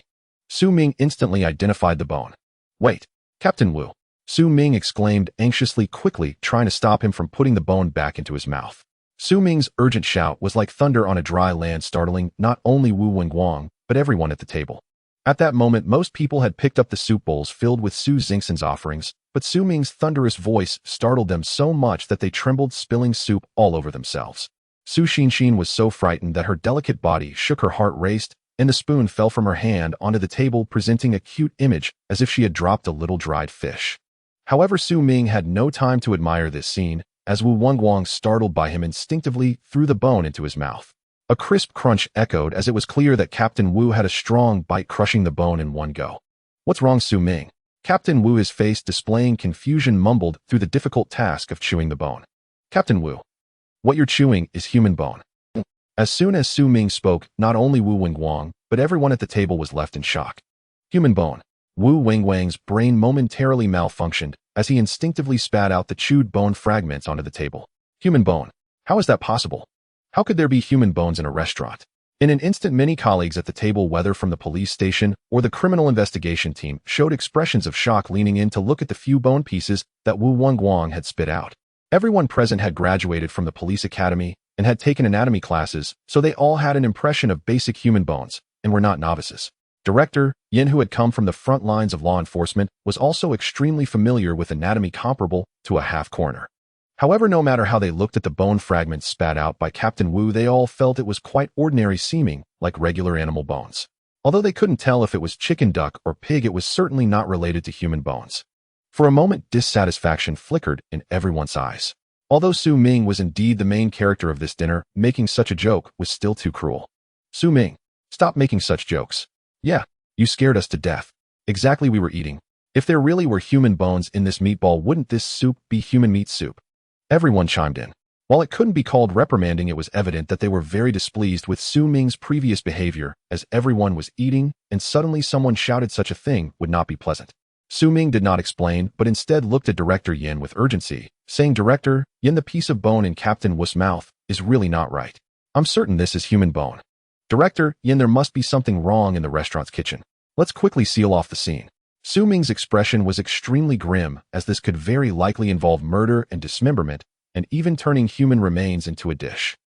The nature of this case is 100 times worse than a simple murder. This means that human bones were found in the meatball soup, so what kind of meat is the meatball made of? It's terrifying to think deeply. Just the thought of it made Su Ming feel horrified. He wished he could disperse all the diners immediately to prevent anyone else from tasting this horrifying delicacy. Su Ming, don't rush. You say this bone is human bone. Tell me, which part of the human body does it belong to? Director Yin did not show doubt like the others, but instead had a serious expression.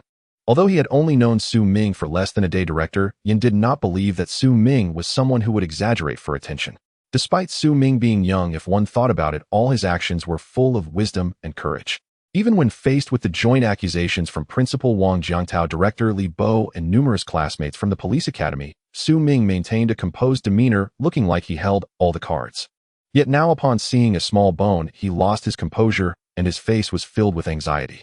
Director Yin felt something was amiss. Although he couldn't see anything wrong with the bone, he wouldn't stubbornly insist on his own judgment. He couldn't tell, but that didn't mean Su Ming couldn't. Su Ming was this year's top scorer in the provincial exam. Just based on the title of top scorer director, Yin was willing to listen to Su Ming's explanation.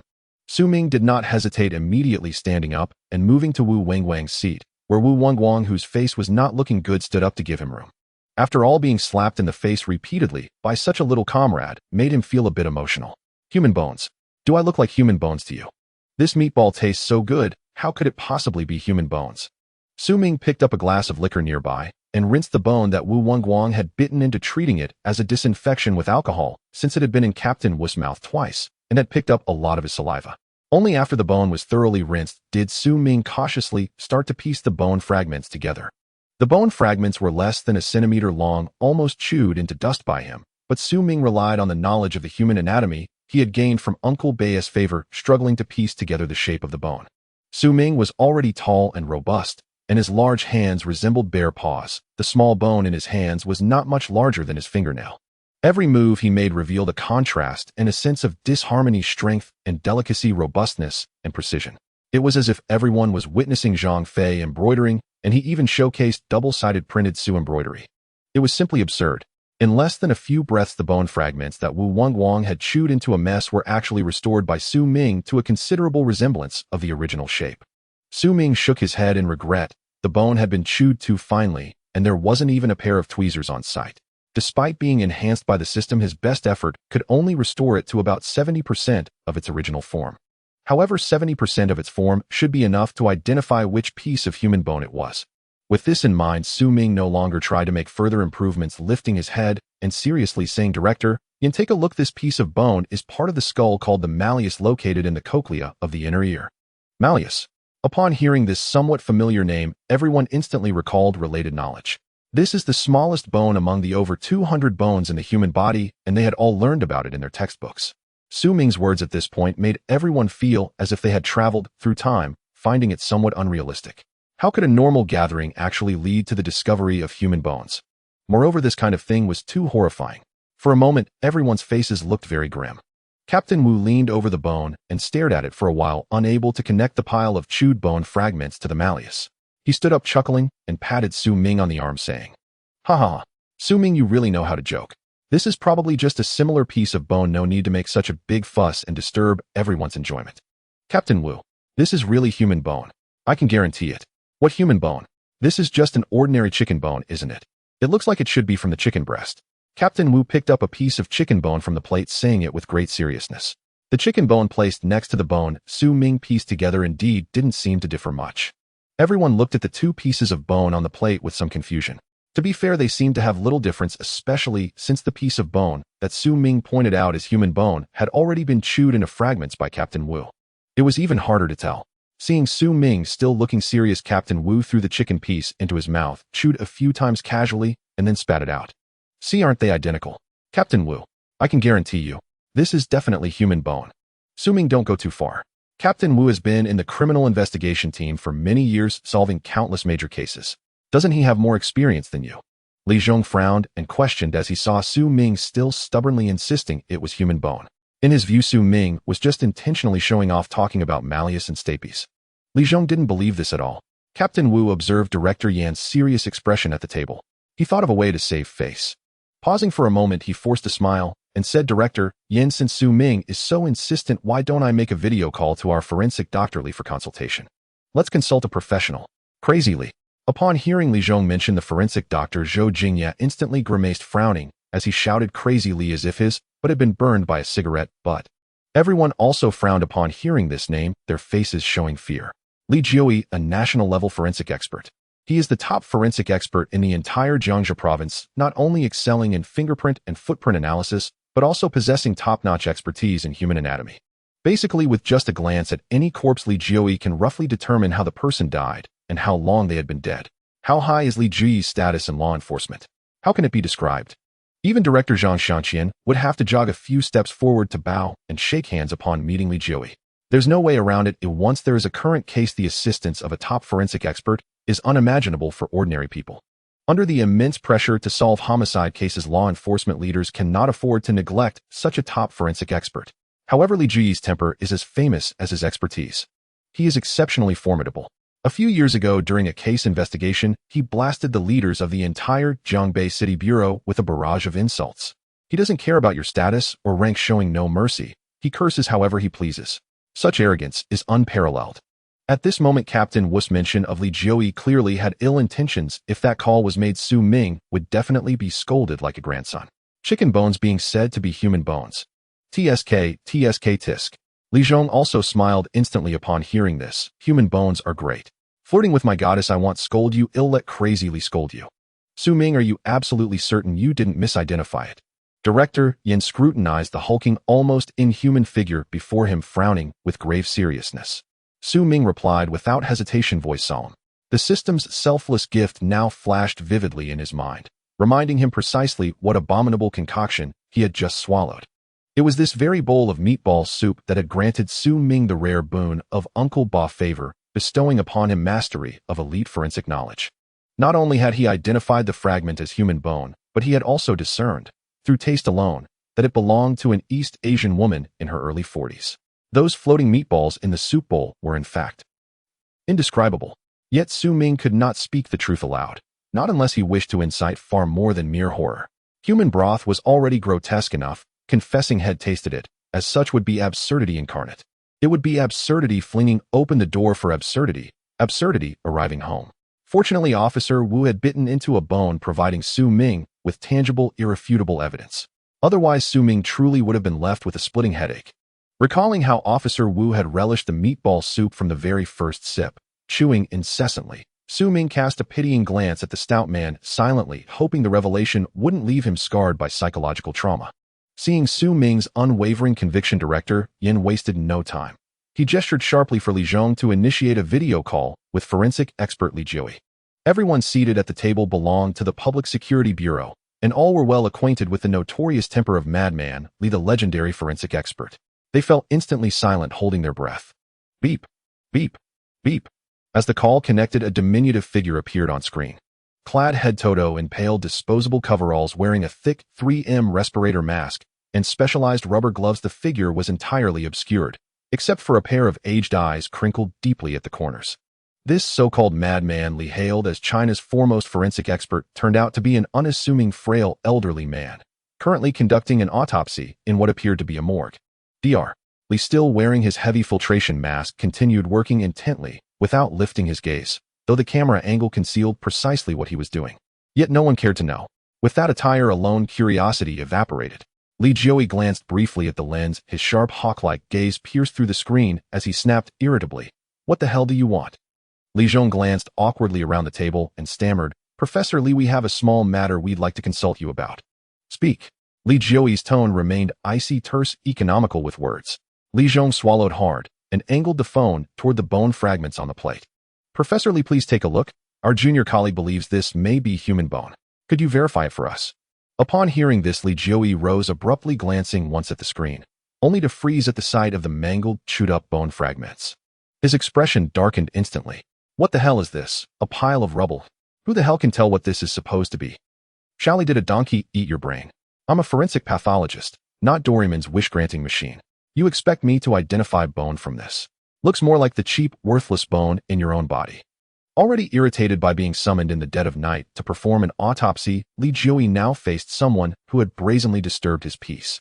After unleashing a torrent of expletives, his fury only intensified. He hurled his autopsy scalpel, still slick with bodily fluids, onto the floor and erupted like a scalded shrew. Before Li Jiui could unleash another tirade, several uniformed officers, each bearing 2 bars and 3 stars, rushed into frame, stammering deferentially, "Teacher Li, Professor Li," trying desperately to soothe the furious elder. Clearly, they were the officers assigned to assist Dr. Li during the autopsy. Then the camera shifted, revealing a stern, square-jawed face filling the frame. The moment Li Zhong recognized that face, cold sweat broke out across his brow. Deputy Director Zhao. Indeed, the man appearing on screen was Deputy Director Zhao of the Provincial Public Security Department, the de facto third highest authority in Jiangsu Province's police hierarchy, overseeing stability maintenance. Realizing the gravity of the situation, Director Yin immediately stood, snatched the phone, and offered profuse, apologetic smiles toward the screen. "Deputy Director Zhao, greetings. We sincerely apologize for interrupting your work." Though noticeably younger than Director Yin, Deputy Director Zhao radiated the unmistakable aura of entrenched authority, his gaze piercing, commanding. He offered a gentle, reassuring smile to Li Jioi, then turned, his expression turning faintly disapproving, as he asked, "What urgent matter requires Professor Li's attention at this hour?" "Well, during our meal, we discovered a bone fragment that strongly resembles human bone, so we thought it prudent to seek Professor Li's expert assessment." "Director," Yin answered cautiously. Deputy Director Zhao's brows drew together sharply at the words meal. At a restaurant. As the provincial official responsible for social stability, those two words, human bone and restaurant, instantly triggered alarm bells. If substantiated, this would constitute a scandalous nation-shaking case. And if exposed in today's hyper-connected digital age, it would deliver a devastating blow to the entire economy of Jiangbei City. Jiangbei City, densely populated and a major tourist destination, thrived on its robust tertiary sector. A crime of such depravity would trigger catastrophic ripple effects, shattering public trust and crippling livelihoods. "Where is the bone? Let me see it." Deputy Director Zhao commanded, his expression stern. In the People's Republic, senior officials typically carried extensive grassroots experience on their resumes. Especially within highly specialized units like Public Security. Deputy Director Zhao was no exception.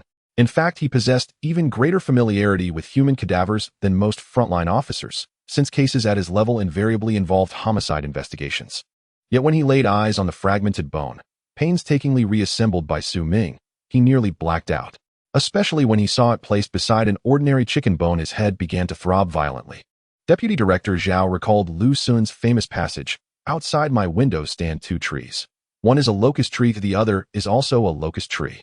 Now on the plate before him lay two bones. One resembled a chicken bone, the other resembled it even more. He longed desperately to curse like Professor Li, but restraint held him back. He was a deputy director, and a deputy director must possess grace, dignity, and composure. "Professor Li, please calm yourself. Take another look if you would." Deputy Director Zhao urged, his voice warm, indulgent, and infinitely patient. Even as Li Jioi continued his colorful verbal barrage, the elderly man yanked off his mask and roared, "Who claimed this was human bone?" His thunderous question echoed through the private dining room, and every pair of eyes instinctively swiveled toward the towering figure inside. Their gazes held pity and unmistakably schadenfreude. Clearly Su Ming was doomed. Even Officer Wu's expression twisted into an irrepressible mocking smirk. "So you're the provincial civil service exam top scorer. So you're the one shouting human bone. If this is human bone, I'll eat this entire table." That's Wu Wenguang speaking, and not even Jesus himself could stop me. Su Ming showed no trace of fear or hesitation. Calmly he took the phone, unfazed even by the deputy director's presence, and greeted him crisply, "Greetings, sir." His voice was short, sharp, commanding.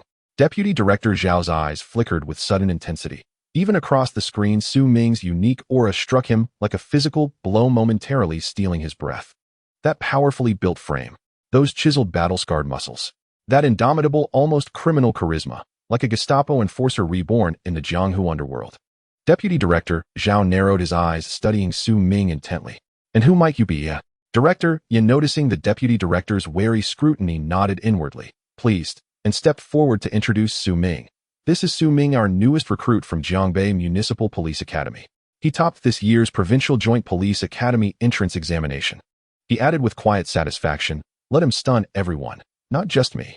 Deputy Director Zhao's suspicion instantly dissolved into bewildered disbelief.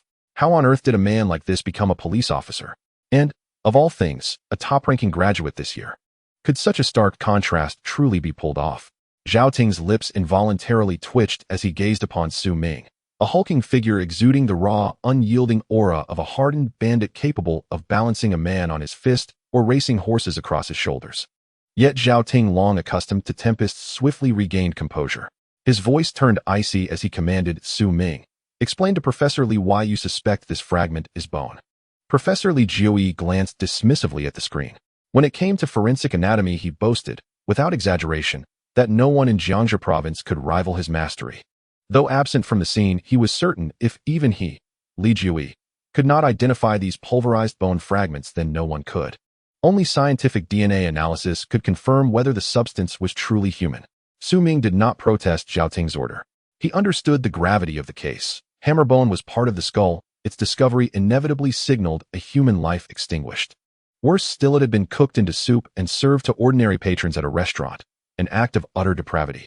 With one hand, Su Ming took the phone. With the other, he delicately reassembled the fragments. As his large, steady hands shifted the shards ever so slightly, Professor Li's expression transformed. from casual indifference to grave, unwavering focus. Those who had earlier smirked in schadenfreude now sensed something ominous in the professor's deepening solemnity. Could it be? What the hell? The officers crammed inside the private dining room stood frozen, mere diners who'd never imagined their meal would unravel into horror. Even Yan Jingyi, a veteran bureau chief, weathered by countless crises, paled visibly. He would rather have swallowed filth than this. The former was merely revolting. The latter heralded catastrophe, a homicide case with catastrophic public ramifications. As head of criminal investigations for the municipal bureau, Yan Jingyi bore immense pressure. At last, Su Ming ceased adjusting the fragments and slowly raised the phone to a precise, revealing angle. From that vantage, even Zhao Ting recognized it instantly. No longer just the forensic titan, but the provincial director himself. Hammerbone. It's the Capone. Both men shouted in unison. Professor Li, did you also identify it as Hammerbone? Li Zhong's face turned ashen. Ignoring protocol, he snatched the phone from Su Ming and demanded into the screen. On the other end, Professor Li Jiuyi's aged face was etched with solemn certainty. He nodded firmly, absolutely. Only after that formidable young man reconstructed the fragments did I recognize it beyond doubt. Yan Jingyi lifted his gaze, just slightly, towards Su Ming. This man continued to astonish him. He recalled how Wu Wenguang had spat out the fragment mere seconds earlier, and Su Ming had identified it instantly. His anatomical knowledge surpassed even seasoned forensic specialists, truly worthy of being the province's top-ranking graduate. While only Yan Jingyi retained the presence of mind to marvel at Su Ming's brilliance, the others, upon hearing the professor's confirmation, turned in unison toward the porcelain bowl on the table brimming with meatball soup. The broth was crystal clear, dotted with pale, tender meatballs garnished with fresh chives and coriander, vibrant, inviting, mouth-watering. If such bone were embedded within those meatballs, then what precisely were they made of? That question struck every mind simultaneously. And in that same breath, every face blanched, pale as parchment. Could it be? A visceral, involuntary clench seized each stomach, even those who hadn't tasted the soup. A deep, guttural wave of nausea surged from the core of their beings. Ugh! Wu Dui, who had earlier vowed to devour the entire table, broke first, emitting the first dry heave. He had been the sole diner to sample the infernal delicacy since the server placed it before them, and had even praised its tenderness and flavor. Unbelievable. Utterly unthinkable. Wu Wenguang clapped both hands over his mouth and staggered out of the room, leaving the door wide open behind him. There was no need to close it. Moments later, female officers, and several male colleagues with weaker constitutions, rushed after him, hands clamped over mouths, sprinting down the corridor. Many collapsed short of the restroom, vomiting violently in the hallway. Those still seated fared little better, their faces twisted with profound disgust and dread. This was monstrous, beyond belief. Zhao Ting's expression darkened like storm-choked water. The moment he confirmed the fragment was human, the taut thread of his restraint snapped entirely. Such a dish appearing in a restaurant. This infernal jest had become chilling reality. Should word leak, online, Jiangbei City's entire food service economy, the very backbone of its tertiary sector, would suffer unprecedented devastation. Beyond economic ruin, it would shatter public trust and ignite fierce resentment toward government institutions. Zhao Ting narrowed his eyes, his gaze sharpening with unassailable authority. His expression hardened into steely resolve as he fixed an intense look upon the mountainous Su Ming, then issued his command, cold and absolute. Yan Jingyi. Present. Yan, a veteran forged in military discipline, snapped to attention instinctively. By authority of the Jiangxia Provincial Public Security Department, I order you seal all information regarding this case, immediately. All involved personnel must sign binding confidentiality agreements. Cybersecurity units shall monitor all digital channels with utmost vigilance. No trace of this incident may escape into the public sphere. Mobilize teams immediately to manage the situation.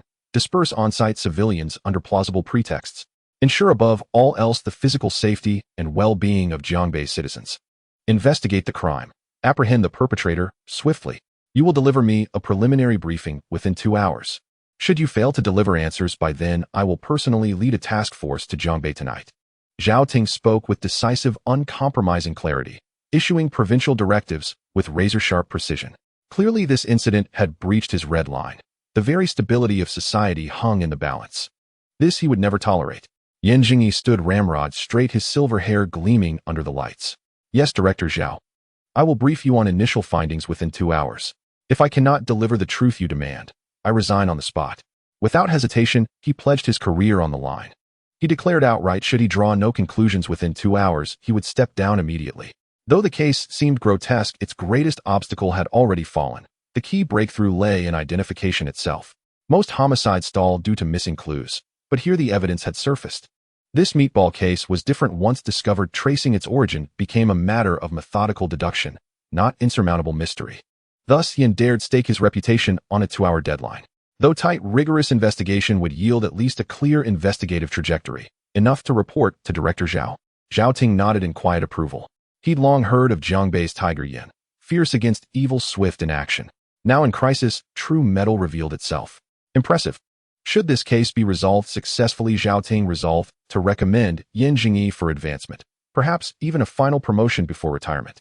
Rumors suggested Zhang Xianqian, current head of Jiangbei Public Security, might soon be reassigned, making Tiger Yin a compelling candidate for the top post.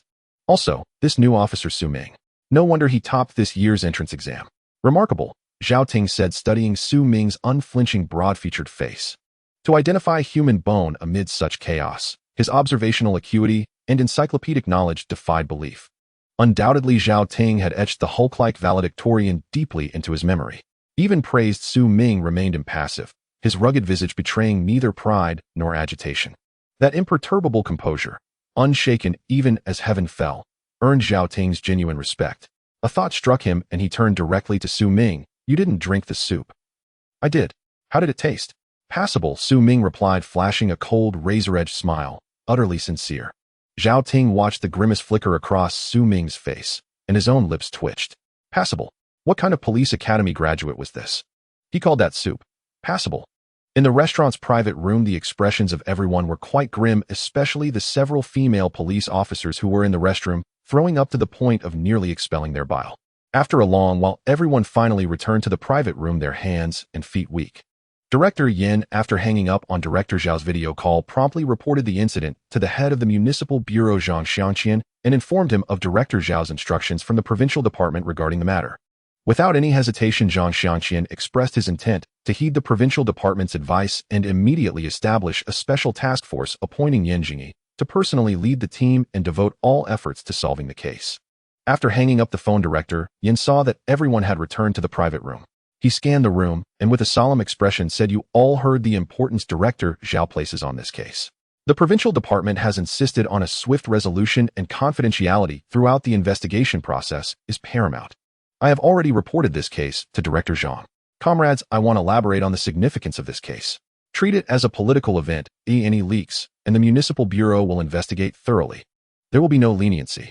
Everyone nodded in agreement, not daring to neglect Director Yan's words. Seeing the serious attitude of everyone, Director Yin nodded in satisfaction, raised his hand to signal for someone to lock the private room door to prevent any staff from accidentally entering and leaking case information, and lightly tapped the dining table before continuing. "I have already notified nearby police forces to arrive at the scene, and we will soon seal off the entire restaurant." Director Yin, let me interrupt. We cannot recklessly allow a large police presence to seal off the restaurant, Zhou Jingye said, raising his pale hand. He had also had a sip of meatball soup earlier, and knowing the truth, he nearly expelled his bile, but still endured the discomfort to voice his thoughts.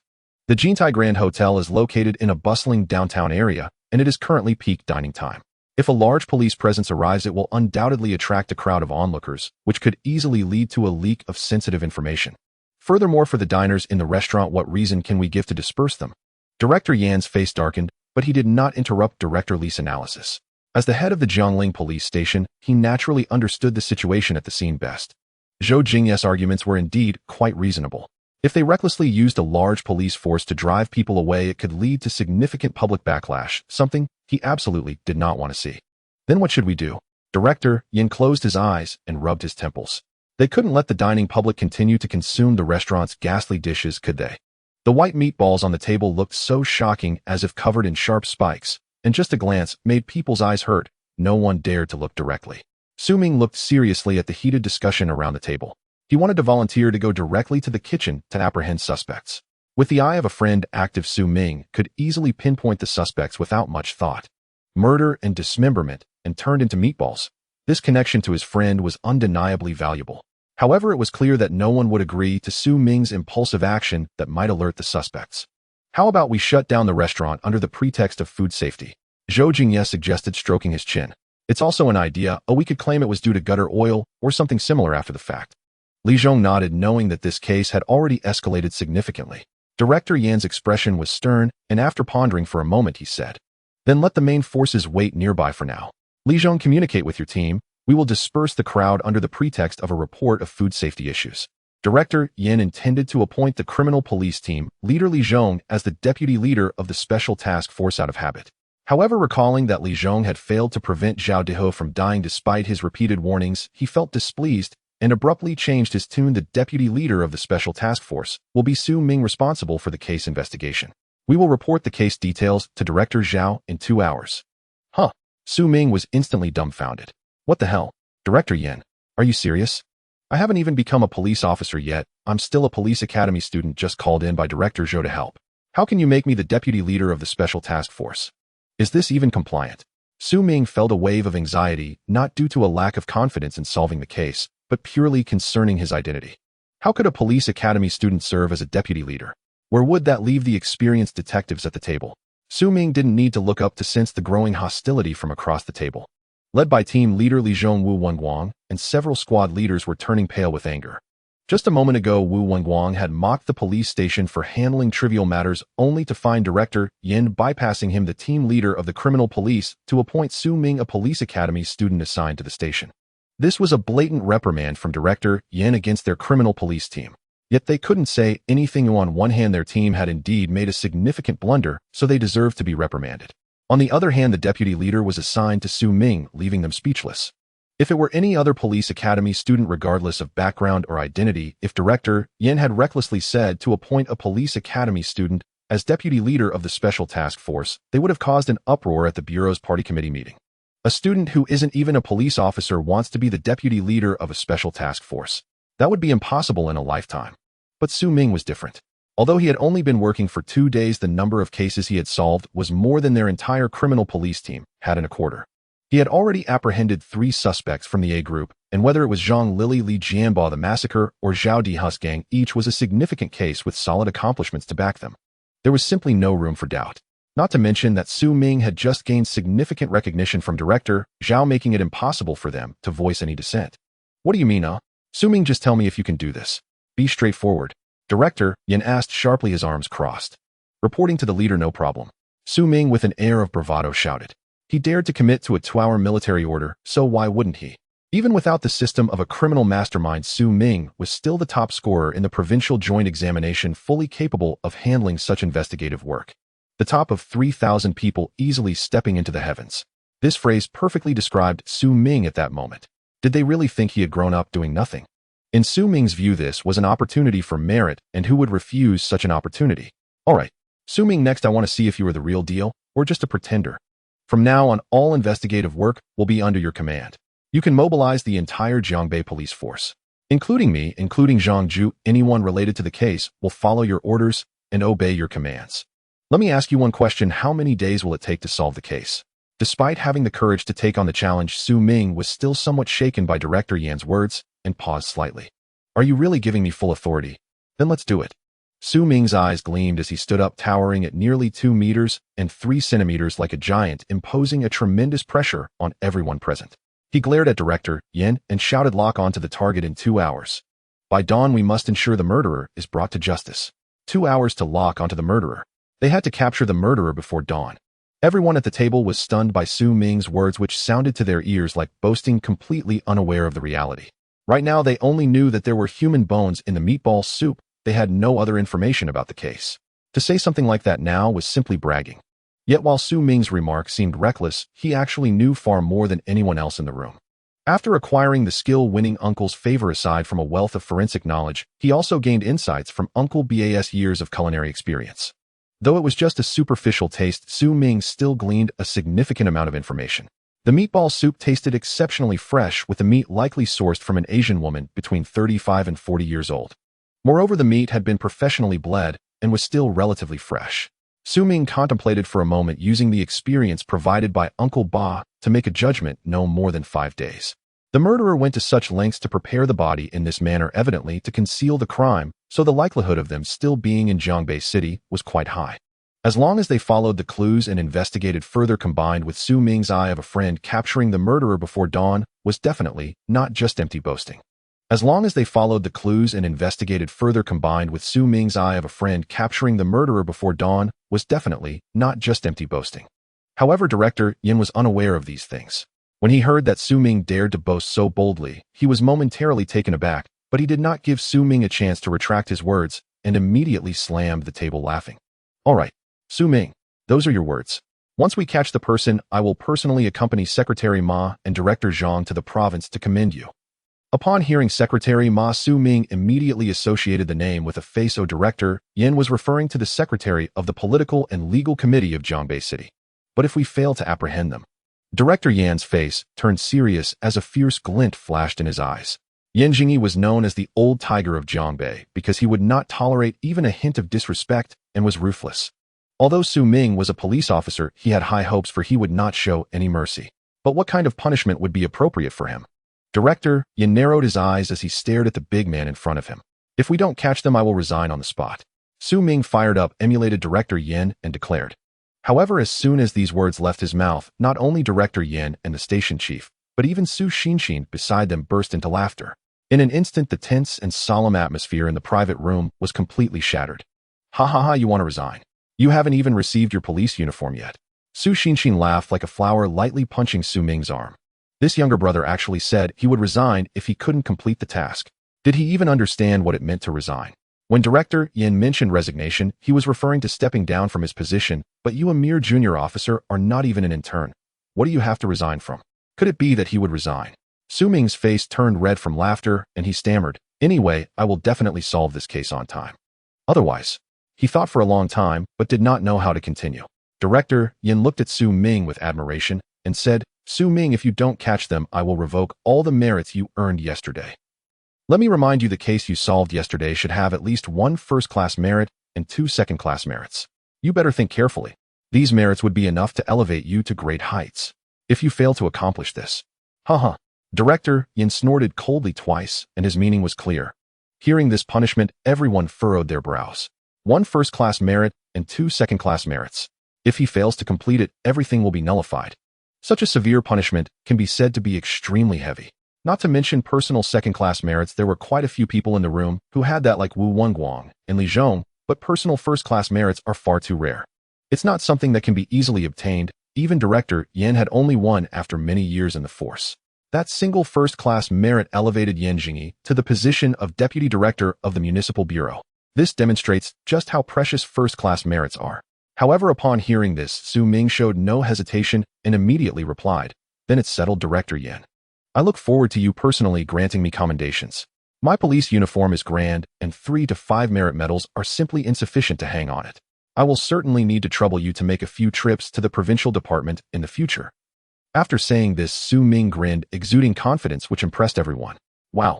I must say, at that moment, Su Ming exuded a strong masculine charm, and the glances from several single female police officers at the table changed. There are over 10,000 police officers in Zhangbei City and its subordinate districts, but there is truly no one who dares to speak to Old Tiger Yin like this. Even including Commissioner Wang, he dared to argue with Yan Jingyi, but would he dare to say such things to Su Ming? If he did, Yan Jingyi would laugh him to scorn. Only Su Ming could say that Director Yin should make more trips to the provincial department, and Director Yin would smile, feeling proud of it. Because this guy Su Ming truly had merits. Some may wonder how Su Ming, looking so tough, could attract admiration from the opposite sex, but do not forget that women are also peculiar beings. They are romantic and attracted to strength, especially when peers surpass them in their field, which naturally sparks a subconscious admiration. For instance, Su Xinxin, sitting beside Su Ming, tilted her head slightly and gazed at him dazedly, her heart stirring with unusual feelings. This feeling is hard to define, mixed with admiration and longing, perhaps with a hint of something else. But at this moment, Su Ming was unaware of the glances from the young female police officers. His gaze swept across the room, and with Director Yan's formal appointment, Su Ming naturally would not be shy. As for the police officers in the station, there was no need to say much. Su Ming's appointment as the deputy team leader was a source of pride for them, and they were naturally happy to cooperate. Several criminal police officers slightly averted their gazes or kept silent in response to Su Ming's piercing gaze, all indicating their lack of objections through their actions.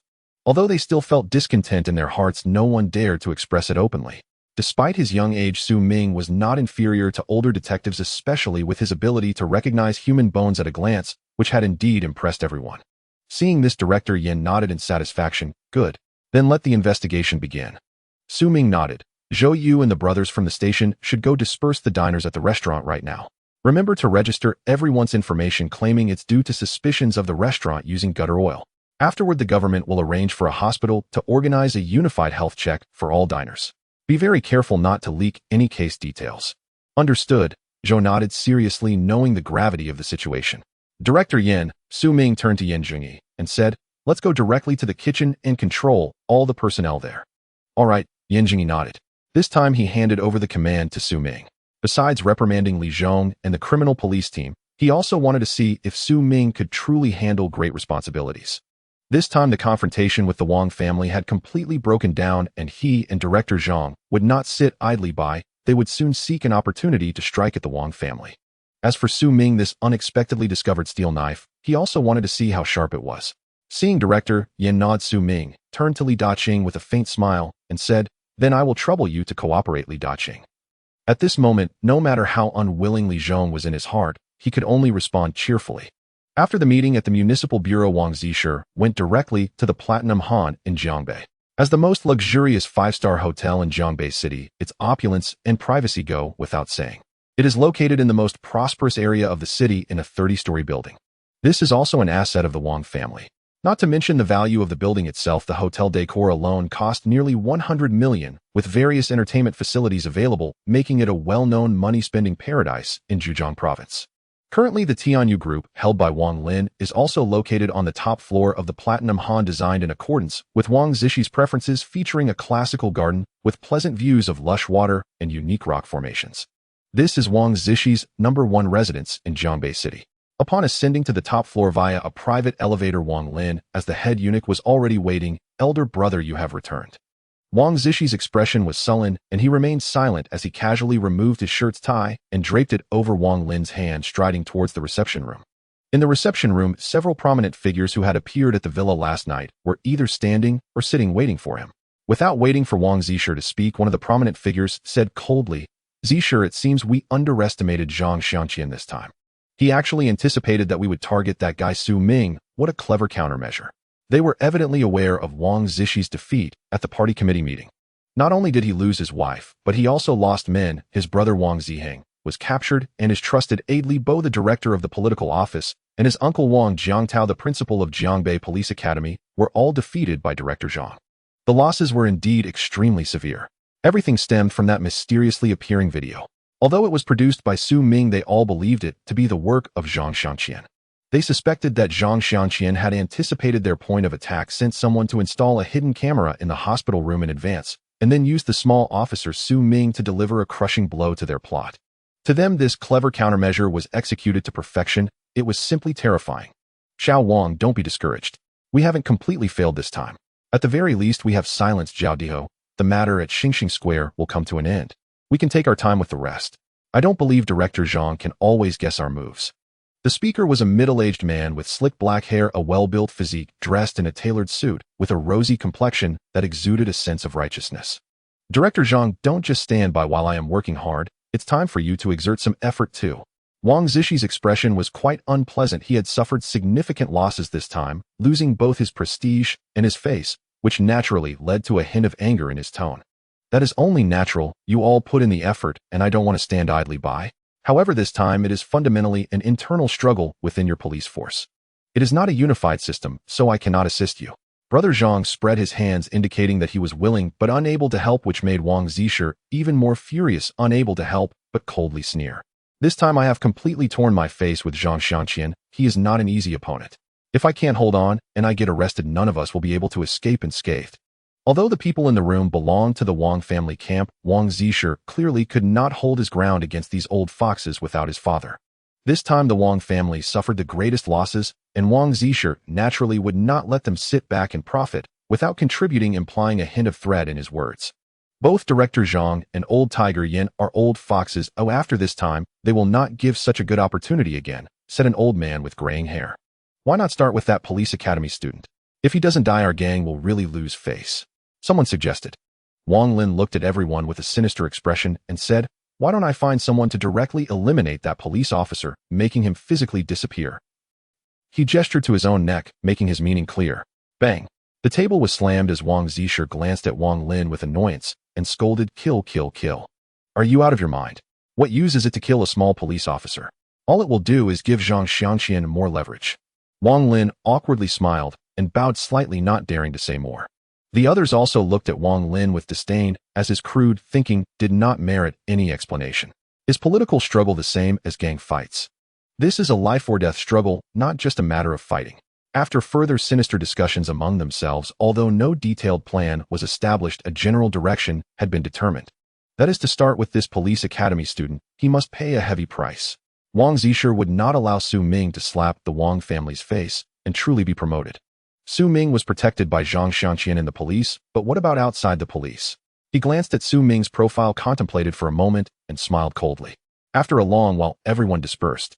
Wang Lin looked at Wang Zisher, who was still resting with his eyes closed on the sofa, and cautiously approached him, saying, "Brother, you're not going back tonight, right?" Wang Zisher nodded. "Then should I call the little sister-in-law over?" Wang Lin grinned, revealing a friendly smile.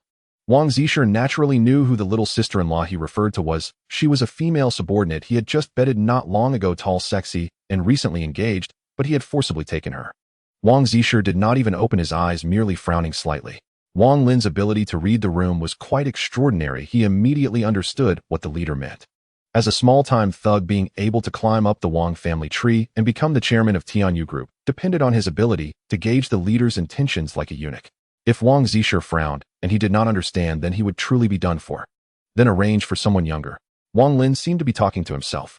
Wang Zisher leaned back on the sofa, expressionless, as if asleep, not responding. Seeing this, Wang Lin slowly exited the door, lowered his head, took out his phone, and dialed a number. "Hello, Brother Lin. Baozi, come to my office." Wang Lin spoke concisely and hung up the phone. When Wang Lin arrived at the office, a spirited young man was already waiting inside. The young man, referred to as Baozi, appeared to be quite young, probably around 17 or 18, with dyed white hair reminiscent of Wu Jing from Killzone. He felt a surge of panic when summoned so abruptly by Wang Lin. Wang Lin was no benevolent character. He was the top gangster in Jiangbei City, with countless ruthless subordinates. Baozi, feeling nervous, awkwardly said, "What's the matter, Brother Lin? Do you have any good goods?" "Goods." Upon hearing this, Baozi's heart instantly relaxed. Honestly, he was quite frightened facing the top underworld boss in Jiangbei City, Wang Lin. When he was summoned by Wang Lin, he feared that something had gone wrong, making him so tense that his calves cramped. Baozi chuckled, a sly grin spreading across his face, and said, "Of course, brother, I have top-tier student girls, as you already know. Just remember to keep it clean," Wang Lin advised somewhat uneasily. "What do you mean by clean? Is completely hairless okay?" Baozi was extremely confident in his area of expertise. Seeing that Wang Lin's expression was normal, he dared to crack a crude joke. Wang Lin laughed and playfully swatted at the young man's white hair, saying, "Get lost. Hurry up." This kid was quite a bit younger than him, but his mouth was slick. He had been visiting nightclubs since he was in middle school. Having spent years in the Platinum Han, he had long since bid farewell to school life, playing with several of Wang Lin's henchmen. The reason he hadn't dropped out was that he wanted to obtain a high school diploma, and also because it was easier to meet girls at school while maintaining the identity of a student. Baozi himself was tall and attractive, generous with his spending, and very popular with young girls. Wang Lin had also given him some of the more unsavory tasks. With clear pricing, average goods could yield about 10,000. Premium original goods were priced at 50,000. Over the past 2 years, this young man, named Baozi, had received a lot of money from Wang Lin, basically earning a six-figure income every month. After leaving Wang Lin's office, Baozi stroked his stylish hair, squinting as he pulled out a folding phone worth several thousand and swiped through a messaging app. After a moment's hesitation, he selected an avatar and sent a voice message. "Sun Tingting, what are you doing?" "Oh, it's me, Baozi. I heard from a classmate that you're looking for a part-time job." Yes, my aunt opened a convenience store and needs someone to watch the stall at night, $25 an hour. From 9 to 12, 4 hours for $100. Are you coming?" Baozi tossed his hair while making up the details. On the other end of the line was a female student holding an old Nokia worth a few hundred, with a simple expression, dressed in slightly faded school uniforms and wearing a pair of broken black frame glasses.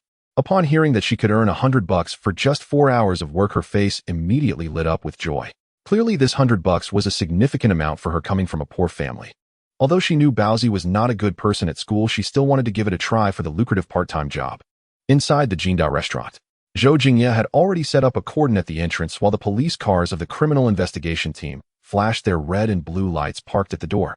Su Xinxin and several female officers were patiently registering the information of the diners. The citizens of Longhua hold the police in high regard. After Zhou Jingye revealed his identity and explained the situation, everyone immediately expressed their understanding and cooperation. Thus, the clearing operation was carried out very smoothly. Meanwhile, inside the restaurant, Su Ming was currently questioning the chef in the back kitchen along with Yanju. Chef Sun Dagua looked at the towering figure of Su Ming with trepidation, his face, full of worry, nearly brought to tears. He was not only frightened by the sudden appearance of the police, but was even more terrified by Su Ming. Su Ming stood directly in front of him, his muscles as solid as rock and his imposing demeanor akin to that of a bully, which terrified the honest man Sun Dagua, who had spent his whole life in the kitchen. This is not how a police officer should look. If it weren't for many officers in uniform calling him team leader, Sun Dagua would truly not believe this was a police officer. He looked more like a bandit leader. Police, brother. Our restaurant really doesn't use gutter oil. We only use salad oil, and we have the daily supply invoices.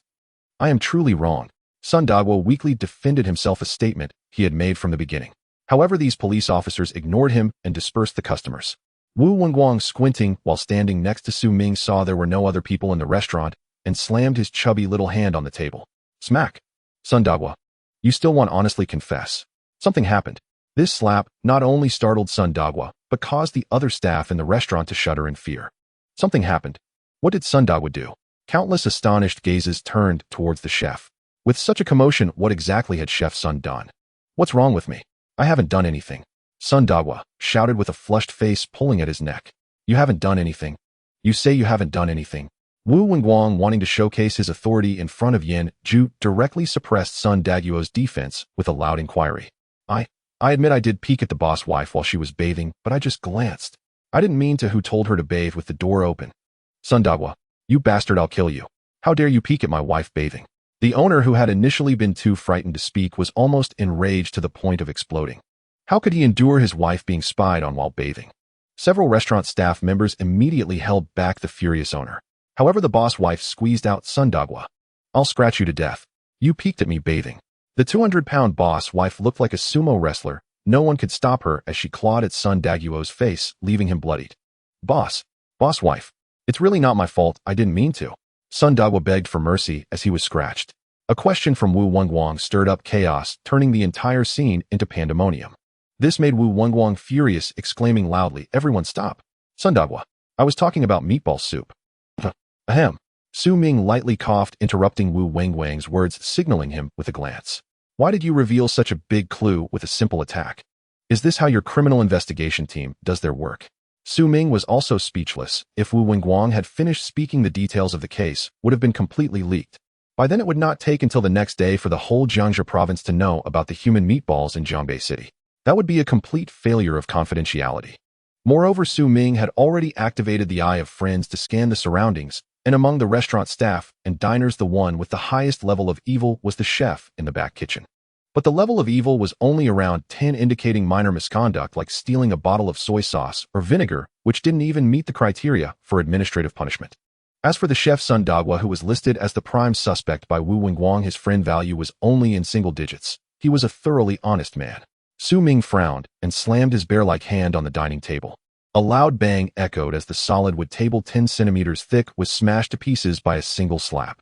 The exaggerated scene left not only the restaurant patrons, but also the many police officers stunned. What the heck, is this still a person? Su Ming's face flushed with embarrassment. He awkwardly coughed and said, "That boss, how much is the table? I'll compensate you later." Shifting the topic awkwardly, Su Ming forced a smile and asked, "Chef Sun, may I ask who makes the meatball soup in our restaurant?" Chef Sun, seeing Su Ming's fierce smile, became even more fearful. "Big bro, there are only 2 chefs in the restaurant. I usually handle frying and stir-frying while the soup is made by Chef Li." "Where is Chef Li?" Su Ming scanned the crowd, his eyes gentle and without any scrutinizing intent. Although everyone thought this hulking figure looked a bit intimidating, his tone was still very polite, unlike the short and stout police officer beside him. Growing bolder, a tall, thin chef, wearing a white chef's hat, squeezed out from the crowd. "A police officer, are you looking for me?" Chef Li looked up at Su Ming, cautiously raising his hand. Su Ming waved for him to follow, and then strode into the kitchen. Chef Li swallowed nervously and followed behind. Su Ming walked into the kitchen, heading straight for the freezer. Inside, various meats and frozen products were neatly arranged, clearly maintained by someone responsible for cleaning daily. As Su Ming rummaged through the freezer, he asked without looking back, "Chef Li, can you tell me how your restaurant makes winter melon meatball soup?" Well, generally we just stir-fry the winter melonade in the prepared broth, and then put in the ready-made meatballs. Chef Li nervously fidgeted with his fingers looking at the police officers following him and weakly asked, "What's wrong, police brother? Is there something wrong with the soup?"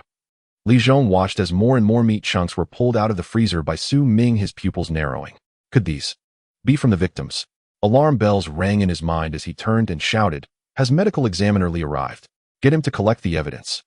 "No need, Captain Li, these are just ordinary beef and lamb. There's no need to panic." Su Ming clapped his hands to shake off the frost, and finally pulled out a large bag of frozen meatballs from the freezer. The pale meatballs were packed in a transparent bag, and their size and shape were exactly like the hellish delicacy they had just tasted. Su Ming leaned closer to the bag and took a deep sniff. The strong stench of human flesh wafted up. Compared to when cooked, this raw smell was instantly recognizable to Su Ming, who had the favor of Uncle Ba. No mistake, in the entire freezer, only this bag of meatballs emitted that nauseating fragrance. Su Ming turned to Chef Zhang and asked, "Chef Zhang, where did your restaurant source these meatballs?" "They come from a small workshop in our city. They've been making these meatballs for many years, and because they use solid ingredients and have affordable prices, many restaurants use their meatballs." "Officer, what's wrong with these meatballs?" Chef Zhang, seeing Su Ming's focus on the meatballs, curiously asked. "Nothing much. The meat used in these meatballs is not right. It's from sick pigs. Your restaurant should be more cautious about ingredient selection in the future. Don't use things from private workshops carelessly." Seeing that the case had made progress, Yin Zhu quickly provided cover. Since these meatballs did not originate from the restaurant, they would not disclose those details. Chef Zhang nodded repeatedly in agreement with Yin Zhu's admonition, not daring to ask any further questions. After casually fabricating a reason to gloss over the matter, Su Ming inquired about the workshop's specific information and then asked Chef Zhang to wait in the lobby. Once Chef Zhang had left the kitchen, Su Ming shook the bag in his hand. Although the transparent plastic bag had poor quality advertisements, it clearly marked 5 kilograms. Originally filled to the brim, the bag was now nearly empty, revealing the bottom. The meatballs that had just been delivered that morning were already in short supply. Everyone exchanged glances, feeling nauseated, but they were even more horrified to realize this truly was an excellent method for disposing of a corpse. If Su Ming hadn't discovered the clues, the murderer might have truly escaped the law. Yin Zhu's expression was serious. "Su Ming, since we have preliminary leads on the case, let's report to Director Zhao briefly." Su Ming glanced at his watch and shook his head, saying, "Yin Zhu, let's organize the arrests first. It's only been a little over 10 minutes, and we're still far from the 2 hours Director Zhao mentioned. If we are going to report, we should have sufficient investigation to back it up." Yin Zhu thought for a moment, agreeing with Su Ming's reasoning.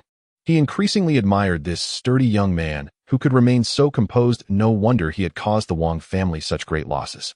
Indeed, Su Ming's expression turned cold as he said directly, "This case is basically locked in the suspect. Oh, let's go to the workshop to make the arrest." "Yes." Inside the room, Li Zhong and Wu Wenguang felt 100 sighs in their hearts at how easily Su Ming had identified the main suspect, but in front of Yin Zhu, they could only obediently accept Su Ming's orders. In the urban village of Jiangbei City, this area represents the urban-rural interface of Jiangbei, contrasting sharply with the towering buildings of the city center, as it is still densely populated with self-built houses. Not only original villagers, but also many migrant workers residing in Jiangbei City rent here.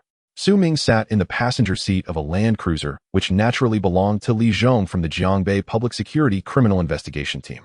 The car was his, the driver was naturally him, and in the back seat sat Wu Wenguang and Director Yin. Through the car window, they observed a 2-story house in the village illuminated by streetlights, indicating that someone was home. Inside the car, Wu Wenguang answered a phone call and turned to report to Director Yin. "Director Yin, I have already contacted the local police station and the village committee.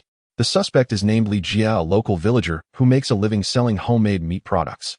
He lives with a wife from another province, a 60-year-old father, and a son in junior high. According to the village committee, Li Jia and his second wife have a troubled relationship, having fought several times, even prompting police involvement. Moreover, village officials reported that his wife, Li Mei, has not been seen for several days. He himself has also reported a missing person at the local police station." Wu Wenguang shook his phone and continued, "The police have already sent the statement to my phone." Director Yin narrowed his eyes slightly. "Su Ming, what do you think?" "What do I think?" Su Ming's heart stirred as he realized Director Yin was deliberately elevating him. At this stage of the investigation, it was evident that the victim was likely Li Jia's wife, Li Mei. Su Ming took Wu Wenguang's phone and browsed through the statement Li Jia had filed at the local police station. However, his gaze lingered for a moment on Li Mei's personal information. Li Mei, female, 38 years old, from XX province, XX city. 38 years old. This fell precisely within the age range suggested by Uncle Ba's favor. Su Ming felt Director Yan's goodwill and knew it would be disingenuous to claim he was not moved. Such cases are not particularly difficult to solve, but once a clue is found, pursuing the trail usually leads to identifying the suspect swiftly. He steadied his mind and said, since the suspect is at home, let's organize an immediate arrest. Director Yin, you surround the house with the criminal investigation team, and I will knock on the door directly to gauge the situation. Just you alone? Director Yin asked with some concern. Su Ming nodded cheerfully, flexing his brawny biceps, and confidently said, what, Director Yin, are you not confident in my strength?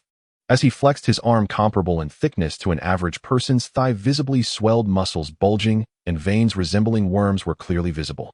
Those watching felt their scalps tingle. Director Yin was left speechless. This fierce image instantly erased all his worries. This guy was undoubtedly a human beast. Wu Wenguang, sitting in the back, said with a tinge of sarcasm, with your appearance, who would dare open the door in the middle of the night? This time it was Su Ming who was left speechless. He actually had a point. Ultimately, after a discussion among the group, they decided that the four of them would go together for mutual support. After all, they were dealing with a genuine psychopathic murderer. The on-site command was handed over to another veteran squad leader of the criminal investigation team. As Su Ming and the others got out of the car and entered the house, a strong smell of blood filled the air. Moreover, it was not just him who smelled it. Director Yin and the others also noticed it. This was the unique odor of processed pork, which almost made one gag on a midsummer night. The group frowned, instinctively covering their mouths and noses. The smell was too overwhelming. Only Su Ming did not cover his mouth and nose. Instead, he took a deep breath, and amidst the stench of pig, he detected other scents. Following this scent, Su Ming quickly approached a nearby drainage ditch. The drainage cover was rusty and clearly corroded by sewage. He crouched down and peered through the cover into the drain below. The foul smell emanated from there, but the darkness below was like an abyss, obscuring any clear view, which made Su Ming frown. The skills gifted by the system were shrouded in darkness, enhancing not only his sense of taste, but also his sense of smell to a great extent. From the moment he approached the house, Su Ming could distinguish the smell of human blood amid the nauseating stench. He not only detected a smell similar to that of meatballs from a restaurant, but also caught another scent. At this moment, Su Ming suspected that his sense of smell was even more acute than that of a police dog. What's wrong? Li Zhong noticed Su Ming's expression and asked in a low voice, Su Ming, have you discovered something? Although Li Zhong was dissatisfied with Su Ming, he still respected his capabilities. He had already seen Zhang Lili in person, and to be honest, if Su Ming hadn't revealed her disguised identity, he would never have suspected that this woman was Zhang Lili, whom he had been obsessing over. At this moment, seeing Su Ming's grave expression, Li Zhong hurriedly asked. Su Ming's contemplation was interrupted, and after a moment's hesitation, he said, Captain Li, it's possible that there is more than one homicide in this house. We need to be cautious. Li Zhong was taken aback and turned to glance at Director Yin behind him. Director Yan's previously relaxed expression turned even more serious upon hearing this. More than one homicide? Su Ming, what do you mean by that? Does it imply that this human meatball incident likely occurred multiple times? Director Yin had an immense trust in Su Ming's judgment at this moment. Although he was still unaware of the basis of Su Ming's conclusion, he chose to believe him. He instinctively opened his mouth to ask Li Zhong if he had brought a police gun. But before he could speak, the door of the house opened from the inside, and a rough voice shouted from behind them, Hey, what are you doing here? The group turned to see an old man with completely white hair and a somewhat plump build. He was wearing a colorless sleeveless vest and leaning on a cane, glaring at them. What are you doing at my doorstep in the middle of the night? They instantly recognized the old man as Li Jie's father, Li Tiansong, who was nearly 70 years old. Director Yin turned to signal the others with his eyes, and then turned back, smiling broadly as he said, Old man, we have a restaurant at the Jiangbei night market, and I tasted his meatball soup, which was particularly authentic, so I wanted to Stocking up. Although Li Tiansong's vision was poor, he could vaguely sense that these people did not look like restaurant owners. Seeing the old man skeptical, Li Zhong quickly replied, Old man, we were sent here by Master Sun from Jindao Restaurant. Little son. Upon hearing a familiar introduction, the old man relaxed his guard, warmly stepping aside to open the heavy iron gate, saying as he walked in, Come in. My house not only has meatballs, but also various cooked foods and sausages, all of which can be delivered to your door. You can come in and choose. As soon as the old man heard there was business to be had, his previously rude demeanor transformed into a warm invitation for everyone to come inside and choose. Upon standing, the old man was instantly dumbfounded. What the hell were you crouching just now? By this time it was already past 9 o'clock. Although it was midsummer, the village's lighting facilities were evidently not as bright as those in the city, and the old man with poor eyesight had not noticed Su Ming crouching. Now with the faint moonlight, Su Ming's shadow completely enveloped the old man. Is this a person? Su Ming's fierce aura made the old man feel as if he had suddenly aged several decades, and he was instantly frightened into a state of submission. Oh, this. The old man recoiled in terror, nearly toppling backward onto his buttocks. Fortunately, Wu Wenguang, compact and agile, leapt forward in a flash and steadied him. But Su Ming had no time to spare for the old man. As the door swung fully open, a rancid swine-sour stench surged forth, laced with the thick coppery reek of fresh human blood, blasting straight into Su Ming's nostrils. An unstoppable tide flooded his mind, the scent of a middle-aged woman, and then the faint fragile aroma of a child. Su Ming swept his gaze across the courtyard, his expression dark and grim and unrelenting. The courtyard, some 70 or 80 square meters, was hung with vivid crimson cured sausages. Beside them stood a makeshift shed roofed with corrugated steel inside, which gleamed stainless steel processing machinery from rudimentary cutting tools to massive industrial grinders, all unmistakably designed for meat processing. That vile odor saturated the entire yard, from the steel shed to the dry toilet to the drainage pipes and, finally, to the rows of processed foods neatly suspended on the clothesline. Each scent coiled like an invisible chain binding those places together. In that instant, Su Ming seemed to pierce through time itself, glimpsing the full arc of the crime, its origin, its execution, its silent, grotesque culmination. His mind forcibly reconstructed the entire sequence. His face turned ashen, colder than midnight frost. Though suspicion had already taken root within him, witnessing the truth firsthand still made his eyes burn with fury, veins straining at their limits. You, who are you? The old man caught his breath, staring at the hulking figures in the yard, his voice shrill with false bravado. You're not here to rob us, are you? Did ya? Come out now. Intruders have broken in. Hardly had the words left his mouth when a man's furious bellow erupted from the house. Who dares come die at my doorstep? Got balls of bear heart and leopard gall, huh? Don't even know what I do for a living. A burly bald giant stormed out, brandishing a kitchen cleaver, cursing all the way. Shit. His tirade died mid-breath the moment he pushed open the door. His rage instantly curdled into docility. He saw Su Ming standing in the courtyard, his face darker, more terrifying than any storm cloud. Li Jia prided himself on ruggedness, but today he truly saw what raw, unyielding menace looked like. A man at the courtyard's center, forged like a warlord from legend. Muscles far more colossal than Schwarzenegger's froze him into perfect calm. He discreetly slid the cleaver behind his back and bowed slightly, speaking with exaggerated deference. Elder brothers, what brings you here? Yanju, seeing the suspect emerge, dropped all pretense. Stepping forward from behind Su Ming, he drew his police badge from his inner pocket and held it aloft, his voice low and grave. Jiangbei Public Security Bureau. Li Jia, you're under investigation. Under investigation? What investigation? Li Jia blinked at the badge, genuinely bewildered. What does that mean? Officer, what exactly are you implying? The old man at the gate, hearing the word police, stiffened. You're not here to buy anything. You're from the Public Security Bureau. Did you find my daughter-in-law, Li Mei? He gripped his cane tightly, blinking his aged eyes, then rushed on before Yanju could reply. Officer, I need to file a report too. My grandson Li Yishir has gone missing these past few days. Was he taken by his mother? As Li Tiansong spoke, his anxiety felt palpable, like that of a devoted elder consumed by worry for his kin. Even those who knew fragments of the truth felt a pang of pity rise in their chests. This old man was truly a soul marked by sorrow. Yanju sighed inwardly. He himself was a grandfather, and such a scene struck him as unbearably cruel for a man nearing 70. Hesitation flickered across his face should he arrest the son outright, here before his father's trembling eyes. Not only Yanju, but Wu Wenguang and Li Zhong too found their resolve softening. And yet, the grandson had vanished as well. They needed no prompting to grasp the implication. Frowns deepened, each officer weighed how best to execute Li Jia's arrest, discreetly, carefully, without shattering the fragile veneer of normalcy. But Su Ming's expression remained utterly unchanged. Instead, he turned slowly, his gaze locking onto the stooped figure of the old man. 1 second. 2. 5. The old man's face stayed faintly puzzled, as if patiently awaiting the officer's reply. Su Ming could wait no longer. Shaking his head, his voice cut like glacial ice. Li Tiansong, how much longer will you pretend? How could you bring yourself to slaughter your own daughter-in-law and your own grandson? That single sentence struck like thunder, splitting the heavens. Not only Yanju and the others stood frozen in disbelief. The very man at the doorway, Li Jia, went utterly slack-jawed. What did that mean? His wife and child dead, killed by his own father. Was Su Ming truly accusing Li Tiansong, this frail old man, of murder? Their minds roared as though a colossal bell had been struck inside their skulls, deafening, disorienting. Each struggled to believe what they'd just heard.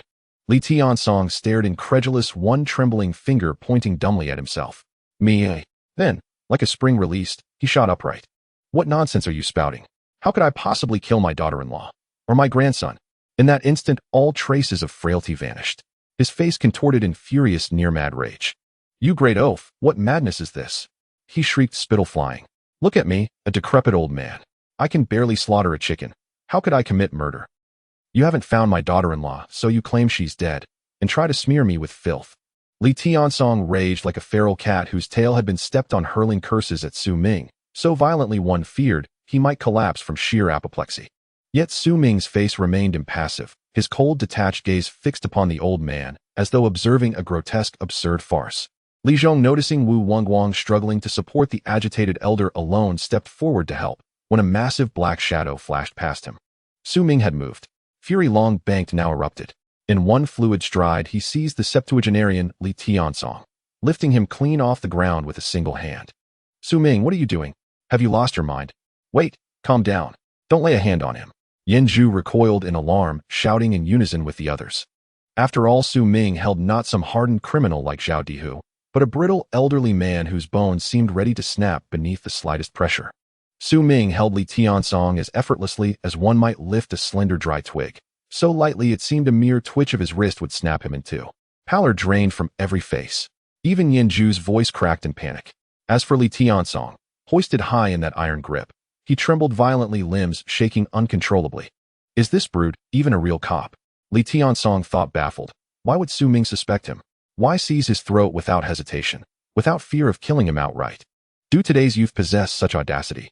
Yet Li Tiansong, whose life was measured in decades, whose grave was all but dug, had little left to fear. So he flushed crimson and roared up at Su Ming. You're a cop, yet you dare strike an old man. Go ahead, kill me.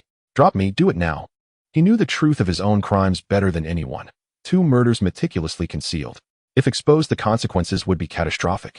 Thus he blustered, a desperate gamble. Though he couldn't fathom why police had come to his door, he believed his work flawless. No loose ends, no trace. Not even his own son had suspected a thing. What then could the police possibly uncover? What then could the police possibly uncover? What then could the police possibly uncover? He suspected that Su Ming was merely trying to intimidate him.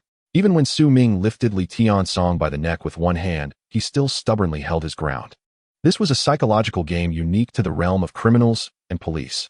As long as he could divert the police's attention away from himself, even if it turned toward his son Li Jie, he would have a glimmer of hope. Li Tiansong glanced at the many clotheslines behind Su Ming strung with vibrant sausages. As long as everything was sold off, the last traces of evidence would be completely devoured by this city of nearly 1 million people. Jianbei. With no evidence left, he would be completely safe. One must admit Li Tiansong's reprimands had indeed managed to pacify the stern officer. Could it be that Su Ming was truly mistaken? A trembling old man like him couldn't possibly be the murderer, right? If the murderer was his son Li Jie, they would be more inclined to accept that. Wu Wangguang wanted to step forward to persuade Su Ming, but as he took a step, he caught a cold glare from Su Ming, his eyes filled with chilling malice. The aura of a century-old gangster bore down on him, causing his hands and feet to instantly turn cold, and the foot he had just raised instinctively retreated. This brutal temperament, after more than a decade of policing Wu Wangguang, had captured countless gang leaders and murderers, yet he had never encountered such a terrifying gaze. He was nearly scared into drawing his service weapon by that gaze. But the last remnants of clarity in his mind reminded him that Su Ming was not a gangster, but his colleague. In a moment, Wu Wangguang found himself in a dilemma, turning to look at the stern officer with a face full of despair. Officer Yin, you need to manage Su Ming. What's he trying to do? Su Ming, put him down now.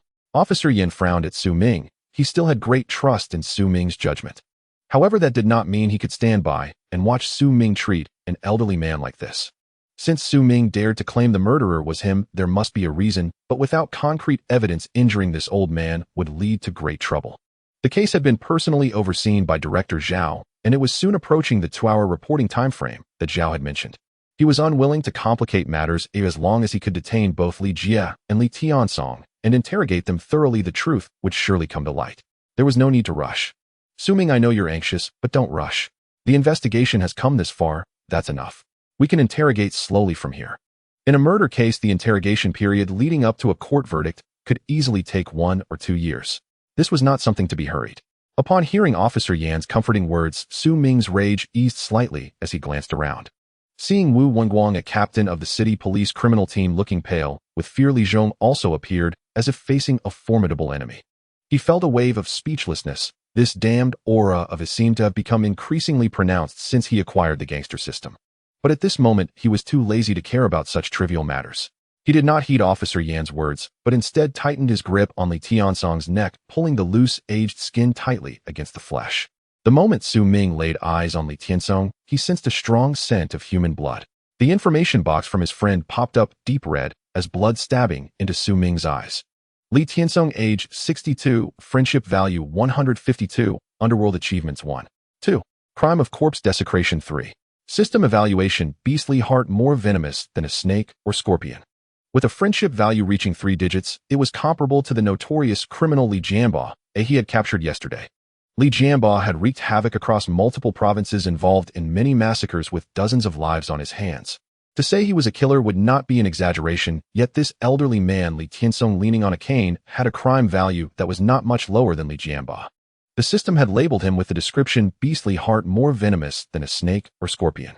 In contrast, the robust Li Jia, who appeared with a kitchen knife, had a crime value of only a few dozen, like a harmless white lotus. A pure innocent. Su Ming naturally understood who the real criminal was. Remembering the 2 lost lives, one being his daughter-in-law, and the other the elderly man's grandson. Both were innocently murdered, their bodies cruelly violated, and sold throughout Jiangbei City. How brutal. Utterly inhumane. In that moment, Su Ming wished he could crush the detestable old man in his hands, but remembering his identity as a police officer, he took a deep breath, adjusting his heavy heart. With his other bear-like hand, he patted Li Tiansong's old face, gazing deeply into his copper bell-like eyes, shaking his head with a scoff. Still not giving up? Then let me tell you about your crime scene. Let's see if it's really like that. As Su Ming spoke, he still had no intention of letting go of the old man. Instead, he switched hands, gripping the white-haired head tightly. Like grasping a basketball, he held his skull firmly, exerting no effort at all. At this moment, Su Ming's understanding of human skeletal muscle was comparable to that of a top forensic doctor, so he had no concern for the old man's life. He lifted the thoroughly embarrassed old man, while his other hand pointed to several locations in the courtyard. Color steel house, dry toilet, tricycle, cabin, freezer, meatballs, sausages. The crowd's eyes followed Su Ming's thick carrot-like fingers, tracing over these locations in the yard one by one. Everyone's expressions were filled with astonishment. Only Li Jia stood at the doorway, dazed, looking at the crowd with confusion. He had no idea what Su Ming was talking about. These self-proclaimed police officers came in and proclaimed that his wife and child had been killed by his father. Moreover, they were absurdly mumbling about several places in the yard. If he weren't afraid of Su Ming's monstrous physique, he might have confronted him. His wife Li Mei and son Shidu were already missing. How could these police officers come to joke with him like this? Did the police have no shred of sympathy? Without mentioning the anguish on Li Jia's face, director Yan Li Zhong and Wu Wenguang are all seasoned detectives. Although they were startled by Su Ming's sudden actions and worried that he might actually crush the old man Li to death. However, they did not really intervene to stop Su Ming's seemingly reckless behavior. Instead, they tried to persuade him with words while closely observing the expression on the old man Li's face. As Su Ming forced the old man Li to look at the locations, he mentioned the old man's expression, which had just been one of righteous indignation, as if suffering a great injustice, began to change gradually. The names of the places that Su Ming mentioned sounded to him like the countdown of the King of Hell. So terrifying, so frightening. By the time Su Ming pointed to the sausages hanging on the clothesline, the old man's face had turned completely pale, devoid of any color. Only fear remained, along with deep resentment. Impossible. How could this be?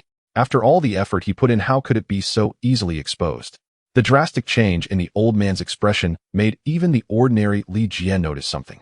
Why did his father reveal such an expression with each name of the places mentioned by that man? What did these places mean? What do the meatballs and sausages mean? A terrifying suspicion arose in his heart, and he looked at his father in horror, his legs going weak as he collapsed to the ground. The old man Li muttered in despair, shaking his head, No, I don't know what you are talking about. I don't understand. Su Ming grabbed the old man's head and lifted him in front of the frame specially set up in the yard for drying sausages. Sausages thick as an ox's eye were tied neatly with clean white strings hanging uniformly on the steel rope, swaying slightly in the summer breeze. Although the yard was filled with the distinct smell of fresh pork blood, a faint aroma of cooked meat still wafted through the air. The old man Li feigned a smile, and before Su Ming could say anything more, he raised his hand, broke off a piece, and stuffed it into his mouth, chewing. As he spoke, "Officer, I don't know what you were talking about. These sausages are all produced by our family, clean and hygienic." Su Ming looked at the pale-faced old man Li and shook his head helplessly. Many criminals who have committed serious offenses often know they have been exposed, but still cling to the hope of deception. He had already revealed the entire murder scene of Li Chengming, yet he still wasn't willing to give up. Su Ming said no more, took a deep breath, picked out a sausage from among the many, and said to the old man, Li, who was still chewing, "Do you like to eat it?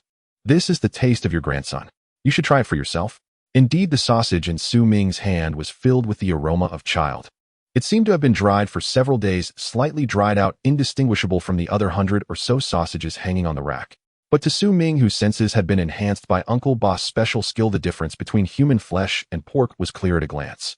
Watching the sausage that Su Ming picked up, Li Chengming's sagging facial skin involuntarily trembled.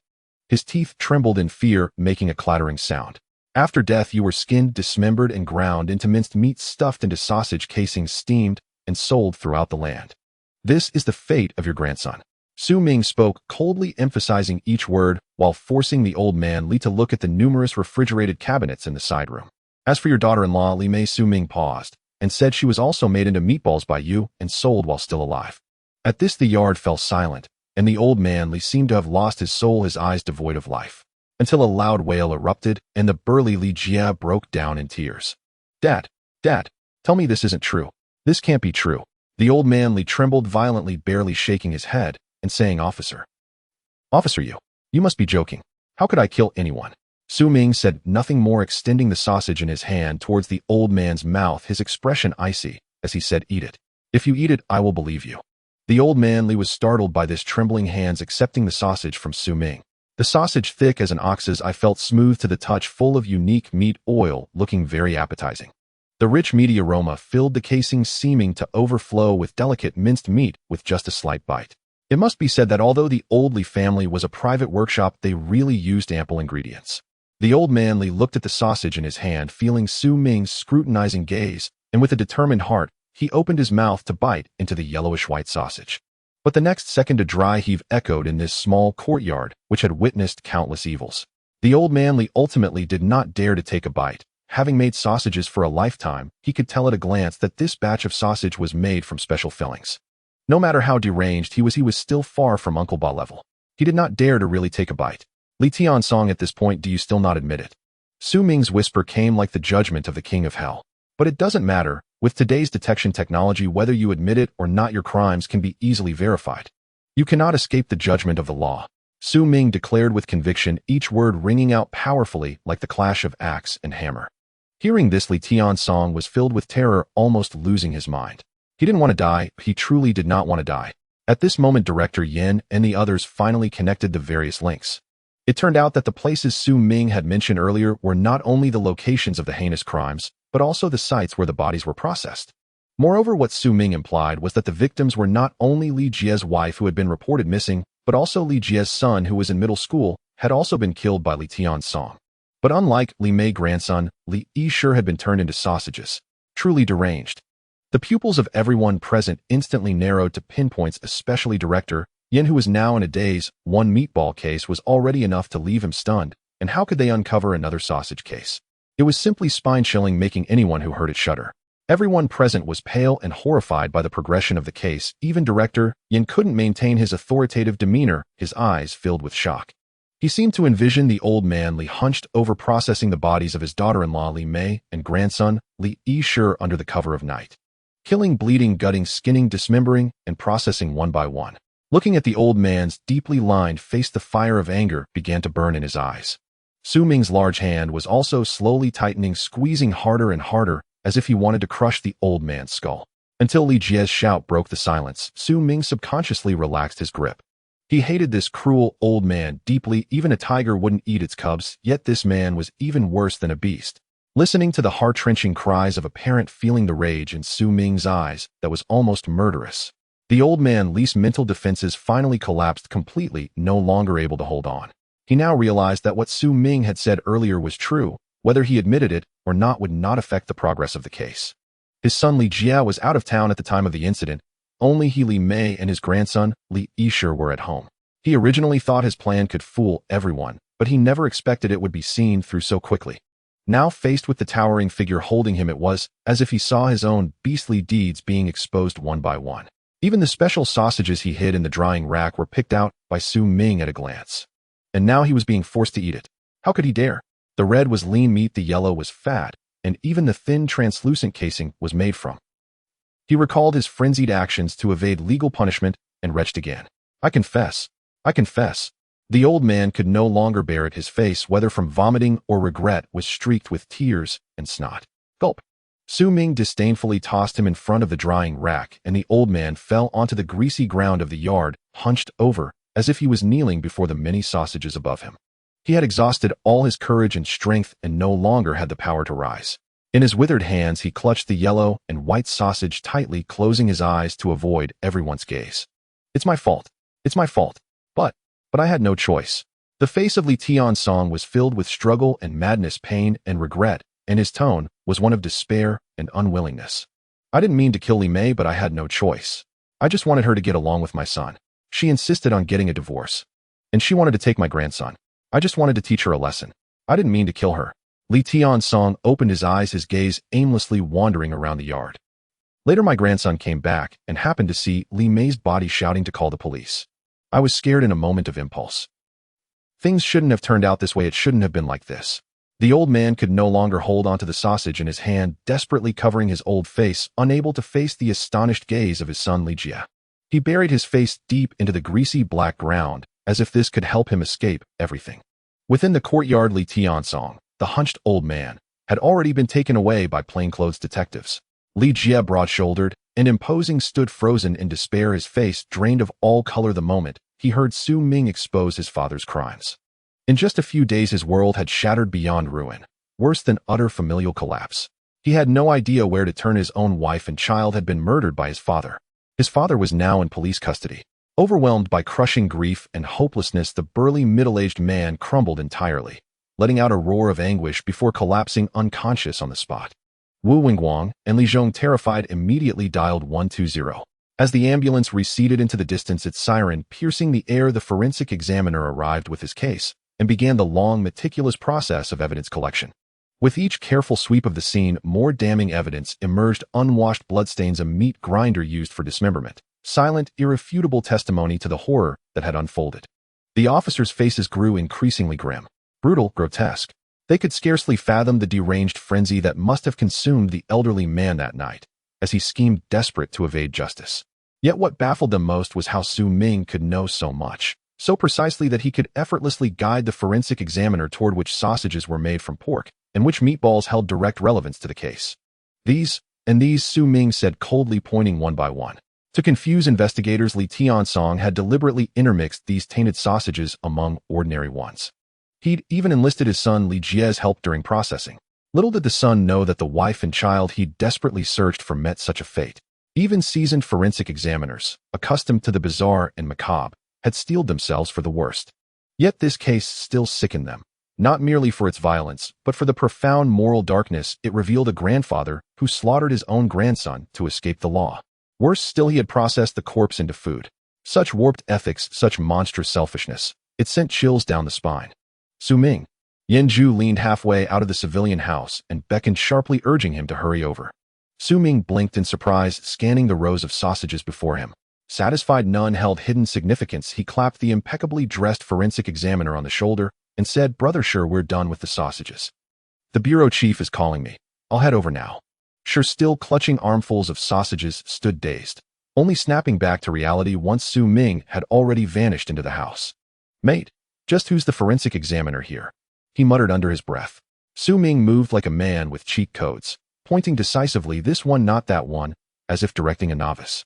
It was as though he were the expert, and Sure, the bewildered amateur. Sure let out a dry, skeptical laugh. "You're right, I don't believe you. Can you really tell pork from human flesh that precisely?" "Stop interfering." Though he'd caught fragments of the breakthrough, Sure dismissed the rumors with contempt. "What? Do bones differ? Do cuts of meat?" A fresh-faced young graduate sidled up, curiously. "Master these sausages. Take them all back. Analyze each one individually." Sure barked coldly. The youth groaned, staring miserably at the mountain of sausages before him. Hundreds of pounds worth. How long would analysis take? Still shrewdly, he divided the sausages into 2 separate bags, exactly as Su Ming had indicated. True, the hulking man looked intimidating, almost brutish, but what if he was right? Then he'd save himself an ocean of labor. In Longwa's criminal procedure, evidentiary chains are sacrosanct. Even with Li Tianzong's full confession, every piece of proof must be meticulously verified. Every unsold sausage and meatball required individual identification. Every sold unit had to be tracked down and tested overnight. The sheer scale of work was staggering. Unaware that his well-intentioned assistance had gone unappreciated, Su Ming stepped into the house and froze startled. Inside, the civilian residence staff had hastily converted the space into a makeshift command center. A portable projector cast a crisp image onto a floor-to-ceiling screen before which stood a professional-grade camera. Bureau Chief Yin and Captain Li Zhong sat side by side on a sofa, exchanging amused glances as Su Ming gaped about, wide-eyed and flustered. Truly, this was how a rookie looked. Gone was the aura of hardened grit and unnerving intensity. Now instead, he stood awkwardly glancing left and right, like someone utterly unfamiliar with the world. Su Ming, are you ready? Yin asked with a warm, knowing smile. Ready for what? Su Ming replied, utterly bewildered. Hasn't the case been solved? So what's next? Why set up a cinema screen? Are we about to undergo political education or watch a revolutionary film? Su Ming mused inwardly. Having graduated from police academy, he'd endured weekly ideological training sessions, often outdoors on the school sports field screening patriotic films. But watching a movie at a homicide scene, that was unprecedented. No wonder it's the Jiangbei Municipal Public Security Bureau. Political discipline is truly rigorous. I wonder, will the reflection essay be 800 or 1,000 characters? Study. Yin Jingyi blinked, genuinely perplexed. What film are we watching? Or is it a lecture? Su Ming scratched the back of his head. The others instantly grasped his misunderstanding and exchanged exasperated looks. How on earth did he jump to that conclusion? Just because there's a projector? Hey, you idiot. Li Zhong rolled his eyes dramatically. This clueless academy graduate cracked a major case, while a seasoned detective captain contributed exactly nothing. He threw up his hands in mock despair. Yin burst into hearty laughter, rising to deliver a firm, affectionate slap on Su Ming's solid shoulder. Beaming, he declared, "Where did your mind wander, you rascal? I meant, have you prepared your briefing for Director Zhao?" Su Ming's eyes widened in disbelief, his expression mirroring the 9-headed serpent ordering Minerva to slay Sun Wukong. He pointed incredulously at his own nose. Me, eh? Yes, you. Yin smiled benevolently like a prosperous patriarch, kind, approachable, utterly serene. He strode purposefully towards Su Ming, ignoring his hesitant protests, straightened his freshly changed white shirt, and nodded to the technician seated before the computer. At the technician's command, a dedicated public security encryption application dialed Director Zhao's private line, and the call connected instantly. Clearly, Director Zhao had been waiting for this report. Su Ming glanced at the timestamp beneath the screen. 3 minutes remained before the 2-hour deadline. The video feed resolved, not into a sterile operating room, but into a vast, solemn conference hall. An 8-meter circular table filled both sides with attendees, all gazing intently at the screen. Su Ming swept his gaze across them. Several wore crisp white shirts. Few heavyweights, all of them. A nervous flutter rose within him. This far surpassed this morning's municipal meeting in gravitas. Each of these leaders in Jiangbei alone commanded authority that shook cities with a single word or footfall. Clearly, Director Zhao had escalated the case to provincial headquarters. This crime was far graver than ordinary homicide, indeed incomparable even to most serial killings. If leaked, it risked triggering mass panic and undermining urban economic stability. For such cases, the provincial department maintained a specialized emergency protocol. Should local authorities fail to establish investigative direction, within 2 hours provincial teams would assume control. Such urgency prevented delays that might worsen public impact, and only a case of this magnitude could summon so many provincial leaders to an emergency midnight briefing. Su Ming felt tense, but Yin was calm. Meeting so many senior officials, he allowed himself the faintest, almost imperceptible smile. Tonight, he would personally launch Jiangbei's newest star detective. He glanced back at the towering figure behind him and silently wondered, Su Ming, ready for liftoff?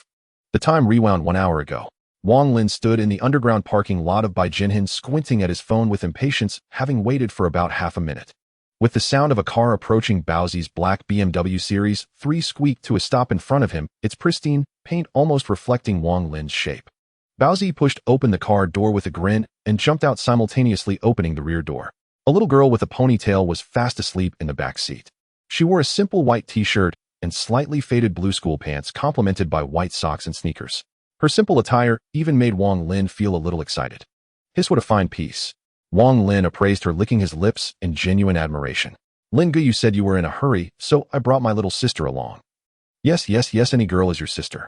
As soon as I said she looked good, you said she was your real sister. Baozi pretended to be heartbroken, covering his chest and laughing. Wang Lin shot a sidelong glance at Baozi. Seeing that Wang Lin was in a good mood, Baozi dared to crack a couple of jokes. Lin Gu, this time, it's really my little sister, absolutely. What do you mean by that? Lin Gu, I mean, can't you add a bit more? Look at how good she looks. Ew, I couldn't bear to touch her myself. Wang Lin chuckled and shook his head, kicking the BMW beside him. He pointed at Baozi and said, go back to school and see your classmates. At their age, they still have to count how many dumplings they can eat for dinner. You already earned enough money for a BMW from me, and you still want to haggle here. He glanced again at the little girl in the back seat, who was indeed pure and enticing. Wang Lin shook his head and casually tossed a few bundles of cash to Baozi. All right, this time it's fair. I only have 40,000 on me. Later you can get 60,000 from the finance department. He'll round it up this time, but save the good ones for me next time. Big bro is generous. Wang Lin asked again, what does this girl's family do? Oh, her parents are gone, as she's supported by her grandparents who collect scraps. Don't worry, Lin Gu, Baozi happily assured, as he wasn't foolish and naturally chose those without future troubles. Not bad. Wang Lin nodded in satisfaction. After speaking, he lifted the little girl from the back seat, skillfully wrapped one arm around her waist while the other draped her arm over his shoulder, effortlessly leading her into the stairwell and into an elevator without surveillance.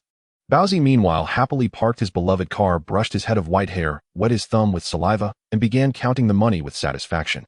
100, 200. The low sound of counting money echoed far in the underground garage like a devil's whisper.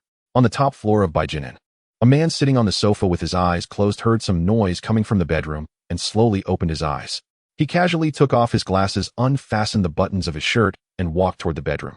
The man entered the bedroom and looked at the figure on the bed, especially noticing she was still wearing sky blue school pants, nodding with satisfaction. This Wang Lin, keeping her around, does have some use. He casually stripped off his shirt, took out a few pills from the bedside drawer, swallowed them, and muttered, let's release some pressure. He had nearly been infuriated in the conference room today. Releasing some pent-up energy at night would be good for his health. A healthy body allows for better service to the people. This was also a family motto of the Wang family. After waiting a while and feeling the effects of the medication kicking in, the man began to undress the girl, but before he could untie her school pants. Ring, ring, ring. The phone by the bed rang, and the man frowned slightly. He casually switched to speaker mode, continuing to fumble with the pants string while saying hello. Leader, there has been a major case at the City Bureau, and the Provincial Department may intervene. Director Zhang instructed that in 1 hour there will be a video conference with the Provincial Department in the City Bureau meeting room, and he asked me to check if you can make it. The voice on the other end was that of an office employee. A case has occurred. The man instantly stood up, replying, I will attend the meeting on time. Do you know what the case is? I don't know. It seems to be a murder case handled by Director Yen. You can ask him for the specifics, the office officer cautiously replied. Okay. The man hung up the phone without hesitation and immediately dressed to head out. A case that the provincial department can take over must have significant influence. He had just suffered a setback in a struggle and dared not leave any trace for Director Zhang. Even if the girl on the bed was to his liking, he couldn't afford to care at that moment. After tidying up his clothes and ensuring there were no mistakes, he got into his exclusive vehicle and headed toward the city bureau. On the top floor of Baijinin, Wang Lin looked at the disheveled girl on the bed and shook his head helplessly. No wonder they say leaders can just walk out with their clothes off. Such self-control, impressive. Wang Lin glanced at the girl's white socks, touched them, and then rubbed his fingertips before bringing them to his nose to sniff. A hint of sweat odor instantly made him. Seeing the girl's pure and beautiful face, Wang Lin licked his lips and pounced on her. Let him take on some of the leader's burdens. After all, the money was spent and not playing would be a waste. In a residential building, with another click from the operator. The original two-party meeting was joined by a third party, which was naturally the members of the Jiangbei City Bureau. Watching Wang Jingwei, who appeared dignified at the meeting table, Su Ming's eyes showed displeasure. There's not a good person in the Wang family. This belongs to a stereotype, but it's also a profound insight. Just as Wang Jingwei had arrived at the meeting room and saw Yan Laohu on the screen, his brows involuntarily furrowed. Why is this old rival here again? What's going on? However, Wang Jingwei, who was unaware of the situation, obviously wouldn't ask about what happened in front of provincial leaders. He only gave a questioning glance to his subordinate while lowering his head to drink water. But this is a significant matter. A director, Yin, issued a death order to keep the case details tightly under wraps. No information was leaked whatsoever, and his subordinates looked equally puzzled. Director Zhao sat at the center of the provincial meeting room, clearly presiding over this meeting. Seeing that the City Bureau leadership team had already joined the video conference, Clearing his throat, he looked at Director Yan on the screen. Yan Jingyi, how is the investigation of the case going? Director, I respectfully report to the provincial leaders that according to the investigation directives from the provincial department, combined with the case handling ideas of our city bureau's director, Zhang, the 723 dismemberment case has been successfully solved. Successfully solved. Yan's words instantly raised an eyebrow from Director Zhao. A dismemberment case. Successfully solved. Isn't this a report meeting for a case resolution in 2 hours? Are you saying, Yan Laohu, that you've already solved the case? The feeling of disappointment that the case was over before it even started deeply engulfed the police leaders present in the provincial department, especially those special experts sitting in the provincial meeting room who had extensive experience in criminal investigation. They had been urgently summoned to the meeting upon hearing of a particularly heinous murder case, and they were ready to form teams to rush to the scene. Unexpectedly, they heard the words successfully solved. What the hell? Don't they even let us offer suggestions on handling the case? Compared to the astonished expressions of the provincial department director Zhang, Xianqian's face, however, was smiling. As the head of Jiangbei Public Security, he naturally received a detailed report from Yan Jingyi on the case before the meeting. From start to finish, Yan Xingyi's report was quite thorough, including how Su Ming discovered human bones while eating, how he insisted on his suggestions, and how he slapped the forensic Dr. Li Fengzi in the face. Later, Su Ming followed the clues, seemingly able to predict everything, detailing the entire process of the criminal Li Tiansong's crime. Su Ming's recounting sounded almost like deliberate flattery. Zhang's expression became increasingly dazed. If he didn't know his old partner, well, he might have thought Yan was taking advertising fees. However, at this moment, Director Zhang had to take the opportunity to praise Jiangbei Public Security in front of the leaders. If the work was done, well, the subordinates' tasks would already be completed. The remaining work now fell to him ahead. Don't get me wrong, as Zhang Xianqian was not trying to take credit for his subordinates. A leader who has reached this position is no longer evaluated solely on these achievements. It's also about the ability to grasp the overall situation and control the entire scenario. Therefore, Zhang Xianqian's appearance now is to commend Jiangbei Public Security and to commend his subordinates. The child who cries gets the milk. This simple truth needs no elaboration. Comrade Yan Jingyi, please give a report on the entire case to the comrades in the provincial department so the leaders can hear our case handling process and provide us with valuable suggestions for handling the case. All right, Director, Yan Jingyi said, sternly, saluting with strength. However, regarding the case report, there are better candidates than me. Yan's tone shifted, and he smiled as he turned around and said, Su Ming, don't you want to greet the leaders? Yan's tone shifted, and he smiled as he turned around and said, Su Ming, don't you want to greet the leaders? Upon hearing Director Yan's words, Su Ming still felt a trace of unease, but there was no time for hesitation. He was no way Jie of the Jin dynasty, whose delicate constitution supposedly rendered him vulnerable to being literally stared to death. Su Ming, a man of rugged simplicity, had little fear of authority. Striding forward with commanding presence into the camera's frame, his towering and humanly muscular figure appeared on screen, causing provincial-level leaders at the Provincial Public Security Department to gape in utter disbelief. Their throats tightened as if choked with coarse ox hair, coughing uncontrollably, gasping for breath. This is the suspect. Why isn't he cuffed? This is dangerously irresponsible. Immediately restrain him. With handcuffs, no leg irons. Exactly. What is going on with your Jiangbei Municipal Public Security Bureau? Have you grown so arrogant after apprehending a suspect? You've clearly lost all sense of professional vigilance. A perpetrator capable of murder and dismemberment is utterly devoid of humanity, utterly unimpressed by law enforcement, by police officers themselves. Yan Jingyi, you dare stand so close to this suspect? Do you wish for the Tiger Yan to be beaten into a lifeless carcass? In that instant, the provincial conference room turned ashen. Senior leaders scowled, fiercely barking orders directly into the camera. Su Ming stood over 2 meters and 30 centimeters tall, his imposing broad-shouldered frame filling the screen as he positioned himself half a step behind Director Yan. He towered over the director by more than 2 full heads. Even with Yan's regulation police cap, his head barely reached Su Ming's shoulder. His thick, superhuman arms and bulging musculature left no doubt in the minds of provincial leaders this man could wrench open the Tiger Yan's cranial vault barehanded, and do so without effort. Compounding this impression was his aura, ruthless, primal, reminiscent of a century-old outlaw, accentuated further by white bandages tightly wound around his massive forearms. These details only deepened the illusion he looked every bit the monstrous felon. Indeed, the notion that he might devour Director Yan Hol seemed disturbingly plausible. The last time such a figure had appeared on screen was in last year's Hollywood blockbuster The Hulk. None had imagined that Longhua, the Dragon Nation, possessed its own colossal criminal titan. Damn it.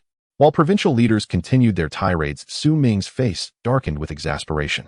Seriously, will this ever end? Is becoming a police officer really this arduous?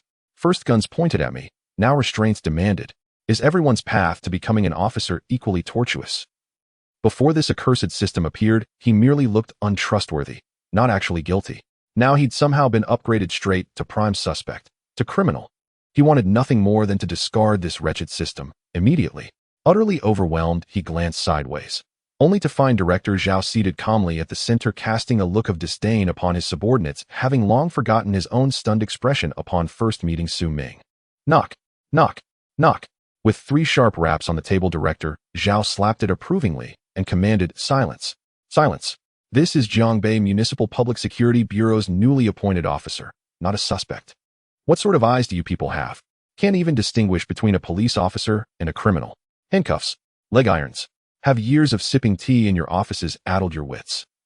Director Zhao's rebuke echoed across the room, his gaze flickering pointedly towards several men in crisp white shirts beside him. His mastery of veiled criticism was absolute. Those very men had led the earlier outburst, and were now the first to stare blankly dumbfounded. An officer? What the hell? Is the public security force now recruiting anyone? Can this person truly serve as a police officer? Su Ming shot a deeply aggrieved glance toward Director Yan, his resentment so potent it could have nourished 10 demonic sword cultivators. Didn't you say I was to deliver a report? So, when you asked whether I was prepared, was that what you meant? Director Yan cleared his throat awkwardly. Admittedly, Su Ming's bearing was rather unconventional. Yet with time it grew almost agreeable. He hadn't anticipated how wildly off-base the provincial officials would be. This was outright discouraging for young officers. How could they behave like this? Overreacting, lacking composure, utterly inexperienced. In truth, he'd already forgotten last night's operation, when he'd led a full tactical assault on an illegal gambling den armed with rifles and sidearms, a scene far more intimidating than this one. Had Su Ming not shouted quickly enough, he might well have been killed on the spot. Cough, cough, cough. Right, let me introduce him to you all. Director Yan cleared his throat again, originally intending to build suspense by withholding Su Ming's identity, bringing him on stage without explanation, thus inadvertently leading provincial officials to believe they were witnessing a suspect's confession. The resulting blunder left him flustered under Su Ming's reproachful gaze, his cheeks flushing crimson as he hastily declared, "This is our newest officer, Su Ming. He played a pivotal role in solving this case. Let's give him a round of applause." With that, Director Yan led the ovation, his large hands clapping rhythmically, sharply, resonantly. On-screen, Director Zhao and Director Zhang immediately followed suit, endorsing Yan Jingyi's gesture.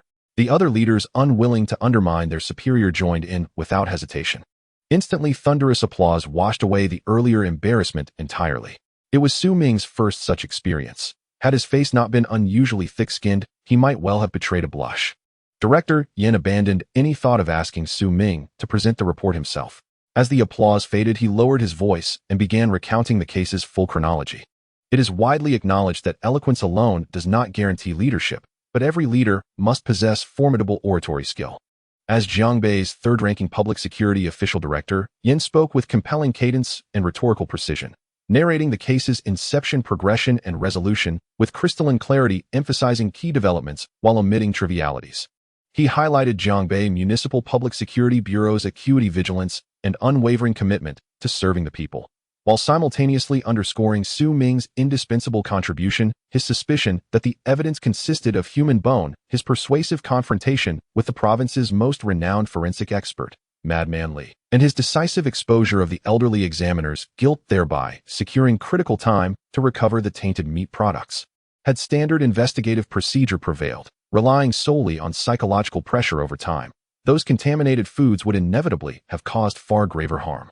Indeed, Su Ming's resolution of this case was nothing short of masterful. Even veteran provincial homicide investigators listening intently found themselves compelled to concede its brilliance. Even they taken charge could not have performed better. From initial discovery to arrest, and then to breaking the suspect's psychological resistance, the entire operation took just 2 hours. What can possibly be accomplished in 2 hours? Prince Wang's stimulant hadn't even fully metabolized yet. Brilliant. There was no denying it. The prodigious top scorer possessed extraordinary talent. As Director Yan extolled his achievements, Su Ming puffed out his chest proudly, his expression solemn and resolute, embodying the ideal, the people's public security serves the people. How delightfully persuasive Director Yan's speech was. he truly enjoyed listening. And he relished this moment of public distinction, especially catching political commissar Wang's incredulous, mortified expression. Utterly captivating. Solving cases truly was wonderful. Next time he'd do it again. Su Ming mused contentedly. Inside a residential building, a young officer listened to Director Yan's briefing, heart pounding with excitement.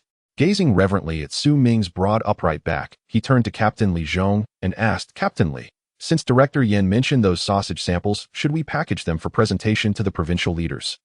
Captain Li Zhong watched the screen with envy as Su Ming stood ever straighter, then replied acidly, "No need. He's already packed them." As the meeting drew to a close, it was nearly midnight. After Yan Jingyi finished his report, Su Ming briefly outlined his investigative approach under Director Zhao's inquiry. Moreover, Director Zhang added his emphasis from the sidelines, praising Su Ming's recent accomplishments while slyly passing the credit to Commissioner Wang. At that moment, Commissioner Wang, struggling against the effects of medication, had no choice but to begrudgingly lavish harsh praise on Su Ming, leaving it unclear whether it was his own doing or that of his inner turmoil. His face looked rather pale. During the meeting, Director Zhang also mentioned Commissioner Wang's suggestion to formally promote Su Ming to Deputy Director of the Jiangling District Police Station in Jiangbei. However, to everyone's surprise, Director Zhao opposed this proposal. Being Deputy Director of a police station is commendable, but there is much greater potential at the provincial department. "Comrade Su Ming, have you considered coming to work at the department?" Director Zhang nearly cursed under his breath upon hearing this. "Well done, Director Zhao. Poaching right before my eyes. Is that how you lead? Do you have no shame at all?"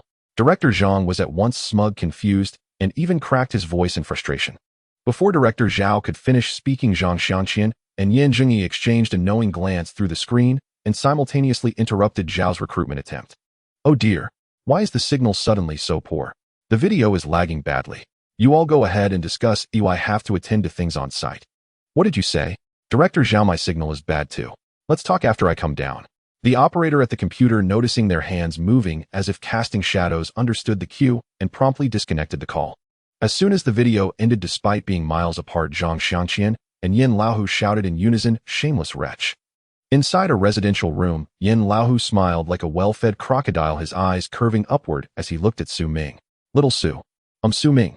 Staring at the giant Su Ming, he swallowed the nickname silently. "Huh." Su Ming puffed out his chest and raised his head, basking in the joy of showing off before others, clearly not understanding the meaning behind the words. "Deputy Director of the police station is certainly good, but the provincial department offers greater prospects." What did Director Zhao mean? Did he agree or disagree with Su Ming becoming the station director? Su Ming's large eyes were filled with question marks.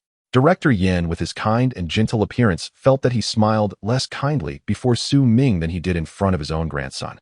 "Su Ming, do you have any thoughts on your future career development?" "Career development? Being a good policeman and not a criminal, does that count?" Su Ming silently complained about his flawed criminal system and felt increasingly uneasy, sensing that he was about to be led astray by it. However, such words were obviously unsuitable to say aloud in front of Director Yan. Su Ming suddenly came up with an idea, putting on a simple, innocent expression and blinking his big eyes. "Director Yan, whatever you ask me to do, I'll do it. I follow the leaders." Hearing Su Ming's pledge of loyalty, Director Yan was deeply pleased and patted the sturdy figure before him. "Well said. Don't listen to Director Zhao's nonsense. Only Director Zhang and I genuinely care about you. They're just after your body." Su Ming scratched his head, wanting to ask whether Director Yan's claim of recommending him for credit in the case still held true. But seeing Yan already on the phone with Director Zhang, he wisely refrained. Yet, thinking it over, the emperor does not starve his troops, and the party and organization would not forget him. Su Ming patted his belly, greeted Director Yan, then found a less busy auxiliary policeman to escort him home. He hadn't gone home since his first day at work yesterday. If he didn't return today, even Comrade Su Dagwa wouldn't be able to protect him. If Do Xiaomei lost her temper, both father and son would be left homeless. As Su Ming was about to leave, Director Yan hurried out and specially reminded him not to assist at the Jiangling police station these days, and to rest at home and recover. After all, he was still nursing a gunshot wound. Watching Director Yan's caring manner, Su Ming cast a sidelong glance. "You just remembered my injury now. You certainly didn't hold back on pouring tea instead of wine at the dinner table." He wanted to tease Director Yan why the sudden change from arrogance to humility. But seeing his imposing white shirt, Su Ming swallowed the words and nodded obediently. "Greetings, Director Yan." "Farewell, Director Yan." Meanwhile, Wang Ziheng was unhappy, for he had not expected Su Ming to have yet again achieved merit. Wang Zisher was also discontented, as he had not anticipated Yan Jingyi to have earned credit again. Wang Lin was even more displeased because he never expected Wang Zisher to return to Baijinyan after the meeting disbanded. He was in the middle of a passionate moment when Wang Zisher slapped him so hard that stars flashed before his eyes. Little Wang Lin immediately went weak. Wang Zisher looked at his exclusive bedroom where the beauty who should have belonged solely to him was now being enjoyed by that brat Wang Lin, nearly having a stroke from rage. Already unhappy now, he was even angrier. That brat named Su Ming had now firmly secured the deputy director position. His rank and police title would naturally follow. Joining the force as a deputy section chief was infuriating. Moreover, he had caught Director Zhao's discerning eye. Wang Zisher could only lament the boy's good fortune. In just 2 days, he had captured numerous criminals and solved a highly influential homicide case. But Su Ming was not the only lucky one who Director Zhang and Yin also benefited, seizing the opportunity to dismantle the Wang family's power base thoroughly. This infuriated Wang Zisher to no end, especially since the alluring woman who could ease his anger was stolen by that scoundrel Wang Lin. Wang Lin, naked, hurriedly rolled off the bed and locked eyes with Wang Zisher. "Brother, you're back." He was on the verge of tears, having just praised Wang Zisher for always being able to put on his pants, yet never imagined he could take them off again. For a moment, he looked at the enraged Wang Zisher with deep sorrow and explained, "I just didn't want it to go to waste, brother." Wang Zishi's expression turned cold as he nodded at Wang Lin, then turned and strode away with his small baton. The drug effects were kicking in. He had no time to waste on this brat. Unable to relieve his agitation, Commissioner Wang chose to return home. As for how the drug's effects wore off that night, it remains unknown. The only fact was that when his driver came to fetch Wang Zisher the next day, he found Wang's right hand trembling uncontrollably. Wang Lin clutched his head, watching his leader truly leave, this time spitting curses with a sorrowful face. "Damn unlucky." Glancing at the still drunken girl, he gritted his teeth. "Damn it, keep going."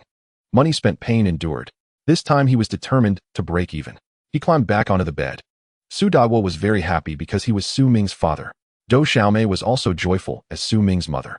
Su Ming himself was delighted. Even after enduring several motherly whirlwind kicks from Xiaomei, he scratched his head and chuckled. In just 2 days, he not only resolved the long-standing false accusation of rape that had haunted him, but also achieved countless merits, even being promised by Director Zhang at the party committee meeting the position of deputy director at the police station. He was about to become an official. For a common family like theirs, this was undoubtedly a momentous occasion. Unlike his excellent school performance that made his parents proud this time, he truly lifted their spirits. Despite Su Ming's imposing stature weighing even twice as much as his parents combined, he was always treated as a child before them. When Su Ming arrived home, it was already past midnight. He carefully bent down to open the rusty security door. However, in the quiet night, the creaking sound was still exceedingly loud. "Who is it?" A vigilant female voice called out from the inner room. "Mom, it's me," Su Ming quickly replied, covering his arm wrapped in gauze. "Xiaoming." The next moment, the bedroom light turned on. A middle-aged woman in pajamas rushed out with her hands on her hips, and with her eyebrows raised scolded Su Ming. "You little rascal, where did you run off to last night?" Before she could finish her scolding, the woman covered her mouth with both hands and rushed over her face, filled with anxiety. "Xiaoming, what happened to you?" "Daiwa, get up quickly. Our son is injured." "What happened? What happened?" A man's voice, startled awake from sleep, came from inside the room. "This is how it went at work over the past few days." Su Ming sat helplessly on the old-fashioned sofa in the living room, his robust figure taking up the entire three-seater. He tried to imitate the serious demeanor of Director Yin, using the spring and autumn brush method somewhat awkwardly to describe the case in simpler terms to avoid worrying his parents. But despite having cut out many dangerous scenes, the experience of solving the case still made Do Xiaomai's heart clench in fear, her hand unconsciously gripping Su Daguo's pajamas. The elderly couple leaned in together, listening attentively to their son's account. Do Xiaomei was a high school math teacher dedicating her life to education. Su Daiwo was a custodian at the gym, also a government employee bringing home 3,000 to 4,000 a month, earning less than his wife and living a life of diligence. In summary, they were just ordinary folks. Yet compared to Do Xiaomai's tear-filled eyes, Su Daguo's expression was much more complex. A mixture of sentiments, sorrow, guilt, relief, and pride, mixed on the face of the middle-aged man. He naturally knew about Su Ming's defamation, but felt helpless as he had no means to assist. With a bold face, he approached the highest-ranking official he knew, the gym director. However, this director was just a department head, and upon hearing that Su Daguo's son had offended the Jiangbei Lao Wang family, he was scared and immediately threw him out. Since then, while there was no direct targeting, it was evident that Su Daguo's days at work had become subtly different. Listening to his son talk about being promoted to deputy chief of the Jiangling District Police Station, Su Daiwo was undoubtedly filled with mixed emotions. The family spent almost an entire sleepless night together, and when they reached a lively point in conversation, Su Ma even went to the kitchen in the middle of the night to cook a few dishes, allowing Su Ming to toast with tea instead of wine, as they had a heartfelt conversation. Since the next day was also a weekend, all three had the day off. They frequently raised their glasses in celebration, and the lights remained on until deep into the night. But compared to the harmonious atmosphere of this family not far from Su Ming's home, an elderly couple, thin and frail, was desperately searching for something along the street. Ting Ting, my dear granddaughter. The panicked old woman leaned on her elderly husband, shouting desperately along the street. Their figures elongated. Very long. Throughout the night, this couple, both over 70, had almost walked through every street near the school and dialed their granddaughter's phone hundreds of times. But no one ever answered. They had already reviewed the relevant video footage under the guidance of the police, which showed that their granddaughter, Su Tingting, left school after evening study last night. The stern director frowned, cleanly shifting the responsibility before throwing them out of the school. Although the responding police officer felt sympathy, he was also helpless, having to follow the procedure to register and report the missing person situation. This night was particularly long for the couple. Until dawn broke. Su Tingting, staring blankly, hugged a blanket curled up in the corner of her bed, her pale face marked with tear stains. Wang Lin lay sprawled on a soft, large bed, unabashedly displaying his disgraceful form. His body was covered in tattoos marked by various knife scars, making it look like a centipede in flesh color crawling over him, emanating a social man vibe. He held a cigarette, squinting with a smile as he looked at the young girl beside him. Get lost. Su Tingting glared at him with tear-filled eyes, angrily shouting, I'm going to sue you all. This is rape. It's a crime. Go ahead. Do I look like I'm scared of your little rape claim? Wang Lin took a puff of his cigarette and blew a smoke ring towards Su Tingting. I gave your classmate 100,000 yuan. You want to accuse me of rape? Aren't you selling yourself? What? You're already playing tricks at such a young age. How much more do you want? Wang Lin had countless experiences with young girls like this, and turning to the side, pulled out another stack of cash from his bag, tossing it onto the girl's face. The bright red bills scattered across the bed. Speak. What are you pretending for? You can call the police right now. They'll go to your school and make a scene. Look at the video. Is that you? They'll post it online. Wang Lin shamelessly took out his phone and casually played a video. The content was indeed the video of him violating the girl. The images captured were extremely filthy and unbearable to look at. The girl, seeing the video on the phone, begged him with tear-filled eyes, shaking her head. Delete it. Delete it. She helplessly sank back against the bed, crying as she didn't know what to do. But the girl's pitiful appearance only failed to elicit any compassion from Wang Lin. Baby, be good, and uncle won't tell anyone. No, please. The girl's desperate sobs echoed in the room again. Until midday. The desperate elderly couple sat dazed on the steps of the school's reception, having searched everywhere. But they finally saw their granddaughter, Su Tingting, whom they had searched for all night. The once optimistic and cheerful granddaughter approached the school with a blank expression. The old woman with dry lips rushed forward and hugged her granddaughter tightly, wishing she could meld her into her own body. Where have you been? Why didn't you answer your phone? Do you know that your grandparents have been looking for you all night? The old man also rushed forward, anxious. Tingting looked at her relatives as if in a different world, her expression blank and despairing. She stood there for a long time before finally embracing her grandmother's stooped body. In her gray pupils there was a hint of color. Tingting, where on earth have you been? Tell us. The old man with dark skin and a face full of wrinkles urged with concern. Tingting stared blankly at her anxious grandfather, remaining silent for a long time. She wanted to tell them the truth about how she had been bullied. But she recalled those videos, remembered Wang Lin's body covered in knife scars, and the resplendent skyscraper. Looking at the elderly man before her with white hair and simple clothing, Su Tingting swallowed her wrongful tears. She forced herself to smile, saying, Grandpa, I just want to play with friends. My phone died, and I didn't wake up in the morning. No matter how much the old man probed, Tingting still clung to this answer. She did not mention the nightmarish experience of the previous night, wanting to treat it as a bad dream. Imagining herself as an ostrich burying her head deep in the sand to hide away. She wanted to forget those disgusting things, bury them deep in her heart, forever, never wanting to recall.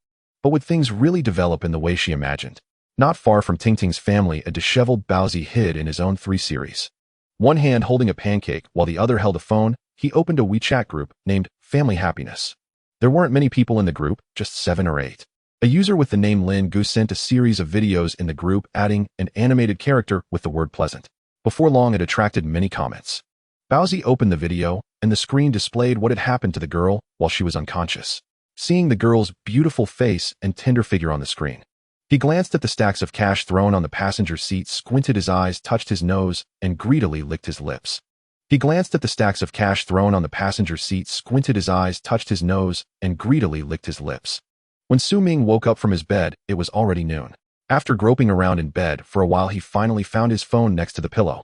Last night, he had a deep conversation with comrades Su Dagua and Do Xiaomei until midnight, and to ensure a good night's sleep, he had even put his phone on silent. Rubbing his sleepy eyes, Su Ming noticed several missed calls on the screen. The most frequent caller was his direct supervisor, Zhou Jingye, the chief of Jiangling Police Station. Without hesitation, Su Ming immediately called back. "Hello, Su Ming. How are you resting? Does the wound still hurt?" As soon as the call connected, Zhou's concerned voice came through. Su Ming naturally recognized the heartfelt concern in his voice and quickly replied, "I'm fine, Chief Zhou. The wound is no longer an issue." "Is there something urgent?" Su Ming asked, proactively noting that Chief Zhou had called him 3 times that morning, indicating something important was on his mind. As expected, Chief Zhou smiled and said, "It's like this, Su Ming. I know you've been working hard these past few days, but many suspects were captured by you personally, and we need you to provide some details about the scene.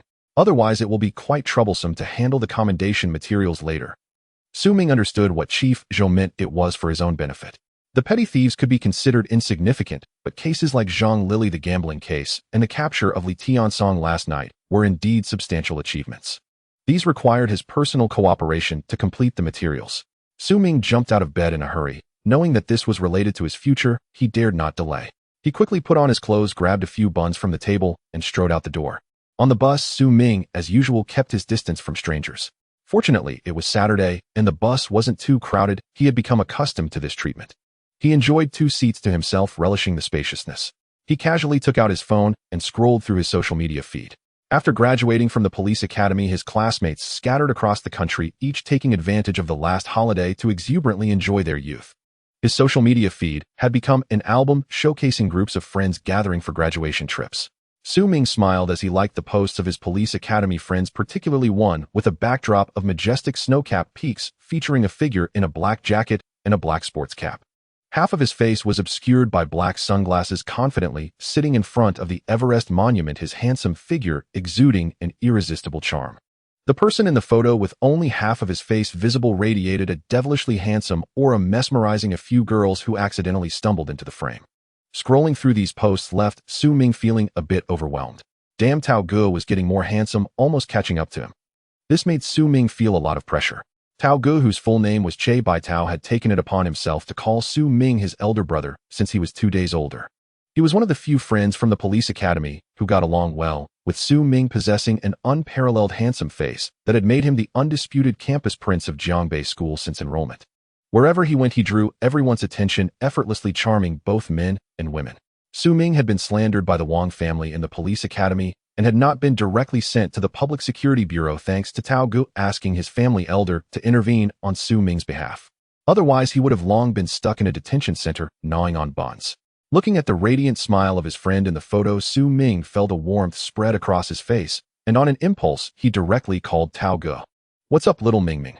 When the call connected, a bright and magnetic voice came through. Hearing his friend's familiar voice, Su Ming cheerfully said, "Tao Ge still at Everest. I saw your photo. How can you still be so handsome?" "Oh, come on, I'm just a bit above average in looks." Che Baitao, upon hearing Su Ming praise his looks, smiled even brighter, captivating a few girls passing by. "Little Mingming, why don't you come over to Everest for a tour? Wanzi and Shouho are here too. Come join us." "Come on, Su Ming. The scenery here is fantastic. I'll book your ticket. Hurry up." 2 voices came through on the other end of the line. Hearing this, Su Ming smiled slightly. He recognized the voices of Wanzi and Shouho. The friend's invitation was sincere and enthusiastic. In fact, a few days ago when they went to Tibet, they had already invited Su Ming multiple times. But at that time, he was still mired in the troubles caused by Lu Ruan's schemes and had no mood to play, so he naturally declined their invitation. Now, feeling quite different after hearing the three's invitation, he was indeed somewhat tempted. However, after thinking it over, Su Ming regretfully declined. Although there were still a few days before officially starting work, it was evident that he could not go out and have fun with his friends at this time. "I can't go, I've been drafted already." The 3 also graduates from the police academy, naturally understood the routine of being called in to help early within the system. The monkey could only express his regret, saying, "All right, then we'll have to wait for the next time. When we return in a couple of days, we'll go to Jiangbei to transfer the files. Oh, let's gather then." Che Baitao had no choice but to say, Su Ming did not hesitate this time and happily replied, "Sure." "Then come to Jiangbei, I'll arrange everything." "All right. I'll see if your drinking skills have improved during the holiday." Wanzi provocatively tugged on the phone. "Afraid of you. All three of you together. You'll be calling me daddy when it comes to drinking." Su Ming thought of the system's gift of drunk after 1,000 cups and shouted confidently. The words left the three friends at the foot of Everest a bit dumbfounded. Oh, just a few days, and the previously timid drinker dares to challenge 1v3. What boldness! We'll teach him a lesson when we get back. The three exchanged glances, raising their eyebrows with mischievous smiles, all understanding each other's thoughts. When Su Ming arrived at Jiangling police station, it was already past noon. "You're here, Su Ming. Brother Su, have you eaten yet?" "Su Ming, how is your recovery going?" From the moment Su Ming stepped into the police station, the auxiliary police and several deputy chiefs greeted him with unusually warm smiles, leaving him somewhat bewildered. Jiangling police station was responsible for the most bustling commercial district in Jiangbei City, with the number of civilian and auxiliary police exceeding 100. As Su Ming walked through the station, he saw these uniformed colleagues, all of whom, regardless of whether it was their first meeting or not, actively greeted him. It was as if he were a walking currency adored by everyone.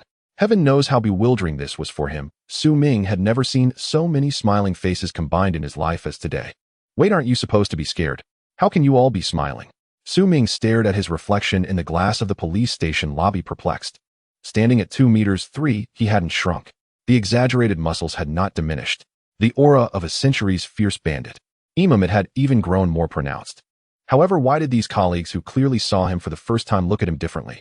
Su Ming walked into Chief Zhou's office, standing up straight and knocking gently on the door. Upon receiving permission, Su Ming pushed the door open and entered. Zhou Jingye was reviewing documents at his desk. As he looked up, he happened to see Su Ming entering the office, still exuding that striking intimidation. Although he had seen Su Ming many times before, he couldn't help but sigh each time. Thank goodness he became a police officer, otherwise he would have inevitably become a bandit leader. Zhou Jingye looked at Su Ming, who was sitting upright at the desk opposite him, and nodded in satisfaction. The big man showed no sign of arrogance despite having solved numerous major cases. Although his demeanor was still intimidating, he remained exceptionally humble. There was not a trace of pride or arrogance about him. This made Zhou Jingye appreciate this big man even more. Feeling the director's kind gaze, Su Ming chuckled foolishly, pulled out an unopened pack of Panda cigarettes from his pocket, skillfully opened it, and stood up to offer a cigarette to his superior. "Director Zhou, would you like to smoke?" "Oh, our great contributor knows this routine." Director Zhou teased Su Ming with a smile, deliberately joking with him. "Hee, you say that, but I am just showing respect to my superior." Su Ming grinned and quickly replied. Zhou Jingye took a deep breath, tapped the ash off his cigarette, and handed a thick stack of documents from his drawer to Su Ming, instructing, "After a while you should go find Chengming. He has a part in this commendation as well.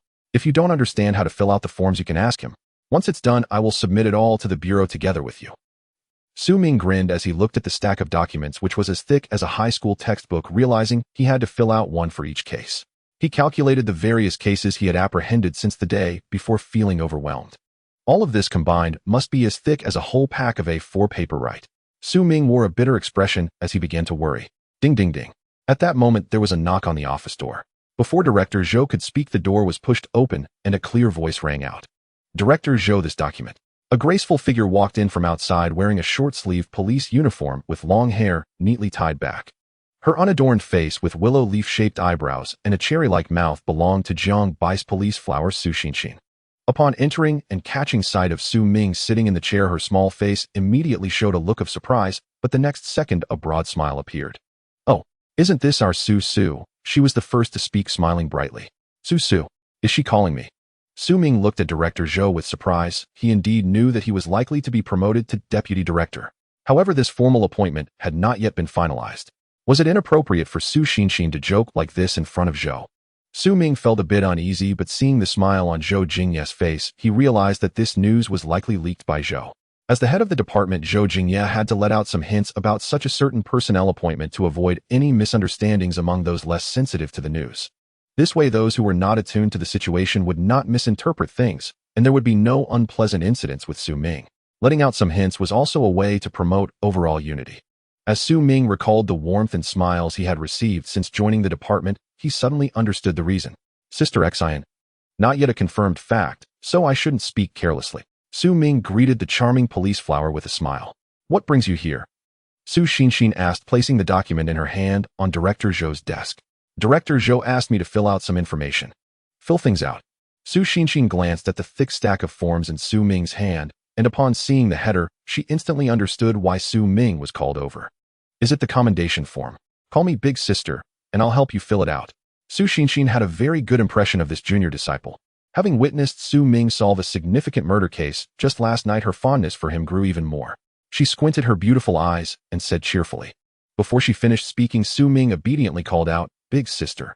This stack of forms would take him all night if he were to do it alone, but now that someone was actively offering to help, Su Ming's eyes lit up, and he immediately spoke up.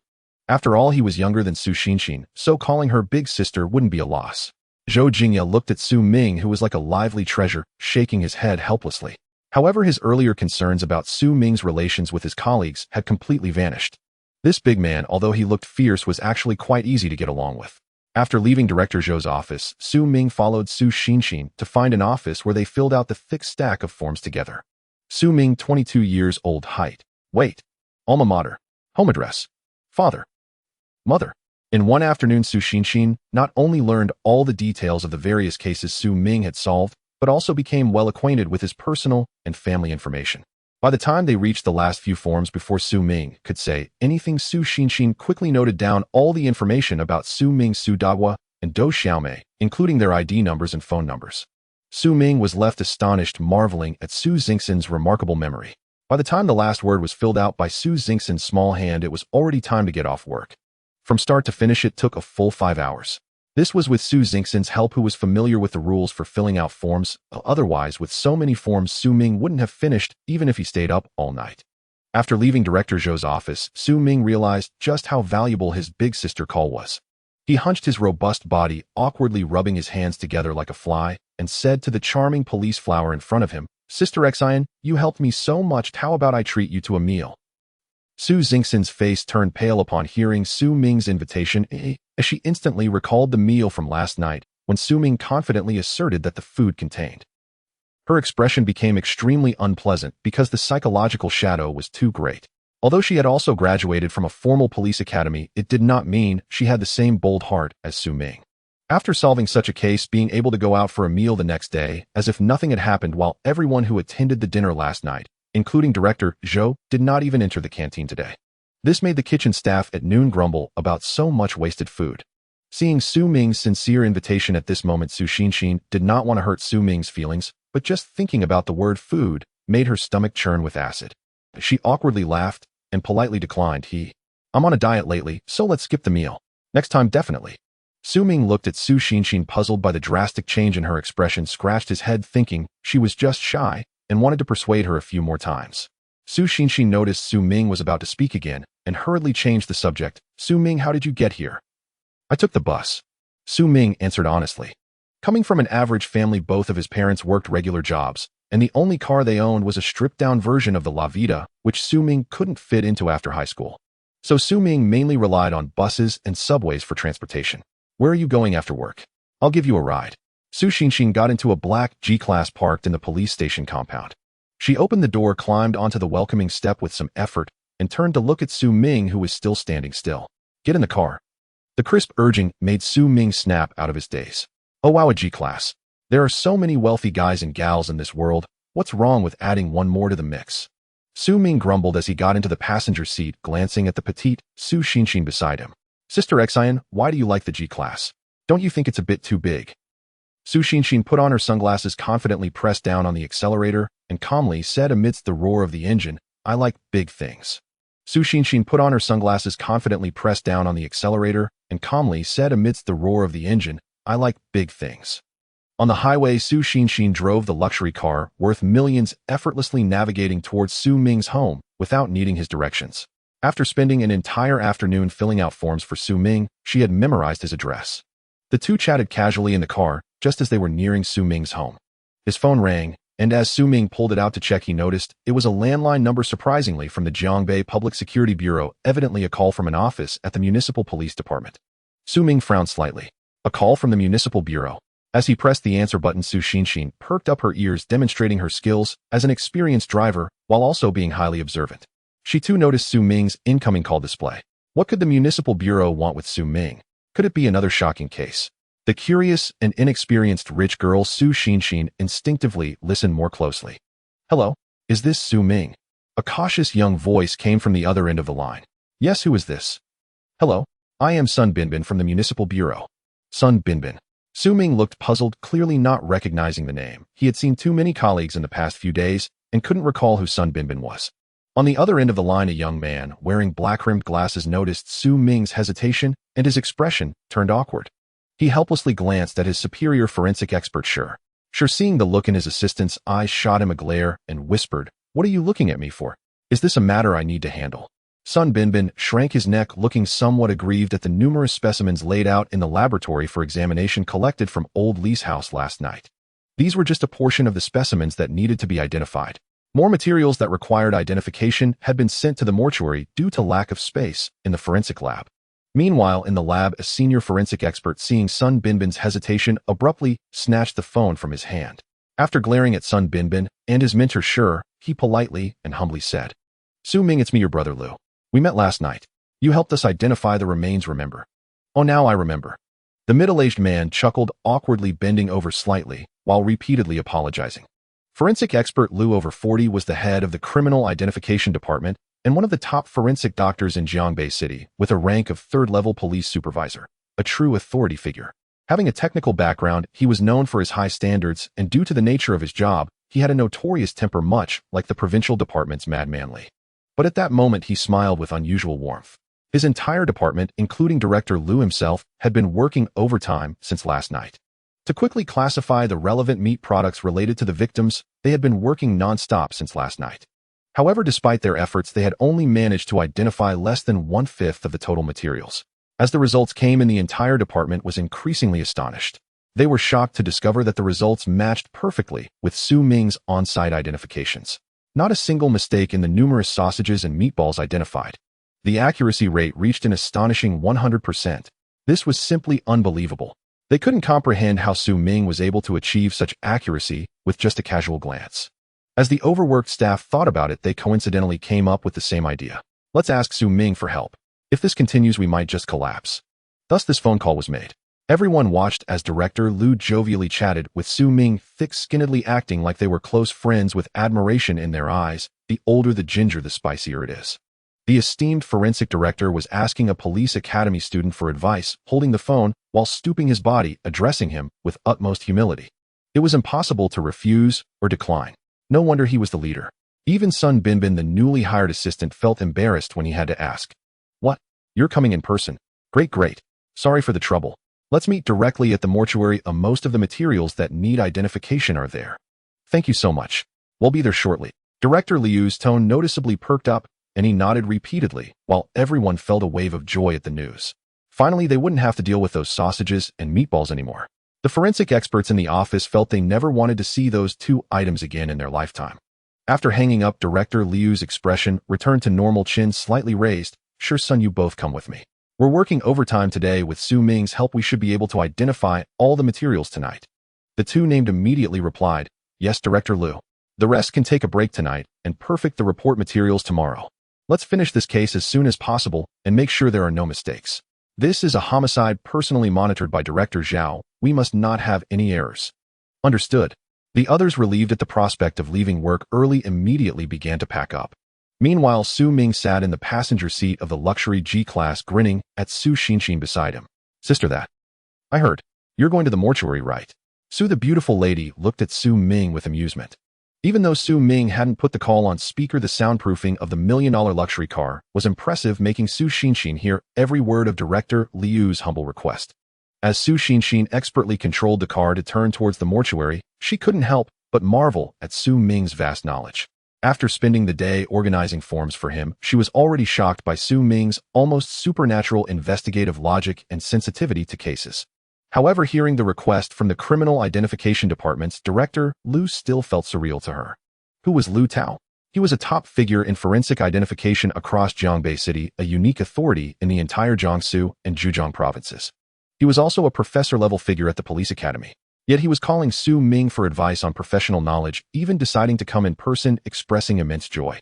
If others saw this scene, they might be so shocked that their jaws would drop. This was too. Su Ming pondered for a long time, but couldn't find the right words to describe Su Ming. In terms of academia, he was the top scorer in the joint examination across Jiangsu and Zhejiang provinces, having captured countless criminals and solved 3 or 4 major cases in just 3 days on the job. It could be said that this guy seemed to be a nemesis of crime-catching criminals wherever he went.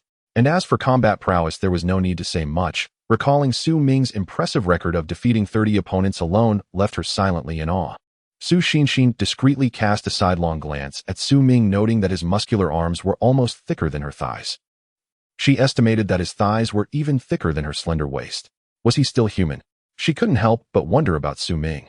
Su Xinxin instinctively stole a glance, but her furtive gaze met the man's turning head in the passenger seat. "What's wrong?" Su Ming asked, confused, sensing Su Xingxin's occasional sneaky glances. He checked himself, but found nothing unusual. Nothing. Nothing at all. Su Xinxin, clearly not expecting to be caught in her furtive glance, blushed, instantly pressing down harder on the accelerator.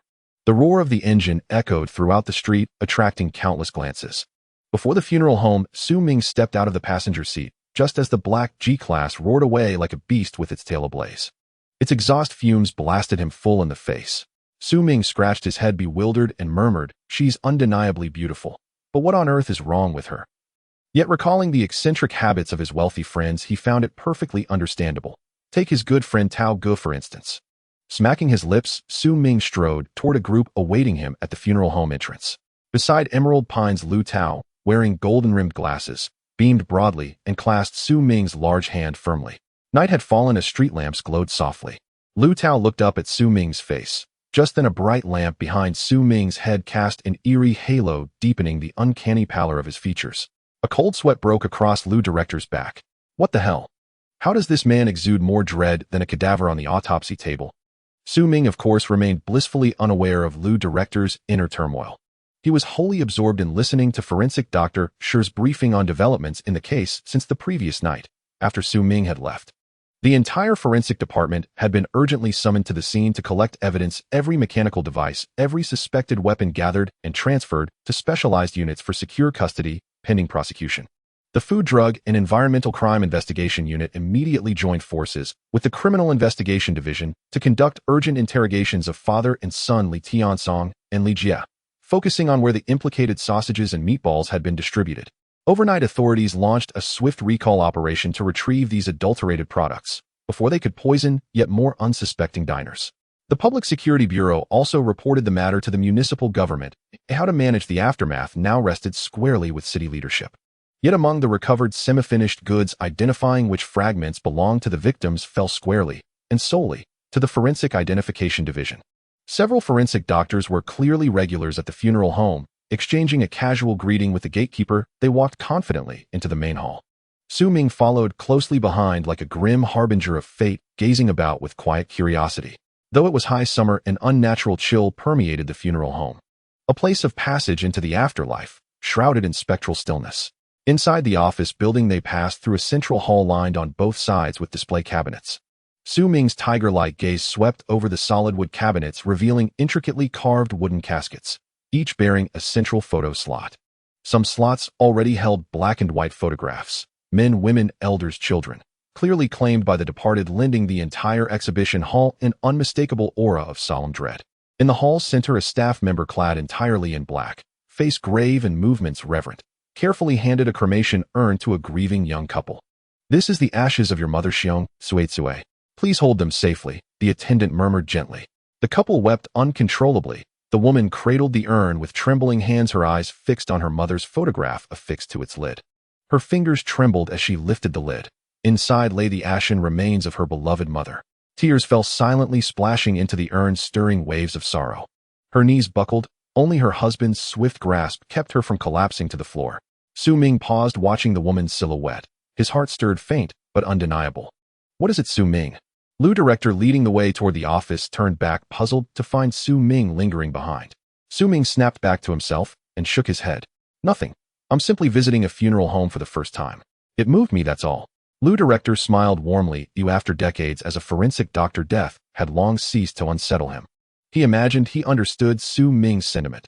Parting's mortality, the universal rhythm of life and decay, all stir compassion, yet he had long grown accustomed to such emotions. "No need to linger. Our office lies just ahead," Lu Director said with a gentle laugh. Su Ming nodded, inhaling deeply through his nostrils, then casting one last lingering glance toward the retreating couple. Only then did he follow Lu Director into the ground floor office. Though forensic doctors belong to public security organs and judicial appraisal institutions, and maintain independent workspaces within the Municipal Public Security Bureau, their duties frequently require on-site autopsies at funeral homes, hence dedicated offices here as well. Here's Su Ming, have some water. Upon entering the office, Lu Director beamed and personally poured a cup. Then turning to Sun Binbin, forensic Dr. Shi's apprentice, he urged, Binbin, hurry and fetch the materials requiring analysis. Sun Binbin sprang into action without hesitation the moment his director issued the order. To him, Su Ming wasn't merely an industry legend. He was salvation from overtime. Su Ming accepted the paper cup from Lu Director, pinching its rim lightly between two fingers. The standard-sized cup appeared comically miniature in his massive palm. He drained it in one swallow, then grinned amiably. Director Lu, given the volume of material needing analysis, perhaps it's more efficient if we go directly to the source, rather than sending Sun Doctor to retrieve it. Absolutely, excellent idea. Lu Director readily agreed. He brought Su Ming to the office precisely to spare him the discomfort of entering the morgue, intending instead to have assistant Sun fetch the samples. He hadn't expected Su Ming to volunteer for the morgue outright. How convenient. They descended to the basement, not entering the ordinary morgue, but halting before a locked metal door reserved exclusively for bodies involved in major criminal cases under police jurisdiction. After Lu Director unlocked it, rows of double-tiered metal cabinets lined the walls, and the low, resonant hum of compressors filled their ears. Thick stainless steel cabinets stood solemnly aligned, each bearing orderly sliding doors, like stacked industrial washers. A biting chill washed over them, followed by an unmistakable pungent aroma of cooked meat. Of the four, only Su Ming remained unperturbed. The other three paled slightly, knowing full well what that scent truly meant. What followed was routine. Sun Binbin assigned specimen numbers and collected samples. Su Ming conducted the forensic identifications, while forensic Dr. Shi and Director Lu recorded findings in their clipboards. Within half an hour, Su Ming had meticulously distinguished nearly 800 genes of processed flesh, human from porcine, clear and unambiguous. Notably, though the Li family operated only a small workshop aside from human tissue, all other meat used was pure pork, authentic, uncompromised, and utterly unadulterated. So authentic, in fact, it made Su Ming's stomach growl, loud and hollow, in the cavernous silence of the morgue. Hunger surged. Hearing the rumble, Lu Director glanced at the towering figure beside him and offered an apologetic smile. Hungry. Just a moment longer. We'll be done shortly. We'll finish the paperwork and head straight for dinner. During the analysis, Lu Director had also asked Su Ming how to distinguish the two meats by visual inspection alone. Su Ming shared only what he could, though his true method relied on Uncle Ba's gift, discernment by scent and taste. That, of course, he could never reveal. It would be too horrifying. As casual conversation unfolded, Lu Director was astonished to discover Su Ming's encyclopedic knowledge of human anatomy, rivaling his own, even surpassing it in certain domains with startlingly insightful suggestions. After all, he was a veteran forensic doctor, decades immersed in the field. Not just across Jiangsu Zhejiang province, but throughout Longhua his name commanded immense respect. Yet this intimidating-looking police academy student not only conversed with him effortlessly on professional matters, but imparted novel, previously unheard-of concepts, enriching Lu Director's understanding profoundly. Blessed by Uncle Ba's knowledge, Su Ming spoke with the effortless authority of a seasoned master, because wisdom gained firsthand, mouthful by mouthful, is always the most indelible kind. The longer they spoke, the brighter Lu Director's eyes gleamed, and the more he regarded Su Ming as if beholding a priceless treasure. This young man, destined for forensic science, a divinely chosen saint of pathology, to serve as a mere patrol officer. No, true sons of valor wield scalpels and dissect truth. Hearing Su Ming's stomach roar again, Lu Director's smile softened further. What would you like for dinner tonight? Once we're done, I'll treat you properly. At the mention of a meal, Su Ming's face lit up instantly. Dinner. He wouldn't decline, not for anything. Glancing down at Lu Director's kindly, benevolent expression, a sudden thought struck him. After a moment's reflection, Su Ming's tiger-like eyes narrowed slightly. Director Lu, I wonder if I might trouble you with something. By all means, speak freely. I'd like to examine Zhu Erge's body. Su Ming set his gaze deep and unwavering fixed upon a nearby morgue drawer, its closed metal surface bearing the name Zhu Erge in bold characters. Zhu Erge, a former enforcer at a gambling den, falsely accused of being killed by Su Ming in self-defense. Zhu Erge. Director Liu's pupils constricted as he looked up into Su Ming's eyes. His inquiry was profound, Although Director Liu came from a technical background, it didn't mean he was merely a pure scholar like a madman. Director Liu was able to hold the position of a Level 3 police officer and serve as the head of the Forensic Identification Department due to his solid skills and innate wisdom. He was acutely aware of the undercurrents within the bureau. Just yesterday, both Chief Zhang and Chief Yan had personally arrived at the scene and supervised the forensic identification. It was indeed true that Zhao Diho committed suicide. The identification results also clearly indicated that the second-in-command Zhu Ergu was killed by the large figure before him. Chief Zhang had already given a correct directive: resist stubbornly, our death is not to be regretted. But what did Su Ming mean? Various speculations surged in Director Liu's mind, but he knew that Su Ming was not one to act on a whim or merely wanted to see the appearance of the person he had killed for the first time. However, having just helped them with such a significant task, he couldn't bring himself to refuse. He nodded and gave a glance to the nearby idle Forensic Dr. Shi. Forensic Dr. Shi immediately understood his leader's intent and swiftly approached to open the metal door labeled with Zhu Ergu's name. With the sound of metal scraping, the robust and pale-faced Zhu Ergu was pulled out from the cabinet head to toe. Su Ming wasted no words, his eyes focused intently as he examined the corpse before him. He clearly remembered that he had only landed one punch and one kick on him. However, now on the corpse, in addition to a few fractured ribs on the chest, there was also a fracture on the skull, particularly severe on the back of the head. It appeared to be caused by a fall, but Su Ming recalled meticulously for a moment. Zhu Ergu had been kicked away and had crashed onto his group of subordinates. With that group of subordinates serving as a human cushion, how could he have sustained an injury to the back of his head? There was clearly something amiss. Zhu Ergu was already unconscious when he arrived at the hospital, and during the rescue process he died due to intracranial bleeding despite efforts to save him. Director Li calmly stated this from behind Su Ming. As the director, he naturally understood the cause of Zhu Ergu's death. The brain, being the most crucial and delicate part of the body, could lead to dementia or even a vegetative state with the slightest damage. Moreover, Zhu Ergu had a fractured skull and intracranial bleeding. His death was not unexpected. Su Ming gently ran his hand over the fractured area of the skull, contemplating the possibilities that could have caused such injuries. However, the skull had already been through a craniotomy during the rescue. The original injuries were now nearly invisible. In fact, to relieve pressure, a portion of the skull had been removed. This made Su Ming furrow his brow deeply. Yet he still leaned closer to the surgical incision, scrutinizing it carefully. Zhu Ergu's skull was smoothly shaved with traces of an intracranial pressure probe implanted on it. Was this because the initial bleeding was minimal? Thus, they followed standard procedures, hoping to delay surgery. But that didn't make sense. According to Director Li, Zhu Ergu was already unconscious upon arrival at the hospital. How could they conduct conservative treatment without immediately performing a craniotomy to clear the hematoma? The entire surgical process seemed aligned with the logic of ordinary people. First, conservative treatment was administered.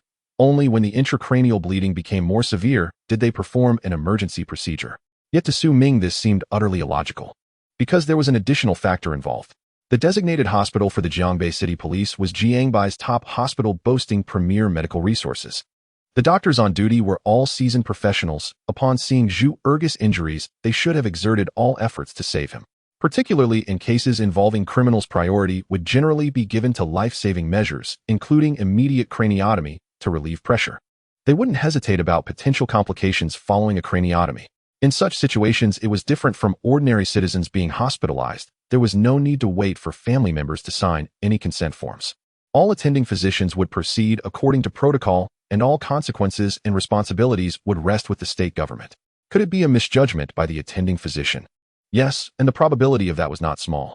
Yet Su Ming thought from the perspective of the mastermind. If he were the one pulling the strings and wanted to silence Zhu Ergu, he would have sent him to the emergency room while he was still breathing, thus to be on the safe side. After a long while, Su Ming finally sat up, having formulated a suspect in mind. Zhu Ergu's death was likely closely related to the doctors involved in his surgery. With this in mind, Su Ming immediately took out his phone and dialed Yan's number. Since the mastermind wanted Zhao Dihu and Zhu Ergu to be completely silenced, he would follow the trail to uncover the truth. He wanted to see what major figures were still hiding behind the scenes. As the call connected, Yan's zingious, weary voice came through. Although Su Ming had talked with his parents until late last night, he at least had some rest. However, Yan had been monitoring the scene in the Li family courtyard, then rushed overnight to the criminal investigation team to continue interviewing personnel related to Zhao Dihu's suicide case. Having spent nearly 50 to 60 hours, he had only dozed off briefly in the car.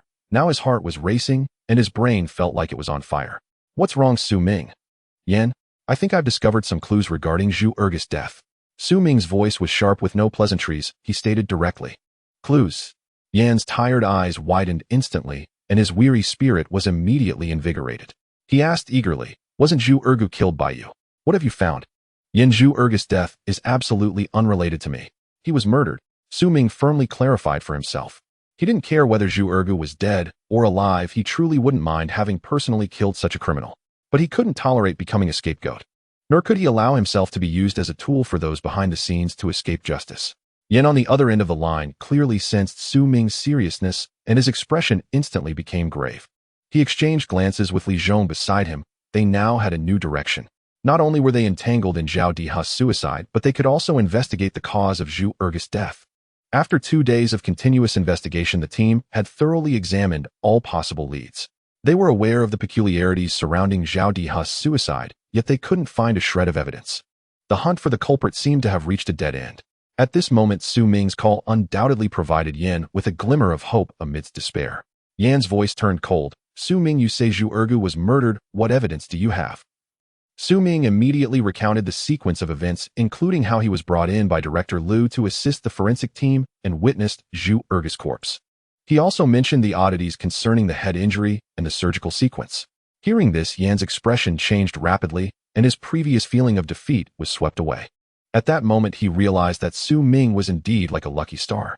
Like the chosen one in a tale, wherever he went, the gloom and darkness would be shattered.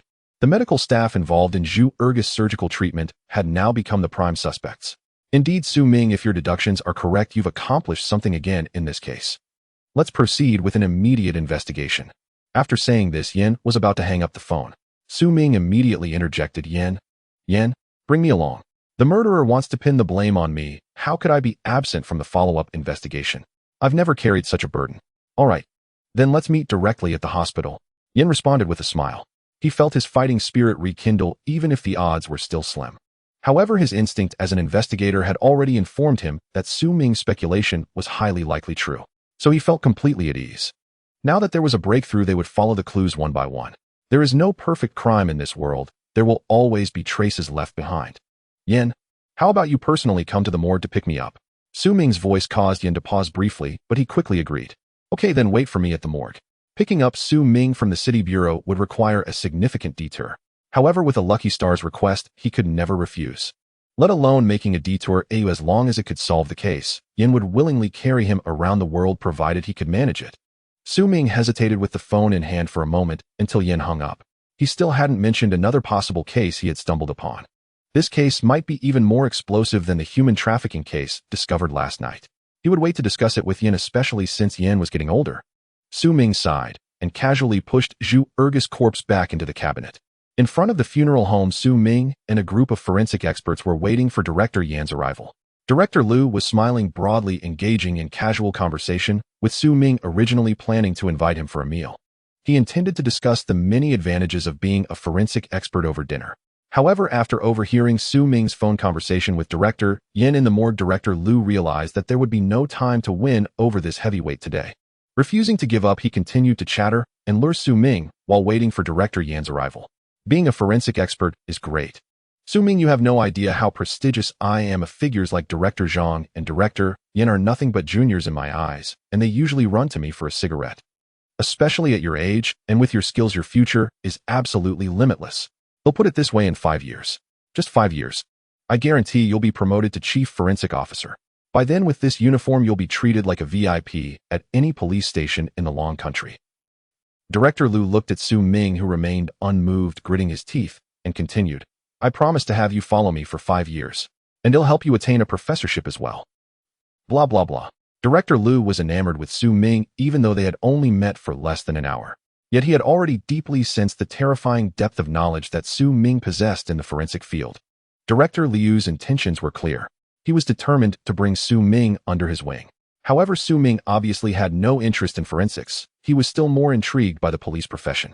Thus, he had to politely decline Director Liu's invitation.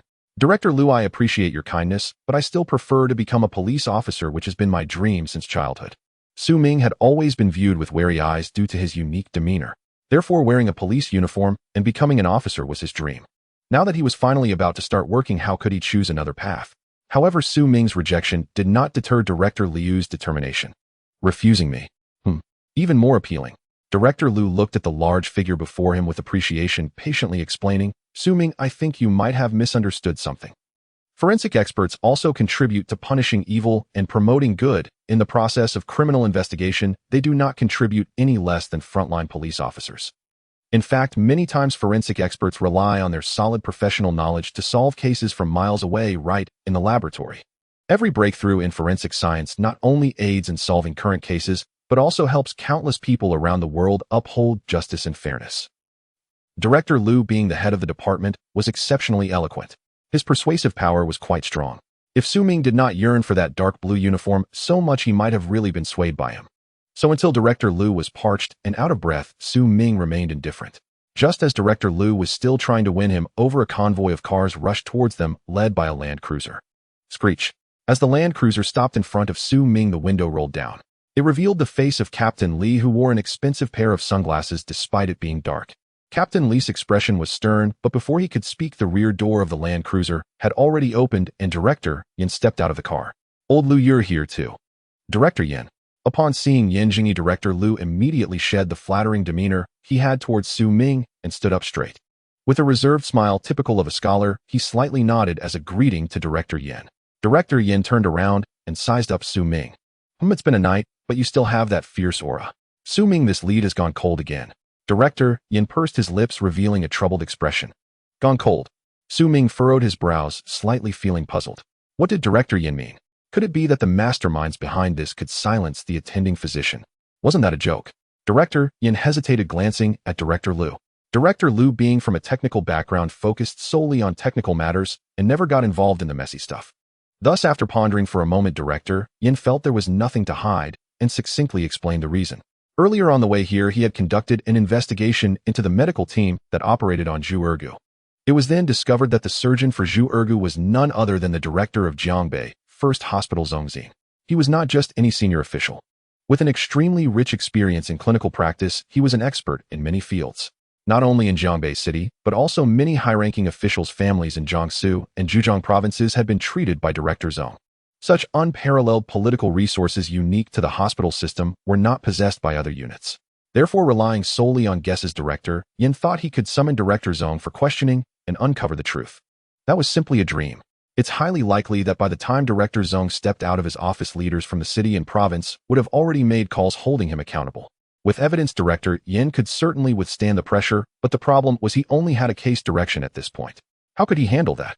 Even if he pulled back, what could he do? Once the time was up, wouldn't they have to obediently release him? Just looking at the direction, he saw numerous thorny obstacles. There was nothing to investigate, no way to start. At this moment, he also wanted to hear Su Ming's thoughts. After all, Su Ming had displayed remarkable observation skills and intelligence in several cases. Perhaps he could provide some new insights. Su Ming blinked his big eyes and laughed. Director Yin, so this is the reason. What? Do you have a plan? Do you know some high-ranking official? Director Yan's eyes lit up at Su Ming's words, looking at him hopefully. Could it be that Su Ming had some powerful backer who could withstand such tremendous pressure? From the province? Or the central government? In an instant, countless thoughts flashed through Director Yan's mind as he tentatively asked. Su Ming was expressionless. His ancestors had been poor for 8 generations, and his connections were all commoners, so how could he know any leaders? The biggest leader he knew was currently staring at him with wide eyes, questioning whether he knew any leaders. If he had such a formidable backer, would he have been suppressed by the Wang family with such a laughable excuse? At 400+ pounds, he would have already soared into the sky. Stop. Director Yin, I meant to say other methods. What methods? Just now I discovered. Su Ming paused for a moment, slightly lowering his head as he was about to share his findings. Out of the corner of his eye, he spotted a hearse leaving the funeral home with a black artificial flower tied to the rearview mirror, playing mournful music.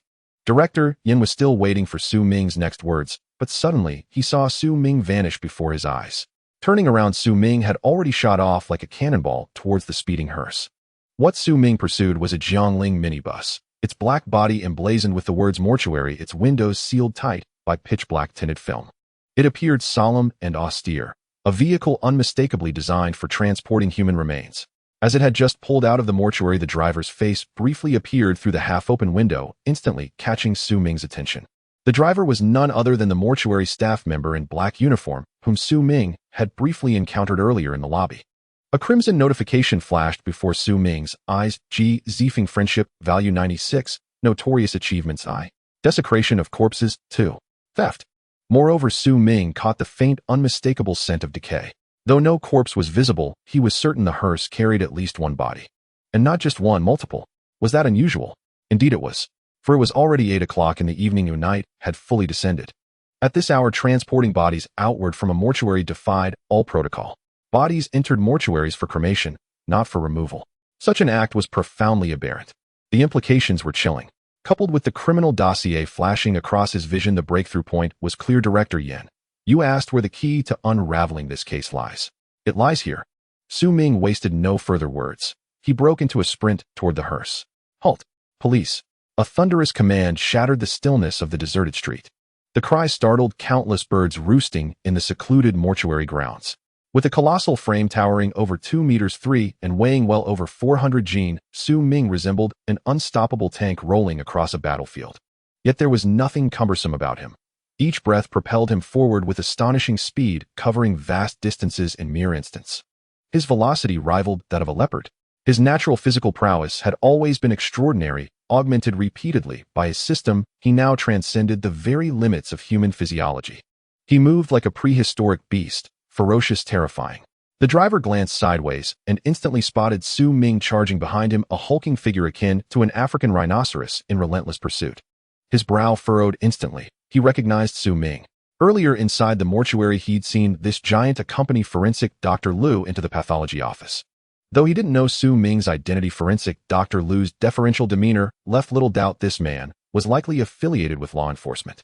Ignoring Su Ming's command, the driver slammed his foot onto the accelerator. The hearse's engine roared, surging forward with sudden acceleration. Seeing the hearse show no sign of slowing, Su Ming's eyes flared with ferocity. He snatched up a sandbag, intended for flood control during rainy season, lying near the mortuary's main gate. His left arm coiled with latent power, thick muscles swelled beneath his skin. In the next instant he bellowed, a guttural commanding roar. Stop. Now. The 50 Jin sandbag launched from his hand like a cannonball, streaking through the air as a black blur, trailing a shrieking sonic wake. Crash! A deafening metallic explosion echoed, so shocking that Captain Li, Director Yen, and Director Liu stood utterly paralyzed. Su Ming! Su Ming! Su Ming! Almost in unison their voices cried out, urgent, anxious, as they watched the massive figure sprint nearly 100 meters in pursuit. All were stunned speechless by Su Ming's throw. A single flood control sandbag weighed 50 Jin, nearly impossible for one person to lift with both hands, let alone hurl effortlessly over 10 meters. Was this even human? Even an Olympic shot put champion couldn't match such raw power. The airborne sandbag struck the rear windshield with devastating force, then tore a grotesque gash across the roof's metal panel, ripping straight through the reinforced steel like parchment. Only after shattering the entire front windshield did it finally come to rest. The heavy canvas sack split open on impact, spilling scorching hot sand across the interior. The searing sand drenched the fleeing driver, yet it chilled him to the bone. Press that pedal again, and someone will die. Director Yin paled at the horrifying spectacle. Fortunately, the sandbag had struck the roof, not lower. Had it flown through the rear window into the cabin, the driver's skull would have been obliterated. Such reckless violence constituted murder. No matter how highly he valued this young man as Public Security Bureau Director, he could never condone or conceal it. This youth needed discipline, needed refinement. As Director Yin gritted his teeth, plotting how best to temper Su Ming's wild edge, the latter, now seeing the hearse slow to a halt, surged forward once more, striding purposefully toward the black vehicle. Su Ming headed straight for the driver's side. Yanking the door handle, he found it locked. Without hesitation, he drove a fist the size of a wine jar through the window, then gripped the frame with both hands. With a surge of titanic strength, he wrenched the door free. A grating shriek of tortured metal filled the air. The entire reinforced steel door tore clean off, warped beyond recognition by sheer brute force. Such savagery was staggering. Onlookers' eyes bulged in disbelief. Holy thighs! What the? Gasps and stammered exclamations rippled through the crowd, followed by nervous, throat-clearing, and hard-swallowed saliva. It was simply terrifying. A prehistoric titan incarnate. Ignoring his superiors' and colleagues' stunned reactions, Su Ming seized the driver by the neck and yanked him bodily from the vehicle. Trying to flee, Su Ming's tiger-like eyes narrowed as he stared down at the trembling mortuary employee in his grasp. Brother, you're... Ji Ziefing dangled helplessly, feet dangling, voice quavering like a frail, frightened pup. Already guilt-ridden, he lacked even the will to resist. only summoning enough courage to whisper a feeble question.